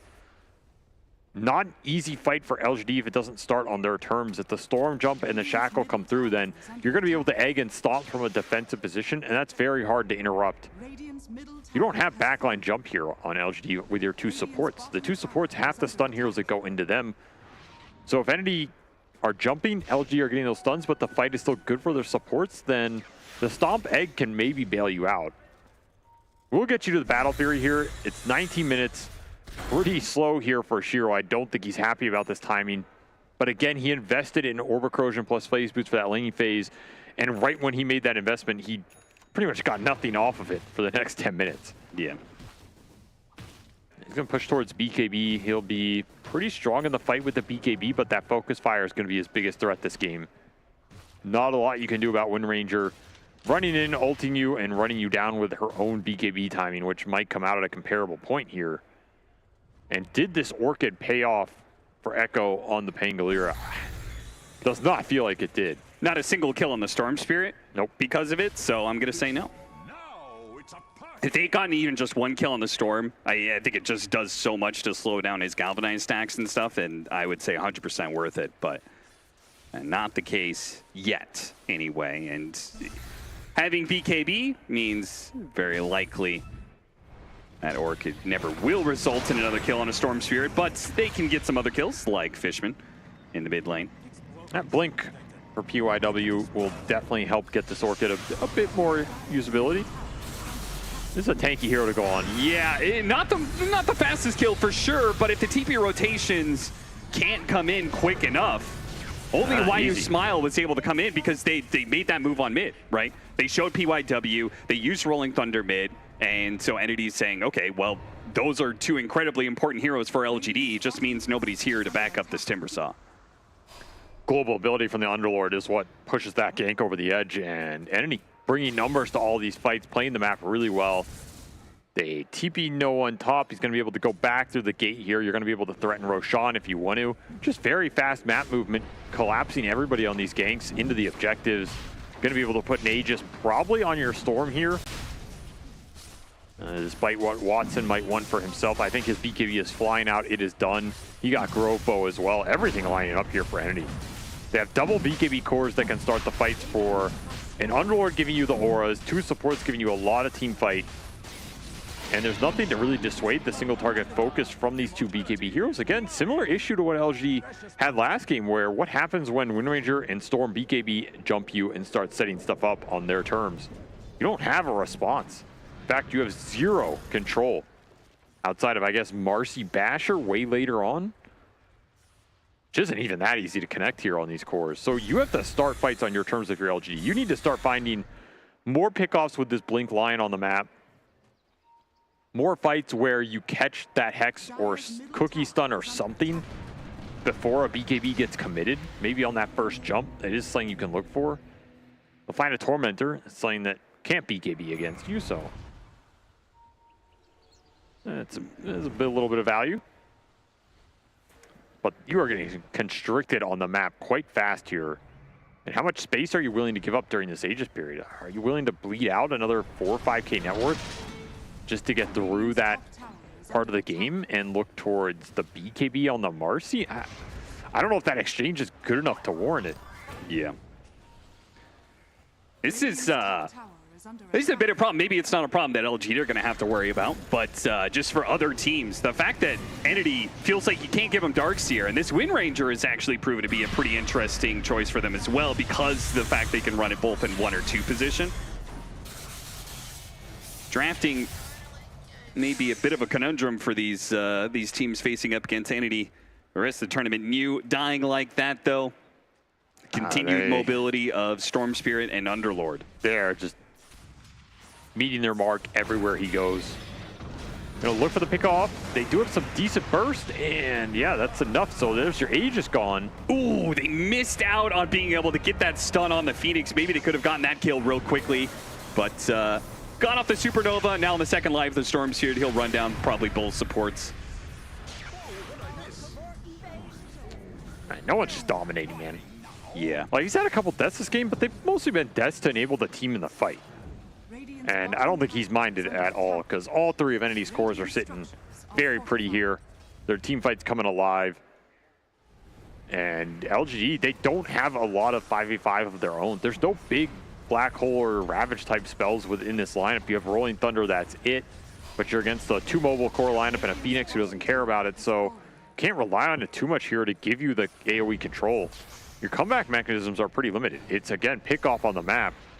Gotta get the lanes in as much as possible. And so far, every time we've seen you try and get lanes in with this Timbersaw, he just gets TP'd on and ganked.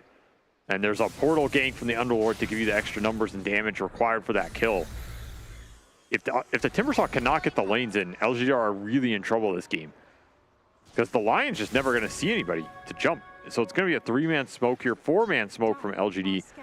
They're just going to try and force the issue. Yeah, they're saying if the Timbersaw needs to be able to push out lanes, we should try and punish one of these times they go for him, right? Well, I thought they were just going to 4-man smoke, sit behind him, and wait for Entity to make that jump.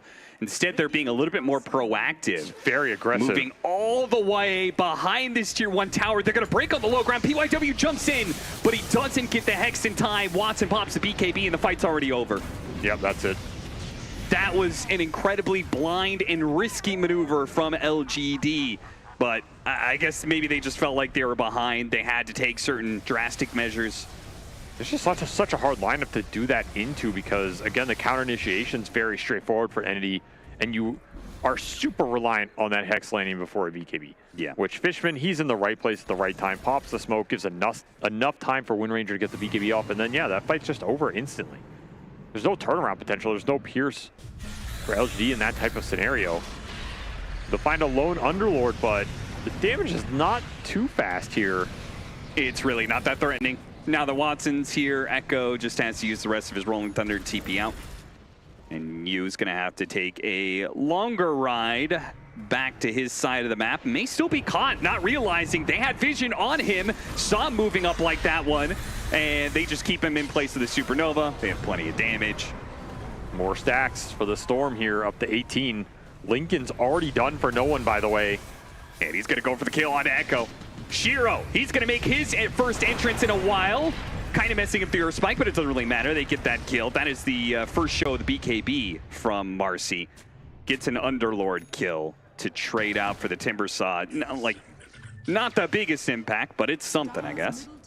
I mean, decent damage coming out at least. Sure. Feel good about that. You can bring that frontliner down, because if you can't, then you're really in trouble this game. Taking advantage of the fact the Storm was a little low resources.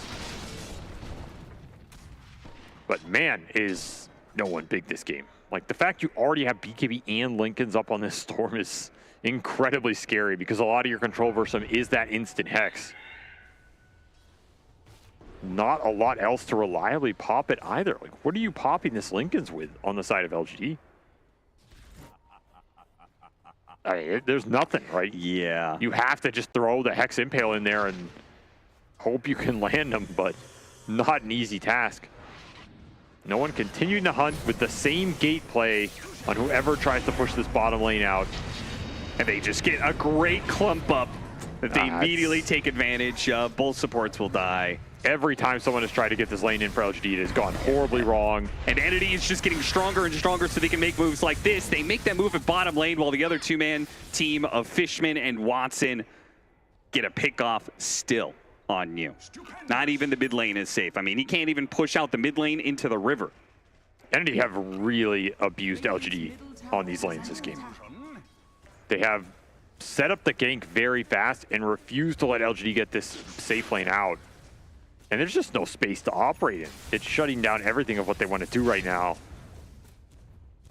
And yeah, it goes back to, do you have to smoke behind the guy who pushes in bottom to bait that play? And is that even something you're happy doing? I'm not sure, but you might not have another choice in this game. You don't have many other options here. I mean, your other option is you just 5-man smoke in somewhere and place the high ground ward. And those are very mixed plays.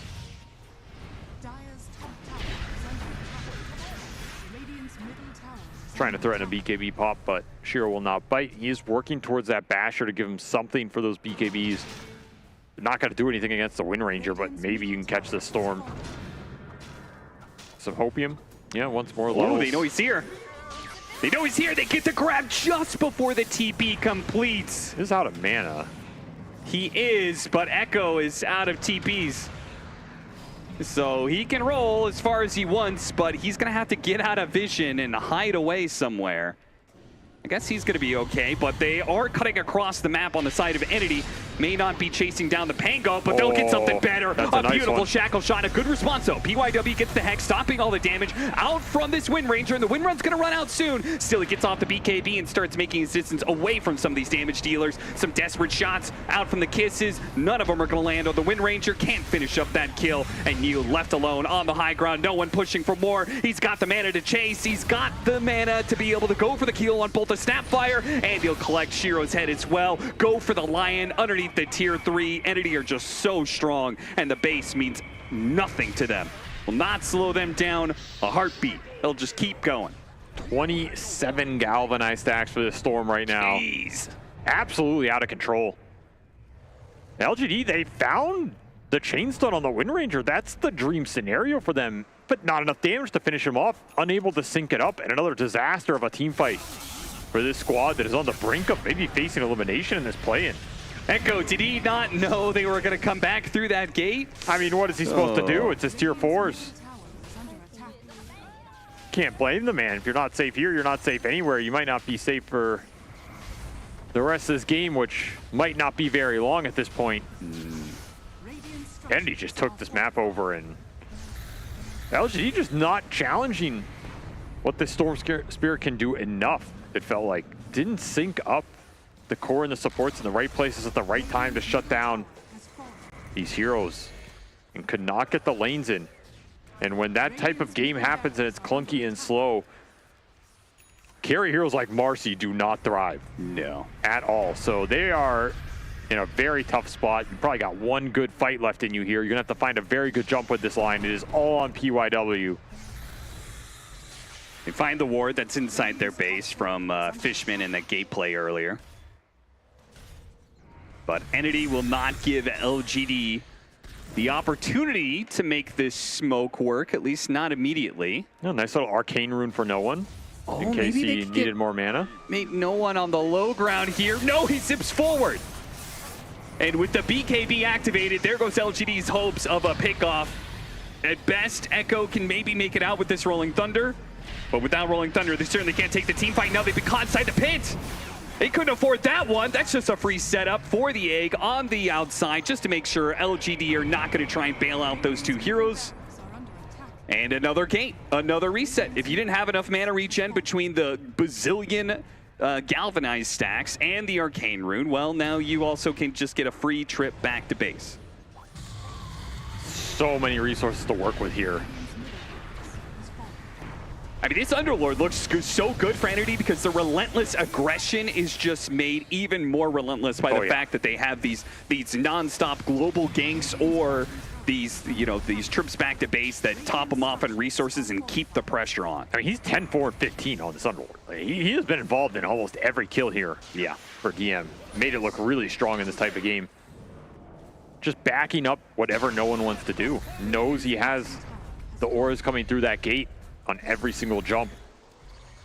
We saw the BKB get popped on Shiro on that earlier jump, so LGD hesitant to engage right here. Without that item up on the Marcy, Parasma done for the Storm. The damage is going to start to skyrocket. Are you going to take this fight without the BKB on the Marcy? It seems pretty hard. They're going to try. Yeah, they tried to go for it with the Rolling Thunder. Missed out on the Watson jump while no one goes straight for the supports. It's just easy kills for him there. Now, Watson got in a little bit too deep, though. He gets himself a bit punished there without Watson. Can LGD hold this one? Shiro's just going to run out of gas. No one's just too strong. It's just like game one. You reached a point where Entity got too big, and even when Watson dies, there's a second carry and even a potential third as DM continues to have an influence. He stole it away from him. Why? You can see no one. No, come on, man. Absolutely furious right now. How dare you take my rampage? What do you want me to do, man? It was Firestorm. I can't control that.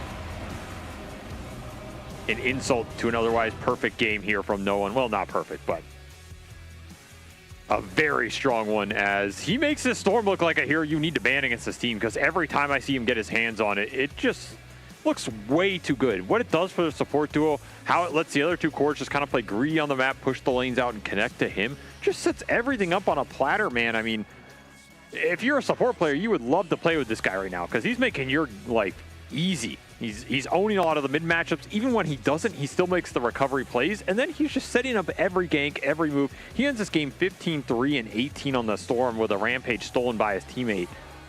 He is back in form, back in zone, and this team's looking scary, man, as they push LGD down to, what is that, 2-6 now?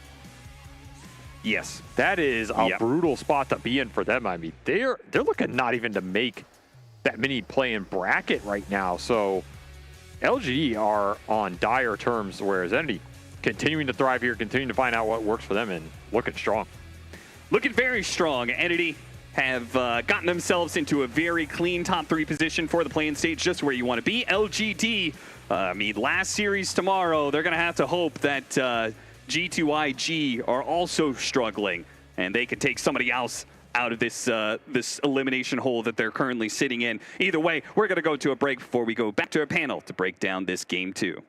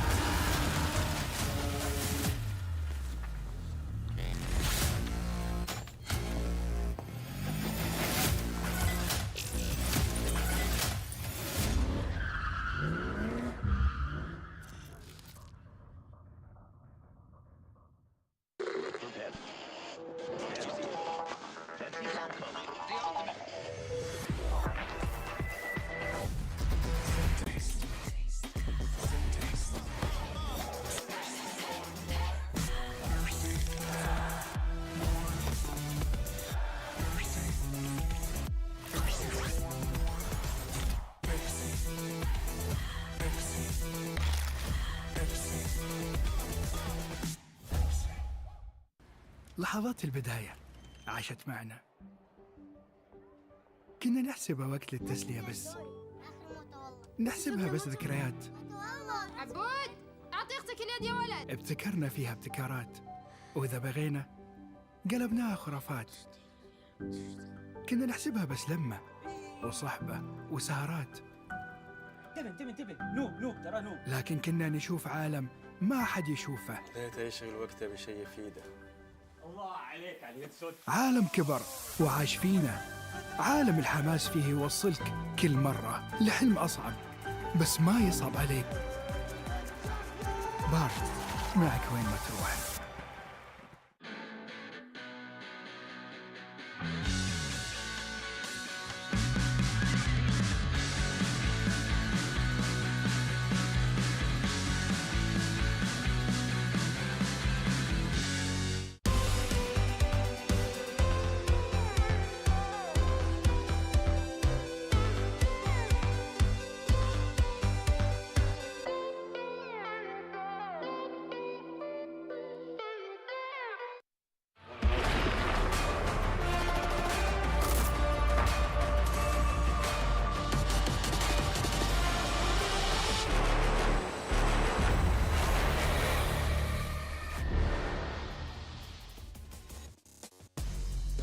Well, we had high hopes. The creativity seemed promising from the draft. Carry Marcy, maybe pairing it up with this bodyguard tech that we had never seen before, of pairing up a little shredder with it. Seemed good in the lane, but then, you know, the shine started to dull a little bit as the game progressed, Fear. Yeah, I mean, definitely I like the idea of it, and it does seem like some good lane cheese. But unlike, like, for example, Io and Marcy together, this combination looks good in the lane only, right? Yeah. Throughout the rest of the game, Snapfire does not get to play the game she wants to play, sitting far back, throwing the what is it? The kisses. The kisses, yes, that is the one. She has to get up there in your face to be able to abuse that one. And then, of course, you are Marcy at the end of the day. You are going to have to go for a Battle Fury. You can't farm if things go badly. And that's exactly what happened to Shiro this game. Like, the laning stage was good, but you got ganked a couple times, and from there, the Battle Fury timing was slow, and now all of a sudden you're in a situation where you can't recover. I mean, I think a lot about Marcy with Io is not only like the synergy of like the overcharge and all that, but it's the sustain aspect. Like you saw, even though they were winning bottom lane, like Shiro was consistently getting lower and lower every time they got a kill, and eventually Entity just rotated bottom with 3 heroes, killed them both, and it felt like all of the momentum they got from that was just gone, and it looked like Shiro was kind of just out of place for the rest of the game. I think, Fear, you, out of all of us, were harping the most, but I think we can all agree that Echo's performance in this series was a bit legendarily sus. Yeah, I mean, I think in general here, I can definitely see why teams are banning Ember first phase. Sure. Because, like, the rest of the heroes down that tree there, they're not looking like he's super comfortable on it. This is definitely just not a Pango build I've ever seen before on this patch. Like, you are going for the double jump, you're getting the extra damage on the shield crash, you're getting the extra barrier, too, on top of it. So every single Pango, they're going Echo Saber, getting a little more tanky, going into Manta for survivability. You are a universal hero. You're using both these stats. I understand the idea behind going for the Orchid, but after that, he goes Blink. He's just the squishiest Pango in the world. Did not convert this Orchid into any kills whatsoever. Then he goes into the Aghanims. This build just flopped so hard. And this is the first time I've ever seen it. And, like, I'm not sure what's going on here. His win rate on Pango is really bad as long as his SF. Yeah. Why are they picking him heroes that he's just not comfortable on and doesn't win with? I don't get this. That might be a... They still have their coach as Zhao A, right? Yep. Yeah, so that might be like... LGD, I would say historically, has always been the team that has the most hero variety and comes in with the most like ideas, and it's irregardless of like what their players' specialties are. Like if you look at old LGD drafts, even when they were placing top 2 at TI, it was never like they had their play style. I feel like every series they were carefully crafting a draft to the opponent team, and maybe this is just like an outdated idea, or maybe you're trying to make it work with players that... But you can't bring in a new player and do that. That's what I'm saying. Right? So you're I feel like that's the same approach as what they're doing here, and it's not working. Well, also because he was facing off against a veteran player in no one who is standing by with Purge right now. Thanks, Tsunami. Yep, I'm here with No One of Entity, and you guys just had a excellent series, a nice 2-0. First game you played Wind Ranger. You got the nice snipe. You rotated a lot. There were some criticisms, maybe, of you being mid because you match up maybe better against the offlaner, but it felt like you got a ton done in that game. Is that why you went mid instead of the TA? Yeah, because it's like Wind Ranger is a really good answer to SF because of the talent. You cannot get slowed. You're asking this, right? Why I go mid on Wind Ranger? And, yeah. But like he was playing against Tomilis. Why I got flamed by this? He was TA against Tomilis. Like it's free lane. What do you mean? If they fuck up, it's all right, flame is a strong word. It was other people having this opinion, so I was just curious why you chose to go mid. That's what I should have said. I mean, it's just really good Wind Ranger game, and I believe Watson is like really good TA, so he can play actually like into every counter in the game. And I got like kinda triggered when I'm playing to Nagas, Terblades and stuff. I can like lead my team to some really bad places and then it's GG. But Watson is a really good TA, like best in Dota. Yeah, that's a fair point. What did you think about your opponent's Shadow Fiend? We checked some of his matches. He doesn't have a huge amount of games played on it. What was it like playing against him in the mid lane? I mean, he played poorly. Like I destroyed him in lane, then we killed him, and it was like kind of free game for us that we just throw in the end, and then we come back. But SF was not great pick into Barat room. You cannot pick SF into Barat room. Can you protect yourself with the Yules at least, or is there just not good solutions? I mean, he buys Shadow Blade and then he stuns you and you die. What you can do? He buys BKB, you die. Like there is literally nothing you can do. Like you can farm some Link in later, but then it's not that SF that kills people, right? So, I don't know. Spending money just to delay your death. What about game 2? You played Storm Spirit. What's your feelings on the state of Storm right now? I mean, I believe it's still Imba, kinda, but it's just like depends on the player, I would say. But it's quite good. You know, there's so many good heroes right now. I just love Storm. It's one of my bests by far. Have you ever tried his other facet? I don't even know what it does. It just does like you press second and one time the hero hits you, it's like overload on him. Nice, well, you know. That's like, yeah, but it's whatever. I'm sure like later they will like fix it so it will be like 50-50 for both talents right now. Right now it's like this. It's Riyadh, they cannot, so it's like this. There's many dogshit talents right now in Dota, and many godlike talents. So that's true. So we were talking a little bit about seeding potential going into the next stage. So you're definitely feeling great about your current standings. Can you tell me about which teams you're most worried about in the next stage right now? I wouldn't say we're worried about like anyone. It's just like maybe right now we are looking. Maybe I'm not saying that we are, but maybe we're looking more into to go to the Group B because Group A like looks like this. But it's still like if we go Group A, it's fine. We'll learn and we'll like beat them, you know. So I'm not afraid of any team, maybe except of Falcons a bit because like we played Clanverse and these guys like fucking destroyed us like by a year. I don't know, like we haven't won a single game against them for now. But it's Riyadh, everything changed. Okay, so how deep would your mid-hero pool? How deep would you say your mid-hero pool is right now? Do you feel like what's like the hard number of heroes you're really comfortable playing? 25, 30, sure. I knew you were going to say some shit like that. You are very good, so understandable. Okay, well, thank you so much for the interview. I appreciate it, and good luck in your next games. Thank you, bye. Thank you very much for Entity and No One and Purge for that interview because, yes, I am not at all surprised that No One has a breadth of heroes that he can choose from. Even the signatures that he was mentioning, his Storm Spirit, it's his top 3 most played hero in all time.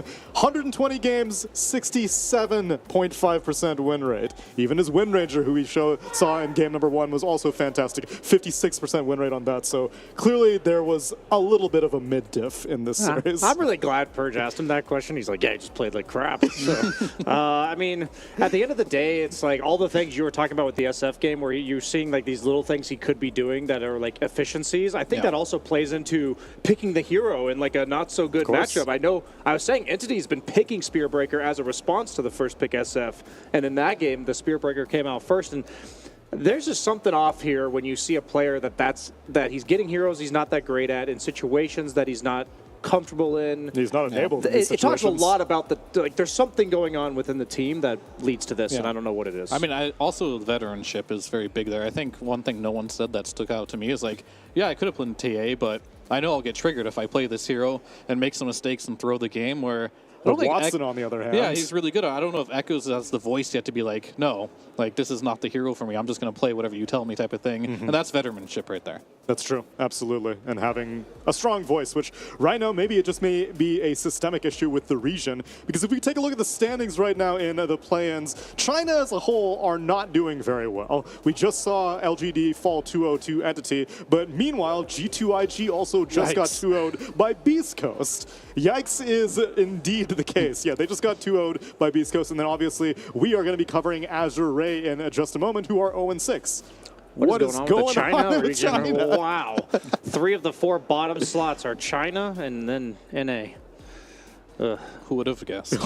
Well, I could have guessed half. I mean, like, I'm not trying to say SA and SCA are usually in the bottom, but I feel like those 2 regions are candidates for having teams get knocked out. And right now, you could say it. They definitely are generally down there. Yeah, and right now, like, you know, you see Beast Coast in 3rd, Blacklist in 1st. Aurora's doing the worst out of those 2 regions in 4th with like a respectably decent 3-3. So, yeah, I mean, pretty interesting like region distribution going on here.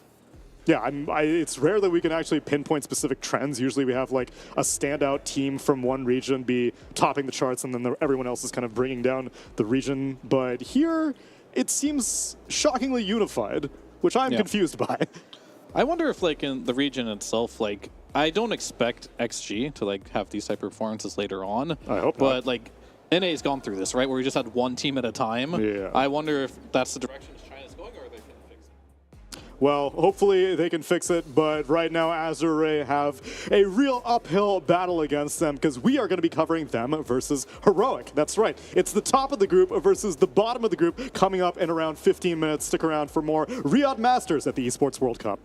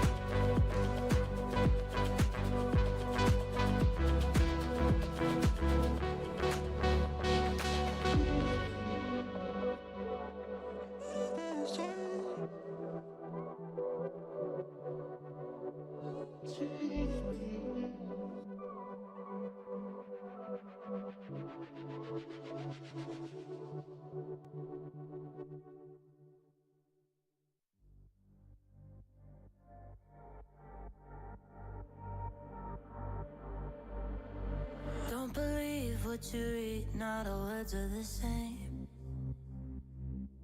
Not everything you see, you can't trust anyway. All the thieves dressed as sheep tell you they know the way. So bite the hand that feeds you to the wolves as prey. Get out my face, try to stab me with a saving grace. Fool me once, never twice, now I got the knife. You try to cut off my conscience, bake me a cake full of nonsense. You eat it too and I got deja vu when your words are up, you got you nauseous. Your shit belongs in the driveway, no, no, no, man, but you wish, babe. Took out the trust like I used to have rest, but all that's in the past, now I upgrade.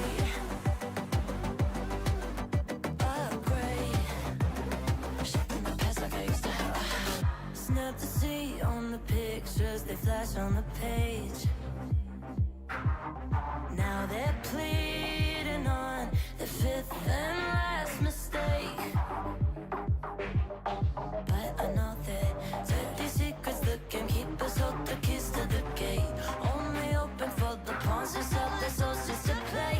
I don't keep up with the fake, we are not the same, so go take your loss. It's plastic and products left in a box with nothing to promise. Get out my face, try to stab me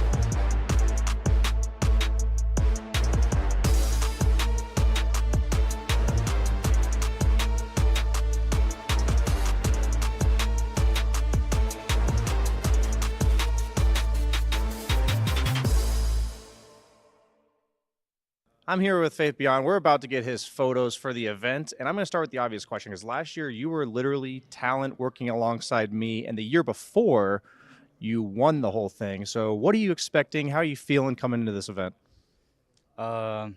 We just want to try our best. There's no certainly goal or something. Just enjoy the game. Now, I guess the question would be, last year, did you expect this to be where you were this year? No. Last year, I think maybe this year I would be a talent again.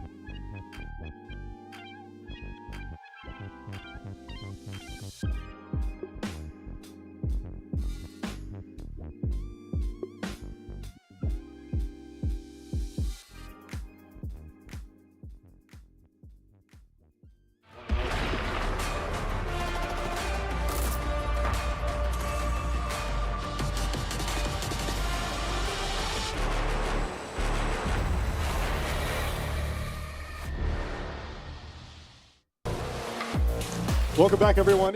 It's time for the final game of the night. It's Azure taking on South America's Heroic, where this may be a more uphill battle than you may have thought maybe like, I don't know, even 3 months ago. I think Wallachia was probably the tipping point for both of these teams, where Heroic really had their debut, and we got to see how these teams would stack up on international soil. I guess Birmingham maybe more so for Heroic. And that's also when Azure started their downturn and lost their status as maybe the second best team in China, after Extreme, of course. Yeah. And now I have no idea who the second best team in China is. Nobody knows. Nobody knows. Maybe all after tied this for last. tournament we'll know. Maybe. Actually, All tied probably for second. after this play-in we might know. I would hope so, because there's no way that we can eliminate all the Chinese teams. One of them has to make it through. They will be can't dubbed the they- second best. Can't they? At least. Aren't there 4 teams eliminated here? Only 2 teams Only are 2. eliminated. Bottom of each group is eliminated. But then they oh, do that's true. They do the play-in game. Never though. mind, you're right. Because So then we theoretically, they could. we all, do take none out of them, 4 teams, because then the third and fourth played a little mini bracket. So yeah, the fourth, fifth. So yeah. we still Fourth, fifth. might not know. We still might not know. Oh, but okay, saying that, but Azure Ray, they have to win the series, I think, right?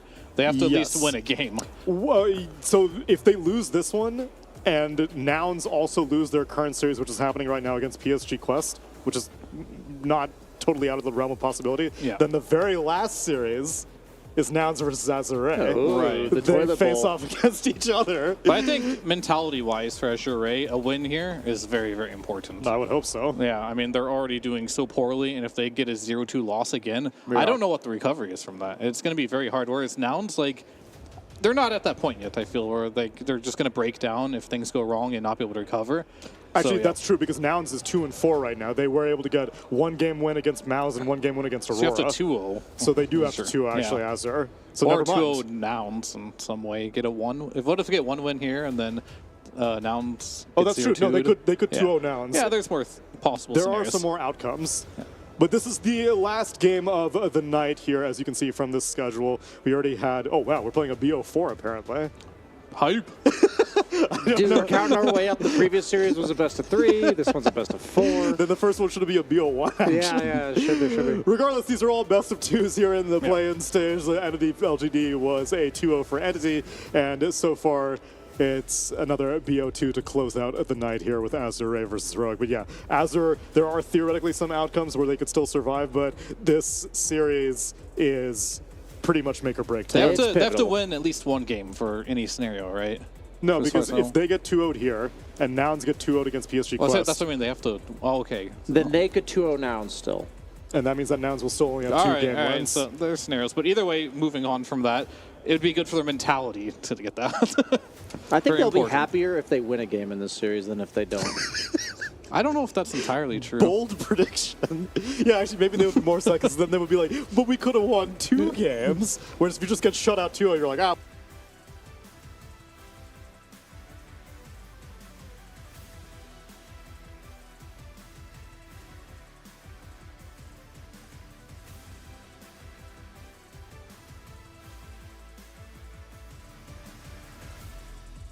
I mean, very imbalanced, but very hype. It's all about the viewers. That's you the next at Midas home mode. who are watching us right now and watching Azure and also watching Heroic, who we can also start talking about a little bit because they are doing exceptional right now in this play-in stage. They're currently 5-1. The only team that they have dropped a game to is PSG Quest. So Who's also 5-1. Who's also 5-1. So no shame in dropping a game there. Right now, Heroic are my frontrunners for Group B, which is exhibited by their score. Yeah, I mean, this team has been at it for a while now, and they've cemented that they're the best team in South America right now, like by far. And they've been going to lands. Their results haven't been as good as they've wanted them to be. And I actually ended up doing an interview with Devi Lam, and I was like, what is making you so much better than all the teams in South America right now? Is it because you're playing more teams internationally? He's like, no, that's not it at all. Just we're bringing discipline to the region. Yeah. And we're like trying really hard. We're going every single game studying. We're not slacking off. And it's proving and it's showing throughout the year. Like they're getting better and better results as the years go on. And now here we are in the play-ins and they're dominating them so far. And so with that said and the momentum they have and they're going to a team that is not doing so well, they're definitely heavy favorites going into this. Yeah, in your interview with Divai Lama, I also noted that he just said that like they have not rested at all. Yeah. They've been boot camping constantly, and if they're not boot camping, that's mean that they're at an event, which for Divai specifically was a bit of an adjustment period because he exported himself to another region, and so he's had to learn Spanish, embrace living in South America as a whole. So I thought at some point the stamina may catch up to him, but it seems that they're maintaining the momentum. I mean, I think the only thing that allows a player like him to have the consistency in the stamina to persist is, I asked him in my interview at the start of this event, like, is this life everything you dreamed of, basically? Because last year he wasn't making any tournaments. He talked about the consistent shortcomings and losing in qualifiers and how demoralizing that is. And suddenly he's just at everything, right? So 0 to 100 real quick. And he basically just said, yes, it is. It's like, yeah, there's ups and downs, but this is everything I wanted it to be and more, basically. And that says a lot based on the fact that they're not having like spectacular results at the tournament. He's enjoying the process. He's enjoying working with his team, improving over time, meshing with the team, kind of fitting his way into the region as a whole, and just seeing that integration. Because SA is kind of one of the few regions that doesn't do this very often, importing players. So that was a very loud. We could hear this all the way over here. And we can verify that that was heroic because we can see them on the cams. They were doing a little team huddle earlier. Yeah, that was pumped up right there. I like that. And that's the energy that they need because, yeah, like you said, South America is not a region known for discipline and consistency. Yep. And he, Divai Lama himself, he exported himself to North America also. He was on, I don't remember which, was it? Wildcard, I think? Wildcard, that's right. Yeah, and I have to imagine that maybe he wasn't able to find as eager teammates to go through the rigors that this team is going through, just constantly be boot camping, constantly be replay analyzing, studying. I mean, also, these are just like some of the best historical SA players. Like, and so if they can get the discipline down, I feel like there's been a lot of star-studded SA rosters that have kind of flopped. Yeah. And so to see this, I'm like, I see K1, you know, I see Schofield. These guys have been around for so long. So to see them kind of like give a different definition to success in this region, I just think it's promising. I mean, if we're talking star-studded, we can't like forget the other side, right? We've got like Bach, FY. We've got some really star-studded like roster on Azure Ray. Yeah. And these are a lot of the players that have not had success recently either. So in theory, they should be just as hungry. So what's going on with them? Like, why are they not able to bring it together the way Heroic has been able to? That's like, obviously, I can't really answer that one without knowing them interpersonally, but I think in general, this matchup is incredibly important because I think Heroic are most likely guaranteed to go through if they 2-0 this one, right? I would imagine. And Azure Ray, the back's against the wall here, so this match is equally important for like both these squads going into this. And I worry a little bit. Like, you've got so many big names. Like, you've even got Lanham coaching this team. You've got Ori from the mid lane. You've got Bach, you know, TI winner. You have FY as well. Like, this team is stacked. You wouldn't expect them to be in a situation where they've got their backs against the wall. It would make me sad if this is like they are coming into it being like, we're going to disband anyway. You know, we didn't make TI. Where's our motivation coming from? That would be so stupid. This tournament is worth so much money. I know, right? Players, this whole 2-month period is brutal for players right now because it's 2 massive tournaments, career-defining tournaments that are happening right now. But we can get into the draft and let's see if Azure perhaps can bring some motivation through their heroes. As we take a look at their bands, they take out the Pango, the Shadow Demon, and the Rubik. First pick up a Weaver, and Heroic, they take out the Tiny, the Monkey King, the Darkseer, and the Phoenix, and respond with a second pick Enigma. Have they been playing much Enigma this tournament? Not really, actually, so surprises me a little bit that they are picking up Enigma this early. Also not banned. It's banned first phase in the last series, at least, from the Nouns games.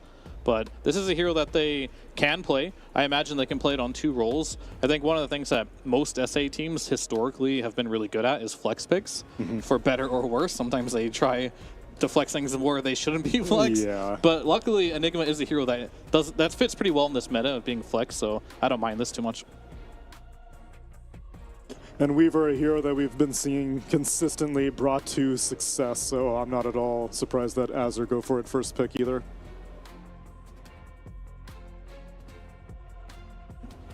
Let's see what they want to... Sven ban, that makes sense too, because the last 2 games I saw, they literally overall first pick Sven. And it looks like they just stuck it on carry for K1. Just first pick Sven. It's kind of wild that they would do this, but I think they had every intention of flexing it if it wasn't a good game. But AR, they did their homework. They're winning with first pick Sven carry. If they can flex it too, that's pretty scary. So let's go ahead and get that out of there. That didn't mean to rhyme there. That was pretty clever. Yeah. Bars. Yeah, spit those bars. So I was looking at these last drafts, like when Heroic played against Nouns, for instance, it's like they pick Sven first, and then the opponent picks ET Chaos Knight. Like, ET Aura has always been kind of countered by Sven because it only reduces base armor, and then the cleave of Sven's always been good against CK. So I'm kind of wondering, like, I've been seeing a lot of the teams in this group stage or play-in stage kind of shoot themselves in the foot in the draft. Like, there has to be some happy medium between picking like what's good for you as opposed to like sticking only to the meta, but then also picking meta that's bad into other meta. Like, I just feel like a lot of teams are doing this, and the teams that are winning are just, I don't see them getting bad matchups when I look at Heroics like drafting. Like, they're getting the Huskar last pick against TA. You know, they're getting the Puck against 0 instant disables. But to be fair, like this Huskar hero, I've seen it, like, theoretically look so good so many games, but people just, with all the changes that happened, just didn't want to pick it. So, like, the fact that Heroic is still willing and able to play these heroes kind of shows that how good of a player, like, Analog is. Like, he's playing heroes like Pudge mid, Huskar, heroes we don't see very often in the mid lane. Slardar. But, yeah, he can still play the Spirits, too, perfectly well. Those are some of his best heroes. He's showing a lot of versatility and what he can do from this mid lane. And I think Analog's been a big part of the success of Heroic too, because he plays everything. Like, do you want a Spirit hero? Cool. Do you want a Coddle? All right. If you want me some Pudge or some Huskar, I can do that too. And he plays it at a very high level. And Warlock is a hero we personally haven't seen a lot. I don't know if it's been picked up a lot. Kind of popular in the pub meta right now. It does a lot of cool things. Definitely has some weaknesses. Grimoires? Yeah, I mean, a lot of cool intended mechanics. No, he's not that popular at this tournament. He's only been picked twice. It was won by Jean-Well on Blacklist and Oli on Aurora. Okay, but still picked. There has been many, many metas where this hero, you'd look at the chart of what hasn't been picked this tournament. Warlock almost was always on it for like a couple years now, I want to say. So the fact that he's getting some limelight is nice to see. I dream of the day we see the Sanj and Yasha triple heart Warlock with the facet. Yeah, where the golem gets big. Yeah, I love the random, like, I'd almost call them Easter eggs that they threw in, where it's like nothing in the description says the golem will gain size. That's true. It's kind of like when Tidehunter's one facet. It never says in the facet like he starts really, really small and then ends the game like what do you call it? Aghanim's Labyrinth Tidehunter boss size. Do you know who showed me first about that mechanic? I don't. Tell me. Was it Purge Gamers? No, there's someone else. They love Warlock. Do you know anyone else who loves Warlock? Action slacks? He actually was the first one that I know of to find out that. The golem was massive? Nice. And how to, like, abuse it. Was that in a demo lobby, or did he just go straight into a game and said, I'm going to buy, like, 3 hearts? And it was at the last Dream League when the patch dropped during Dream League, right? Yeah, and I was on a panel with him, and he was like, check this out. Like, he instantly goes, obviously he plays a lot of Warlock. He's like, I'm going to do that. Yeah, and then he just made a huge golem. Like, how did you even find this? They're going to be pairing it up with some more minus armor to go with the Swarm Beetles. They got Slardar for Azure, which I have to imagine will most likely be box zero. Sure, on Heroic, they'll play it mid with Analog, but for Azure, I'm expecting this is an offlane Slardar. Yeah, I think we're going to get the Hector Troll here. It just looks super good. Very likely, yeah. Against the most likely Weaver Slardar offlane, even against Weaver carry, it's solid. But you get, like, the Ags, I just think is insane this game for the offensive and defensive dispel against Warlock and Slardar. The Fatal Bonds, the heal, the amp, the sprint, all of these things are dispellable, ranged high armor hero. So, I mean, just the laning versus Slardar is everything about this is good, yeah. Will they pick it now? Maybe. They do have to do 2 picks, right? So if they want it, they might have to take it now because there's going to be 2 more bans going to the next phase. They're going to take the Shadow Fiend. Most likely for Analog. I don't think Hector plays that. No, he does not play Shadow Fiend from what I've seen unless he's been practicing. But Analog is very good on that hero as well. It's a nice blind pick, meaning like you had to reveal 1 core before it sees its matchup. So and they can hide this Enigma for the overall like last pick of the game too, right? True. can either be support or off lane and just make a pivot there. So more and more I think about it, this makes a lot of sense to pick K1 Zero here. Troll really stands out. Not sure if there's anything else that's better though, that you can pick this early. I just like Troll so much because I think you can get away with like second or third item ags and feel like a meat shield for your team, like because of all the dispels you have, and you don't have to be like the hard committal, you know, right click them and burst them down with fervor. Yeah. Like you have the Enigma backing you up, you have the Hoodwink, or you have SF, a lot of damage, a lot of punish if they overcommit onto you. But Gyro's the only other hero I could see. they already banned it out themselves. Oh, they banned it. All right, there you go. I think when you have Enigma, you just like have to ban Gyro. Yeah.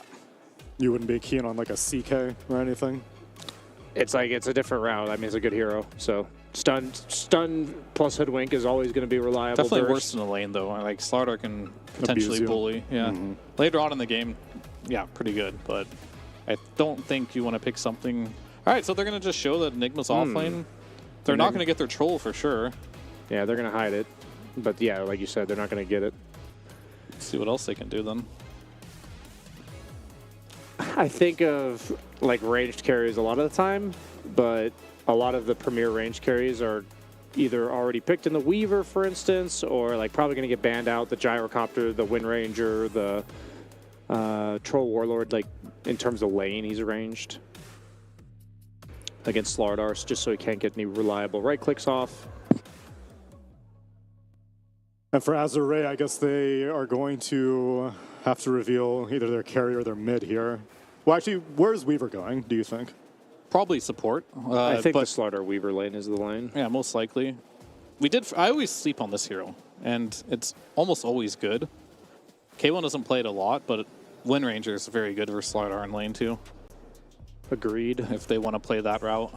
But yeah, for like K1's heroes, I mean, maybe Ursa. It says Ursa's really good in like top tier games against the Slardar. So that is a hero he plays. Yeah, I feel like in the past that was a really bad matchup It because says of the you know what shard the and worst everything. matchup it says is for Slardar's Faceless Void, which makes no sense. Are you sure that's not reversed? No, this is best against, worst against. What the heck? Yeah. Huh. That's pretty funny, isn't it? Yeah, that is. I mean, that I'll just like not take that one. Take that one with a grain of salt. But then they pick OD against Shadow Fiend mid. Is that counter the Shadow Fiend? I'm not so sure. It's like a hard counter, but you know it's really bad if you pick OD and you have to ban Troll. That's kind of weird to me because like trolls. That's true. Yeah. Trolls are like historically really hard countered by. I mean, I think it's OD. just like it's just too good on the lane, right? Yeah. Against the Slardar that they can't really deal with it. And I don't think K1 really particularly likes his Wind Ranger very much. I've seen him play it, but I agree. It doesn't like scream to me this is K1 hero. I mean, there's always the CK and Ursa or the other options, I would say.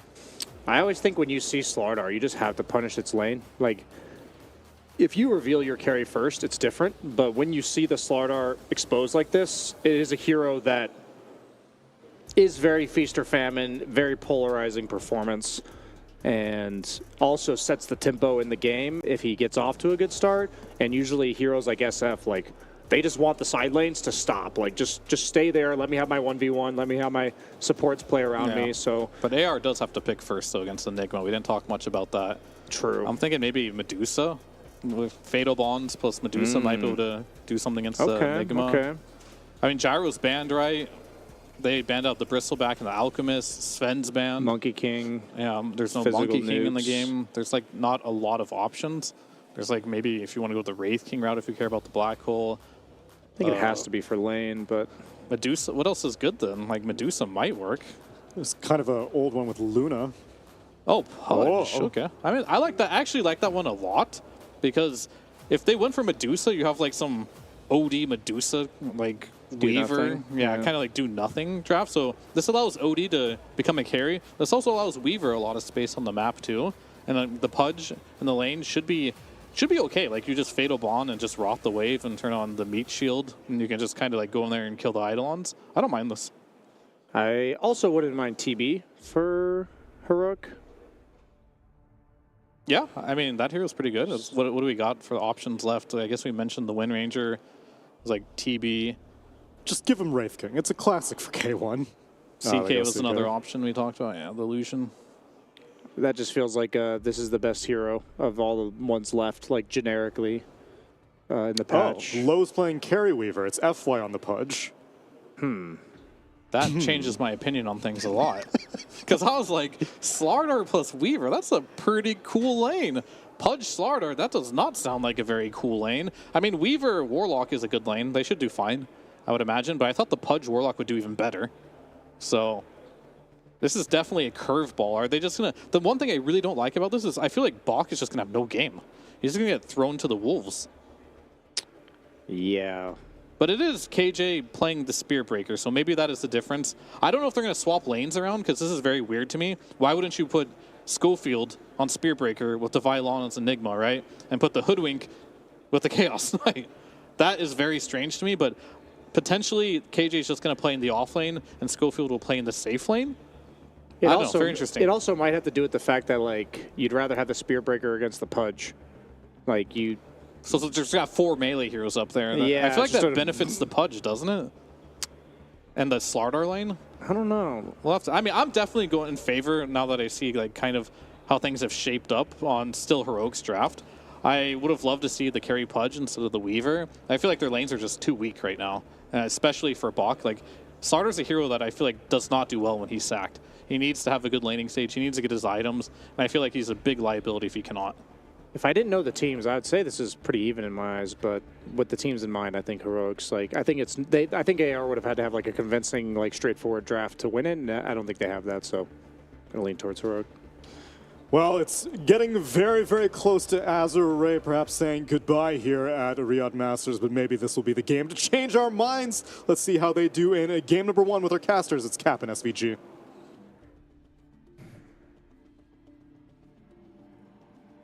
That's right. Heroic and Azure Ray, a matchup that, well, it's going to be a tough one for Azure Ray. I mean, these are two teams that you projected that Heroic was going to be the one of the top 3 teams of their play-in group stage. They've been having a lot of momentum, and Azure Ray, not nearly so much, and that is completely played out in the results of the group so far. Azure Ray failing to get a single win in the play-in stage so far. It's been a rough go, and if they go and go 0-2 against this, then you're pretty much just locked in for elimination at that point, because all it would take would be Nouns getting 1 game out of the 2 series that they have yet to play. Gotta control your fate here if you're Azure Ray, and now is the series to do it, and they're gonna go back to the Pudge for FY. Can he land the hook? Oh, okay, he does hit Hector's Chaos Knight, and the Imprison will allow them to reset up and be able to get the first blood. So, okay, good start for FY. That is definitely a confidence booster in a hero that I do not have much confidence in, to be frank. Just because of the fact that it's a Slardar Pudge lane. It's a double melee matchup. I just don't see how that's going to be a strong lane for them. I mean, just hook them in. Okay. Yeah. We've all played this game in our pubs. You have a support Pudge. Yeah, it's actually the worst it's ever been, I think. It's not great. It's not great. But you do have the extra damage on the hooks, so if you land the hooks... I mean, that's my point. That's my point. Everybody and their mother is out there playing these pubs, playing support Pudge, and they think to themselves, well, I have to be so far out of the lane to hit the max range hook to do the max amount of damage that they are just the most useless support Pudge that support Pudge has ever been. Well, not FY. He's landing some hooks here. That's true. I mean, you know, there's a difference between pro play and pub play. I'm just saying. This might be one of the most damaging things that IceFrog has done to pubs in Dota in a long time. I think some would argue the way Immortal Draft has gone, but maybe a discussion for another time. I don't know. I feel like this Pudge lane is going to do fine. I think people underestimate this hero's laning presence as long as you land the hooks. I mean, if you go to lane and you miss every hook, then yeah, you're useless. But if you consistently land the hooks on heroes, which often isn't that hard. Holy cow, Divine Llama just got popped. That was so much damage from the combination of Fatal Bonds, plus all the Eidolons dying all at once, turning into little imps and blowing up on him immediately. Now, Low barely managed to escape with his life. They almost traded 1 for 1, but fortunately he's got a Warlock in his lane. And FY hits another hook. Too easy for the man. just too easy. Give him Pudge in an elimination series, and he'll land him. He doesn't need anything else. Drops some sentries low, gets lucky enough not to be bashed by KJ, but that same courtesy does not extend to Tianming, apparently. I mean, honestly, it's good he died there, because that lane is struggling on the regen. He had nothing left, and this Weaver needs some heals, so good bash expenditure. Good work, good work. Tianming, very heads-up play. Way to tank the bash for your team. He'll come back with some extra tangos and some fresh pool of mana to spam out heal. Do you always have this astral hook set up mid you can go to as well, where if this SF plays up pretty far, you just TP in astral him, guarantee hook under the tower or something. See if FY opts for that play. Yeah. As this laning phase progresses, like if top gets too rough at a certain point, he can just look for that, try and force supports off the side lanes, maybe free up some pressure that way. They do have Flynn's some going into Bach up here, so he's pretty happy overall. Like, I think the starter is pretty independent at this point.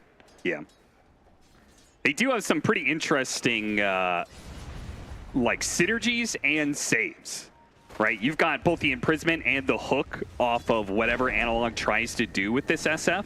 So he might hit some Requiems, but you know, you might find that during that fear timing, when you try and hit your raises or something, a hero gets imprisoned or pulled out via a hook.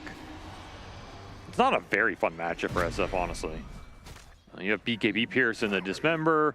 Hook can displace you while you're channeling. It's kind of obnoxious in terms of... I think a lot of the melee fours are kind of obnoxious for SF in general. Tuskar, Spear Breaker, Pudge, Clockwork has historically been very good against the hero. They're just not generally fun for the hero. They all have some interrupt that's really annoying to play into, and they're tanky. They can just eat some of your raises. Not fun for Analog, and he's struggling on this mid lane versus Ori, who's getting the better of him by a decent margin here. I think we've seen SFs doing a bit worse in these laning phases after a couple of the nerfs came through than at the very start of this patch where it was just auto win. Seems like you're able to beat him a little bit more, even if his laning's still really strong. Ori continues to just harass him with these Astrals, man. I mean, its kill threat went way down, right? Unfortunately, that hook doesn't quite land, hits a creep instead. Big charge into the mid lane, pushing back against Ori, trying to get Analog a little bit more ground. I feel like I would really want to look for this Astral hook at this point. This is the window where you can make it land and still feel good about it without getting punished too hard elsewhere on the map. Especially if they're going to dive like that really deep. I feel like that kill is just way more valuable than whatever's happening top for FY at this point in the laning phase. Like, he did his job early. You got Slardar in a position where he's going to be able to play Dota. At this point, though, you're not going to find much. There it is, the Eidolons with the Fatal Bonds once again, causing Divine Llama a bit of problems. He is operating solo in lane as the supports are moving around. And another hook, this one onto the Chaos Knight, who's going to try and head down river to his supports that are coming in. KJ has the charge on FY, should be able to create enough space as OD is trying to cut across, hit the imprisonment, won't be here in time though. We're going to free up some space for the Slardar.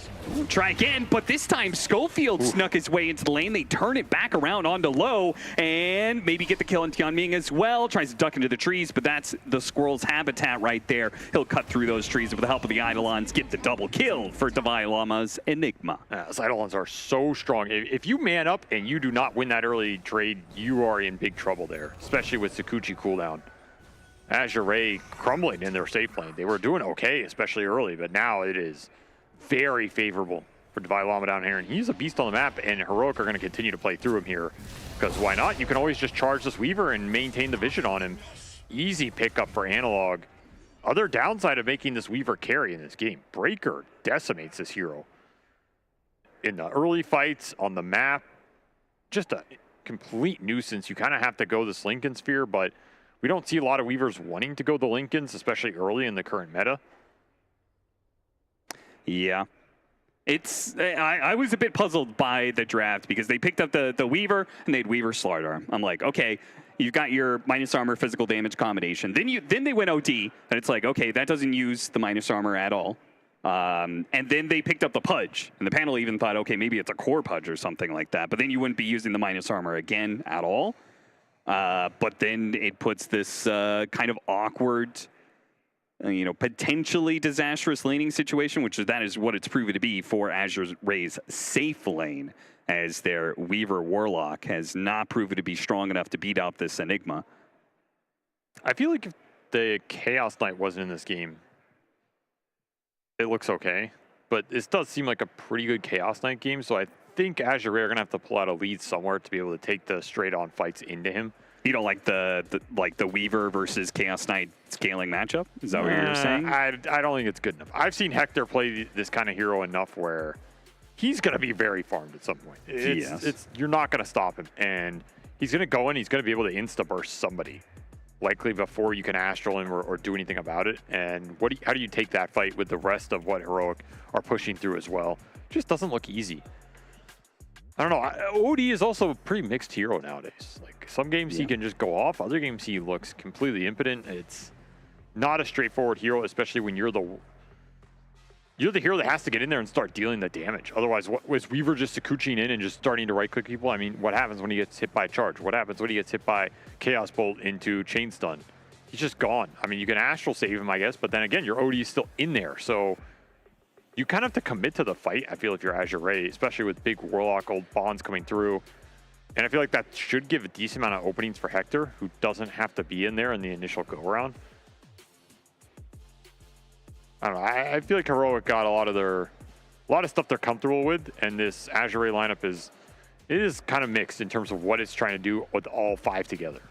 You know, are you playing an OD lineup? Are you playing a physical armor lineup? Are you playing a team fight lineup with Warlock Pudge? Yeah, I was going to say that's the other part that I don't think we talked about yet, is that I don't really feel like they have a combination with the Warlock so much. No. Like, they hit a Fatal Bonds, but outside of what we've seen in the lane where they try and do this Shukuchi on Eidolon's thing, they don't actually have heroes that will guaranteed pump out damage for the Fatal Bonds to interact with. I mean, Warlock's here is a black hole cancel, so you have to keep that in mind. Sure. I mean, you could throw down an OD ult, get some rot going in there, swarm them through. I mean, OD Ultimate really doesn't have the same impact it once had. It's no longer the hammer, you know? It's now kind of a rubber mallet. It's like one of those inflatable hammers. Hmm.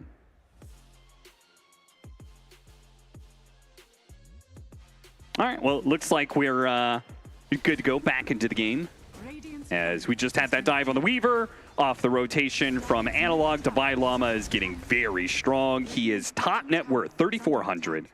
We're going to have some quite fast aura items. He's going to go the Vlad's first, as opposed to the mech. That was the most powerful sneeze I've ever heard in my life. What are you talking about? That was a team chant. I couldn't tell if you were joking, but I'm pretty sure you were not joking. All right. I don't think it was. It was. It's okay, though. No, Heroic's the one who does the chant. No, they're not. I don't know who said that. That's just I think they're one of the people. I don't know, man. Actually, I don't know anymore. I'll just say this place has very good acoustics. Sure, man. We'll go with that. So far, though, this map not working out too well for Azure Ray. Losing safe lane tower, just going to add more misery to Lowe's already rough game down here. So I guess it's good he can play under his tower. He's not going to get Spirit Breaker charged. Azure Ray looking for a smoke play. They only want the Astral into the hook. Yeah, and they will get it. Might get it, but Analog's coming in with a haste run to hit a Requiem. So they hit the hook. K1 Hector does instantly die, though. Hammer's still strong enough to bash him over the head, apparently, or he has to go for a TP wave. Ooh, no the bash. bushwhack was almost there. No bash. No bash either. So Ori too good to get bashed right there. There's no way I came out of retirement to get bashed right there, son. I'll tell you that much. I might go 0-8 in this playing, but I'm not getting bashed there. There's a limit. There's no way I gave up on being a lawyer. By the way, this guy is he's a master tier. Outworld Devour. Yeah. That's disgusting. Let's just get that out of the way. That is disgusting. There's a lot of heroes that are disgusting to be level 25 or 30 on, but I think OD is one of them that it's disgusting in its own weird OD way. You know what I'm saying? Like, you gotta be a real sicko to play that many pubs on a hero that has been garbage for probably, 8 out of the last 9 patches. Okay, but it's masochistic. That's just pure suffering. All right, Ori's been around for a long time. It might not been in the bad metas. Boom. And you doubted this Pudge. He did not down FY's back-to-back carry kills. K1 Hector doesn't know what is happening right now. He is yelling at the team, boys, please, somebody tank these hooks so I can farm. This is the fastest pace I think I will ever see out of an OD Pudge Warlock trio. I mean, they're cruising here. Go for low. Oh, he cut the tree. Yeah, that bash cut down the tree that he was looking to bushwhack off. They still hit the Nether Strike combination with the ultimate to off the time lapse. Wait, he was dead there. I mean, almost he just didn't shoot the Acorn? Did he have Acorn back up? Yeah, I think he just messed it. And another hook. I mean, that's why he's cooking. This man's cooking. We said he had to hit the hooks. They should have been picking Pudge this entire time, apparently. If there's a hero you're going to go to when you're about to get eliminated, you don't know what you're doing in the meta, it's Pudge, right? Pudge does not care what the meta is. Pudge is his own meta. I mean, what a combo that. Yeah, I think he might have been able to get him. It was close. I guess it could have bounced to the Centaur. Ranges were pretty close, so. Not very guaranteed. I mean, they were lucky to get the bash anyway, but still some pressure being applied to this Weaver, especially on that lane where he has to go super far out to get it back in. A little Eidolon clearing, but I mean, Azure, they even it back out. Some nice hooks from FY, get some big core kills, and all of a sudden this OD is a pretty decent position. It's going to come down to, I think, what Heroic can get done with the Enigma strength. They can push this tier 1 mid, get a good fight out of it, use the Enigma's early auras. They're going to be pretty happy about that, but you do have this Warlock ult looming that can dissuade that type of move from Heroic, and I don't think there's a reason for Tianming to really throw it out on anything random in this game. Yeah. He can kind of just hold on to it and play it slow, follow the OD around, make sure he can go for the aggressive Astral into the hook play. Do you think that's all the more reason for Divine Llama to skip the Blink Dagger? Because he had it queued up, and he was thinking about, should I go Blink, or should I get the Greaves faster? I don't think you're blinking in this game. I mean, I don't think you have enough to guarantee force a Warlock ult, so then you can blink in afterwards. And even if that happens, I mean, there are other interrupts to this Black Hole. There's an Astral save. If you commit a Warlock ult in this game that is not on the Enigma, it's probably going on the Chaos Knight when he goes in. And ideally for Azure, that's a situation where K1 gets beat down enough or just straight killed at the start of a fight where, okay, maybe that Black Hole comes in, but at that point the damage is already done. So yeah, it doesn't look super straightforward for me. He will pop Black Grimoire. No, he's oh, he can't pop it yet. No, he can pop. Yeah, he can. He's thinking about it. He was thinking about it. He's got 5 stacks, but they're going for a smoke. So he's like, you know, a 6th stack on that Grimoire would sound pretty nice.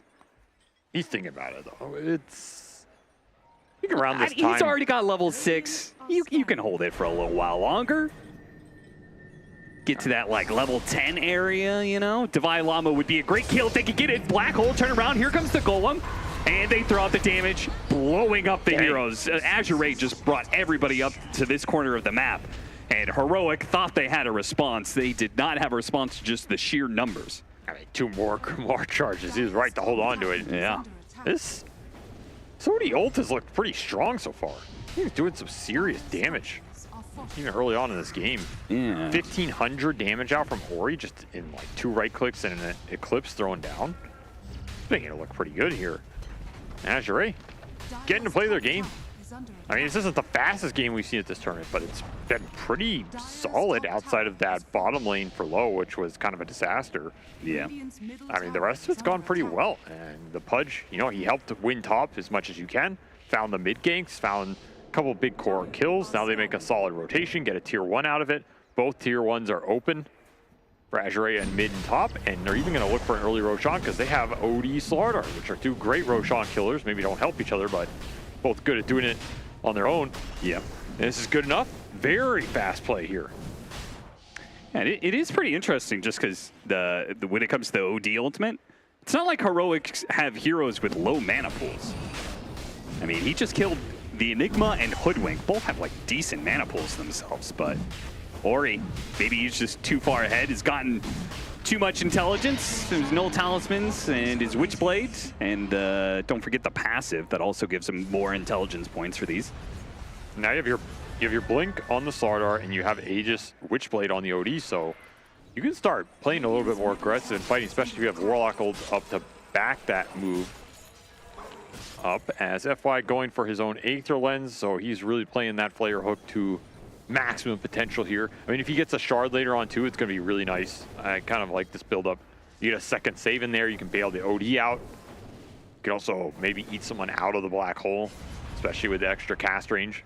Radiant are scanning. So you're going to have potentially, you know, 3 effective saves here between Hook, Dismember with Aether Lens, and an Astral save versus a lineup that's kind of dependent on committing in with the ults at some point in this game. Between Phantasm, Black Hole, and Requiem.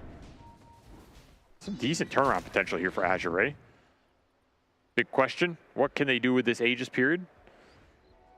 I don't know if they can honestly do a lot. I think maybe you can go for 1 or 2 quick plays with it. Try and go enemy triangle with like a ward on the high ground or near enemy ancients. Look for that big CK kill, but otherwise it might be hard to catch on the map right now. Downside of the Pudge compared to something like a Spirit Breaker, he's not going to help you set up as aggressively as his counterpart here. No, I mean, at this point in the game with laning phases kind of evolved to now your options for starting fights are just entirely on the Slardar. And his Blink Dagger, which misses out on the initiation. The hook is going to be blocked out. Lowe's going to be in a bit of trouble. Cut off the time lapse before the Bushwhack can come in. So now this fight is going to turn against Heroic. Unless Analog can put a helping hand to it, throws out some raises. They have to drop the Golem out. Ooh, the Fatal Bonds is out on a couple of these heroes. They throw out the Requiem to push back Azure Ray, but they're fine with it. They were looking for the kill on KJ. KJ charges away from the 2 hunting in. Divine Llama surrounds Tianming with the Eidolons, and Ori didn't have the damage to clear him fast enough. Those Eidolons secured both those kills without Divine Llama committing his own hero. Just heads up micro and showing how strong these things are in these early fights. Yeah. The whole time, K1, he's just farming, man.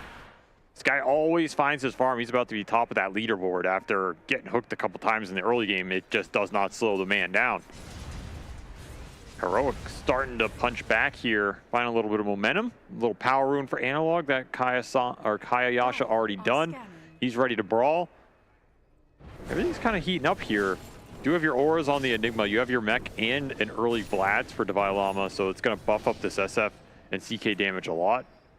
And that blink is available as we saw, so you've got a decent mix here of like auras, some early game fighting damage from your cores, and some counter initiation power and lockdown as well. Heroic got a little bit of everything. They want to try and take the fight, but still 2 minutes on the Aegis. Might be too hard to try and take down Ori twice.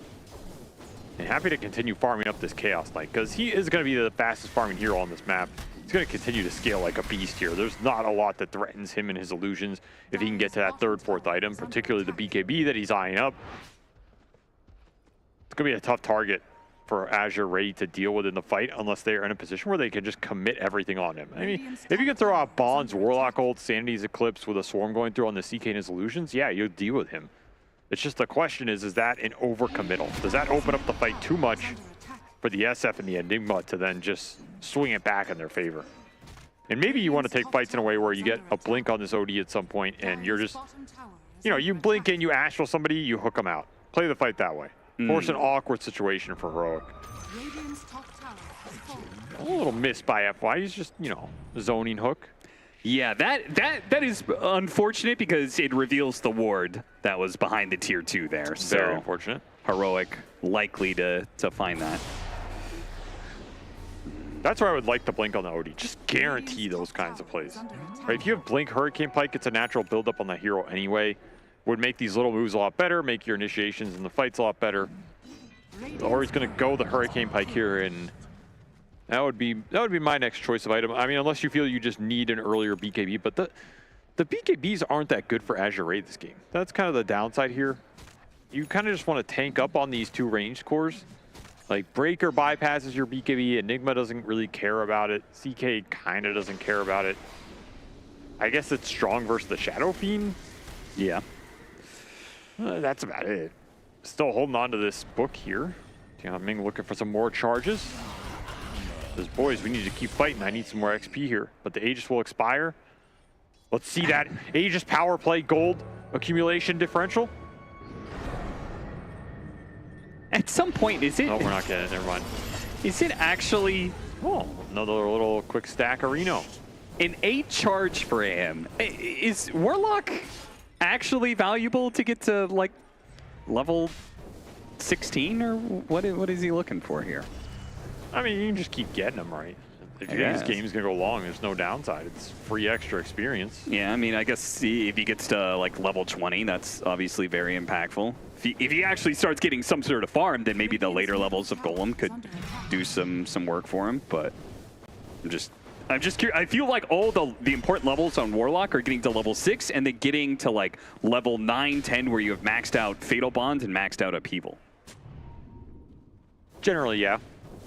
And then after that, it's 20. That's the next talent, like, timing that I feel like is pretty important for Warlock. Bumped him back into the Requiem. Nice combination. That is not enough because the raise is a little bit off the mark, and Low gets off another time lapse. This is multiple times that Heroic have been off the mark in their kill attempts on Low. Yeah, that was just a mess up. No way around it. 2 of those raises were not even close to the target. This execution here from Heroic going to cost them a lot of time on the map and set up this next smoke for Azure as they go straight into Divine Llama. That's not going to work, my son. Hey, on the Tian Ming, I think he was trying to like bait in the SF a little bit more, but they catch the OD, yeah. They really wanted more off of that one. It does not work out for them here as KJ comes in from behind, hits Bach, brings him low, but he is so far away from his team. He's going to get hunted down. Can Schofield punish them for this? Hits the Bushwhack to ensure a kill on the Warlock, so they still trade out supports, 5 for 5. 11-9, a relatively even exchange, I guess, in this little skirmish. Yeah, that is not an aggressive force staff you can make there if you're Heroic. Just, you have to understand Heroic are probably going to be responding to you in a lot of these intervals, especially with a lineup that's happy to take the fights with the Breaker, being able to guarantee the connection. And you're just looking at a boomerang sharp shot that ends up dealing almost 800 HP to that OD. Really got to respect the single target magical burst coming out from this kind of lineup. Very easy to set up for them. So he's going to go the early BKB. I guess maybe the hoodwink damage is going to sway you into this type of build-up a bit more than something more aggressive like the blink.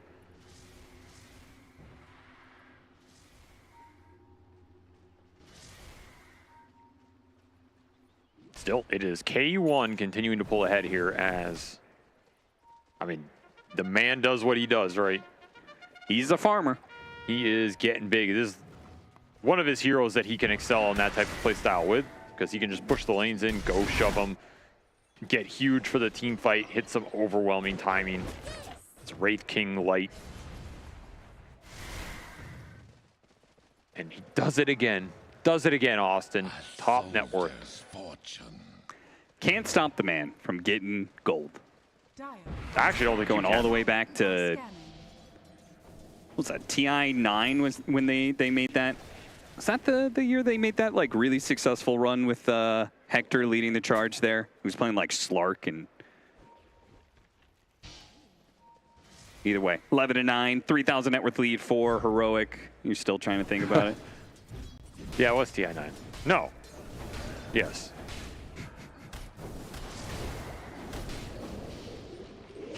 Yeah, it was TI9. Thank you, Avery. A Dota 2 historian, everybody. Wait, what was I doing at TI9? Who cares? Was I there? Who cares? Was that was the one in Shanghai? Yeah. Yeah, I wasn't there. You didn't make it to that TI? No, I retired. That was a bad year for me. That's why I remember. But then you came back. That's why you I was retired TI9 for 1 year? Yes, because I remember watching my old team lose to Hector Wraith King and wondering why they didn't ban it. That's why it's in my brain. Were you thinking to yourself, if I was there, I could have stopped this? Look, all I'm saying is, I mean, there's this one hero I would not have given this ban at that TI. That's all I'm saying. I mean, would have we lost that series anyway? Probably. You know, I'm not gonna blame anybody. Sure, but, sure. You know, it would have lost it a different way, maybe. That's all I'll say. Run into the SF, a quick blink. Gets him away before any damage touches him. Attempted hook. Not quite snagging. Needs another the squirrel's Aether tail. Lens, man.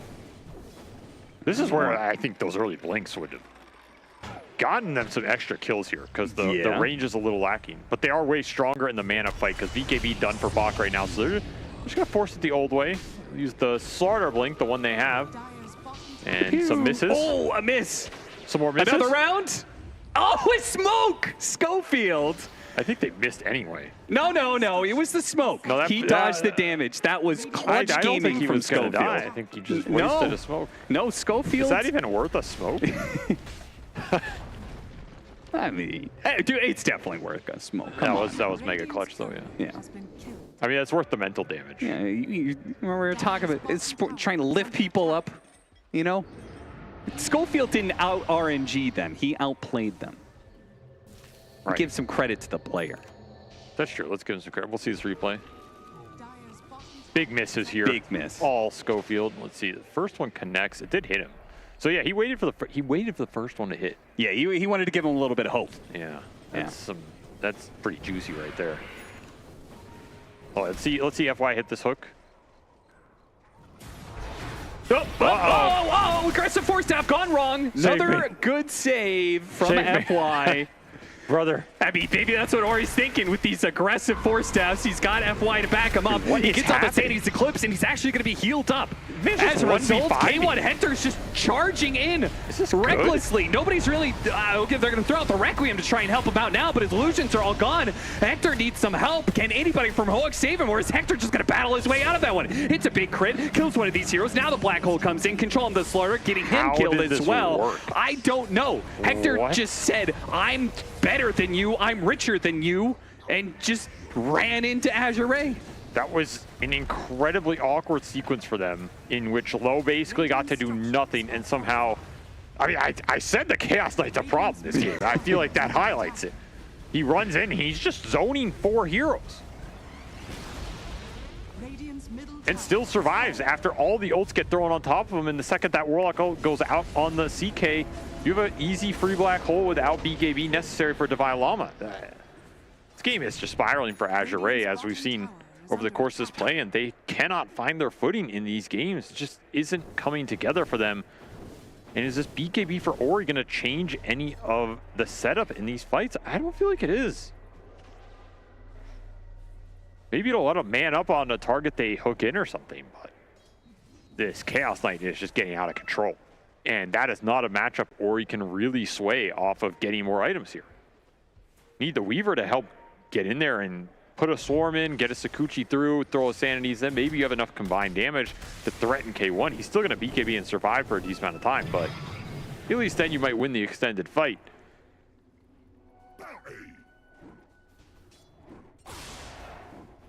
This man still got his Black Grimoire going. Yeah, I know. I was looking at it. He's got 10 charges. I mean, he's going for the late game. That's all I can say. Yeah. I mean, at this point in time, I'm fine with it, okay? I feel like you've been saying that for a while now. It's 2,500 experience, all right? That'll get him to level 14. If he's not going to pop it to get to level 6, you may as well hold it. Well, if you're not going to pop it to get to the level 10, I mean, you may as well hold it. Oh, well, if you're not going to pop it now, I mean, you may as well hold it. Well, you just be able to hold it. Hold it till the next game. Hold it till the next tournament, Austin. Is there a difference? EWC 2025. He'll still have his Black Grimoire, and we can see what it does for him then. By then, it'll probably be patched out of the game. Hold it for the next patch. Crownfall, July 30, 760. You really lost the lead on that one, didn't you? He's got a banner now, too. I bet you he holds his banner until the next game. And just hold it all, man. This man just loves a good book, all right? Oh, they finally connect on that. He hit a hook, just not what he was trying to hit. That's okay, they'll get a kill. Even if he couldn't save his Slardar. Another charge for the old Grimoire. He's really notching him up 11. I mean, cruising. In your opinion, is there a difference between Warlock? Is there really that big of a difference between Warlock being 14 and 16 right now? Would that make any difference in the game? No, I mean, he may as well hold it. May as well hold it. Just hold it. May as well hold it. Hold. He's looking for a refresher. I mean, I don't blame him. Yeah, so he can refresh his Grimoire. I mean, most of the utility this Read game a whole is nother one. being able to ult somebody and then still cancel Black Hole would be nice. Okay. Oh. Okay. Unfortunately, the hook, it's fine. Bak will still, no, Bak! Okay. He missed the crush. He gets the vision on Schofield, but it's too late. The reinforcements are here. They've missed their pickoff opportunity. Feels bad, man. Though they did finish a Crimson on FY here, so he went that before the blink. Again, trying to shore up the actual 5-on-5 before the pickoff or initiation powered. Again, I think it's cost him a little bit in terms of the kills around the map. It will be a nice item here, something to dissuade a little bit of the CK damage output, Eidolon damage output, I guess. Definitely help his cores, as Weaver needs as much help in this game as he can get, as Low has really struggled to stick in the fights. Does have his own BKB now, that'll definitely help working towards Lincoln's, that will also help. But at some point, you're gonna have to stand and deliver here. That's the big question. Can you stand and deliver versus the K1 Hector Chaos Knight? He's coming in. Requiem, first one. He has a refresher for a second one. Throws it out, but the BKB was already being used by Bak, and everybody else from Azure was clear. They still get the kill on the Slardar. Just overwhelming gold advantage. Heroic just throwing items at Azure. Get 2 core pickups for it. Now they're going to get a support. And this is why you don't use the Black Grimoire, because of course he would be higher level, which would give more experience to Heroic. Tianming playing 5D chess. Well, he might be playing 5D chess, but or he didn't get to play that fight at all, as the second that charge connects, he got chain stunned into oblivion. No BKB for him. The hook Did you see how close that hook was? Yeah, that is brutal there for Azure, though. I don't know if that fight is going their way too well anyway, as you know, K1, he's just so far, he already has this Reality Rift piercing debuff immunity here, just dragging people back at the BKB. That is brutal for Azure's lineup. That is pretty much the worst case scenario, though. Like, your OD getting caught on the low ground. Of course. He's one of the saves, and then your other save misses in the hook. But that started with them going on the Hoodwink. It felt like a free pickoff. And then you're in this situation where you have to pop the BKB super early if you're Ori to avoid a situation like that. You don't really want to do that anyway. And you're still at threat of dying. That's the downside here. Let's say he BKB'd that. There's still a world where you get charged, Nether Struck into Reality Rifted into a bunch of CK Oh my god, he used it. He used it to get to level 16. That's okay. Fight's happening. Gleitner goes out. See if they can chase down these heroes. The upheaval is slowing down the pursuit by Heroic. Illusions are kind of gone. Yeah, they're gone, but that didn't really stop Heroic last time. It felt like Hector, and he got the nice black hole on the back line on the Warlock. The Golem gets thrown out now, but it's too late. They've already lost their OD. Most of their damage is gone, and Analog doesn't even need to keep that TP going. I mean, Hector's just 1v5. Let's be honest here. I mean, Heroic are playing great, but there's 7,600 damage in this fight. It's all dealt by the Chaos Knight. He just shreds Ori completely. It's not even close. Like, they have no answer for K1 in this game. They hooked them twice, and since then it's all been downhill. And this is not a hero you can give this kind of game to. It's just one of the premier carries of the patch, in my opinion, and we're seeing why. You get so many illusions off a Phantasm plus a Manta if you get the procs. It's like you have 2 Phantasms, basically. Incredibly stupid if you get away with it, and he has gotten away with it. 4,500 HP, hitting like a truck, and your BKB does nothing to prevent him getting on top of you.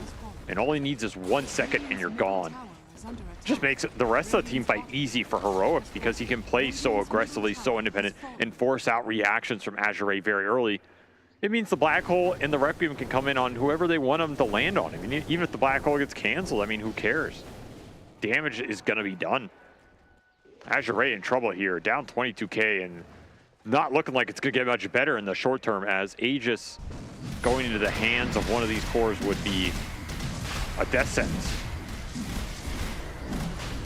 Guess the question is, does K1 Hector feel like he needs it? Does he need a second life? So. I don't think he does. Give it to the SF. He will. Analog will take that. You can play really aggressive with this, you know, Kayasha, Refresher, Ags, Blink, SF, just going. Yeah. And with a Refresher Shard on the Enigma, it means that he can maybe use a Black Hole, and just if he gets rocked, okay, refresh, do it again. I don't know if he has the mana to support that, but It's a failed smoke by Azure.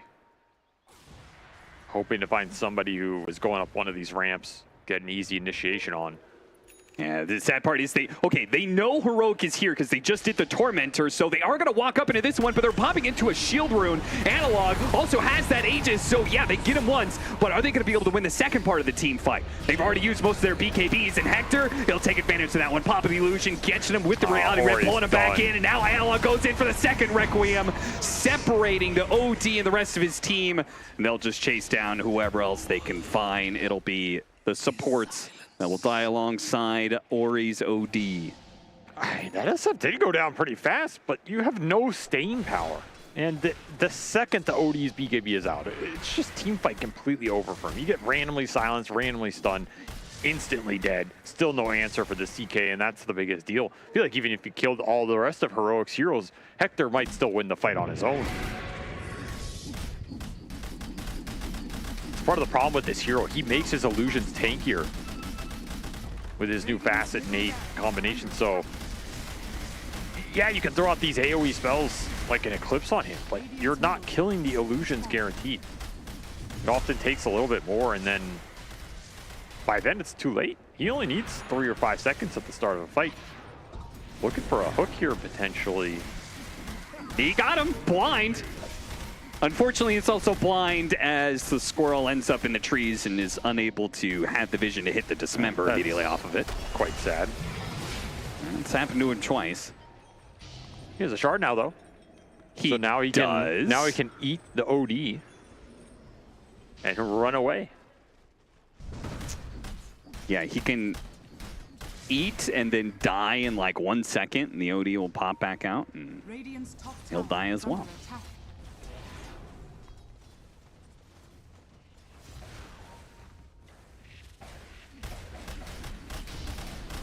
All right, Daedalus. Okay, there's some damage. He gave up on the Lincoln's idea. Yeah, okay, there's some damage, but can he use that damage on the Chaos Knight?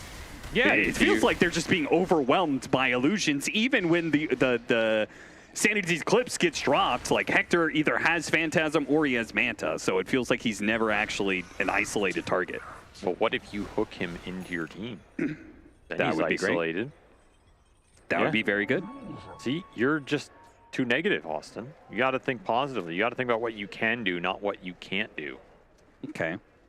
What can Azure do in this situation? Well, they can hook K1 in the fountain. There's something.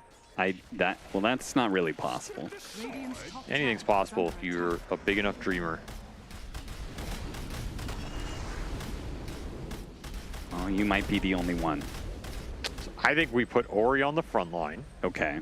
K1's going to reality rift him, but little does K1 know that he's just reality rifting himself closer to the fountain. That's step 1. Okay, how many more reality rifts until he gets close enough to... Step 3 is you hook him in the fountain. Okay, so what's step 2? It's something in between those two. Okay. That's for Azure to figure out. That's why I'm not playing right. Maybe we can crowdsource this one. Anybody at home come up with the answer to step 2? I'll tell you what. Come up with the answer step to 2 X. is. Aggressive Hurricane Pike. By Ori, right? Okay. You bait the route, you bait the rift, and then you run in front of him and pike him into your team. Okay, well that sounds like step 1.5. It's not. That's not a full step 2. Okay, there's a Hurricane Pike for you. They jumped in with a Requiem, try and pull up the Weaver. They got him. The fear into the stun from K1 Hector was just enough, and none of those saves actually came in. No OD in prison, no hook, no dismember save.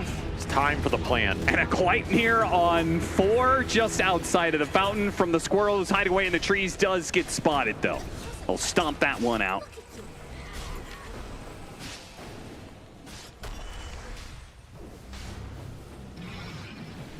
Still, a buyback for a Hoodwink. Lowe's not going to be happy with that. I mean, you also got Megas here. You know, that's a little bad. No. Megas is fine. Megas is actually better for them because it means they are always inside their base, which is closer to the fountain, which is where you apparently said it's not better because the game's over, Austin. So great analysis there. Thank you for your contribution to that game. But Azure Ace, hey, it was not good. It was quite bad indeed, and not good enough for us to play this game. I kind of agree. Their lineup cannot deal with Megas plus CK here. No, I can't. You know, go next year and try and regroup into something because you're. I don't know if you're eliminated yet, but you are right on that line. And yeah, it's not looking quite, real grim. As grim as the Grimoire, Azure Ray's fate in this tournament might be sealed. And Heroic looking real comfortable here. I mean, they don't even look stressed at all. They're challenged at all. They're just chilling, laying back, relaxing. K1's like, didn't even really get to use all my gold. What am I farming for? It's true. Beat him too fast, guys. You got to go light. Probably still mad about the fact he got hooked on that hard camp, though. He's going to have a word with Schofield about that one. But otherwise, Heroic, they're looking smooth. And, you know, I was looking at them before this tournament. This team has found a lot of momentum in the last couple months. And you cannot underestimate them. This is a team that is likely going to make it through this play and get into that group stage and be a threat to a lot of the top teams in this tournament in terms of taking games off them, maybe even series. So they're in a good spot right now and looking like they know it. Yep. And we know it, they know it, and we know we are going to a break before we catch Game 2 of Heroic versus Azure Ray.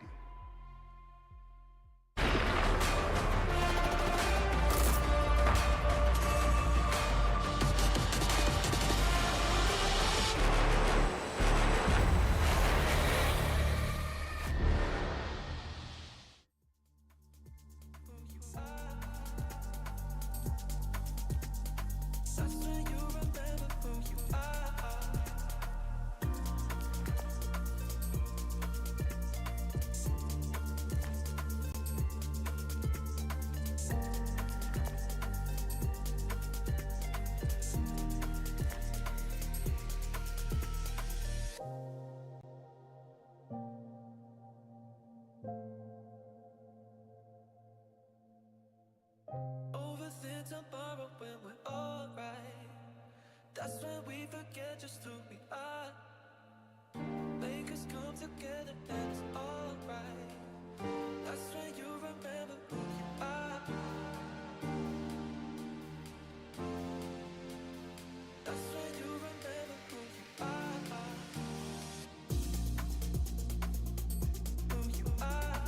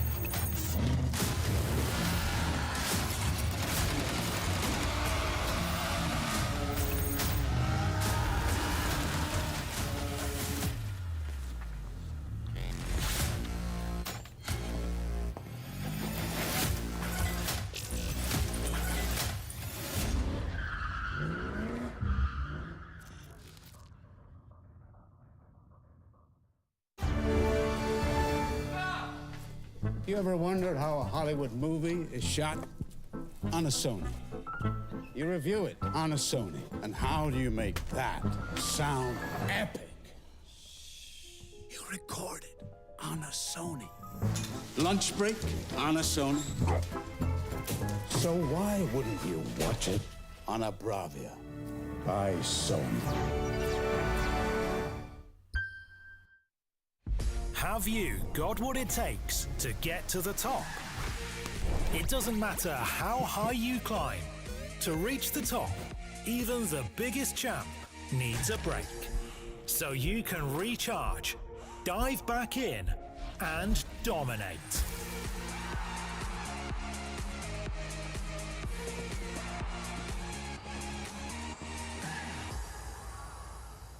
Have a break. Have a Kit Kat.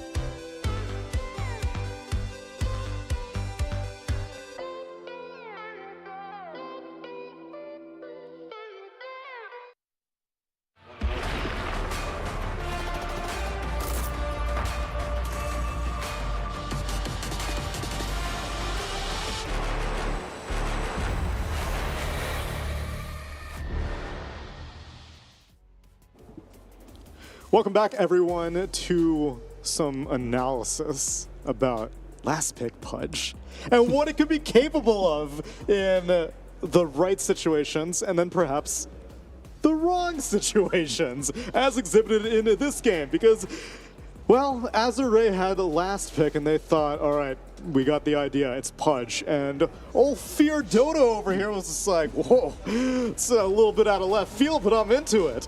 And when did I say I'm into it?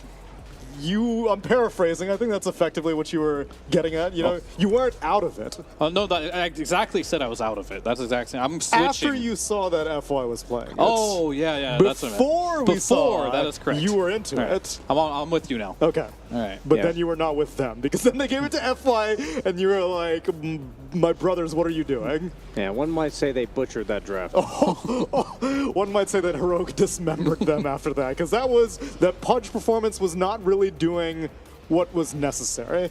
They picked it and you were on board with it because the concept was as a carry, then he can deal with CK, he can deal with the off lane. But I mean, he could be a literal meat shield for the team, right? Correct. Like, you get charged, you don't really care. You eat Black Hole, you still got either meat shield run, you got rot running. You're effectively doing damage while being perma-stunned. Yeah. The lane should be pretty good as well. And then once they made the pivot, I feel like all of a sudden you're playing Weaver now into Spirit Breaker. That's not really desirable. The lane isn't necessarily better. And I think the worst thing was the fact that they subjugated themselves to having a dual melee in the off lane.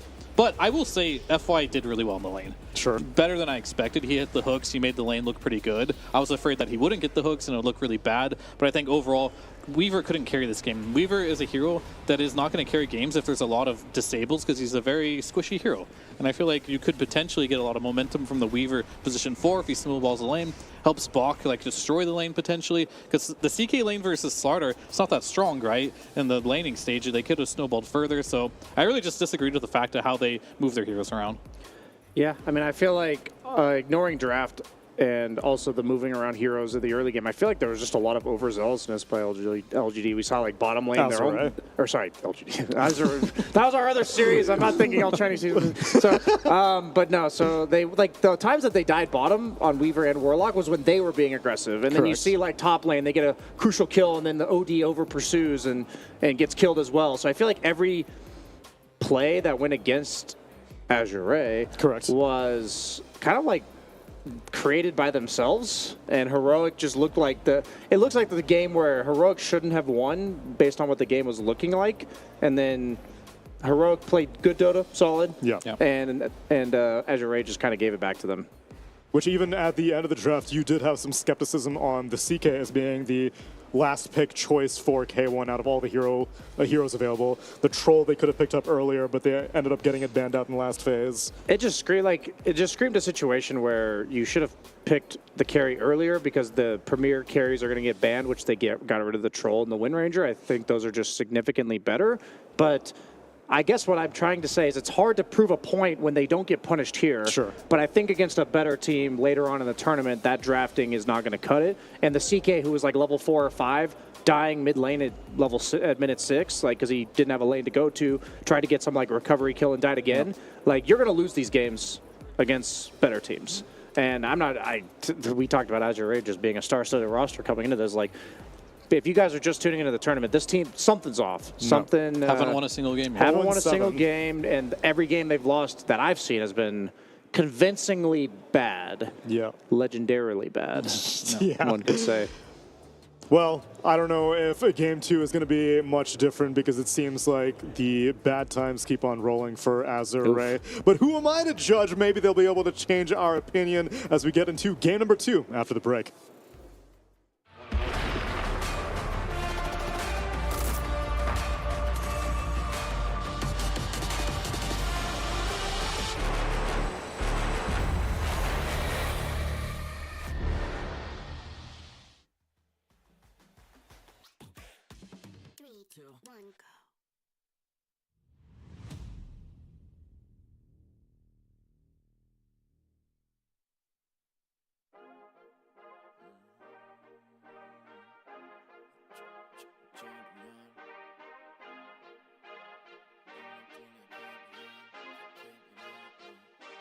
I feel like a champion. champion. Ain't nothing that can't be done. Oh yeah. I put it all on the line. Definition of divine. Yeah, I feel like a champion. Ain't nothing that can't be done. They told me I wouldn't be nothing. Came on now, second to none. I need me a trophy, I need me a ring. I'm not with the bull, but keep it a beam. You know what it is, you know what I mean? Shit, all I do is win, win, win, win. Haters wanna hate, they ain't made top 10. Double, triple team, what they need to defend. I juke left and I'm gone with the win. I'm gone with it. I feel like a champion. A champion. Ain't nothing that can't be done. Oh yeah. I put it all on the line. Definition of divine. I feel like a champion.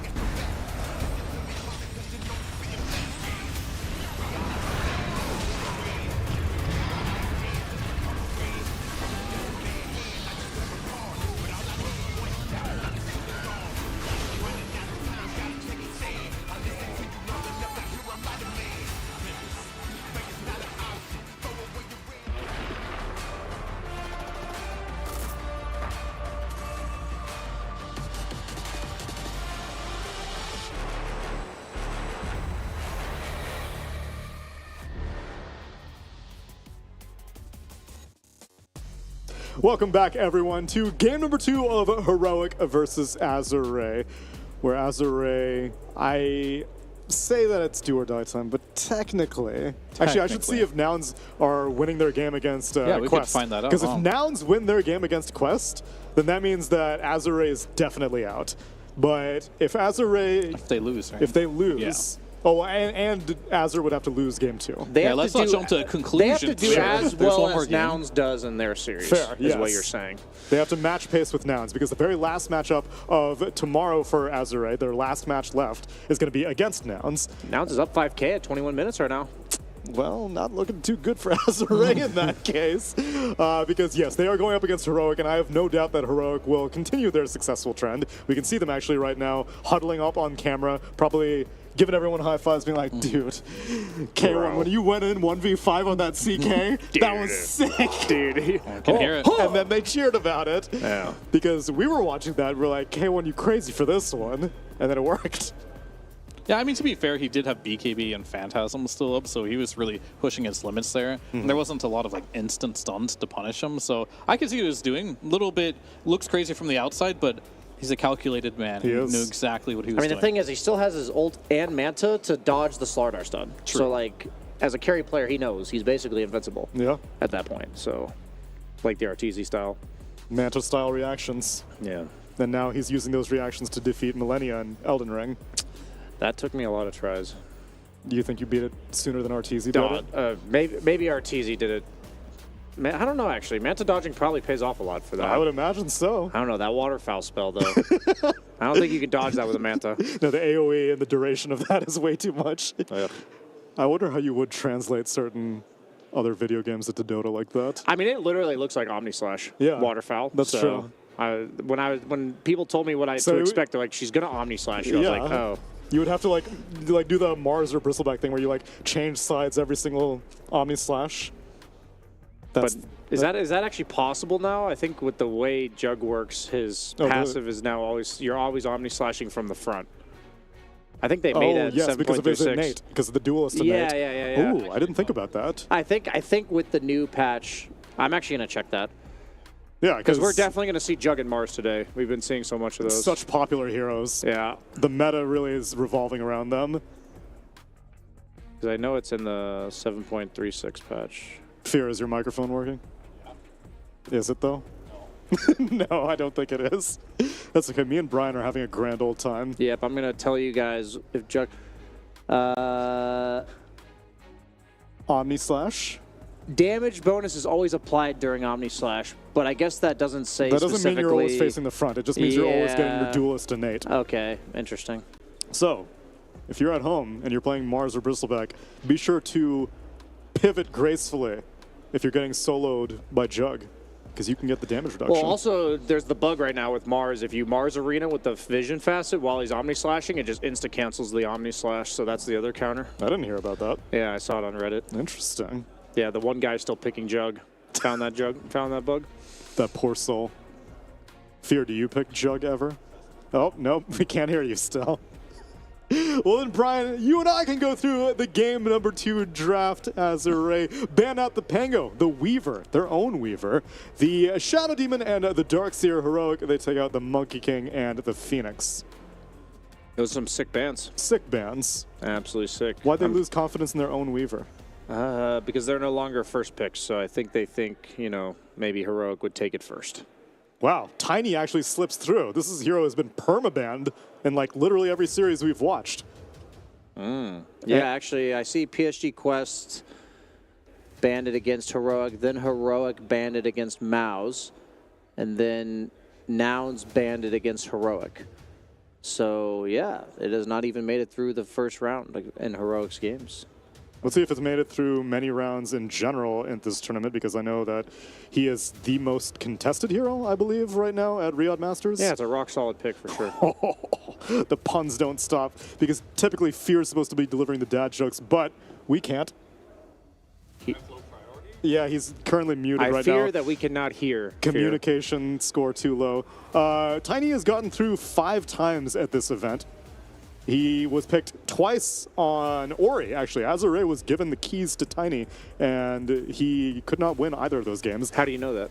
Because I'm just kidding, I'm sorry. Statistics. I'm just saying they're 0-7, so... No, they wouldn't have won on any of their heroes. Supreme got it twice, he won one of them, and the last one was Nothing to Say on G2IG, and he lost with it.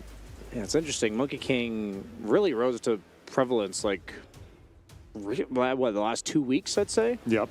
2 weeks before that, I think people hadn't fully realized the potential of his facet, the one that allows you to jump with no cooldown. Mm-hmm. He was being picked as a support for a little period of time. Yeah, but then when they made it 90% HP instead of 100%, it was much more viable as carry. Because usually you're taking 1 or 2 neutral hits, but you're still high enough HP with the new version of it. Mm-hmm. But the reason why the Tiny... Oh, hey, hello. Hey, I'm back. What's poppin'? Just boosted my behavior score real quick. I'm back. Yeah, he's back. He's allowed to ping items as well. Give me your 12K communication analysis then of Tiny, because we're currently waxing about him. He's not really let through very often. Yeah. Is he permaban material, or you think it's overrated?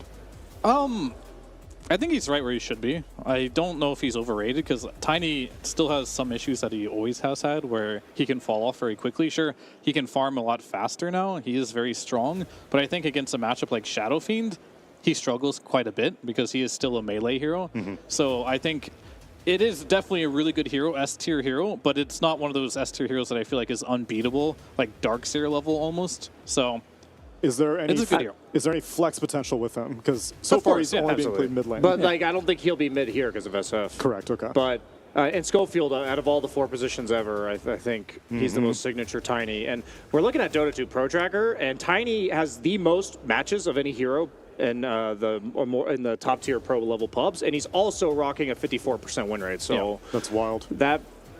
Basically they buffed his crash landing, or I guess maybe people now understand his crash landing facet, and his toss, I believe with level 12, just one-shots creep waves. Apparently at level 7 exactly. If it's based on timing in the game?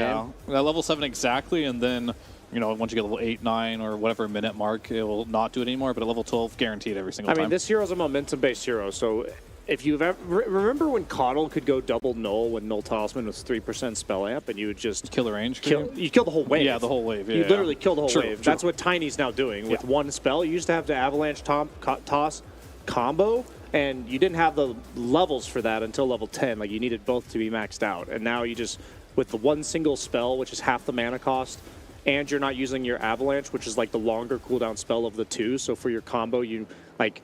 The downtime of everything is just way better. You're clearing stacks better. Yeah, it's just one of those things where once people kind of unlock the potential, there's a lot of heroes to explore with the facets.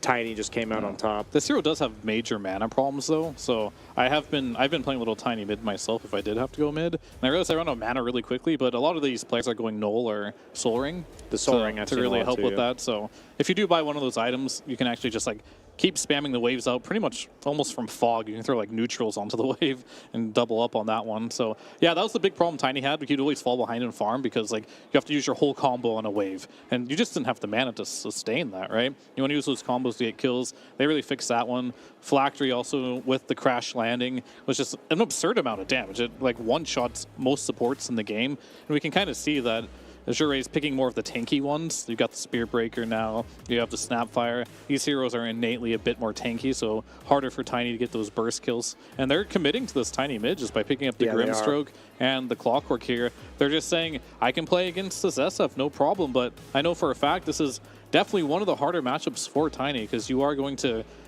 have issues with the raises. We heard in the No One interview, the Wind Ranger, why it was so good. It's just that you have your innate ability. It doesn't make you go below 240 movement speed, so he can't just like chase you down under your tower, glyph the wave. You can always reset those stacks. Tiny, slow hero, can't really do that. Yeah, also, I mean, we saw this from Entity in the first series of the tournament. They went the Tiny Grimstroke, and I believe they had ET, but their old idea was they just camped the Tiny from like minute 6. So the one way to deal with SF is to just bring 3 heroes mid pretty early on in the game. The only concern I have is the lane going to be like already over, like at that point? Will you need the level 6s on like the Clockwork to make those type of plays happen? But it's going to come down to Heroic making those super early moves, maybe even at like the 4-minute rune. Once this SF dies once, I feel like he's going to feed the rest of the game. Yeah. So that's absolutely crucial for Heroic to make that happen. I will say carry Tiny is still playable too, though.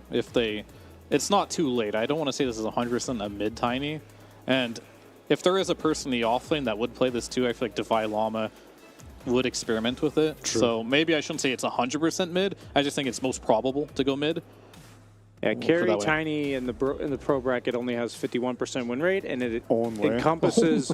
Well, I'm saying it also encompasses only 1 out of like 10 games approximately. What about the offlane Tiny? Offlane Tiny. Let's get that one up. That's at 52%, and that's also about 10% of the games. Yeah. And then what is mid Tiny at? Mid Tiny is like almost half the games, and it's got the 54.5% win rate.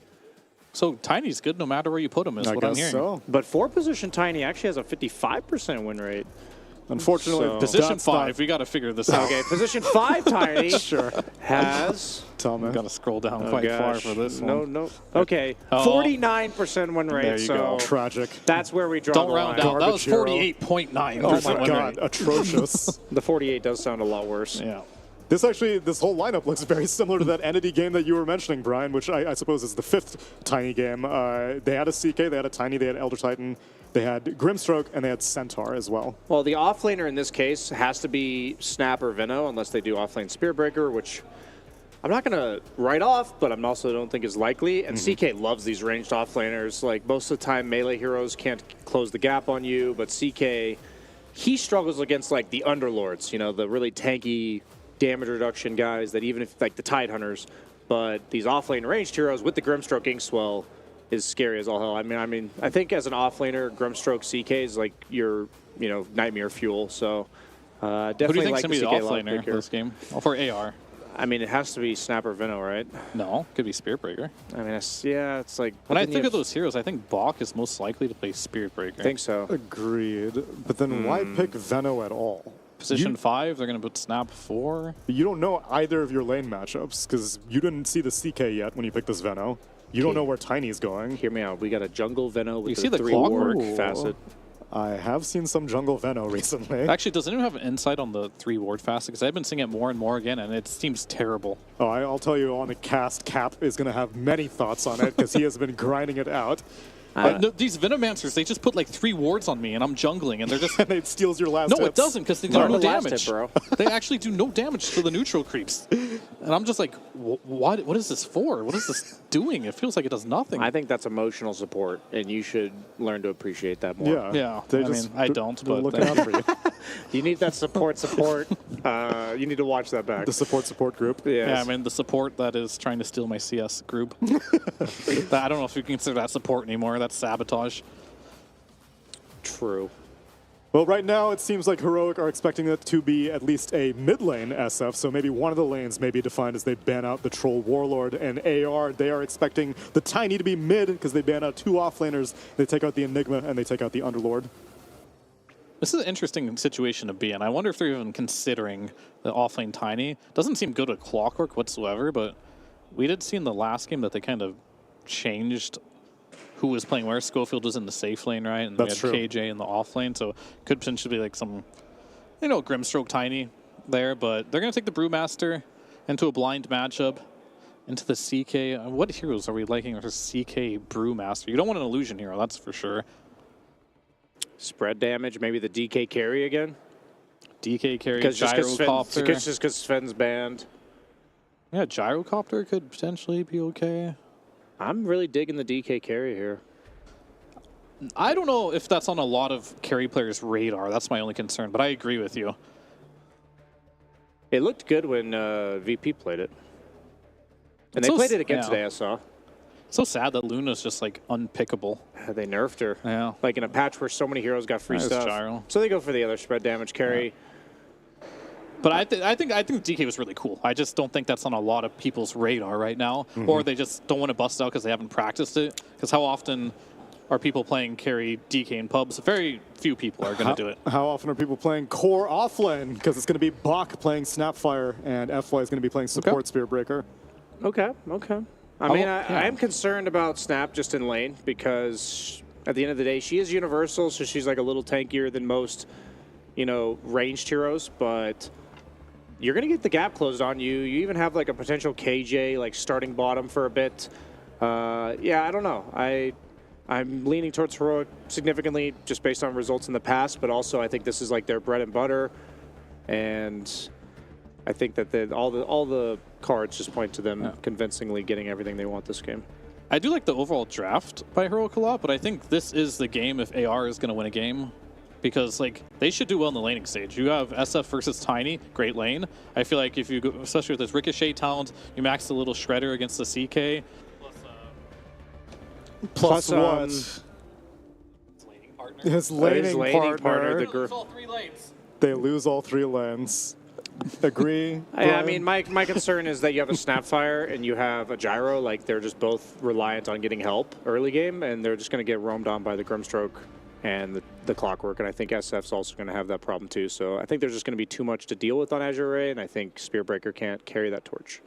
Well, perhaps the Plague Carrier Venomancer might be able to tip the scales. Cap, tell me about this facet. That's right, Neil. We are going to be seeing Plague Carrier Venomancer. That's actually what he took, Brian. You are correct. He took Plague Carrier, and we're going to see what he's able to do with that on Tianming.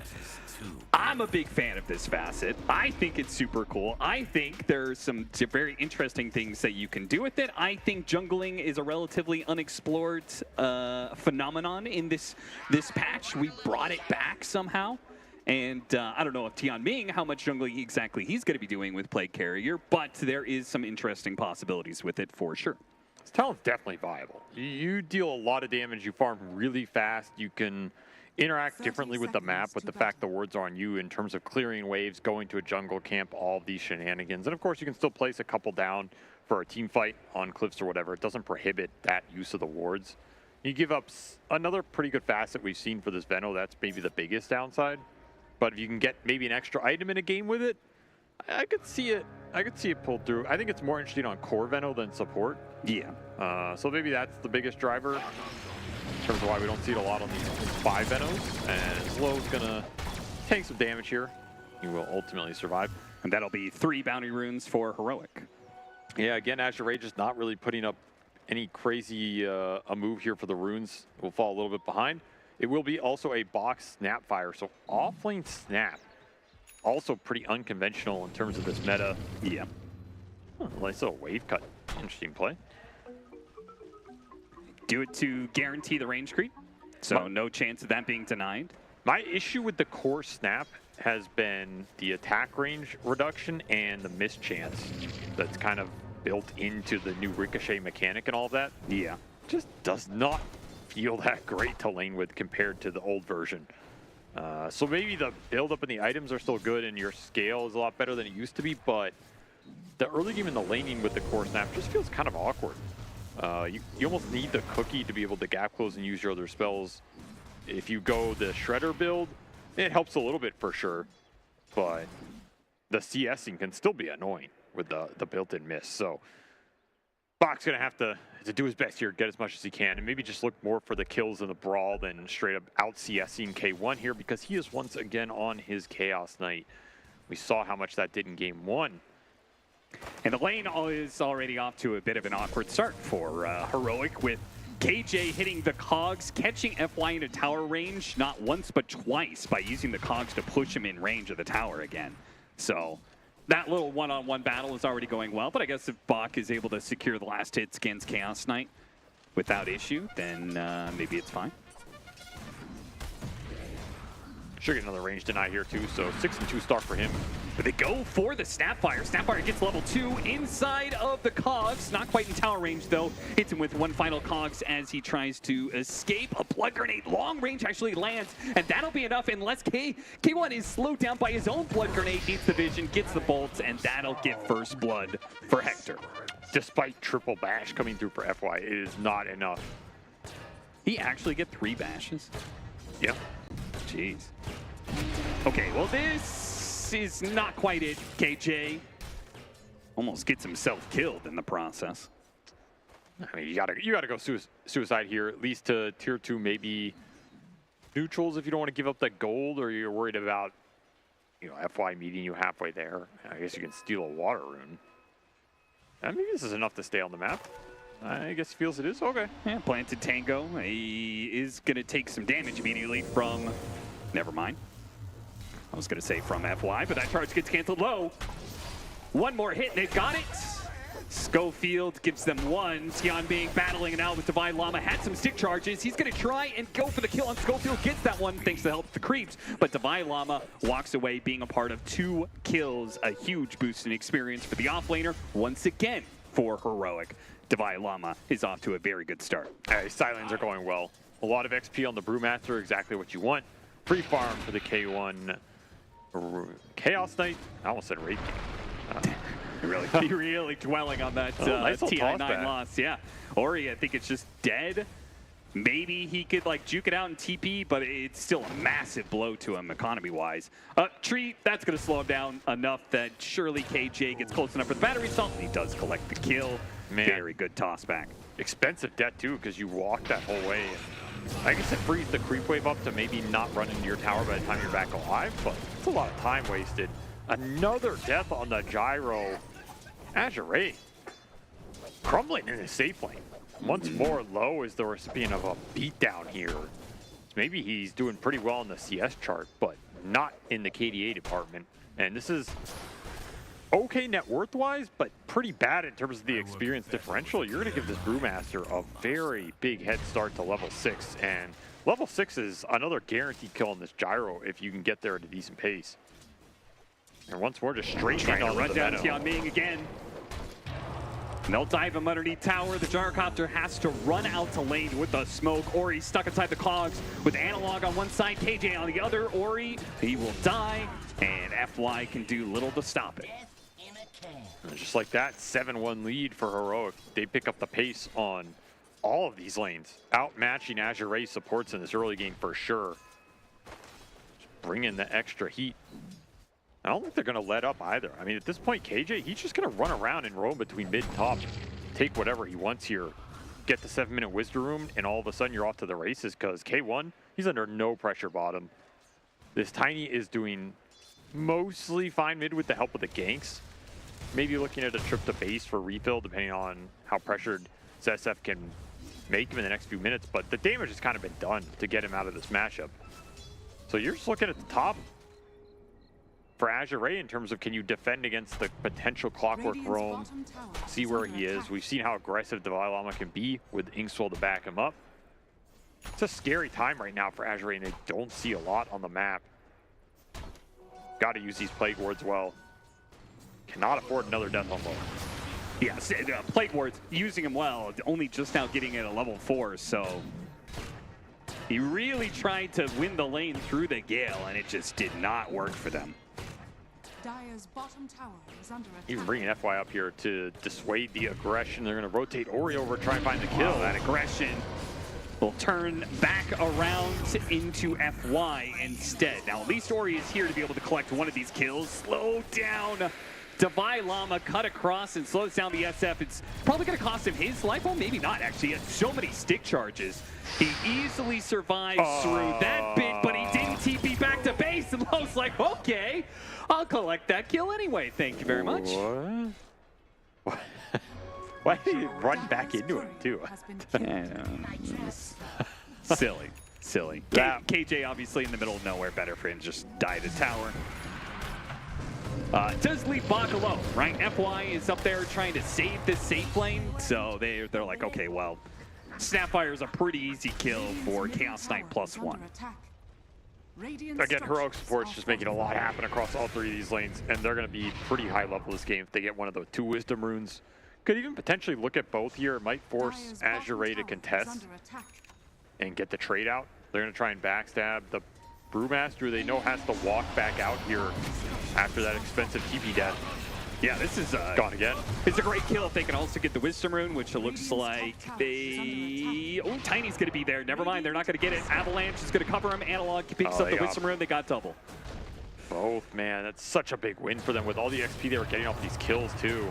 Another core kill between the 2 supports. They are absolutely roasting Azure Ray and these support rotations. Was a nice move top, got Ori involved. Abused the Brewmaster back, stopped Devi Llama getting to a fast 6 with all those early kills, which is pretty nice here. Gave Low an early game that he was lacking. So the cores from Azure Ray are doing quite well, but man, the supports have struggled in this early game. And it's still, of course, your boy, K1 Hector at the top, man. Does it again, Austin. Does it again. Just can't stop the man. I mean, this time it'll be more impressive if he stays ahead of the Gyrocopter, because, I mean, last game was against a Weaver. I feel like Chaos Knight just has a much better farming mechanism than Weaver, but Gyrocopter can keep pace. Oh, you beautiful fool. Thank you for calling me beautiful. I will not be impressed. You know why? Why? Because I expect it from him at this point. Well, you probably should, because Hector, he's a postage man. He delivers. Run down Devi Llama, block him in the trees. Where you going, son? He knew exactly what you were trying to do there. Another death for the Brew as the smoke rotation. Too late from Heroic. Gonna try and find something on the tail end of the haste. And I mean, they'll get a support here, but this move did not protect that Brewmaster. And you're rotating to a lane where that tier 1's down. Not the easiest place to bring reinforcements. They've got bot behind this one. The kisses could be very good for them to win this fight. As Analog trying to dodge it, hits him with the avalanche. That'll slow down the damage. But Cookie hops forward, not actually hitting the stun. And they're out of stuns. Now Analog's going to TP away right in front of 4. I thought that would go better for Azure Ray because, again, you're so far away from where the reinforcements can come in for Heroic. You have the kisses up. This is where that core Snapfire gives you the earlier 6 to take those types of fights. And you just get nothing off the tail end of that. The struggles continue for Azure Ray as every time you make one of these moves and it doesn't land, that Chaos Knight, he's farming, man. So you did put your Gyro and SF in a decent position, and I guess big question is Devi Llama going to recover in this game? Did you see that attempt? Tried to lob the clockwork on top of the SF. A cheeky little move. Yeah, you don't have hook shot. I guess toss is your next best initiation for the clockwork. Yeah. Finally get the brew ult. So now you have that tool to play with. Yeah, they also have hook shot now. Armlet already done. So Heroic, they can start the fight. They have everything they need. Tianming caught in the river. Wonder what he was doing on low ground here, but it may be okay if they can get some kills off this Requiem. Analog, nice. Big blast coming out from Bach. That'll slow him down enough to be able to pick up that one. Divine Llama's coming in, though, with the Primal Splits. Is he strong enough to threaten this Ori SF under tower? The Brewlings are going to go all in for it, but they have a lot of heroes around to help deal with the Brewling damage, and it's just not enough. This guy worried for his own life here. Actually, he's in big trouble. As the Brewlings are all dead. Man, Triple kill. His game is cooked. Absolutely cooked right now. They have really put the pressure on Divine Llama in this game. 4th death for the Brew, and a first ult that yields nothing but his own demise. And an instant double damage rune for Ori as he's just going to lay into this tower. Suddenly, Azure taking control of this early game, because now you're back on the clock for, you know, a minute and a half waiting for this Brewmaster ultimate. If you're Heroic, you're going to lose a lot of farm during this period. I think the ink swell on the clock was just, it's not damage or extra stuns going into the Shadow Feed here. Felt really bad at the end of this exchange, and Plague Ward's finished off the Grimstroke with some help from FY. Requiem doing some work there as Ori takes the #1 spot. And the momentum continues. They're looking for more. Trying to put the same damage. Ori got blocked by the creeps a little bit. This is very awkward now because Analog can hit a combo off of this holds from the Grimstroke, aka the hook shot, blocked out by creeps, but they still have Ori dead to rights. Now Azure are coming in with low. You can only get some flat cannon shots off of the cogs, maybe with another strike, bumping it back into this hallway. It's a beautiful ultimate setup for the gyrocopter. They'll get Analog. So continuing Azure's momentum a bit, even if they have to trade some heroes to do it. It's a space for Bach to recover his game, and again pushing this gyro up the board, which, I mean, Low has got to be happy about where he is considering how that early lane was going. And he's contributed a lot to these early fights on a hero that can definitely do it. He's put some pressure on Heroic where, you know, K1, he's not really joined anything in this game yet, but he's sitting pretty much even with this gyro. So Low should be very happy with how this game is going for him so far. And there is a lot of early spell damage to play with on this Azure draft. There's a lot more synergy for these early fights than that previous one. And the Breaker is a hero that can always reliably force the action or set that up whenever you feel strong enough to do it.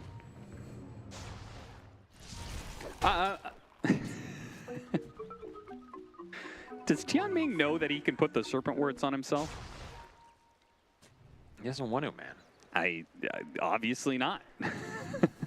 Dire's top tower is under Right now he's playing, like, I do like it when he's playing aggressively in the jungle and he's laying down wards around, getting a bunch of vision. That's nice. I'm just feel like he could be doing a bit more, because while he's hovering around, not doing much there, Bach is on the receiving end of a heroic gank train that does not seem to be slowing it down. They're going to move this Tiny, this Clockwork, and this Grimstroke around the map, aggressively taking kills. Divine Llama barely gets away on that TP. And Low, well, Low has Tianming around. Can he possibly live long enough for reinforcements to come in from FY? Seems not, but it looks like maybe Analog could die. No, there's just too many heroes here from Heroic. Again, the 5-man, the team fight's just stronger. Heroic know it, and they just outnumber Azure to claim 2 kills. Look at this cheeky little play. Yeah, or he's hoping they stumble into a Requiem here. I mean, that gyro was insanely strong in that fight if Azure can back him up. Yeah. Saw how much damage he's able to do with just a Benno behind him, but they were looking for the mid play at the same time. Didn't get that TP cancel. Nice toss, hook shot combination to surround Ori.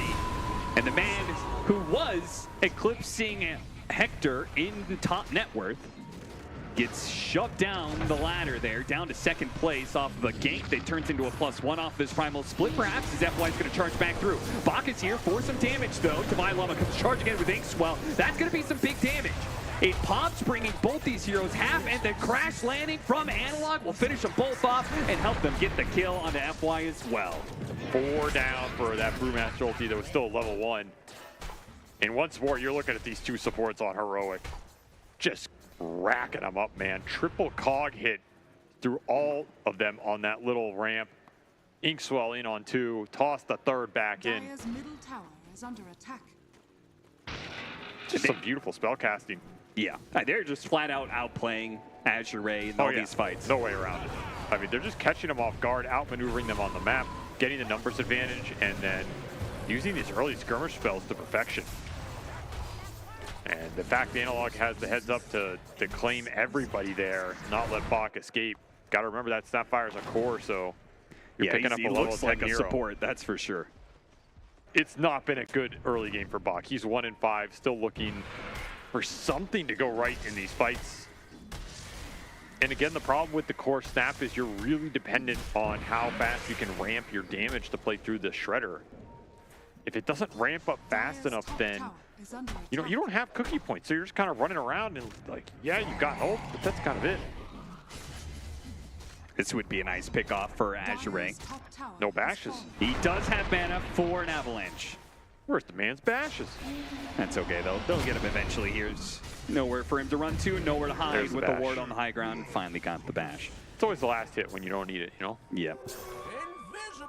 Now, Bach does complete his Maelstrom. Tower is under attack. And they're going to put this Maelstrom to use on Divine Llama. Cookie from the high ground to land a stun. Divine Llama, 10 seconds left till its ultimate, so there's no escape. Radiance continued to get delayed here. Dire's top tower is under Man, we're about to see his clock overtake this Brewman. Divine Llama is not finding much here. And both the offlaners have struggled in this game. is under attack. I do feel like Brewmaster is a better hero. If you're both going to struggle, then at least Primal Split has some big utility value. I mean, maybe, I don't know. I'm not sure I feel that way anymore, but I mean, I agree with you that I think Brewmaster Split can be pretty useless when you're behind, but at least it does some utility. You know, at least you can toss somebody up in the air, take them out of the fight. This lineup has so much damage to put into it that doesn't cost them too much. Like whether it's flat cannon hits or the AoE from SF Veno, a charge through. You know, like they're just going to be throwing damage out, and it's going to be taking these Brewlings down, and it's not as if they have to sit there and hit them a bunch of times to do it. So I have little faith that you can just rely on some utility brew to get you through the later portions of this mid game, especially if the Gyro SF get the decent BKB timings here. Not as easy a game for the CK to just 1v5 either, like he did certainly in not. some of those last game fights. So Heroic are going to have to respect the net worth that the 1 and 2 here for Azure Ray have accumulated and what they can do with it, especially if they can take an early Roshan in this game. I mean, these 3 cores can take him down pretty fast, and looks like they're heading potentially into the pit. Yeah, a little Shredder makes it actually pretty easy to do it on core Snapfire. So I really thought you were on the money that all 3 of them were just going to file into the pit and do it. Otherwise, why are you putting 3 cores on one side of the map? But maybe the executing principle is just safety in numbers. If Y tries to get a bit aggressive, not too many people here to back him up. He'll die pretty quickly, or he's going to hit a big Requiem zone. Can they blow up the Brewmaster before he gets off his ultimate? They don't have the control. Okay, never mind. They do. Bach just kills it. Now without the Primal Split, Heroic, this is a much more awkward fight. K1 Hector slowed down from the Venomancer ultimate. Does get a little toggle in there. Stays alive off the result of that one. The SF does not. Analog got that kill and TP'd away. They couldn't get the cookie in time. He dies. Schofield will be chased down by the Gyrocopter though. So at least Low is able to come in and get some cleanup off of that one. But watching the Chaos Knight barely live and Analog barely TP out, it's got to feel bad for Azure Ray. Could have had so much more off of Ori's ult. That was some serious damage going into the Brew. Underestimating the burst potential for sure. But like you said, the big prize still got away in that Chaos Knight, and you lose your SF again. That's just not a hero you want dying in these exchanges. Game's still looking okay here for Azure Ray, and the Gyro is continuing to get pretty big. But are you impressed, Austin? with Hector's farm. Are you impressed that Hector is almost 3,000 ahead of this gyrocopter? No, because it's what I expected out of him. Okay, yeah. Let's just say what my analyst says. And That's what that's what a good play-by-play does. He listens to his analyst. Dire's middle tower is under attack.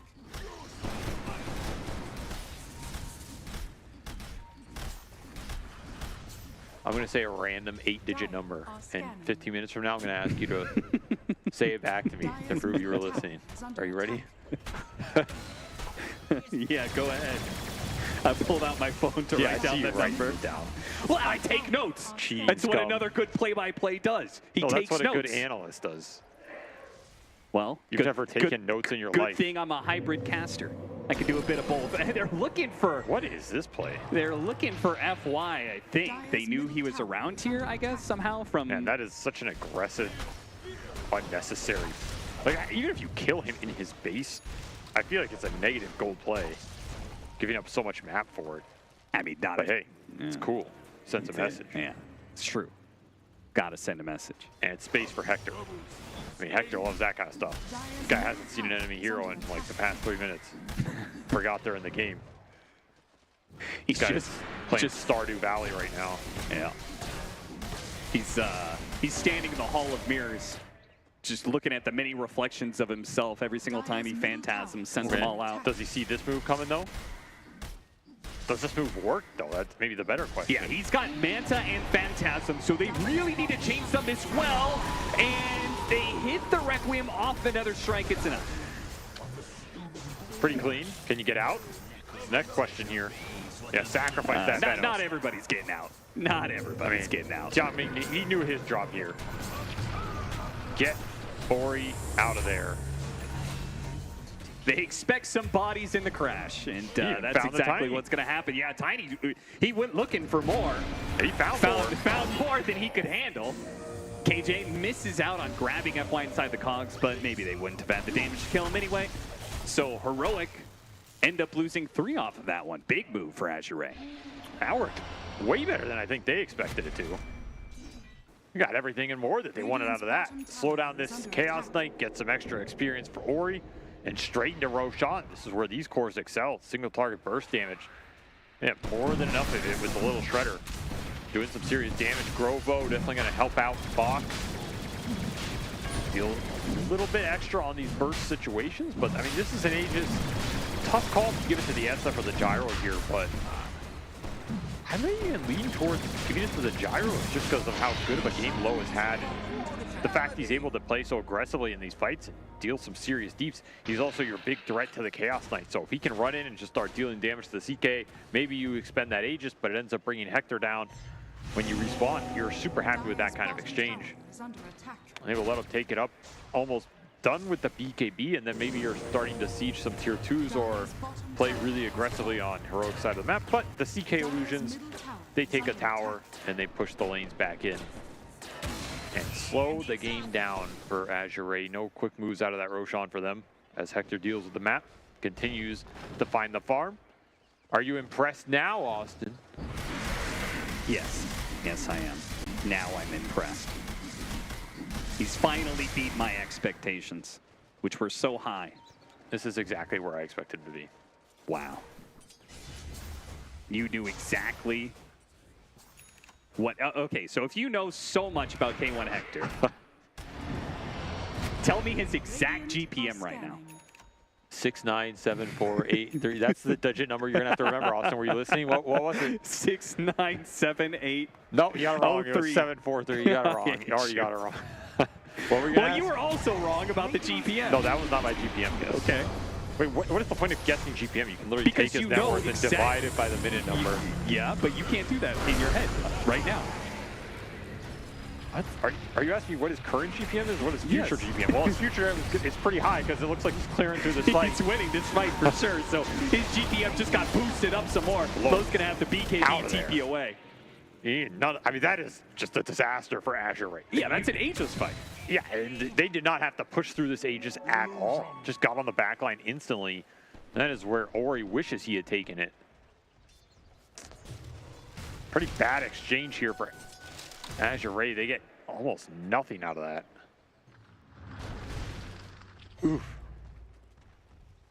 But you're asking me what his GPM is going to be at the end of the game? If you have perfect expectations, if you are never surprised by Never Hector surprised. because you know him so well, That's right. then what is his current GPM? Because you would have known exactly how his game would go. What's his GPM? I don't know. It's like 679 or something. It's actually not too far off the mark. But he did surpass your expectations. He's at 721 GPM. That's actually, yeah, that's... So does he... 50, you know, it's 42 higher than I said. And climbing. It's climbing. Yeah. It's going to drop back Are down. you impressed now? It's going to drop back. Let's let it drop back down to the number I said, and then I'll look really good. Sure. Then I'll be impressed.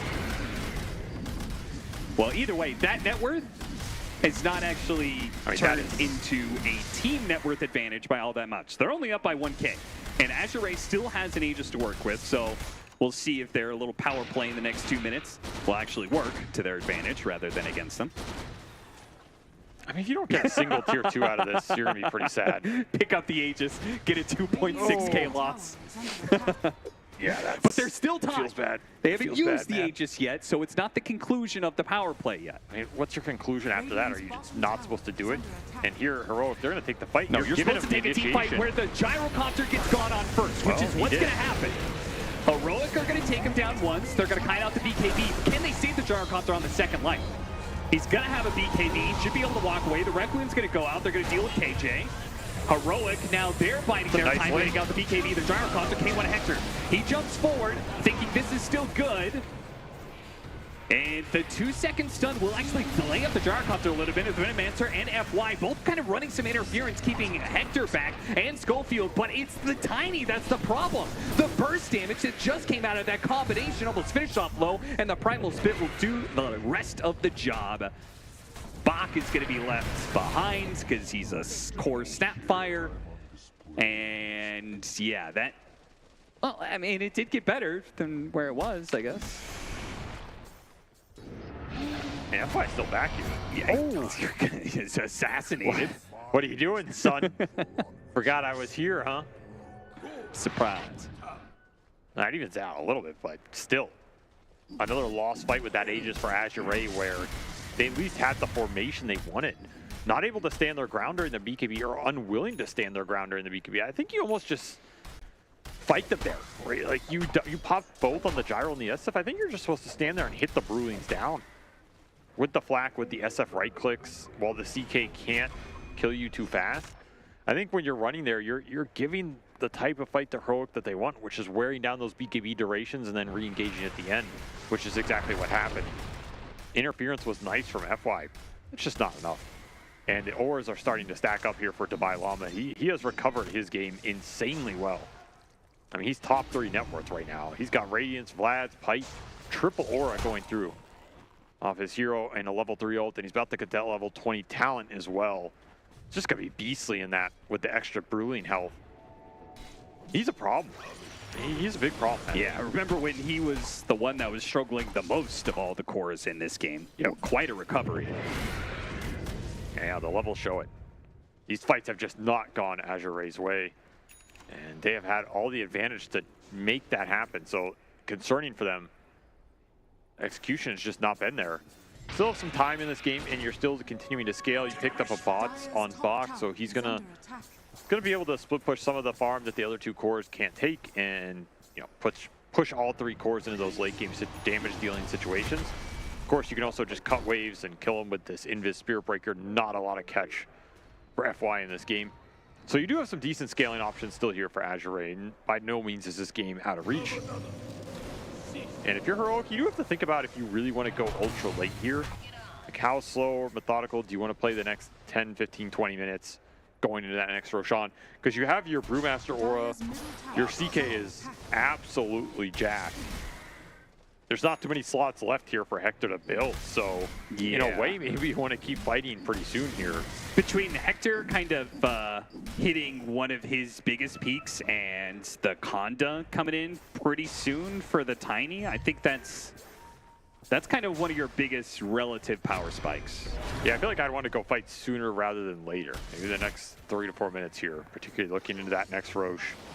I don't want to let the Snapfire farm back into this game. I don't want to let this SF get to some crazy late game 6 slots with gyros also, you know, satanicked up, potential butterfly, whatever it is. I think at that point, maybe your Brewmaster falls off a little bit. Maybe your flat spell damage falls off a little bit. Yeah. Breaker might start to really pick up the damage slack, because, I mean, that boy's still having a pretty good game here. He is effectively a 4th core for Azure. He does some decent damage. If he can get the charge through on the CK in the fight, would be really nice. The extra control, a little deny on the rune. I don't think we've seen a single Plague Bear award. Thank you for your contribution. Yeah, at this point, he should have just gone Patient 0.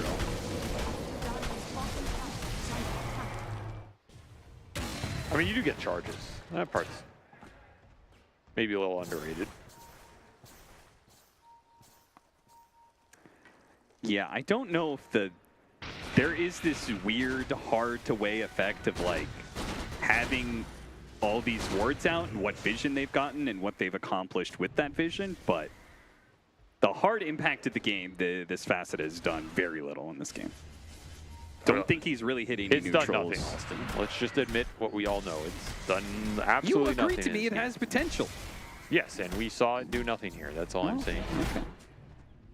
Then that's Tianmi's Great fault prediction. and not... Great prediction, Cap, as I usual. never predicted anything.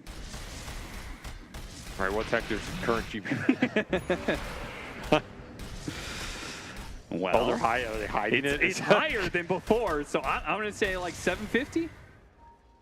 Survey says... Is it higher?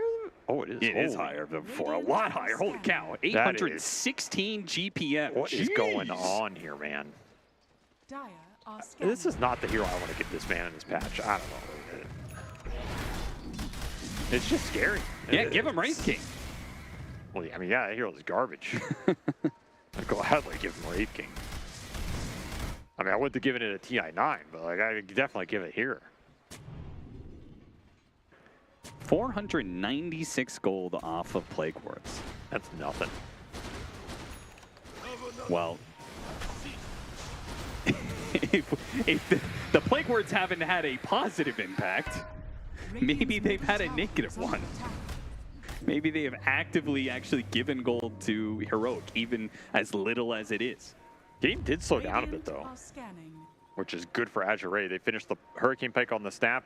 Bot got to his level 20 talent, which is the multi-shot for the Shredder. Pretty big deal. Yep. And then you are almost at the Satanic for the Gyro. Yeah, that's the part that concerns me. Almost. Yeah, I'm not convinced that this fight works well for courier. you without it. So they know they're here. The Bloodthorn just got delivered to Hector. They know he's right over there, but they need to be able to fight under vision, I think. They're trying to bait him into the high ground ward.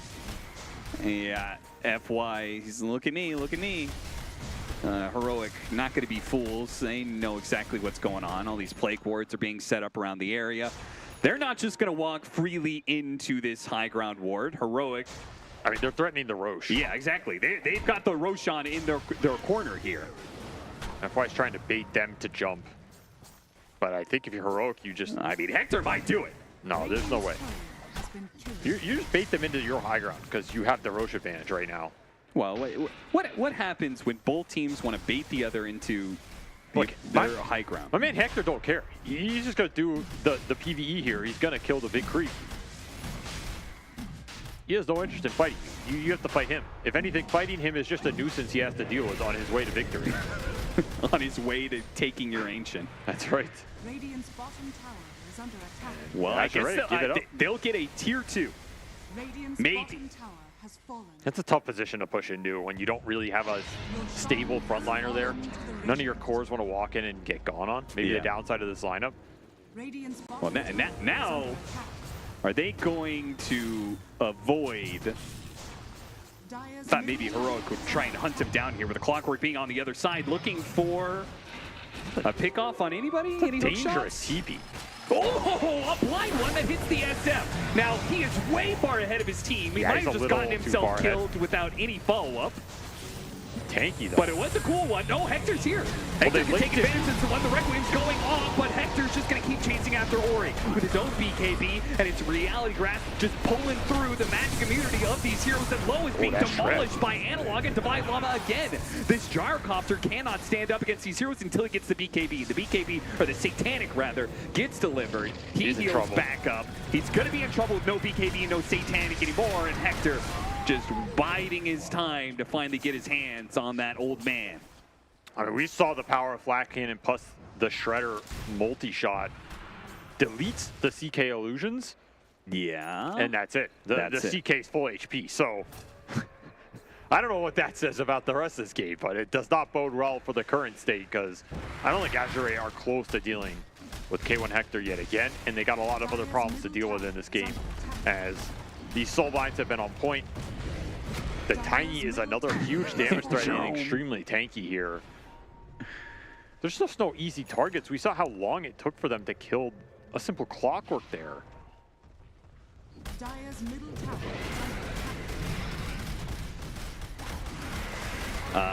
Cookie, wrong direction, unfortunately. And the Avalanche catches the Spirit Breaker as he tried to bail out Tian Ming's Venomancer. So now they just got two supports and a high ground push that was already going to be successful for Heroic. Now it just means they have even more leeway to look for pickoffs like Bach, who shows up with his multi-shot, and that was just, that was kind of pathetic. And damage was not threatening whatsoever. And with the toss back, 1 kill, 2 kills, get a third. Now you've got 70 seconds where you can continue to take buildings. Azure Ray, their only hope is the fact that they've got a tier 2 still up in the top lane, so Heroic cannot take Mings. Dire's middle barracks has fallen. I mean, K1 didn't even walk up and hit Bach. Just let the illusions do it. End the game. I mean, why not? There's 3 dead. It's like they almost forgot. Oh, wait a minute. They probably don't have buybacks, guys. And Hector's completely healed off this heart. 5,000 HP. Phantasm up in 5 seconds. These buildings are going to drop fast. They're going to force Azure Ray into a desperate 4 versus 5 with the Ancient falling fast. The supports might not even get here fast enough. Ori almost gets blown up by all these illusions. FY getting the charge on through to try and stall this up. Gyrocopter's in the mix of it, but he's just not doing any damage. Nothing's really died but the throne, and that's all Heroic really need to focus on. Hector just ignoring the heroes that are around him to go for the big creep and the big building. I mean, that's what he does best. You know, he just ends the game. He does not look, he does not reach, he doesn't search for you. He's going to kill your throne. He makes you fight him on his terms with his net worth when he gets it. The team makes some decent space for him. Divine Llama had a rough early game, but he was able to bring it back. I don't even know where he recovered all that gold from. I guess just the fight's going his way, and then once you get that Radiance on the brew, you can start to farm up the camps pretty fast. Another game where Azure Ray, you could see it come together. You could see their power points there, especially with the Aegises, but the execution has just not been there for this team. There's no other way to say it, and it just falls apart, and when it falls apart real fast. Yep, and that's exactly what happened in this game. And I mean, some extension, game 1, there were some points where Azure Ray was like, they were kind of doing it, and then 15 minutes later, the game's over. So, 37-minute victory for Heroic. That'll close out the series.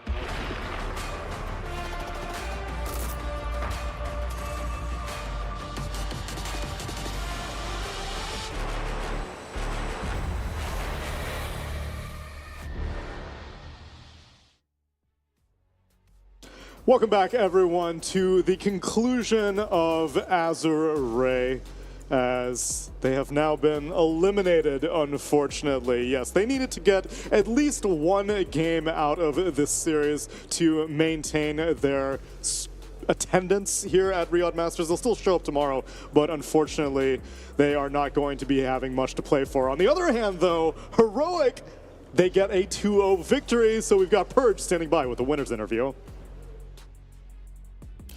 Thanks, Neil. Yep, I'm here with KJ. Do you prefer KJ or King Jungle? It's King Jungle, right?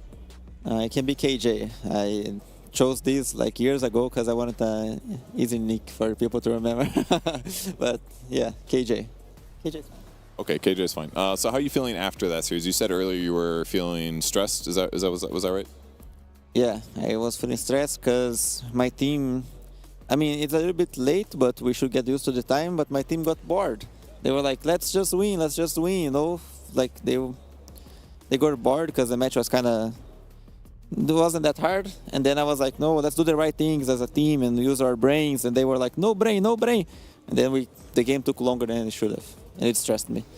I mean, Hector was really farmed at least. So at least when things got slow, I looked at his net worth on the replay, and he's got like 3,000 net worth over everybody else in the game. It was kind of an interesting spread. So I'm sure he was in his happy place at least, right? Yeah, he was happy for sure, but I felt like we could have done a better job as a team. Like, yeah, we could have done a better job as a team. I got sad. We won like a ranked, but I wanted us to win like a team. PPP. Well, a win's a win.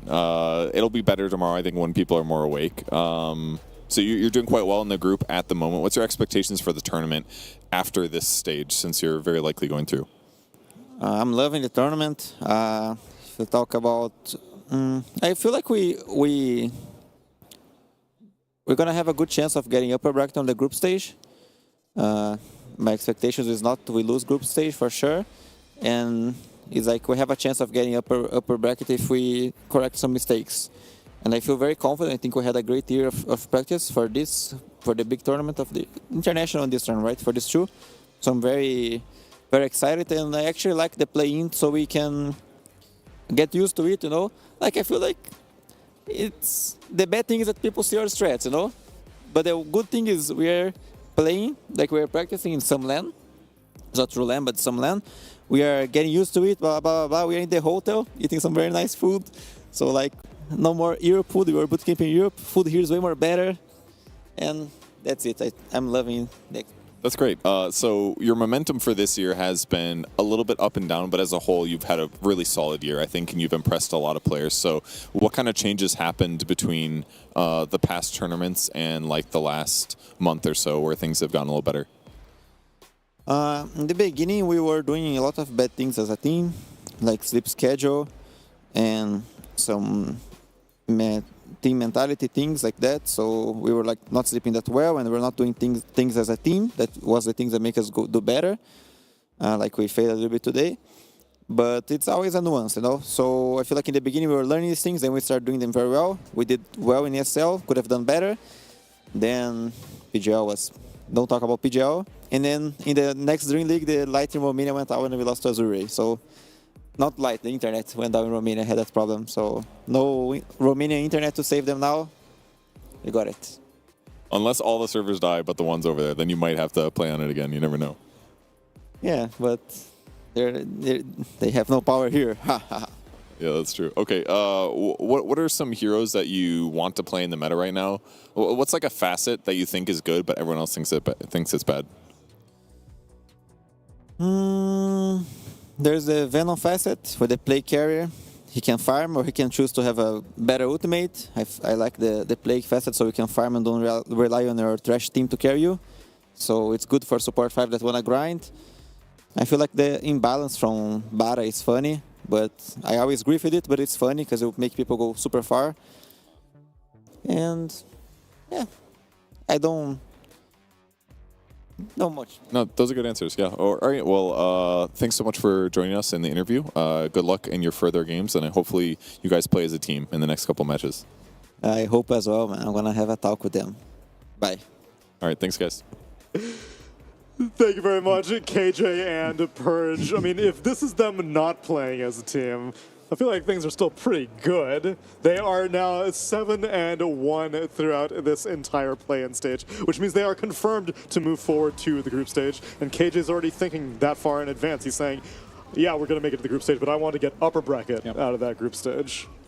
Yeah, I mean, I think they had no doubts going into this tournament that they're going to make it past this part. So I think the way KJ was talking about it is this is just all warm up and practice for the next stage, the stuff that really matters that they already knew they were going to get to. I mean, this team's been looking more and more promising all year, and I've been on a bit of a routine grind myself, so I respect him saying, like, well, what was wrong with us is we just weren't having good routines. We weren't sleeping well. We weren't, like, having good habits as a unit, and that's something that's been more of an emphasis on these esports teams, like team psychologists and, like, this kind of outside of the game health. So it was just cool to hear that in a winner's interview.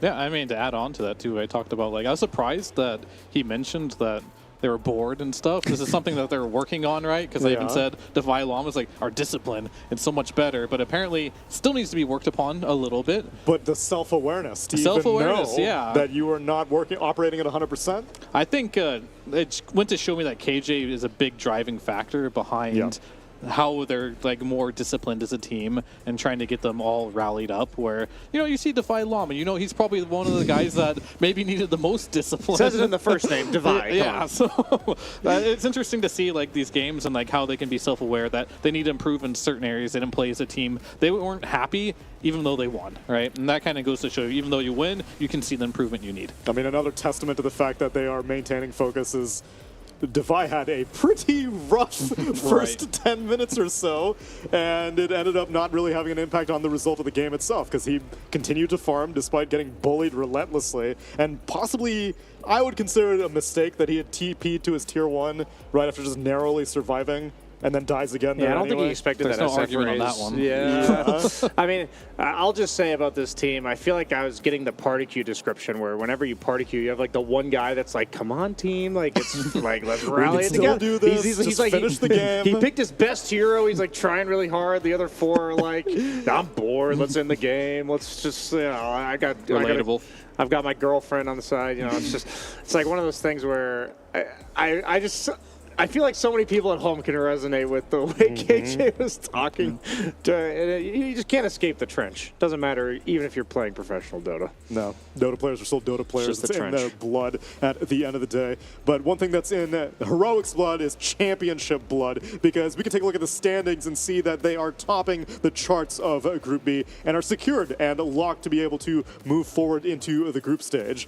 And we actually have some conclusions on Group A as well, because after everything has panned stand out. It's going to be Blacklist International and Entity moving forward as well. The bottom half of the group, though, still has to be resolved for tomorrow.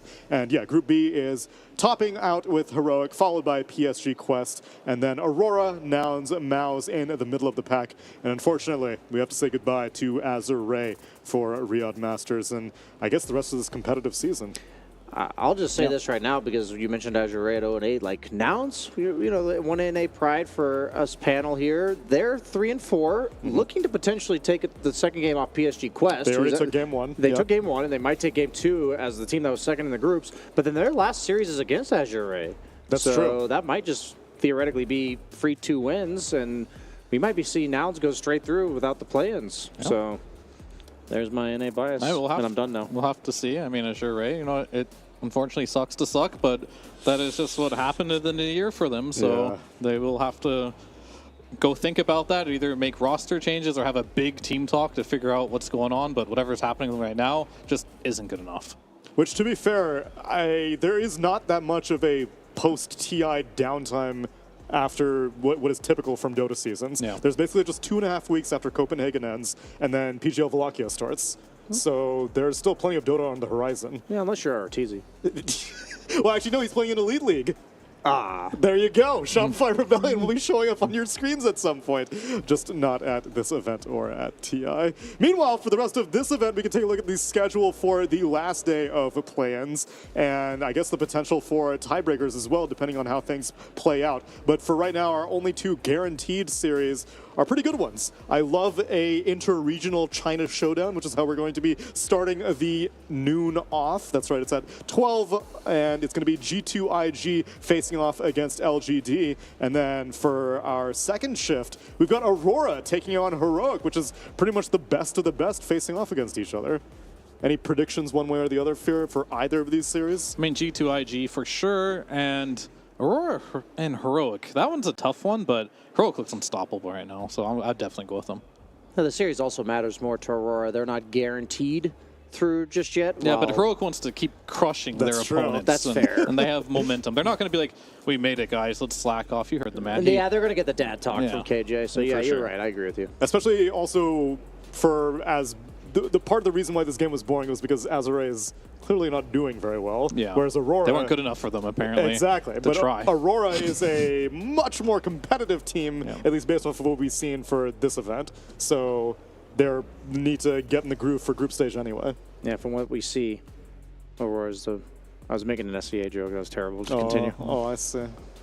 Yeah, you made it too. Yeah. I see what you did there. I don't see what you guys are talking about. Oh my gosh.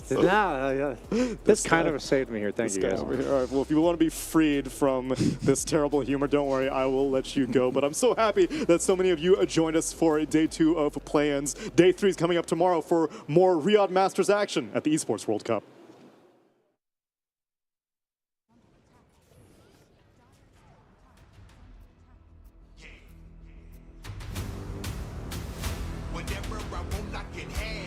I'm exceptional, way above average.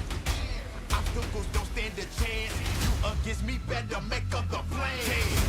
It doesn't matter what nobody tells you. Believe in yourself, power comes from within. I know they counted you out and they left you for dead. It don't matter, you still gonna win. It doesn't matter when nobody tells you. Believe in yourself, power comes from within. If they counted you out, it doesn't matter, you're still gonna win. Playtime is over, now finish them. 100%, that's the minimum. I don't listen to them, they some liars. Before you beat the odds, you gotta be put through the fire. Yeah, so I take on every challenge. Life is full of ups and downs, you gotta find a balance. When you're down and out, you find out who really got your back. Listen to me closer, cause you know I'm spitting facts. Yeah, we are not the same, I'm a Wolverine. You thought I was dead, just recovering. I was dealt a bad hand, I just play my cards. But all I need is one shot, like a shooting guard. Running out of time, gotta take a stand. I listen to you long enough, I hear I'm not a man. Fate is not an option. Throw away your red light, cause I'm not stopping. Yeah, it doesn't matter what nobody tells you. Believe in yourself, power comes from within. I know they counted you out and they left you for dead. It don't matter, you still gonna win. It doesn't matter when nobody tells you. Believe in yourself, power comes from within. If they counted you out, it doesn't matter, you're still gonna win. Yeah, it's checkmate if we playing chess. If you got a problem, better say it with your chest. I'm the number one contender, ain't no number two. Cause even if I fall back, I'm still ahead of you. Yeah, cause we the winners, now we can't lose. Ain't no mission impossible, now we can't lose. Even though we outside, still get it in. You want the crown, get in line, there's too many men. Stop me, can't nobody stop me. Lately I've been on my own, can't nobody stop me. All that tough talking for the birds, now I'm furious. This will never end, so I'll never need a period. Yeah, so we gotta fly high. If you ever had a dream, put your hands in the sky. Yeah, cause we never going down. When it's all said and done, we gon' still be around.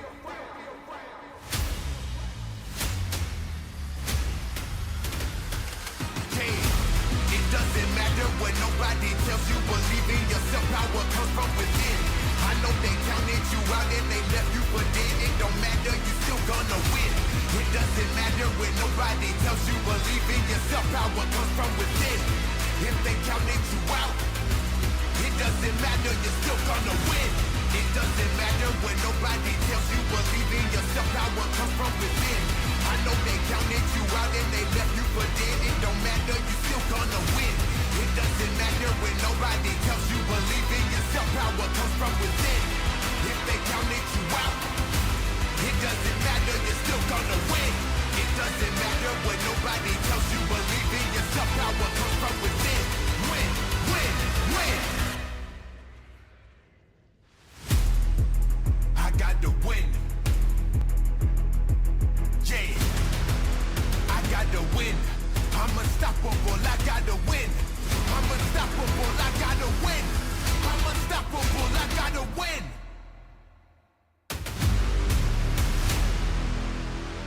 I got to win.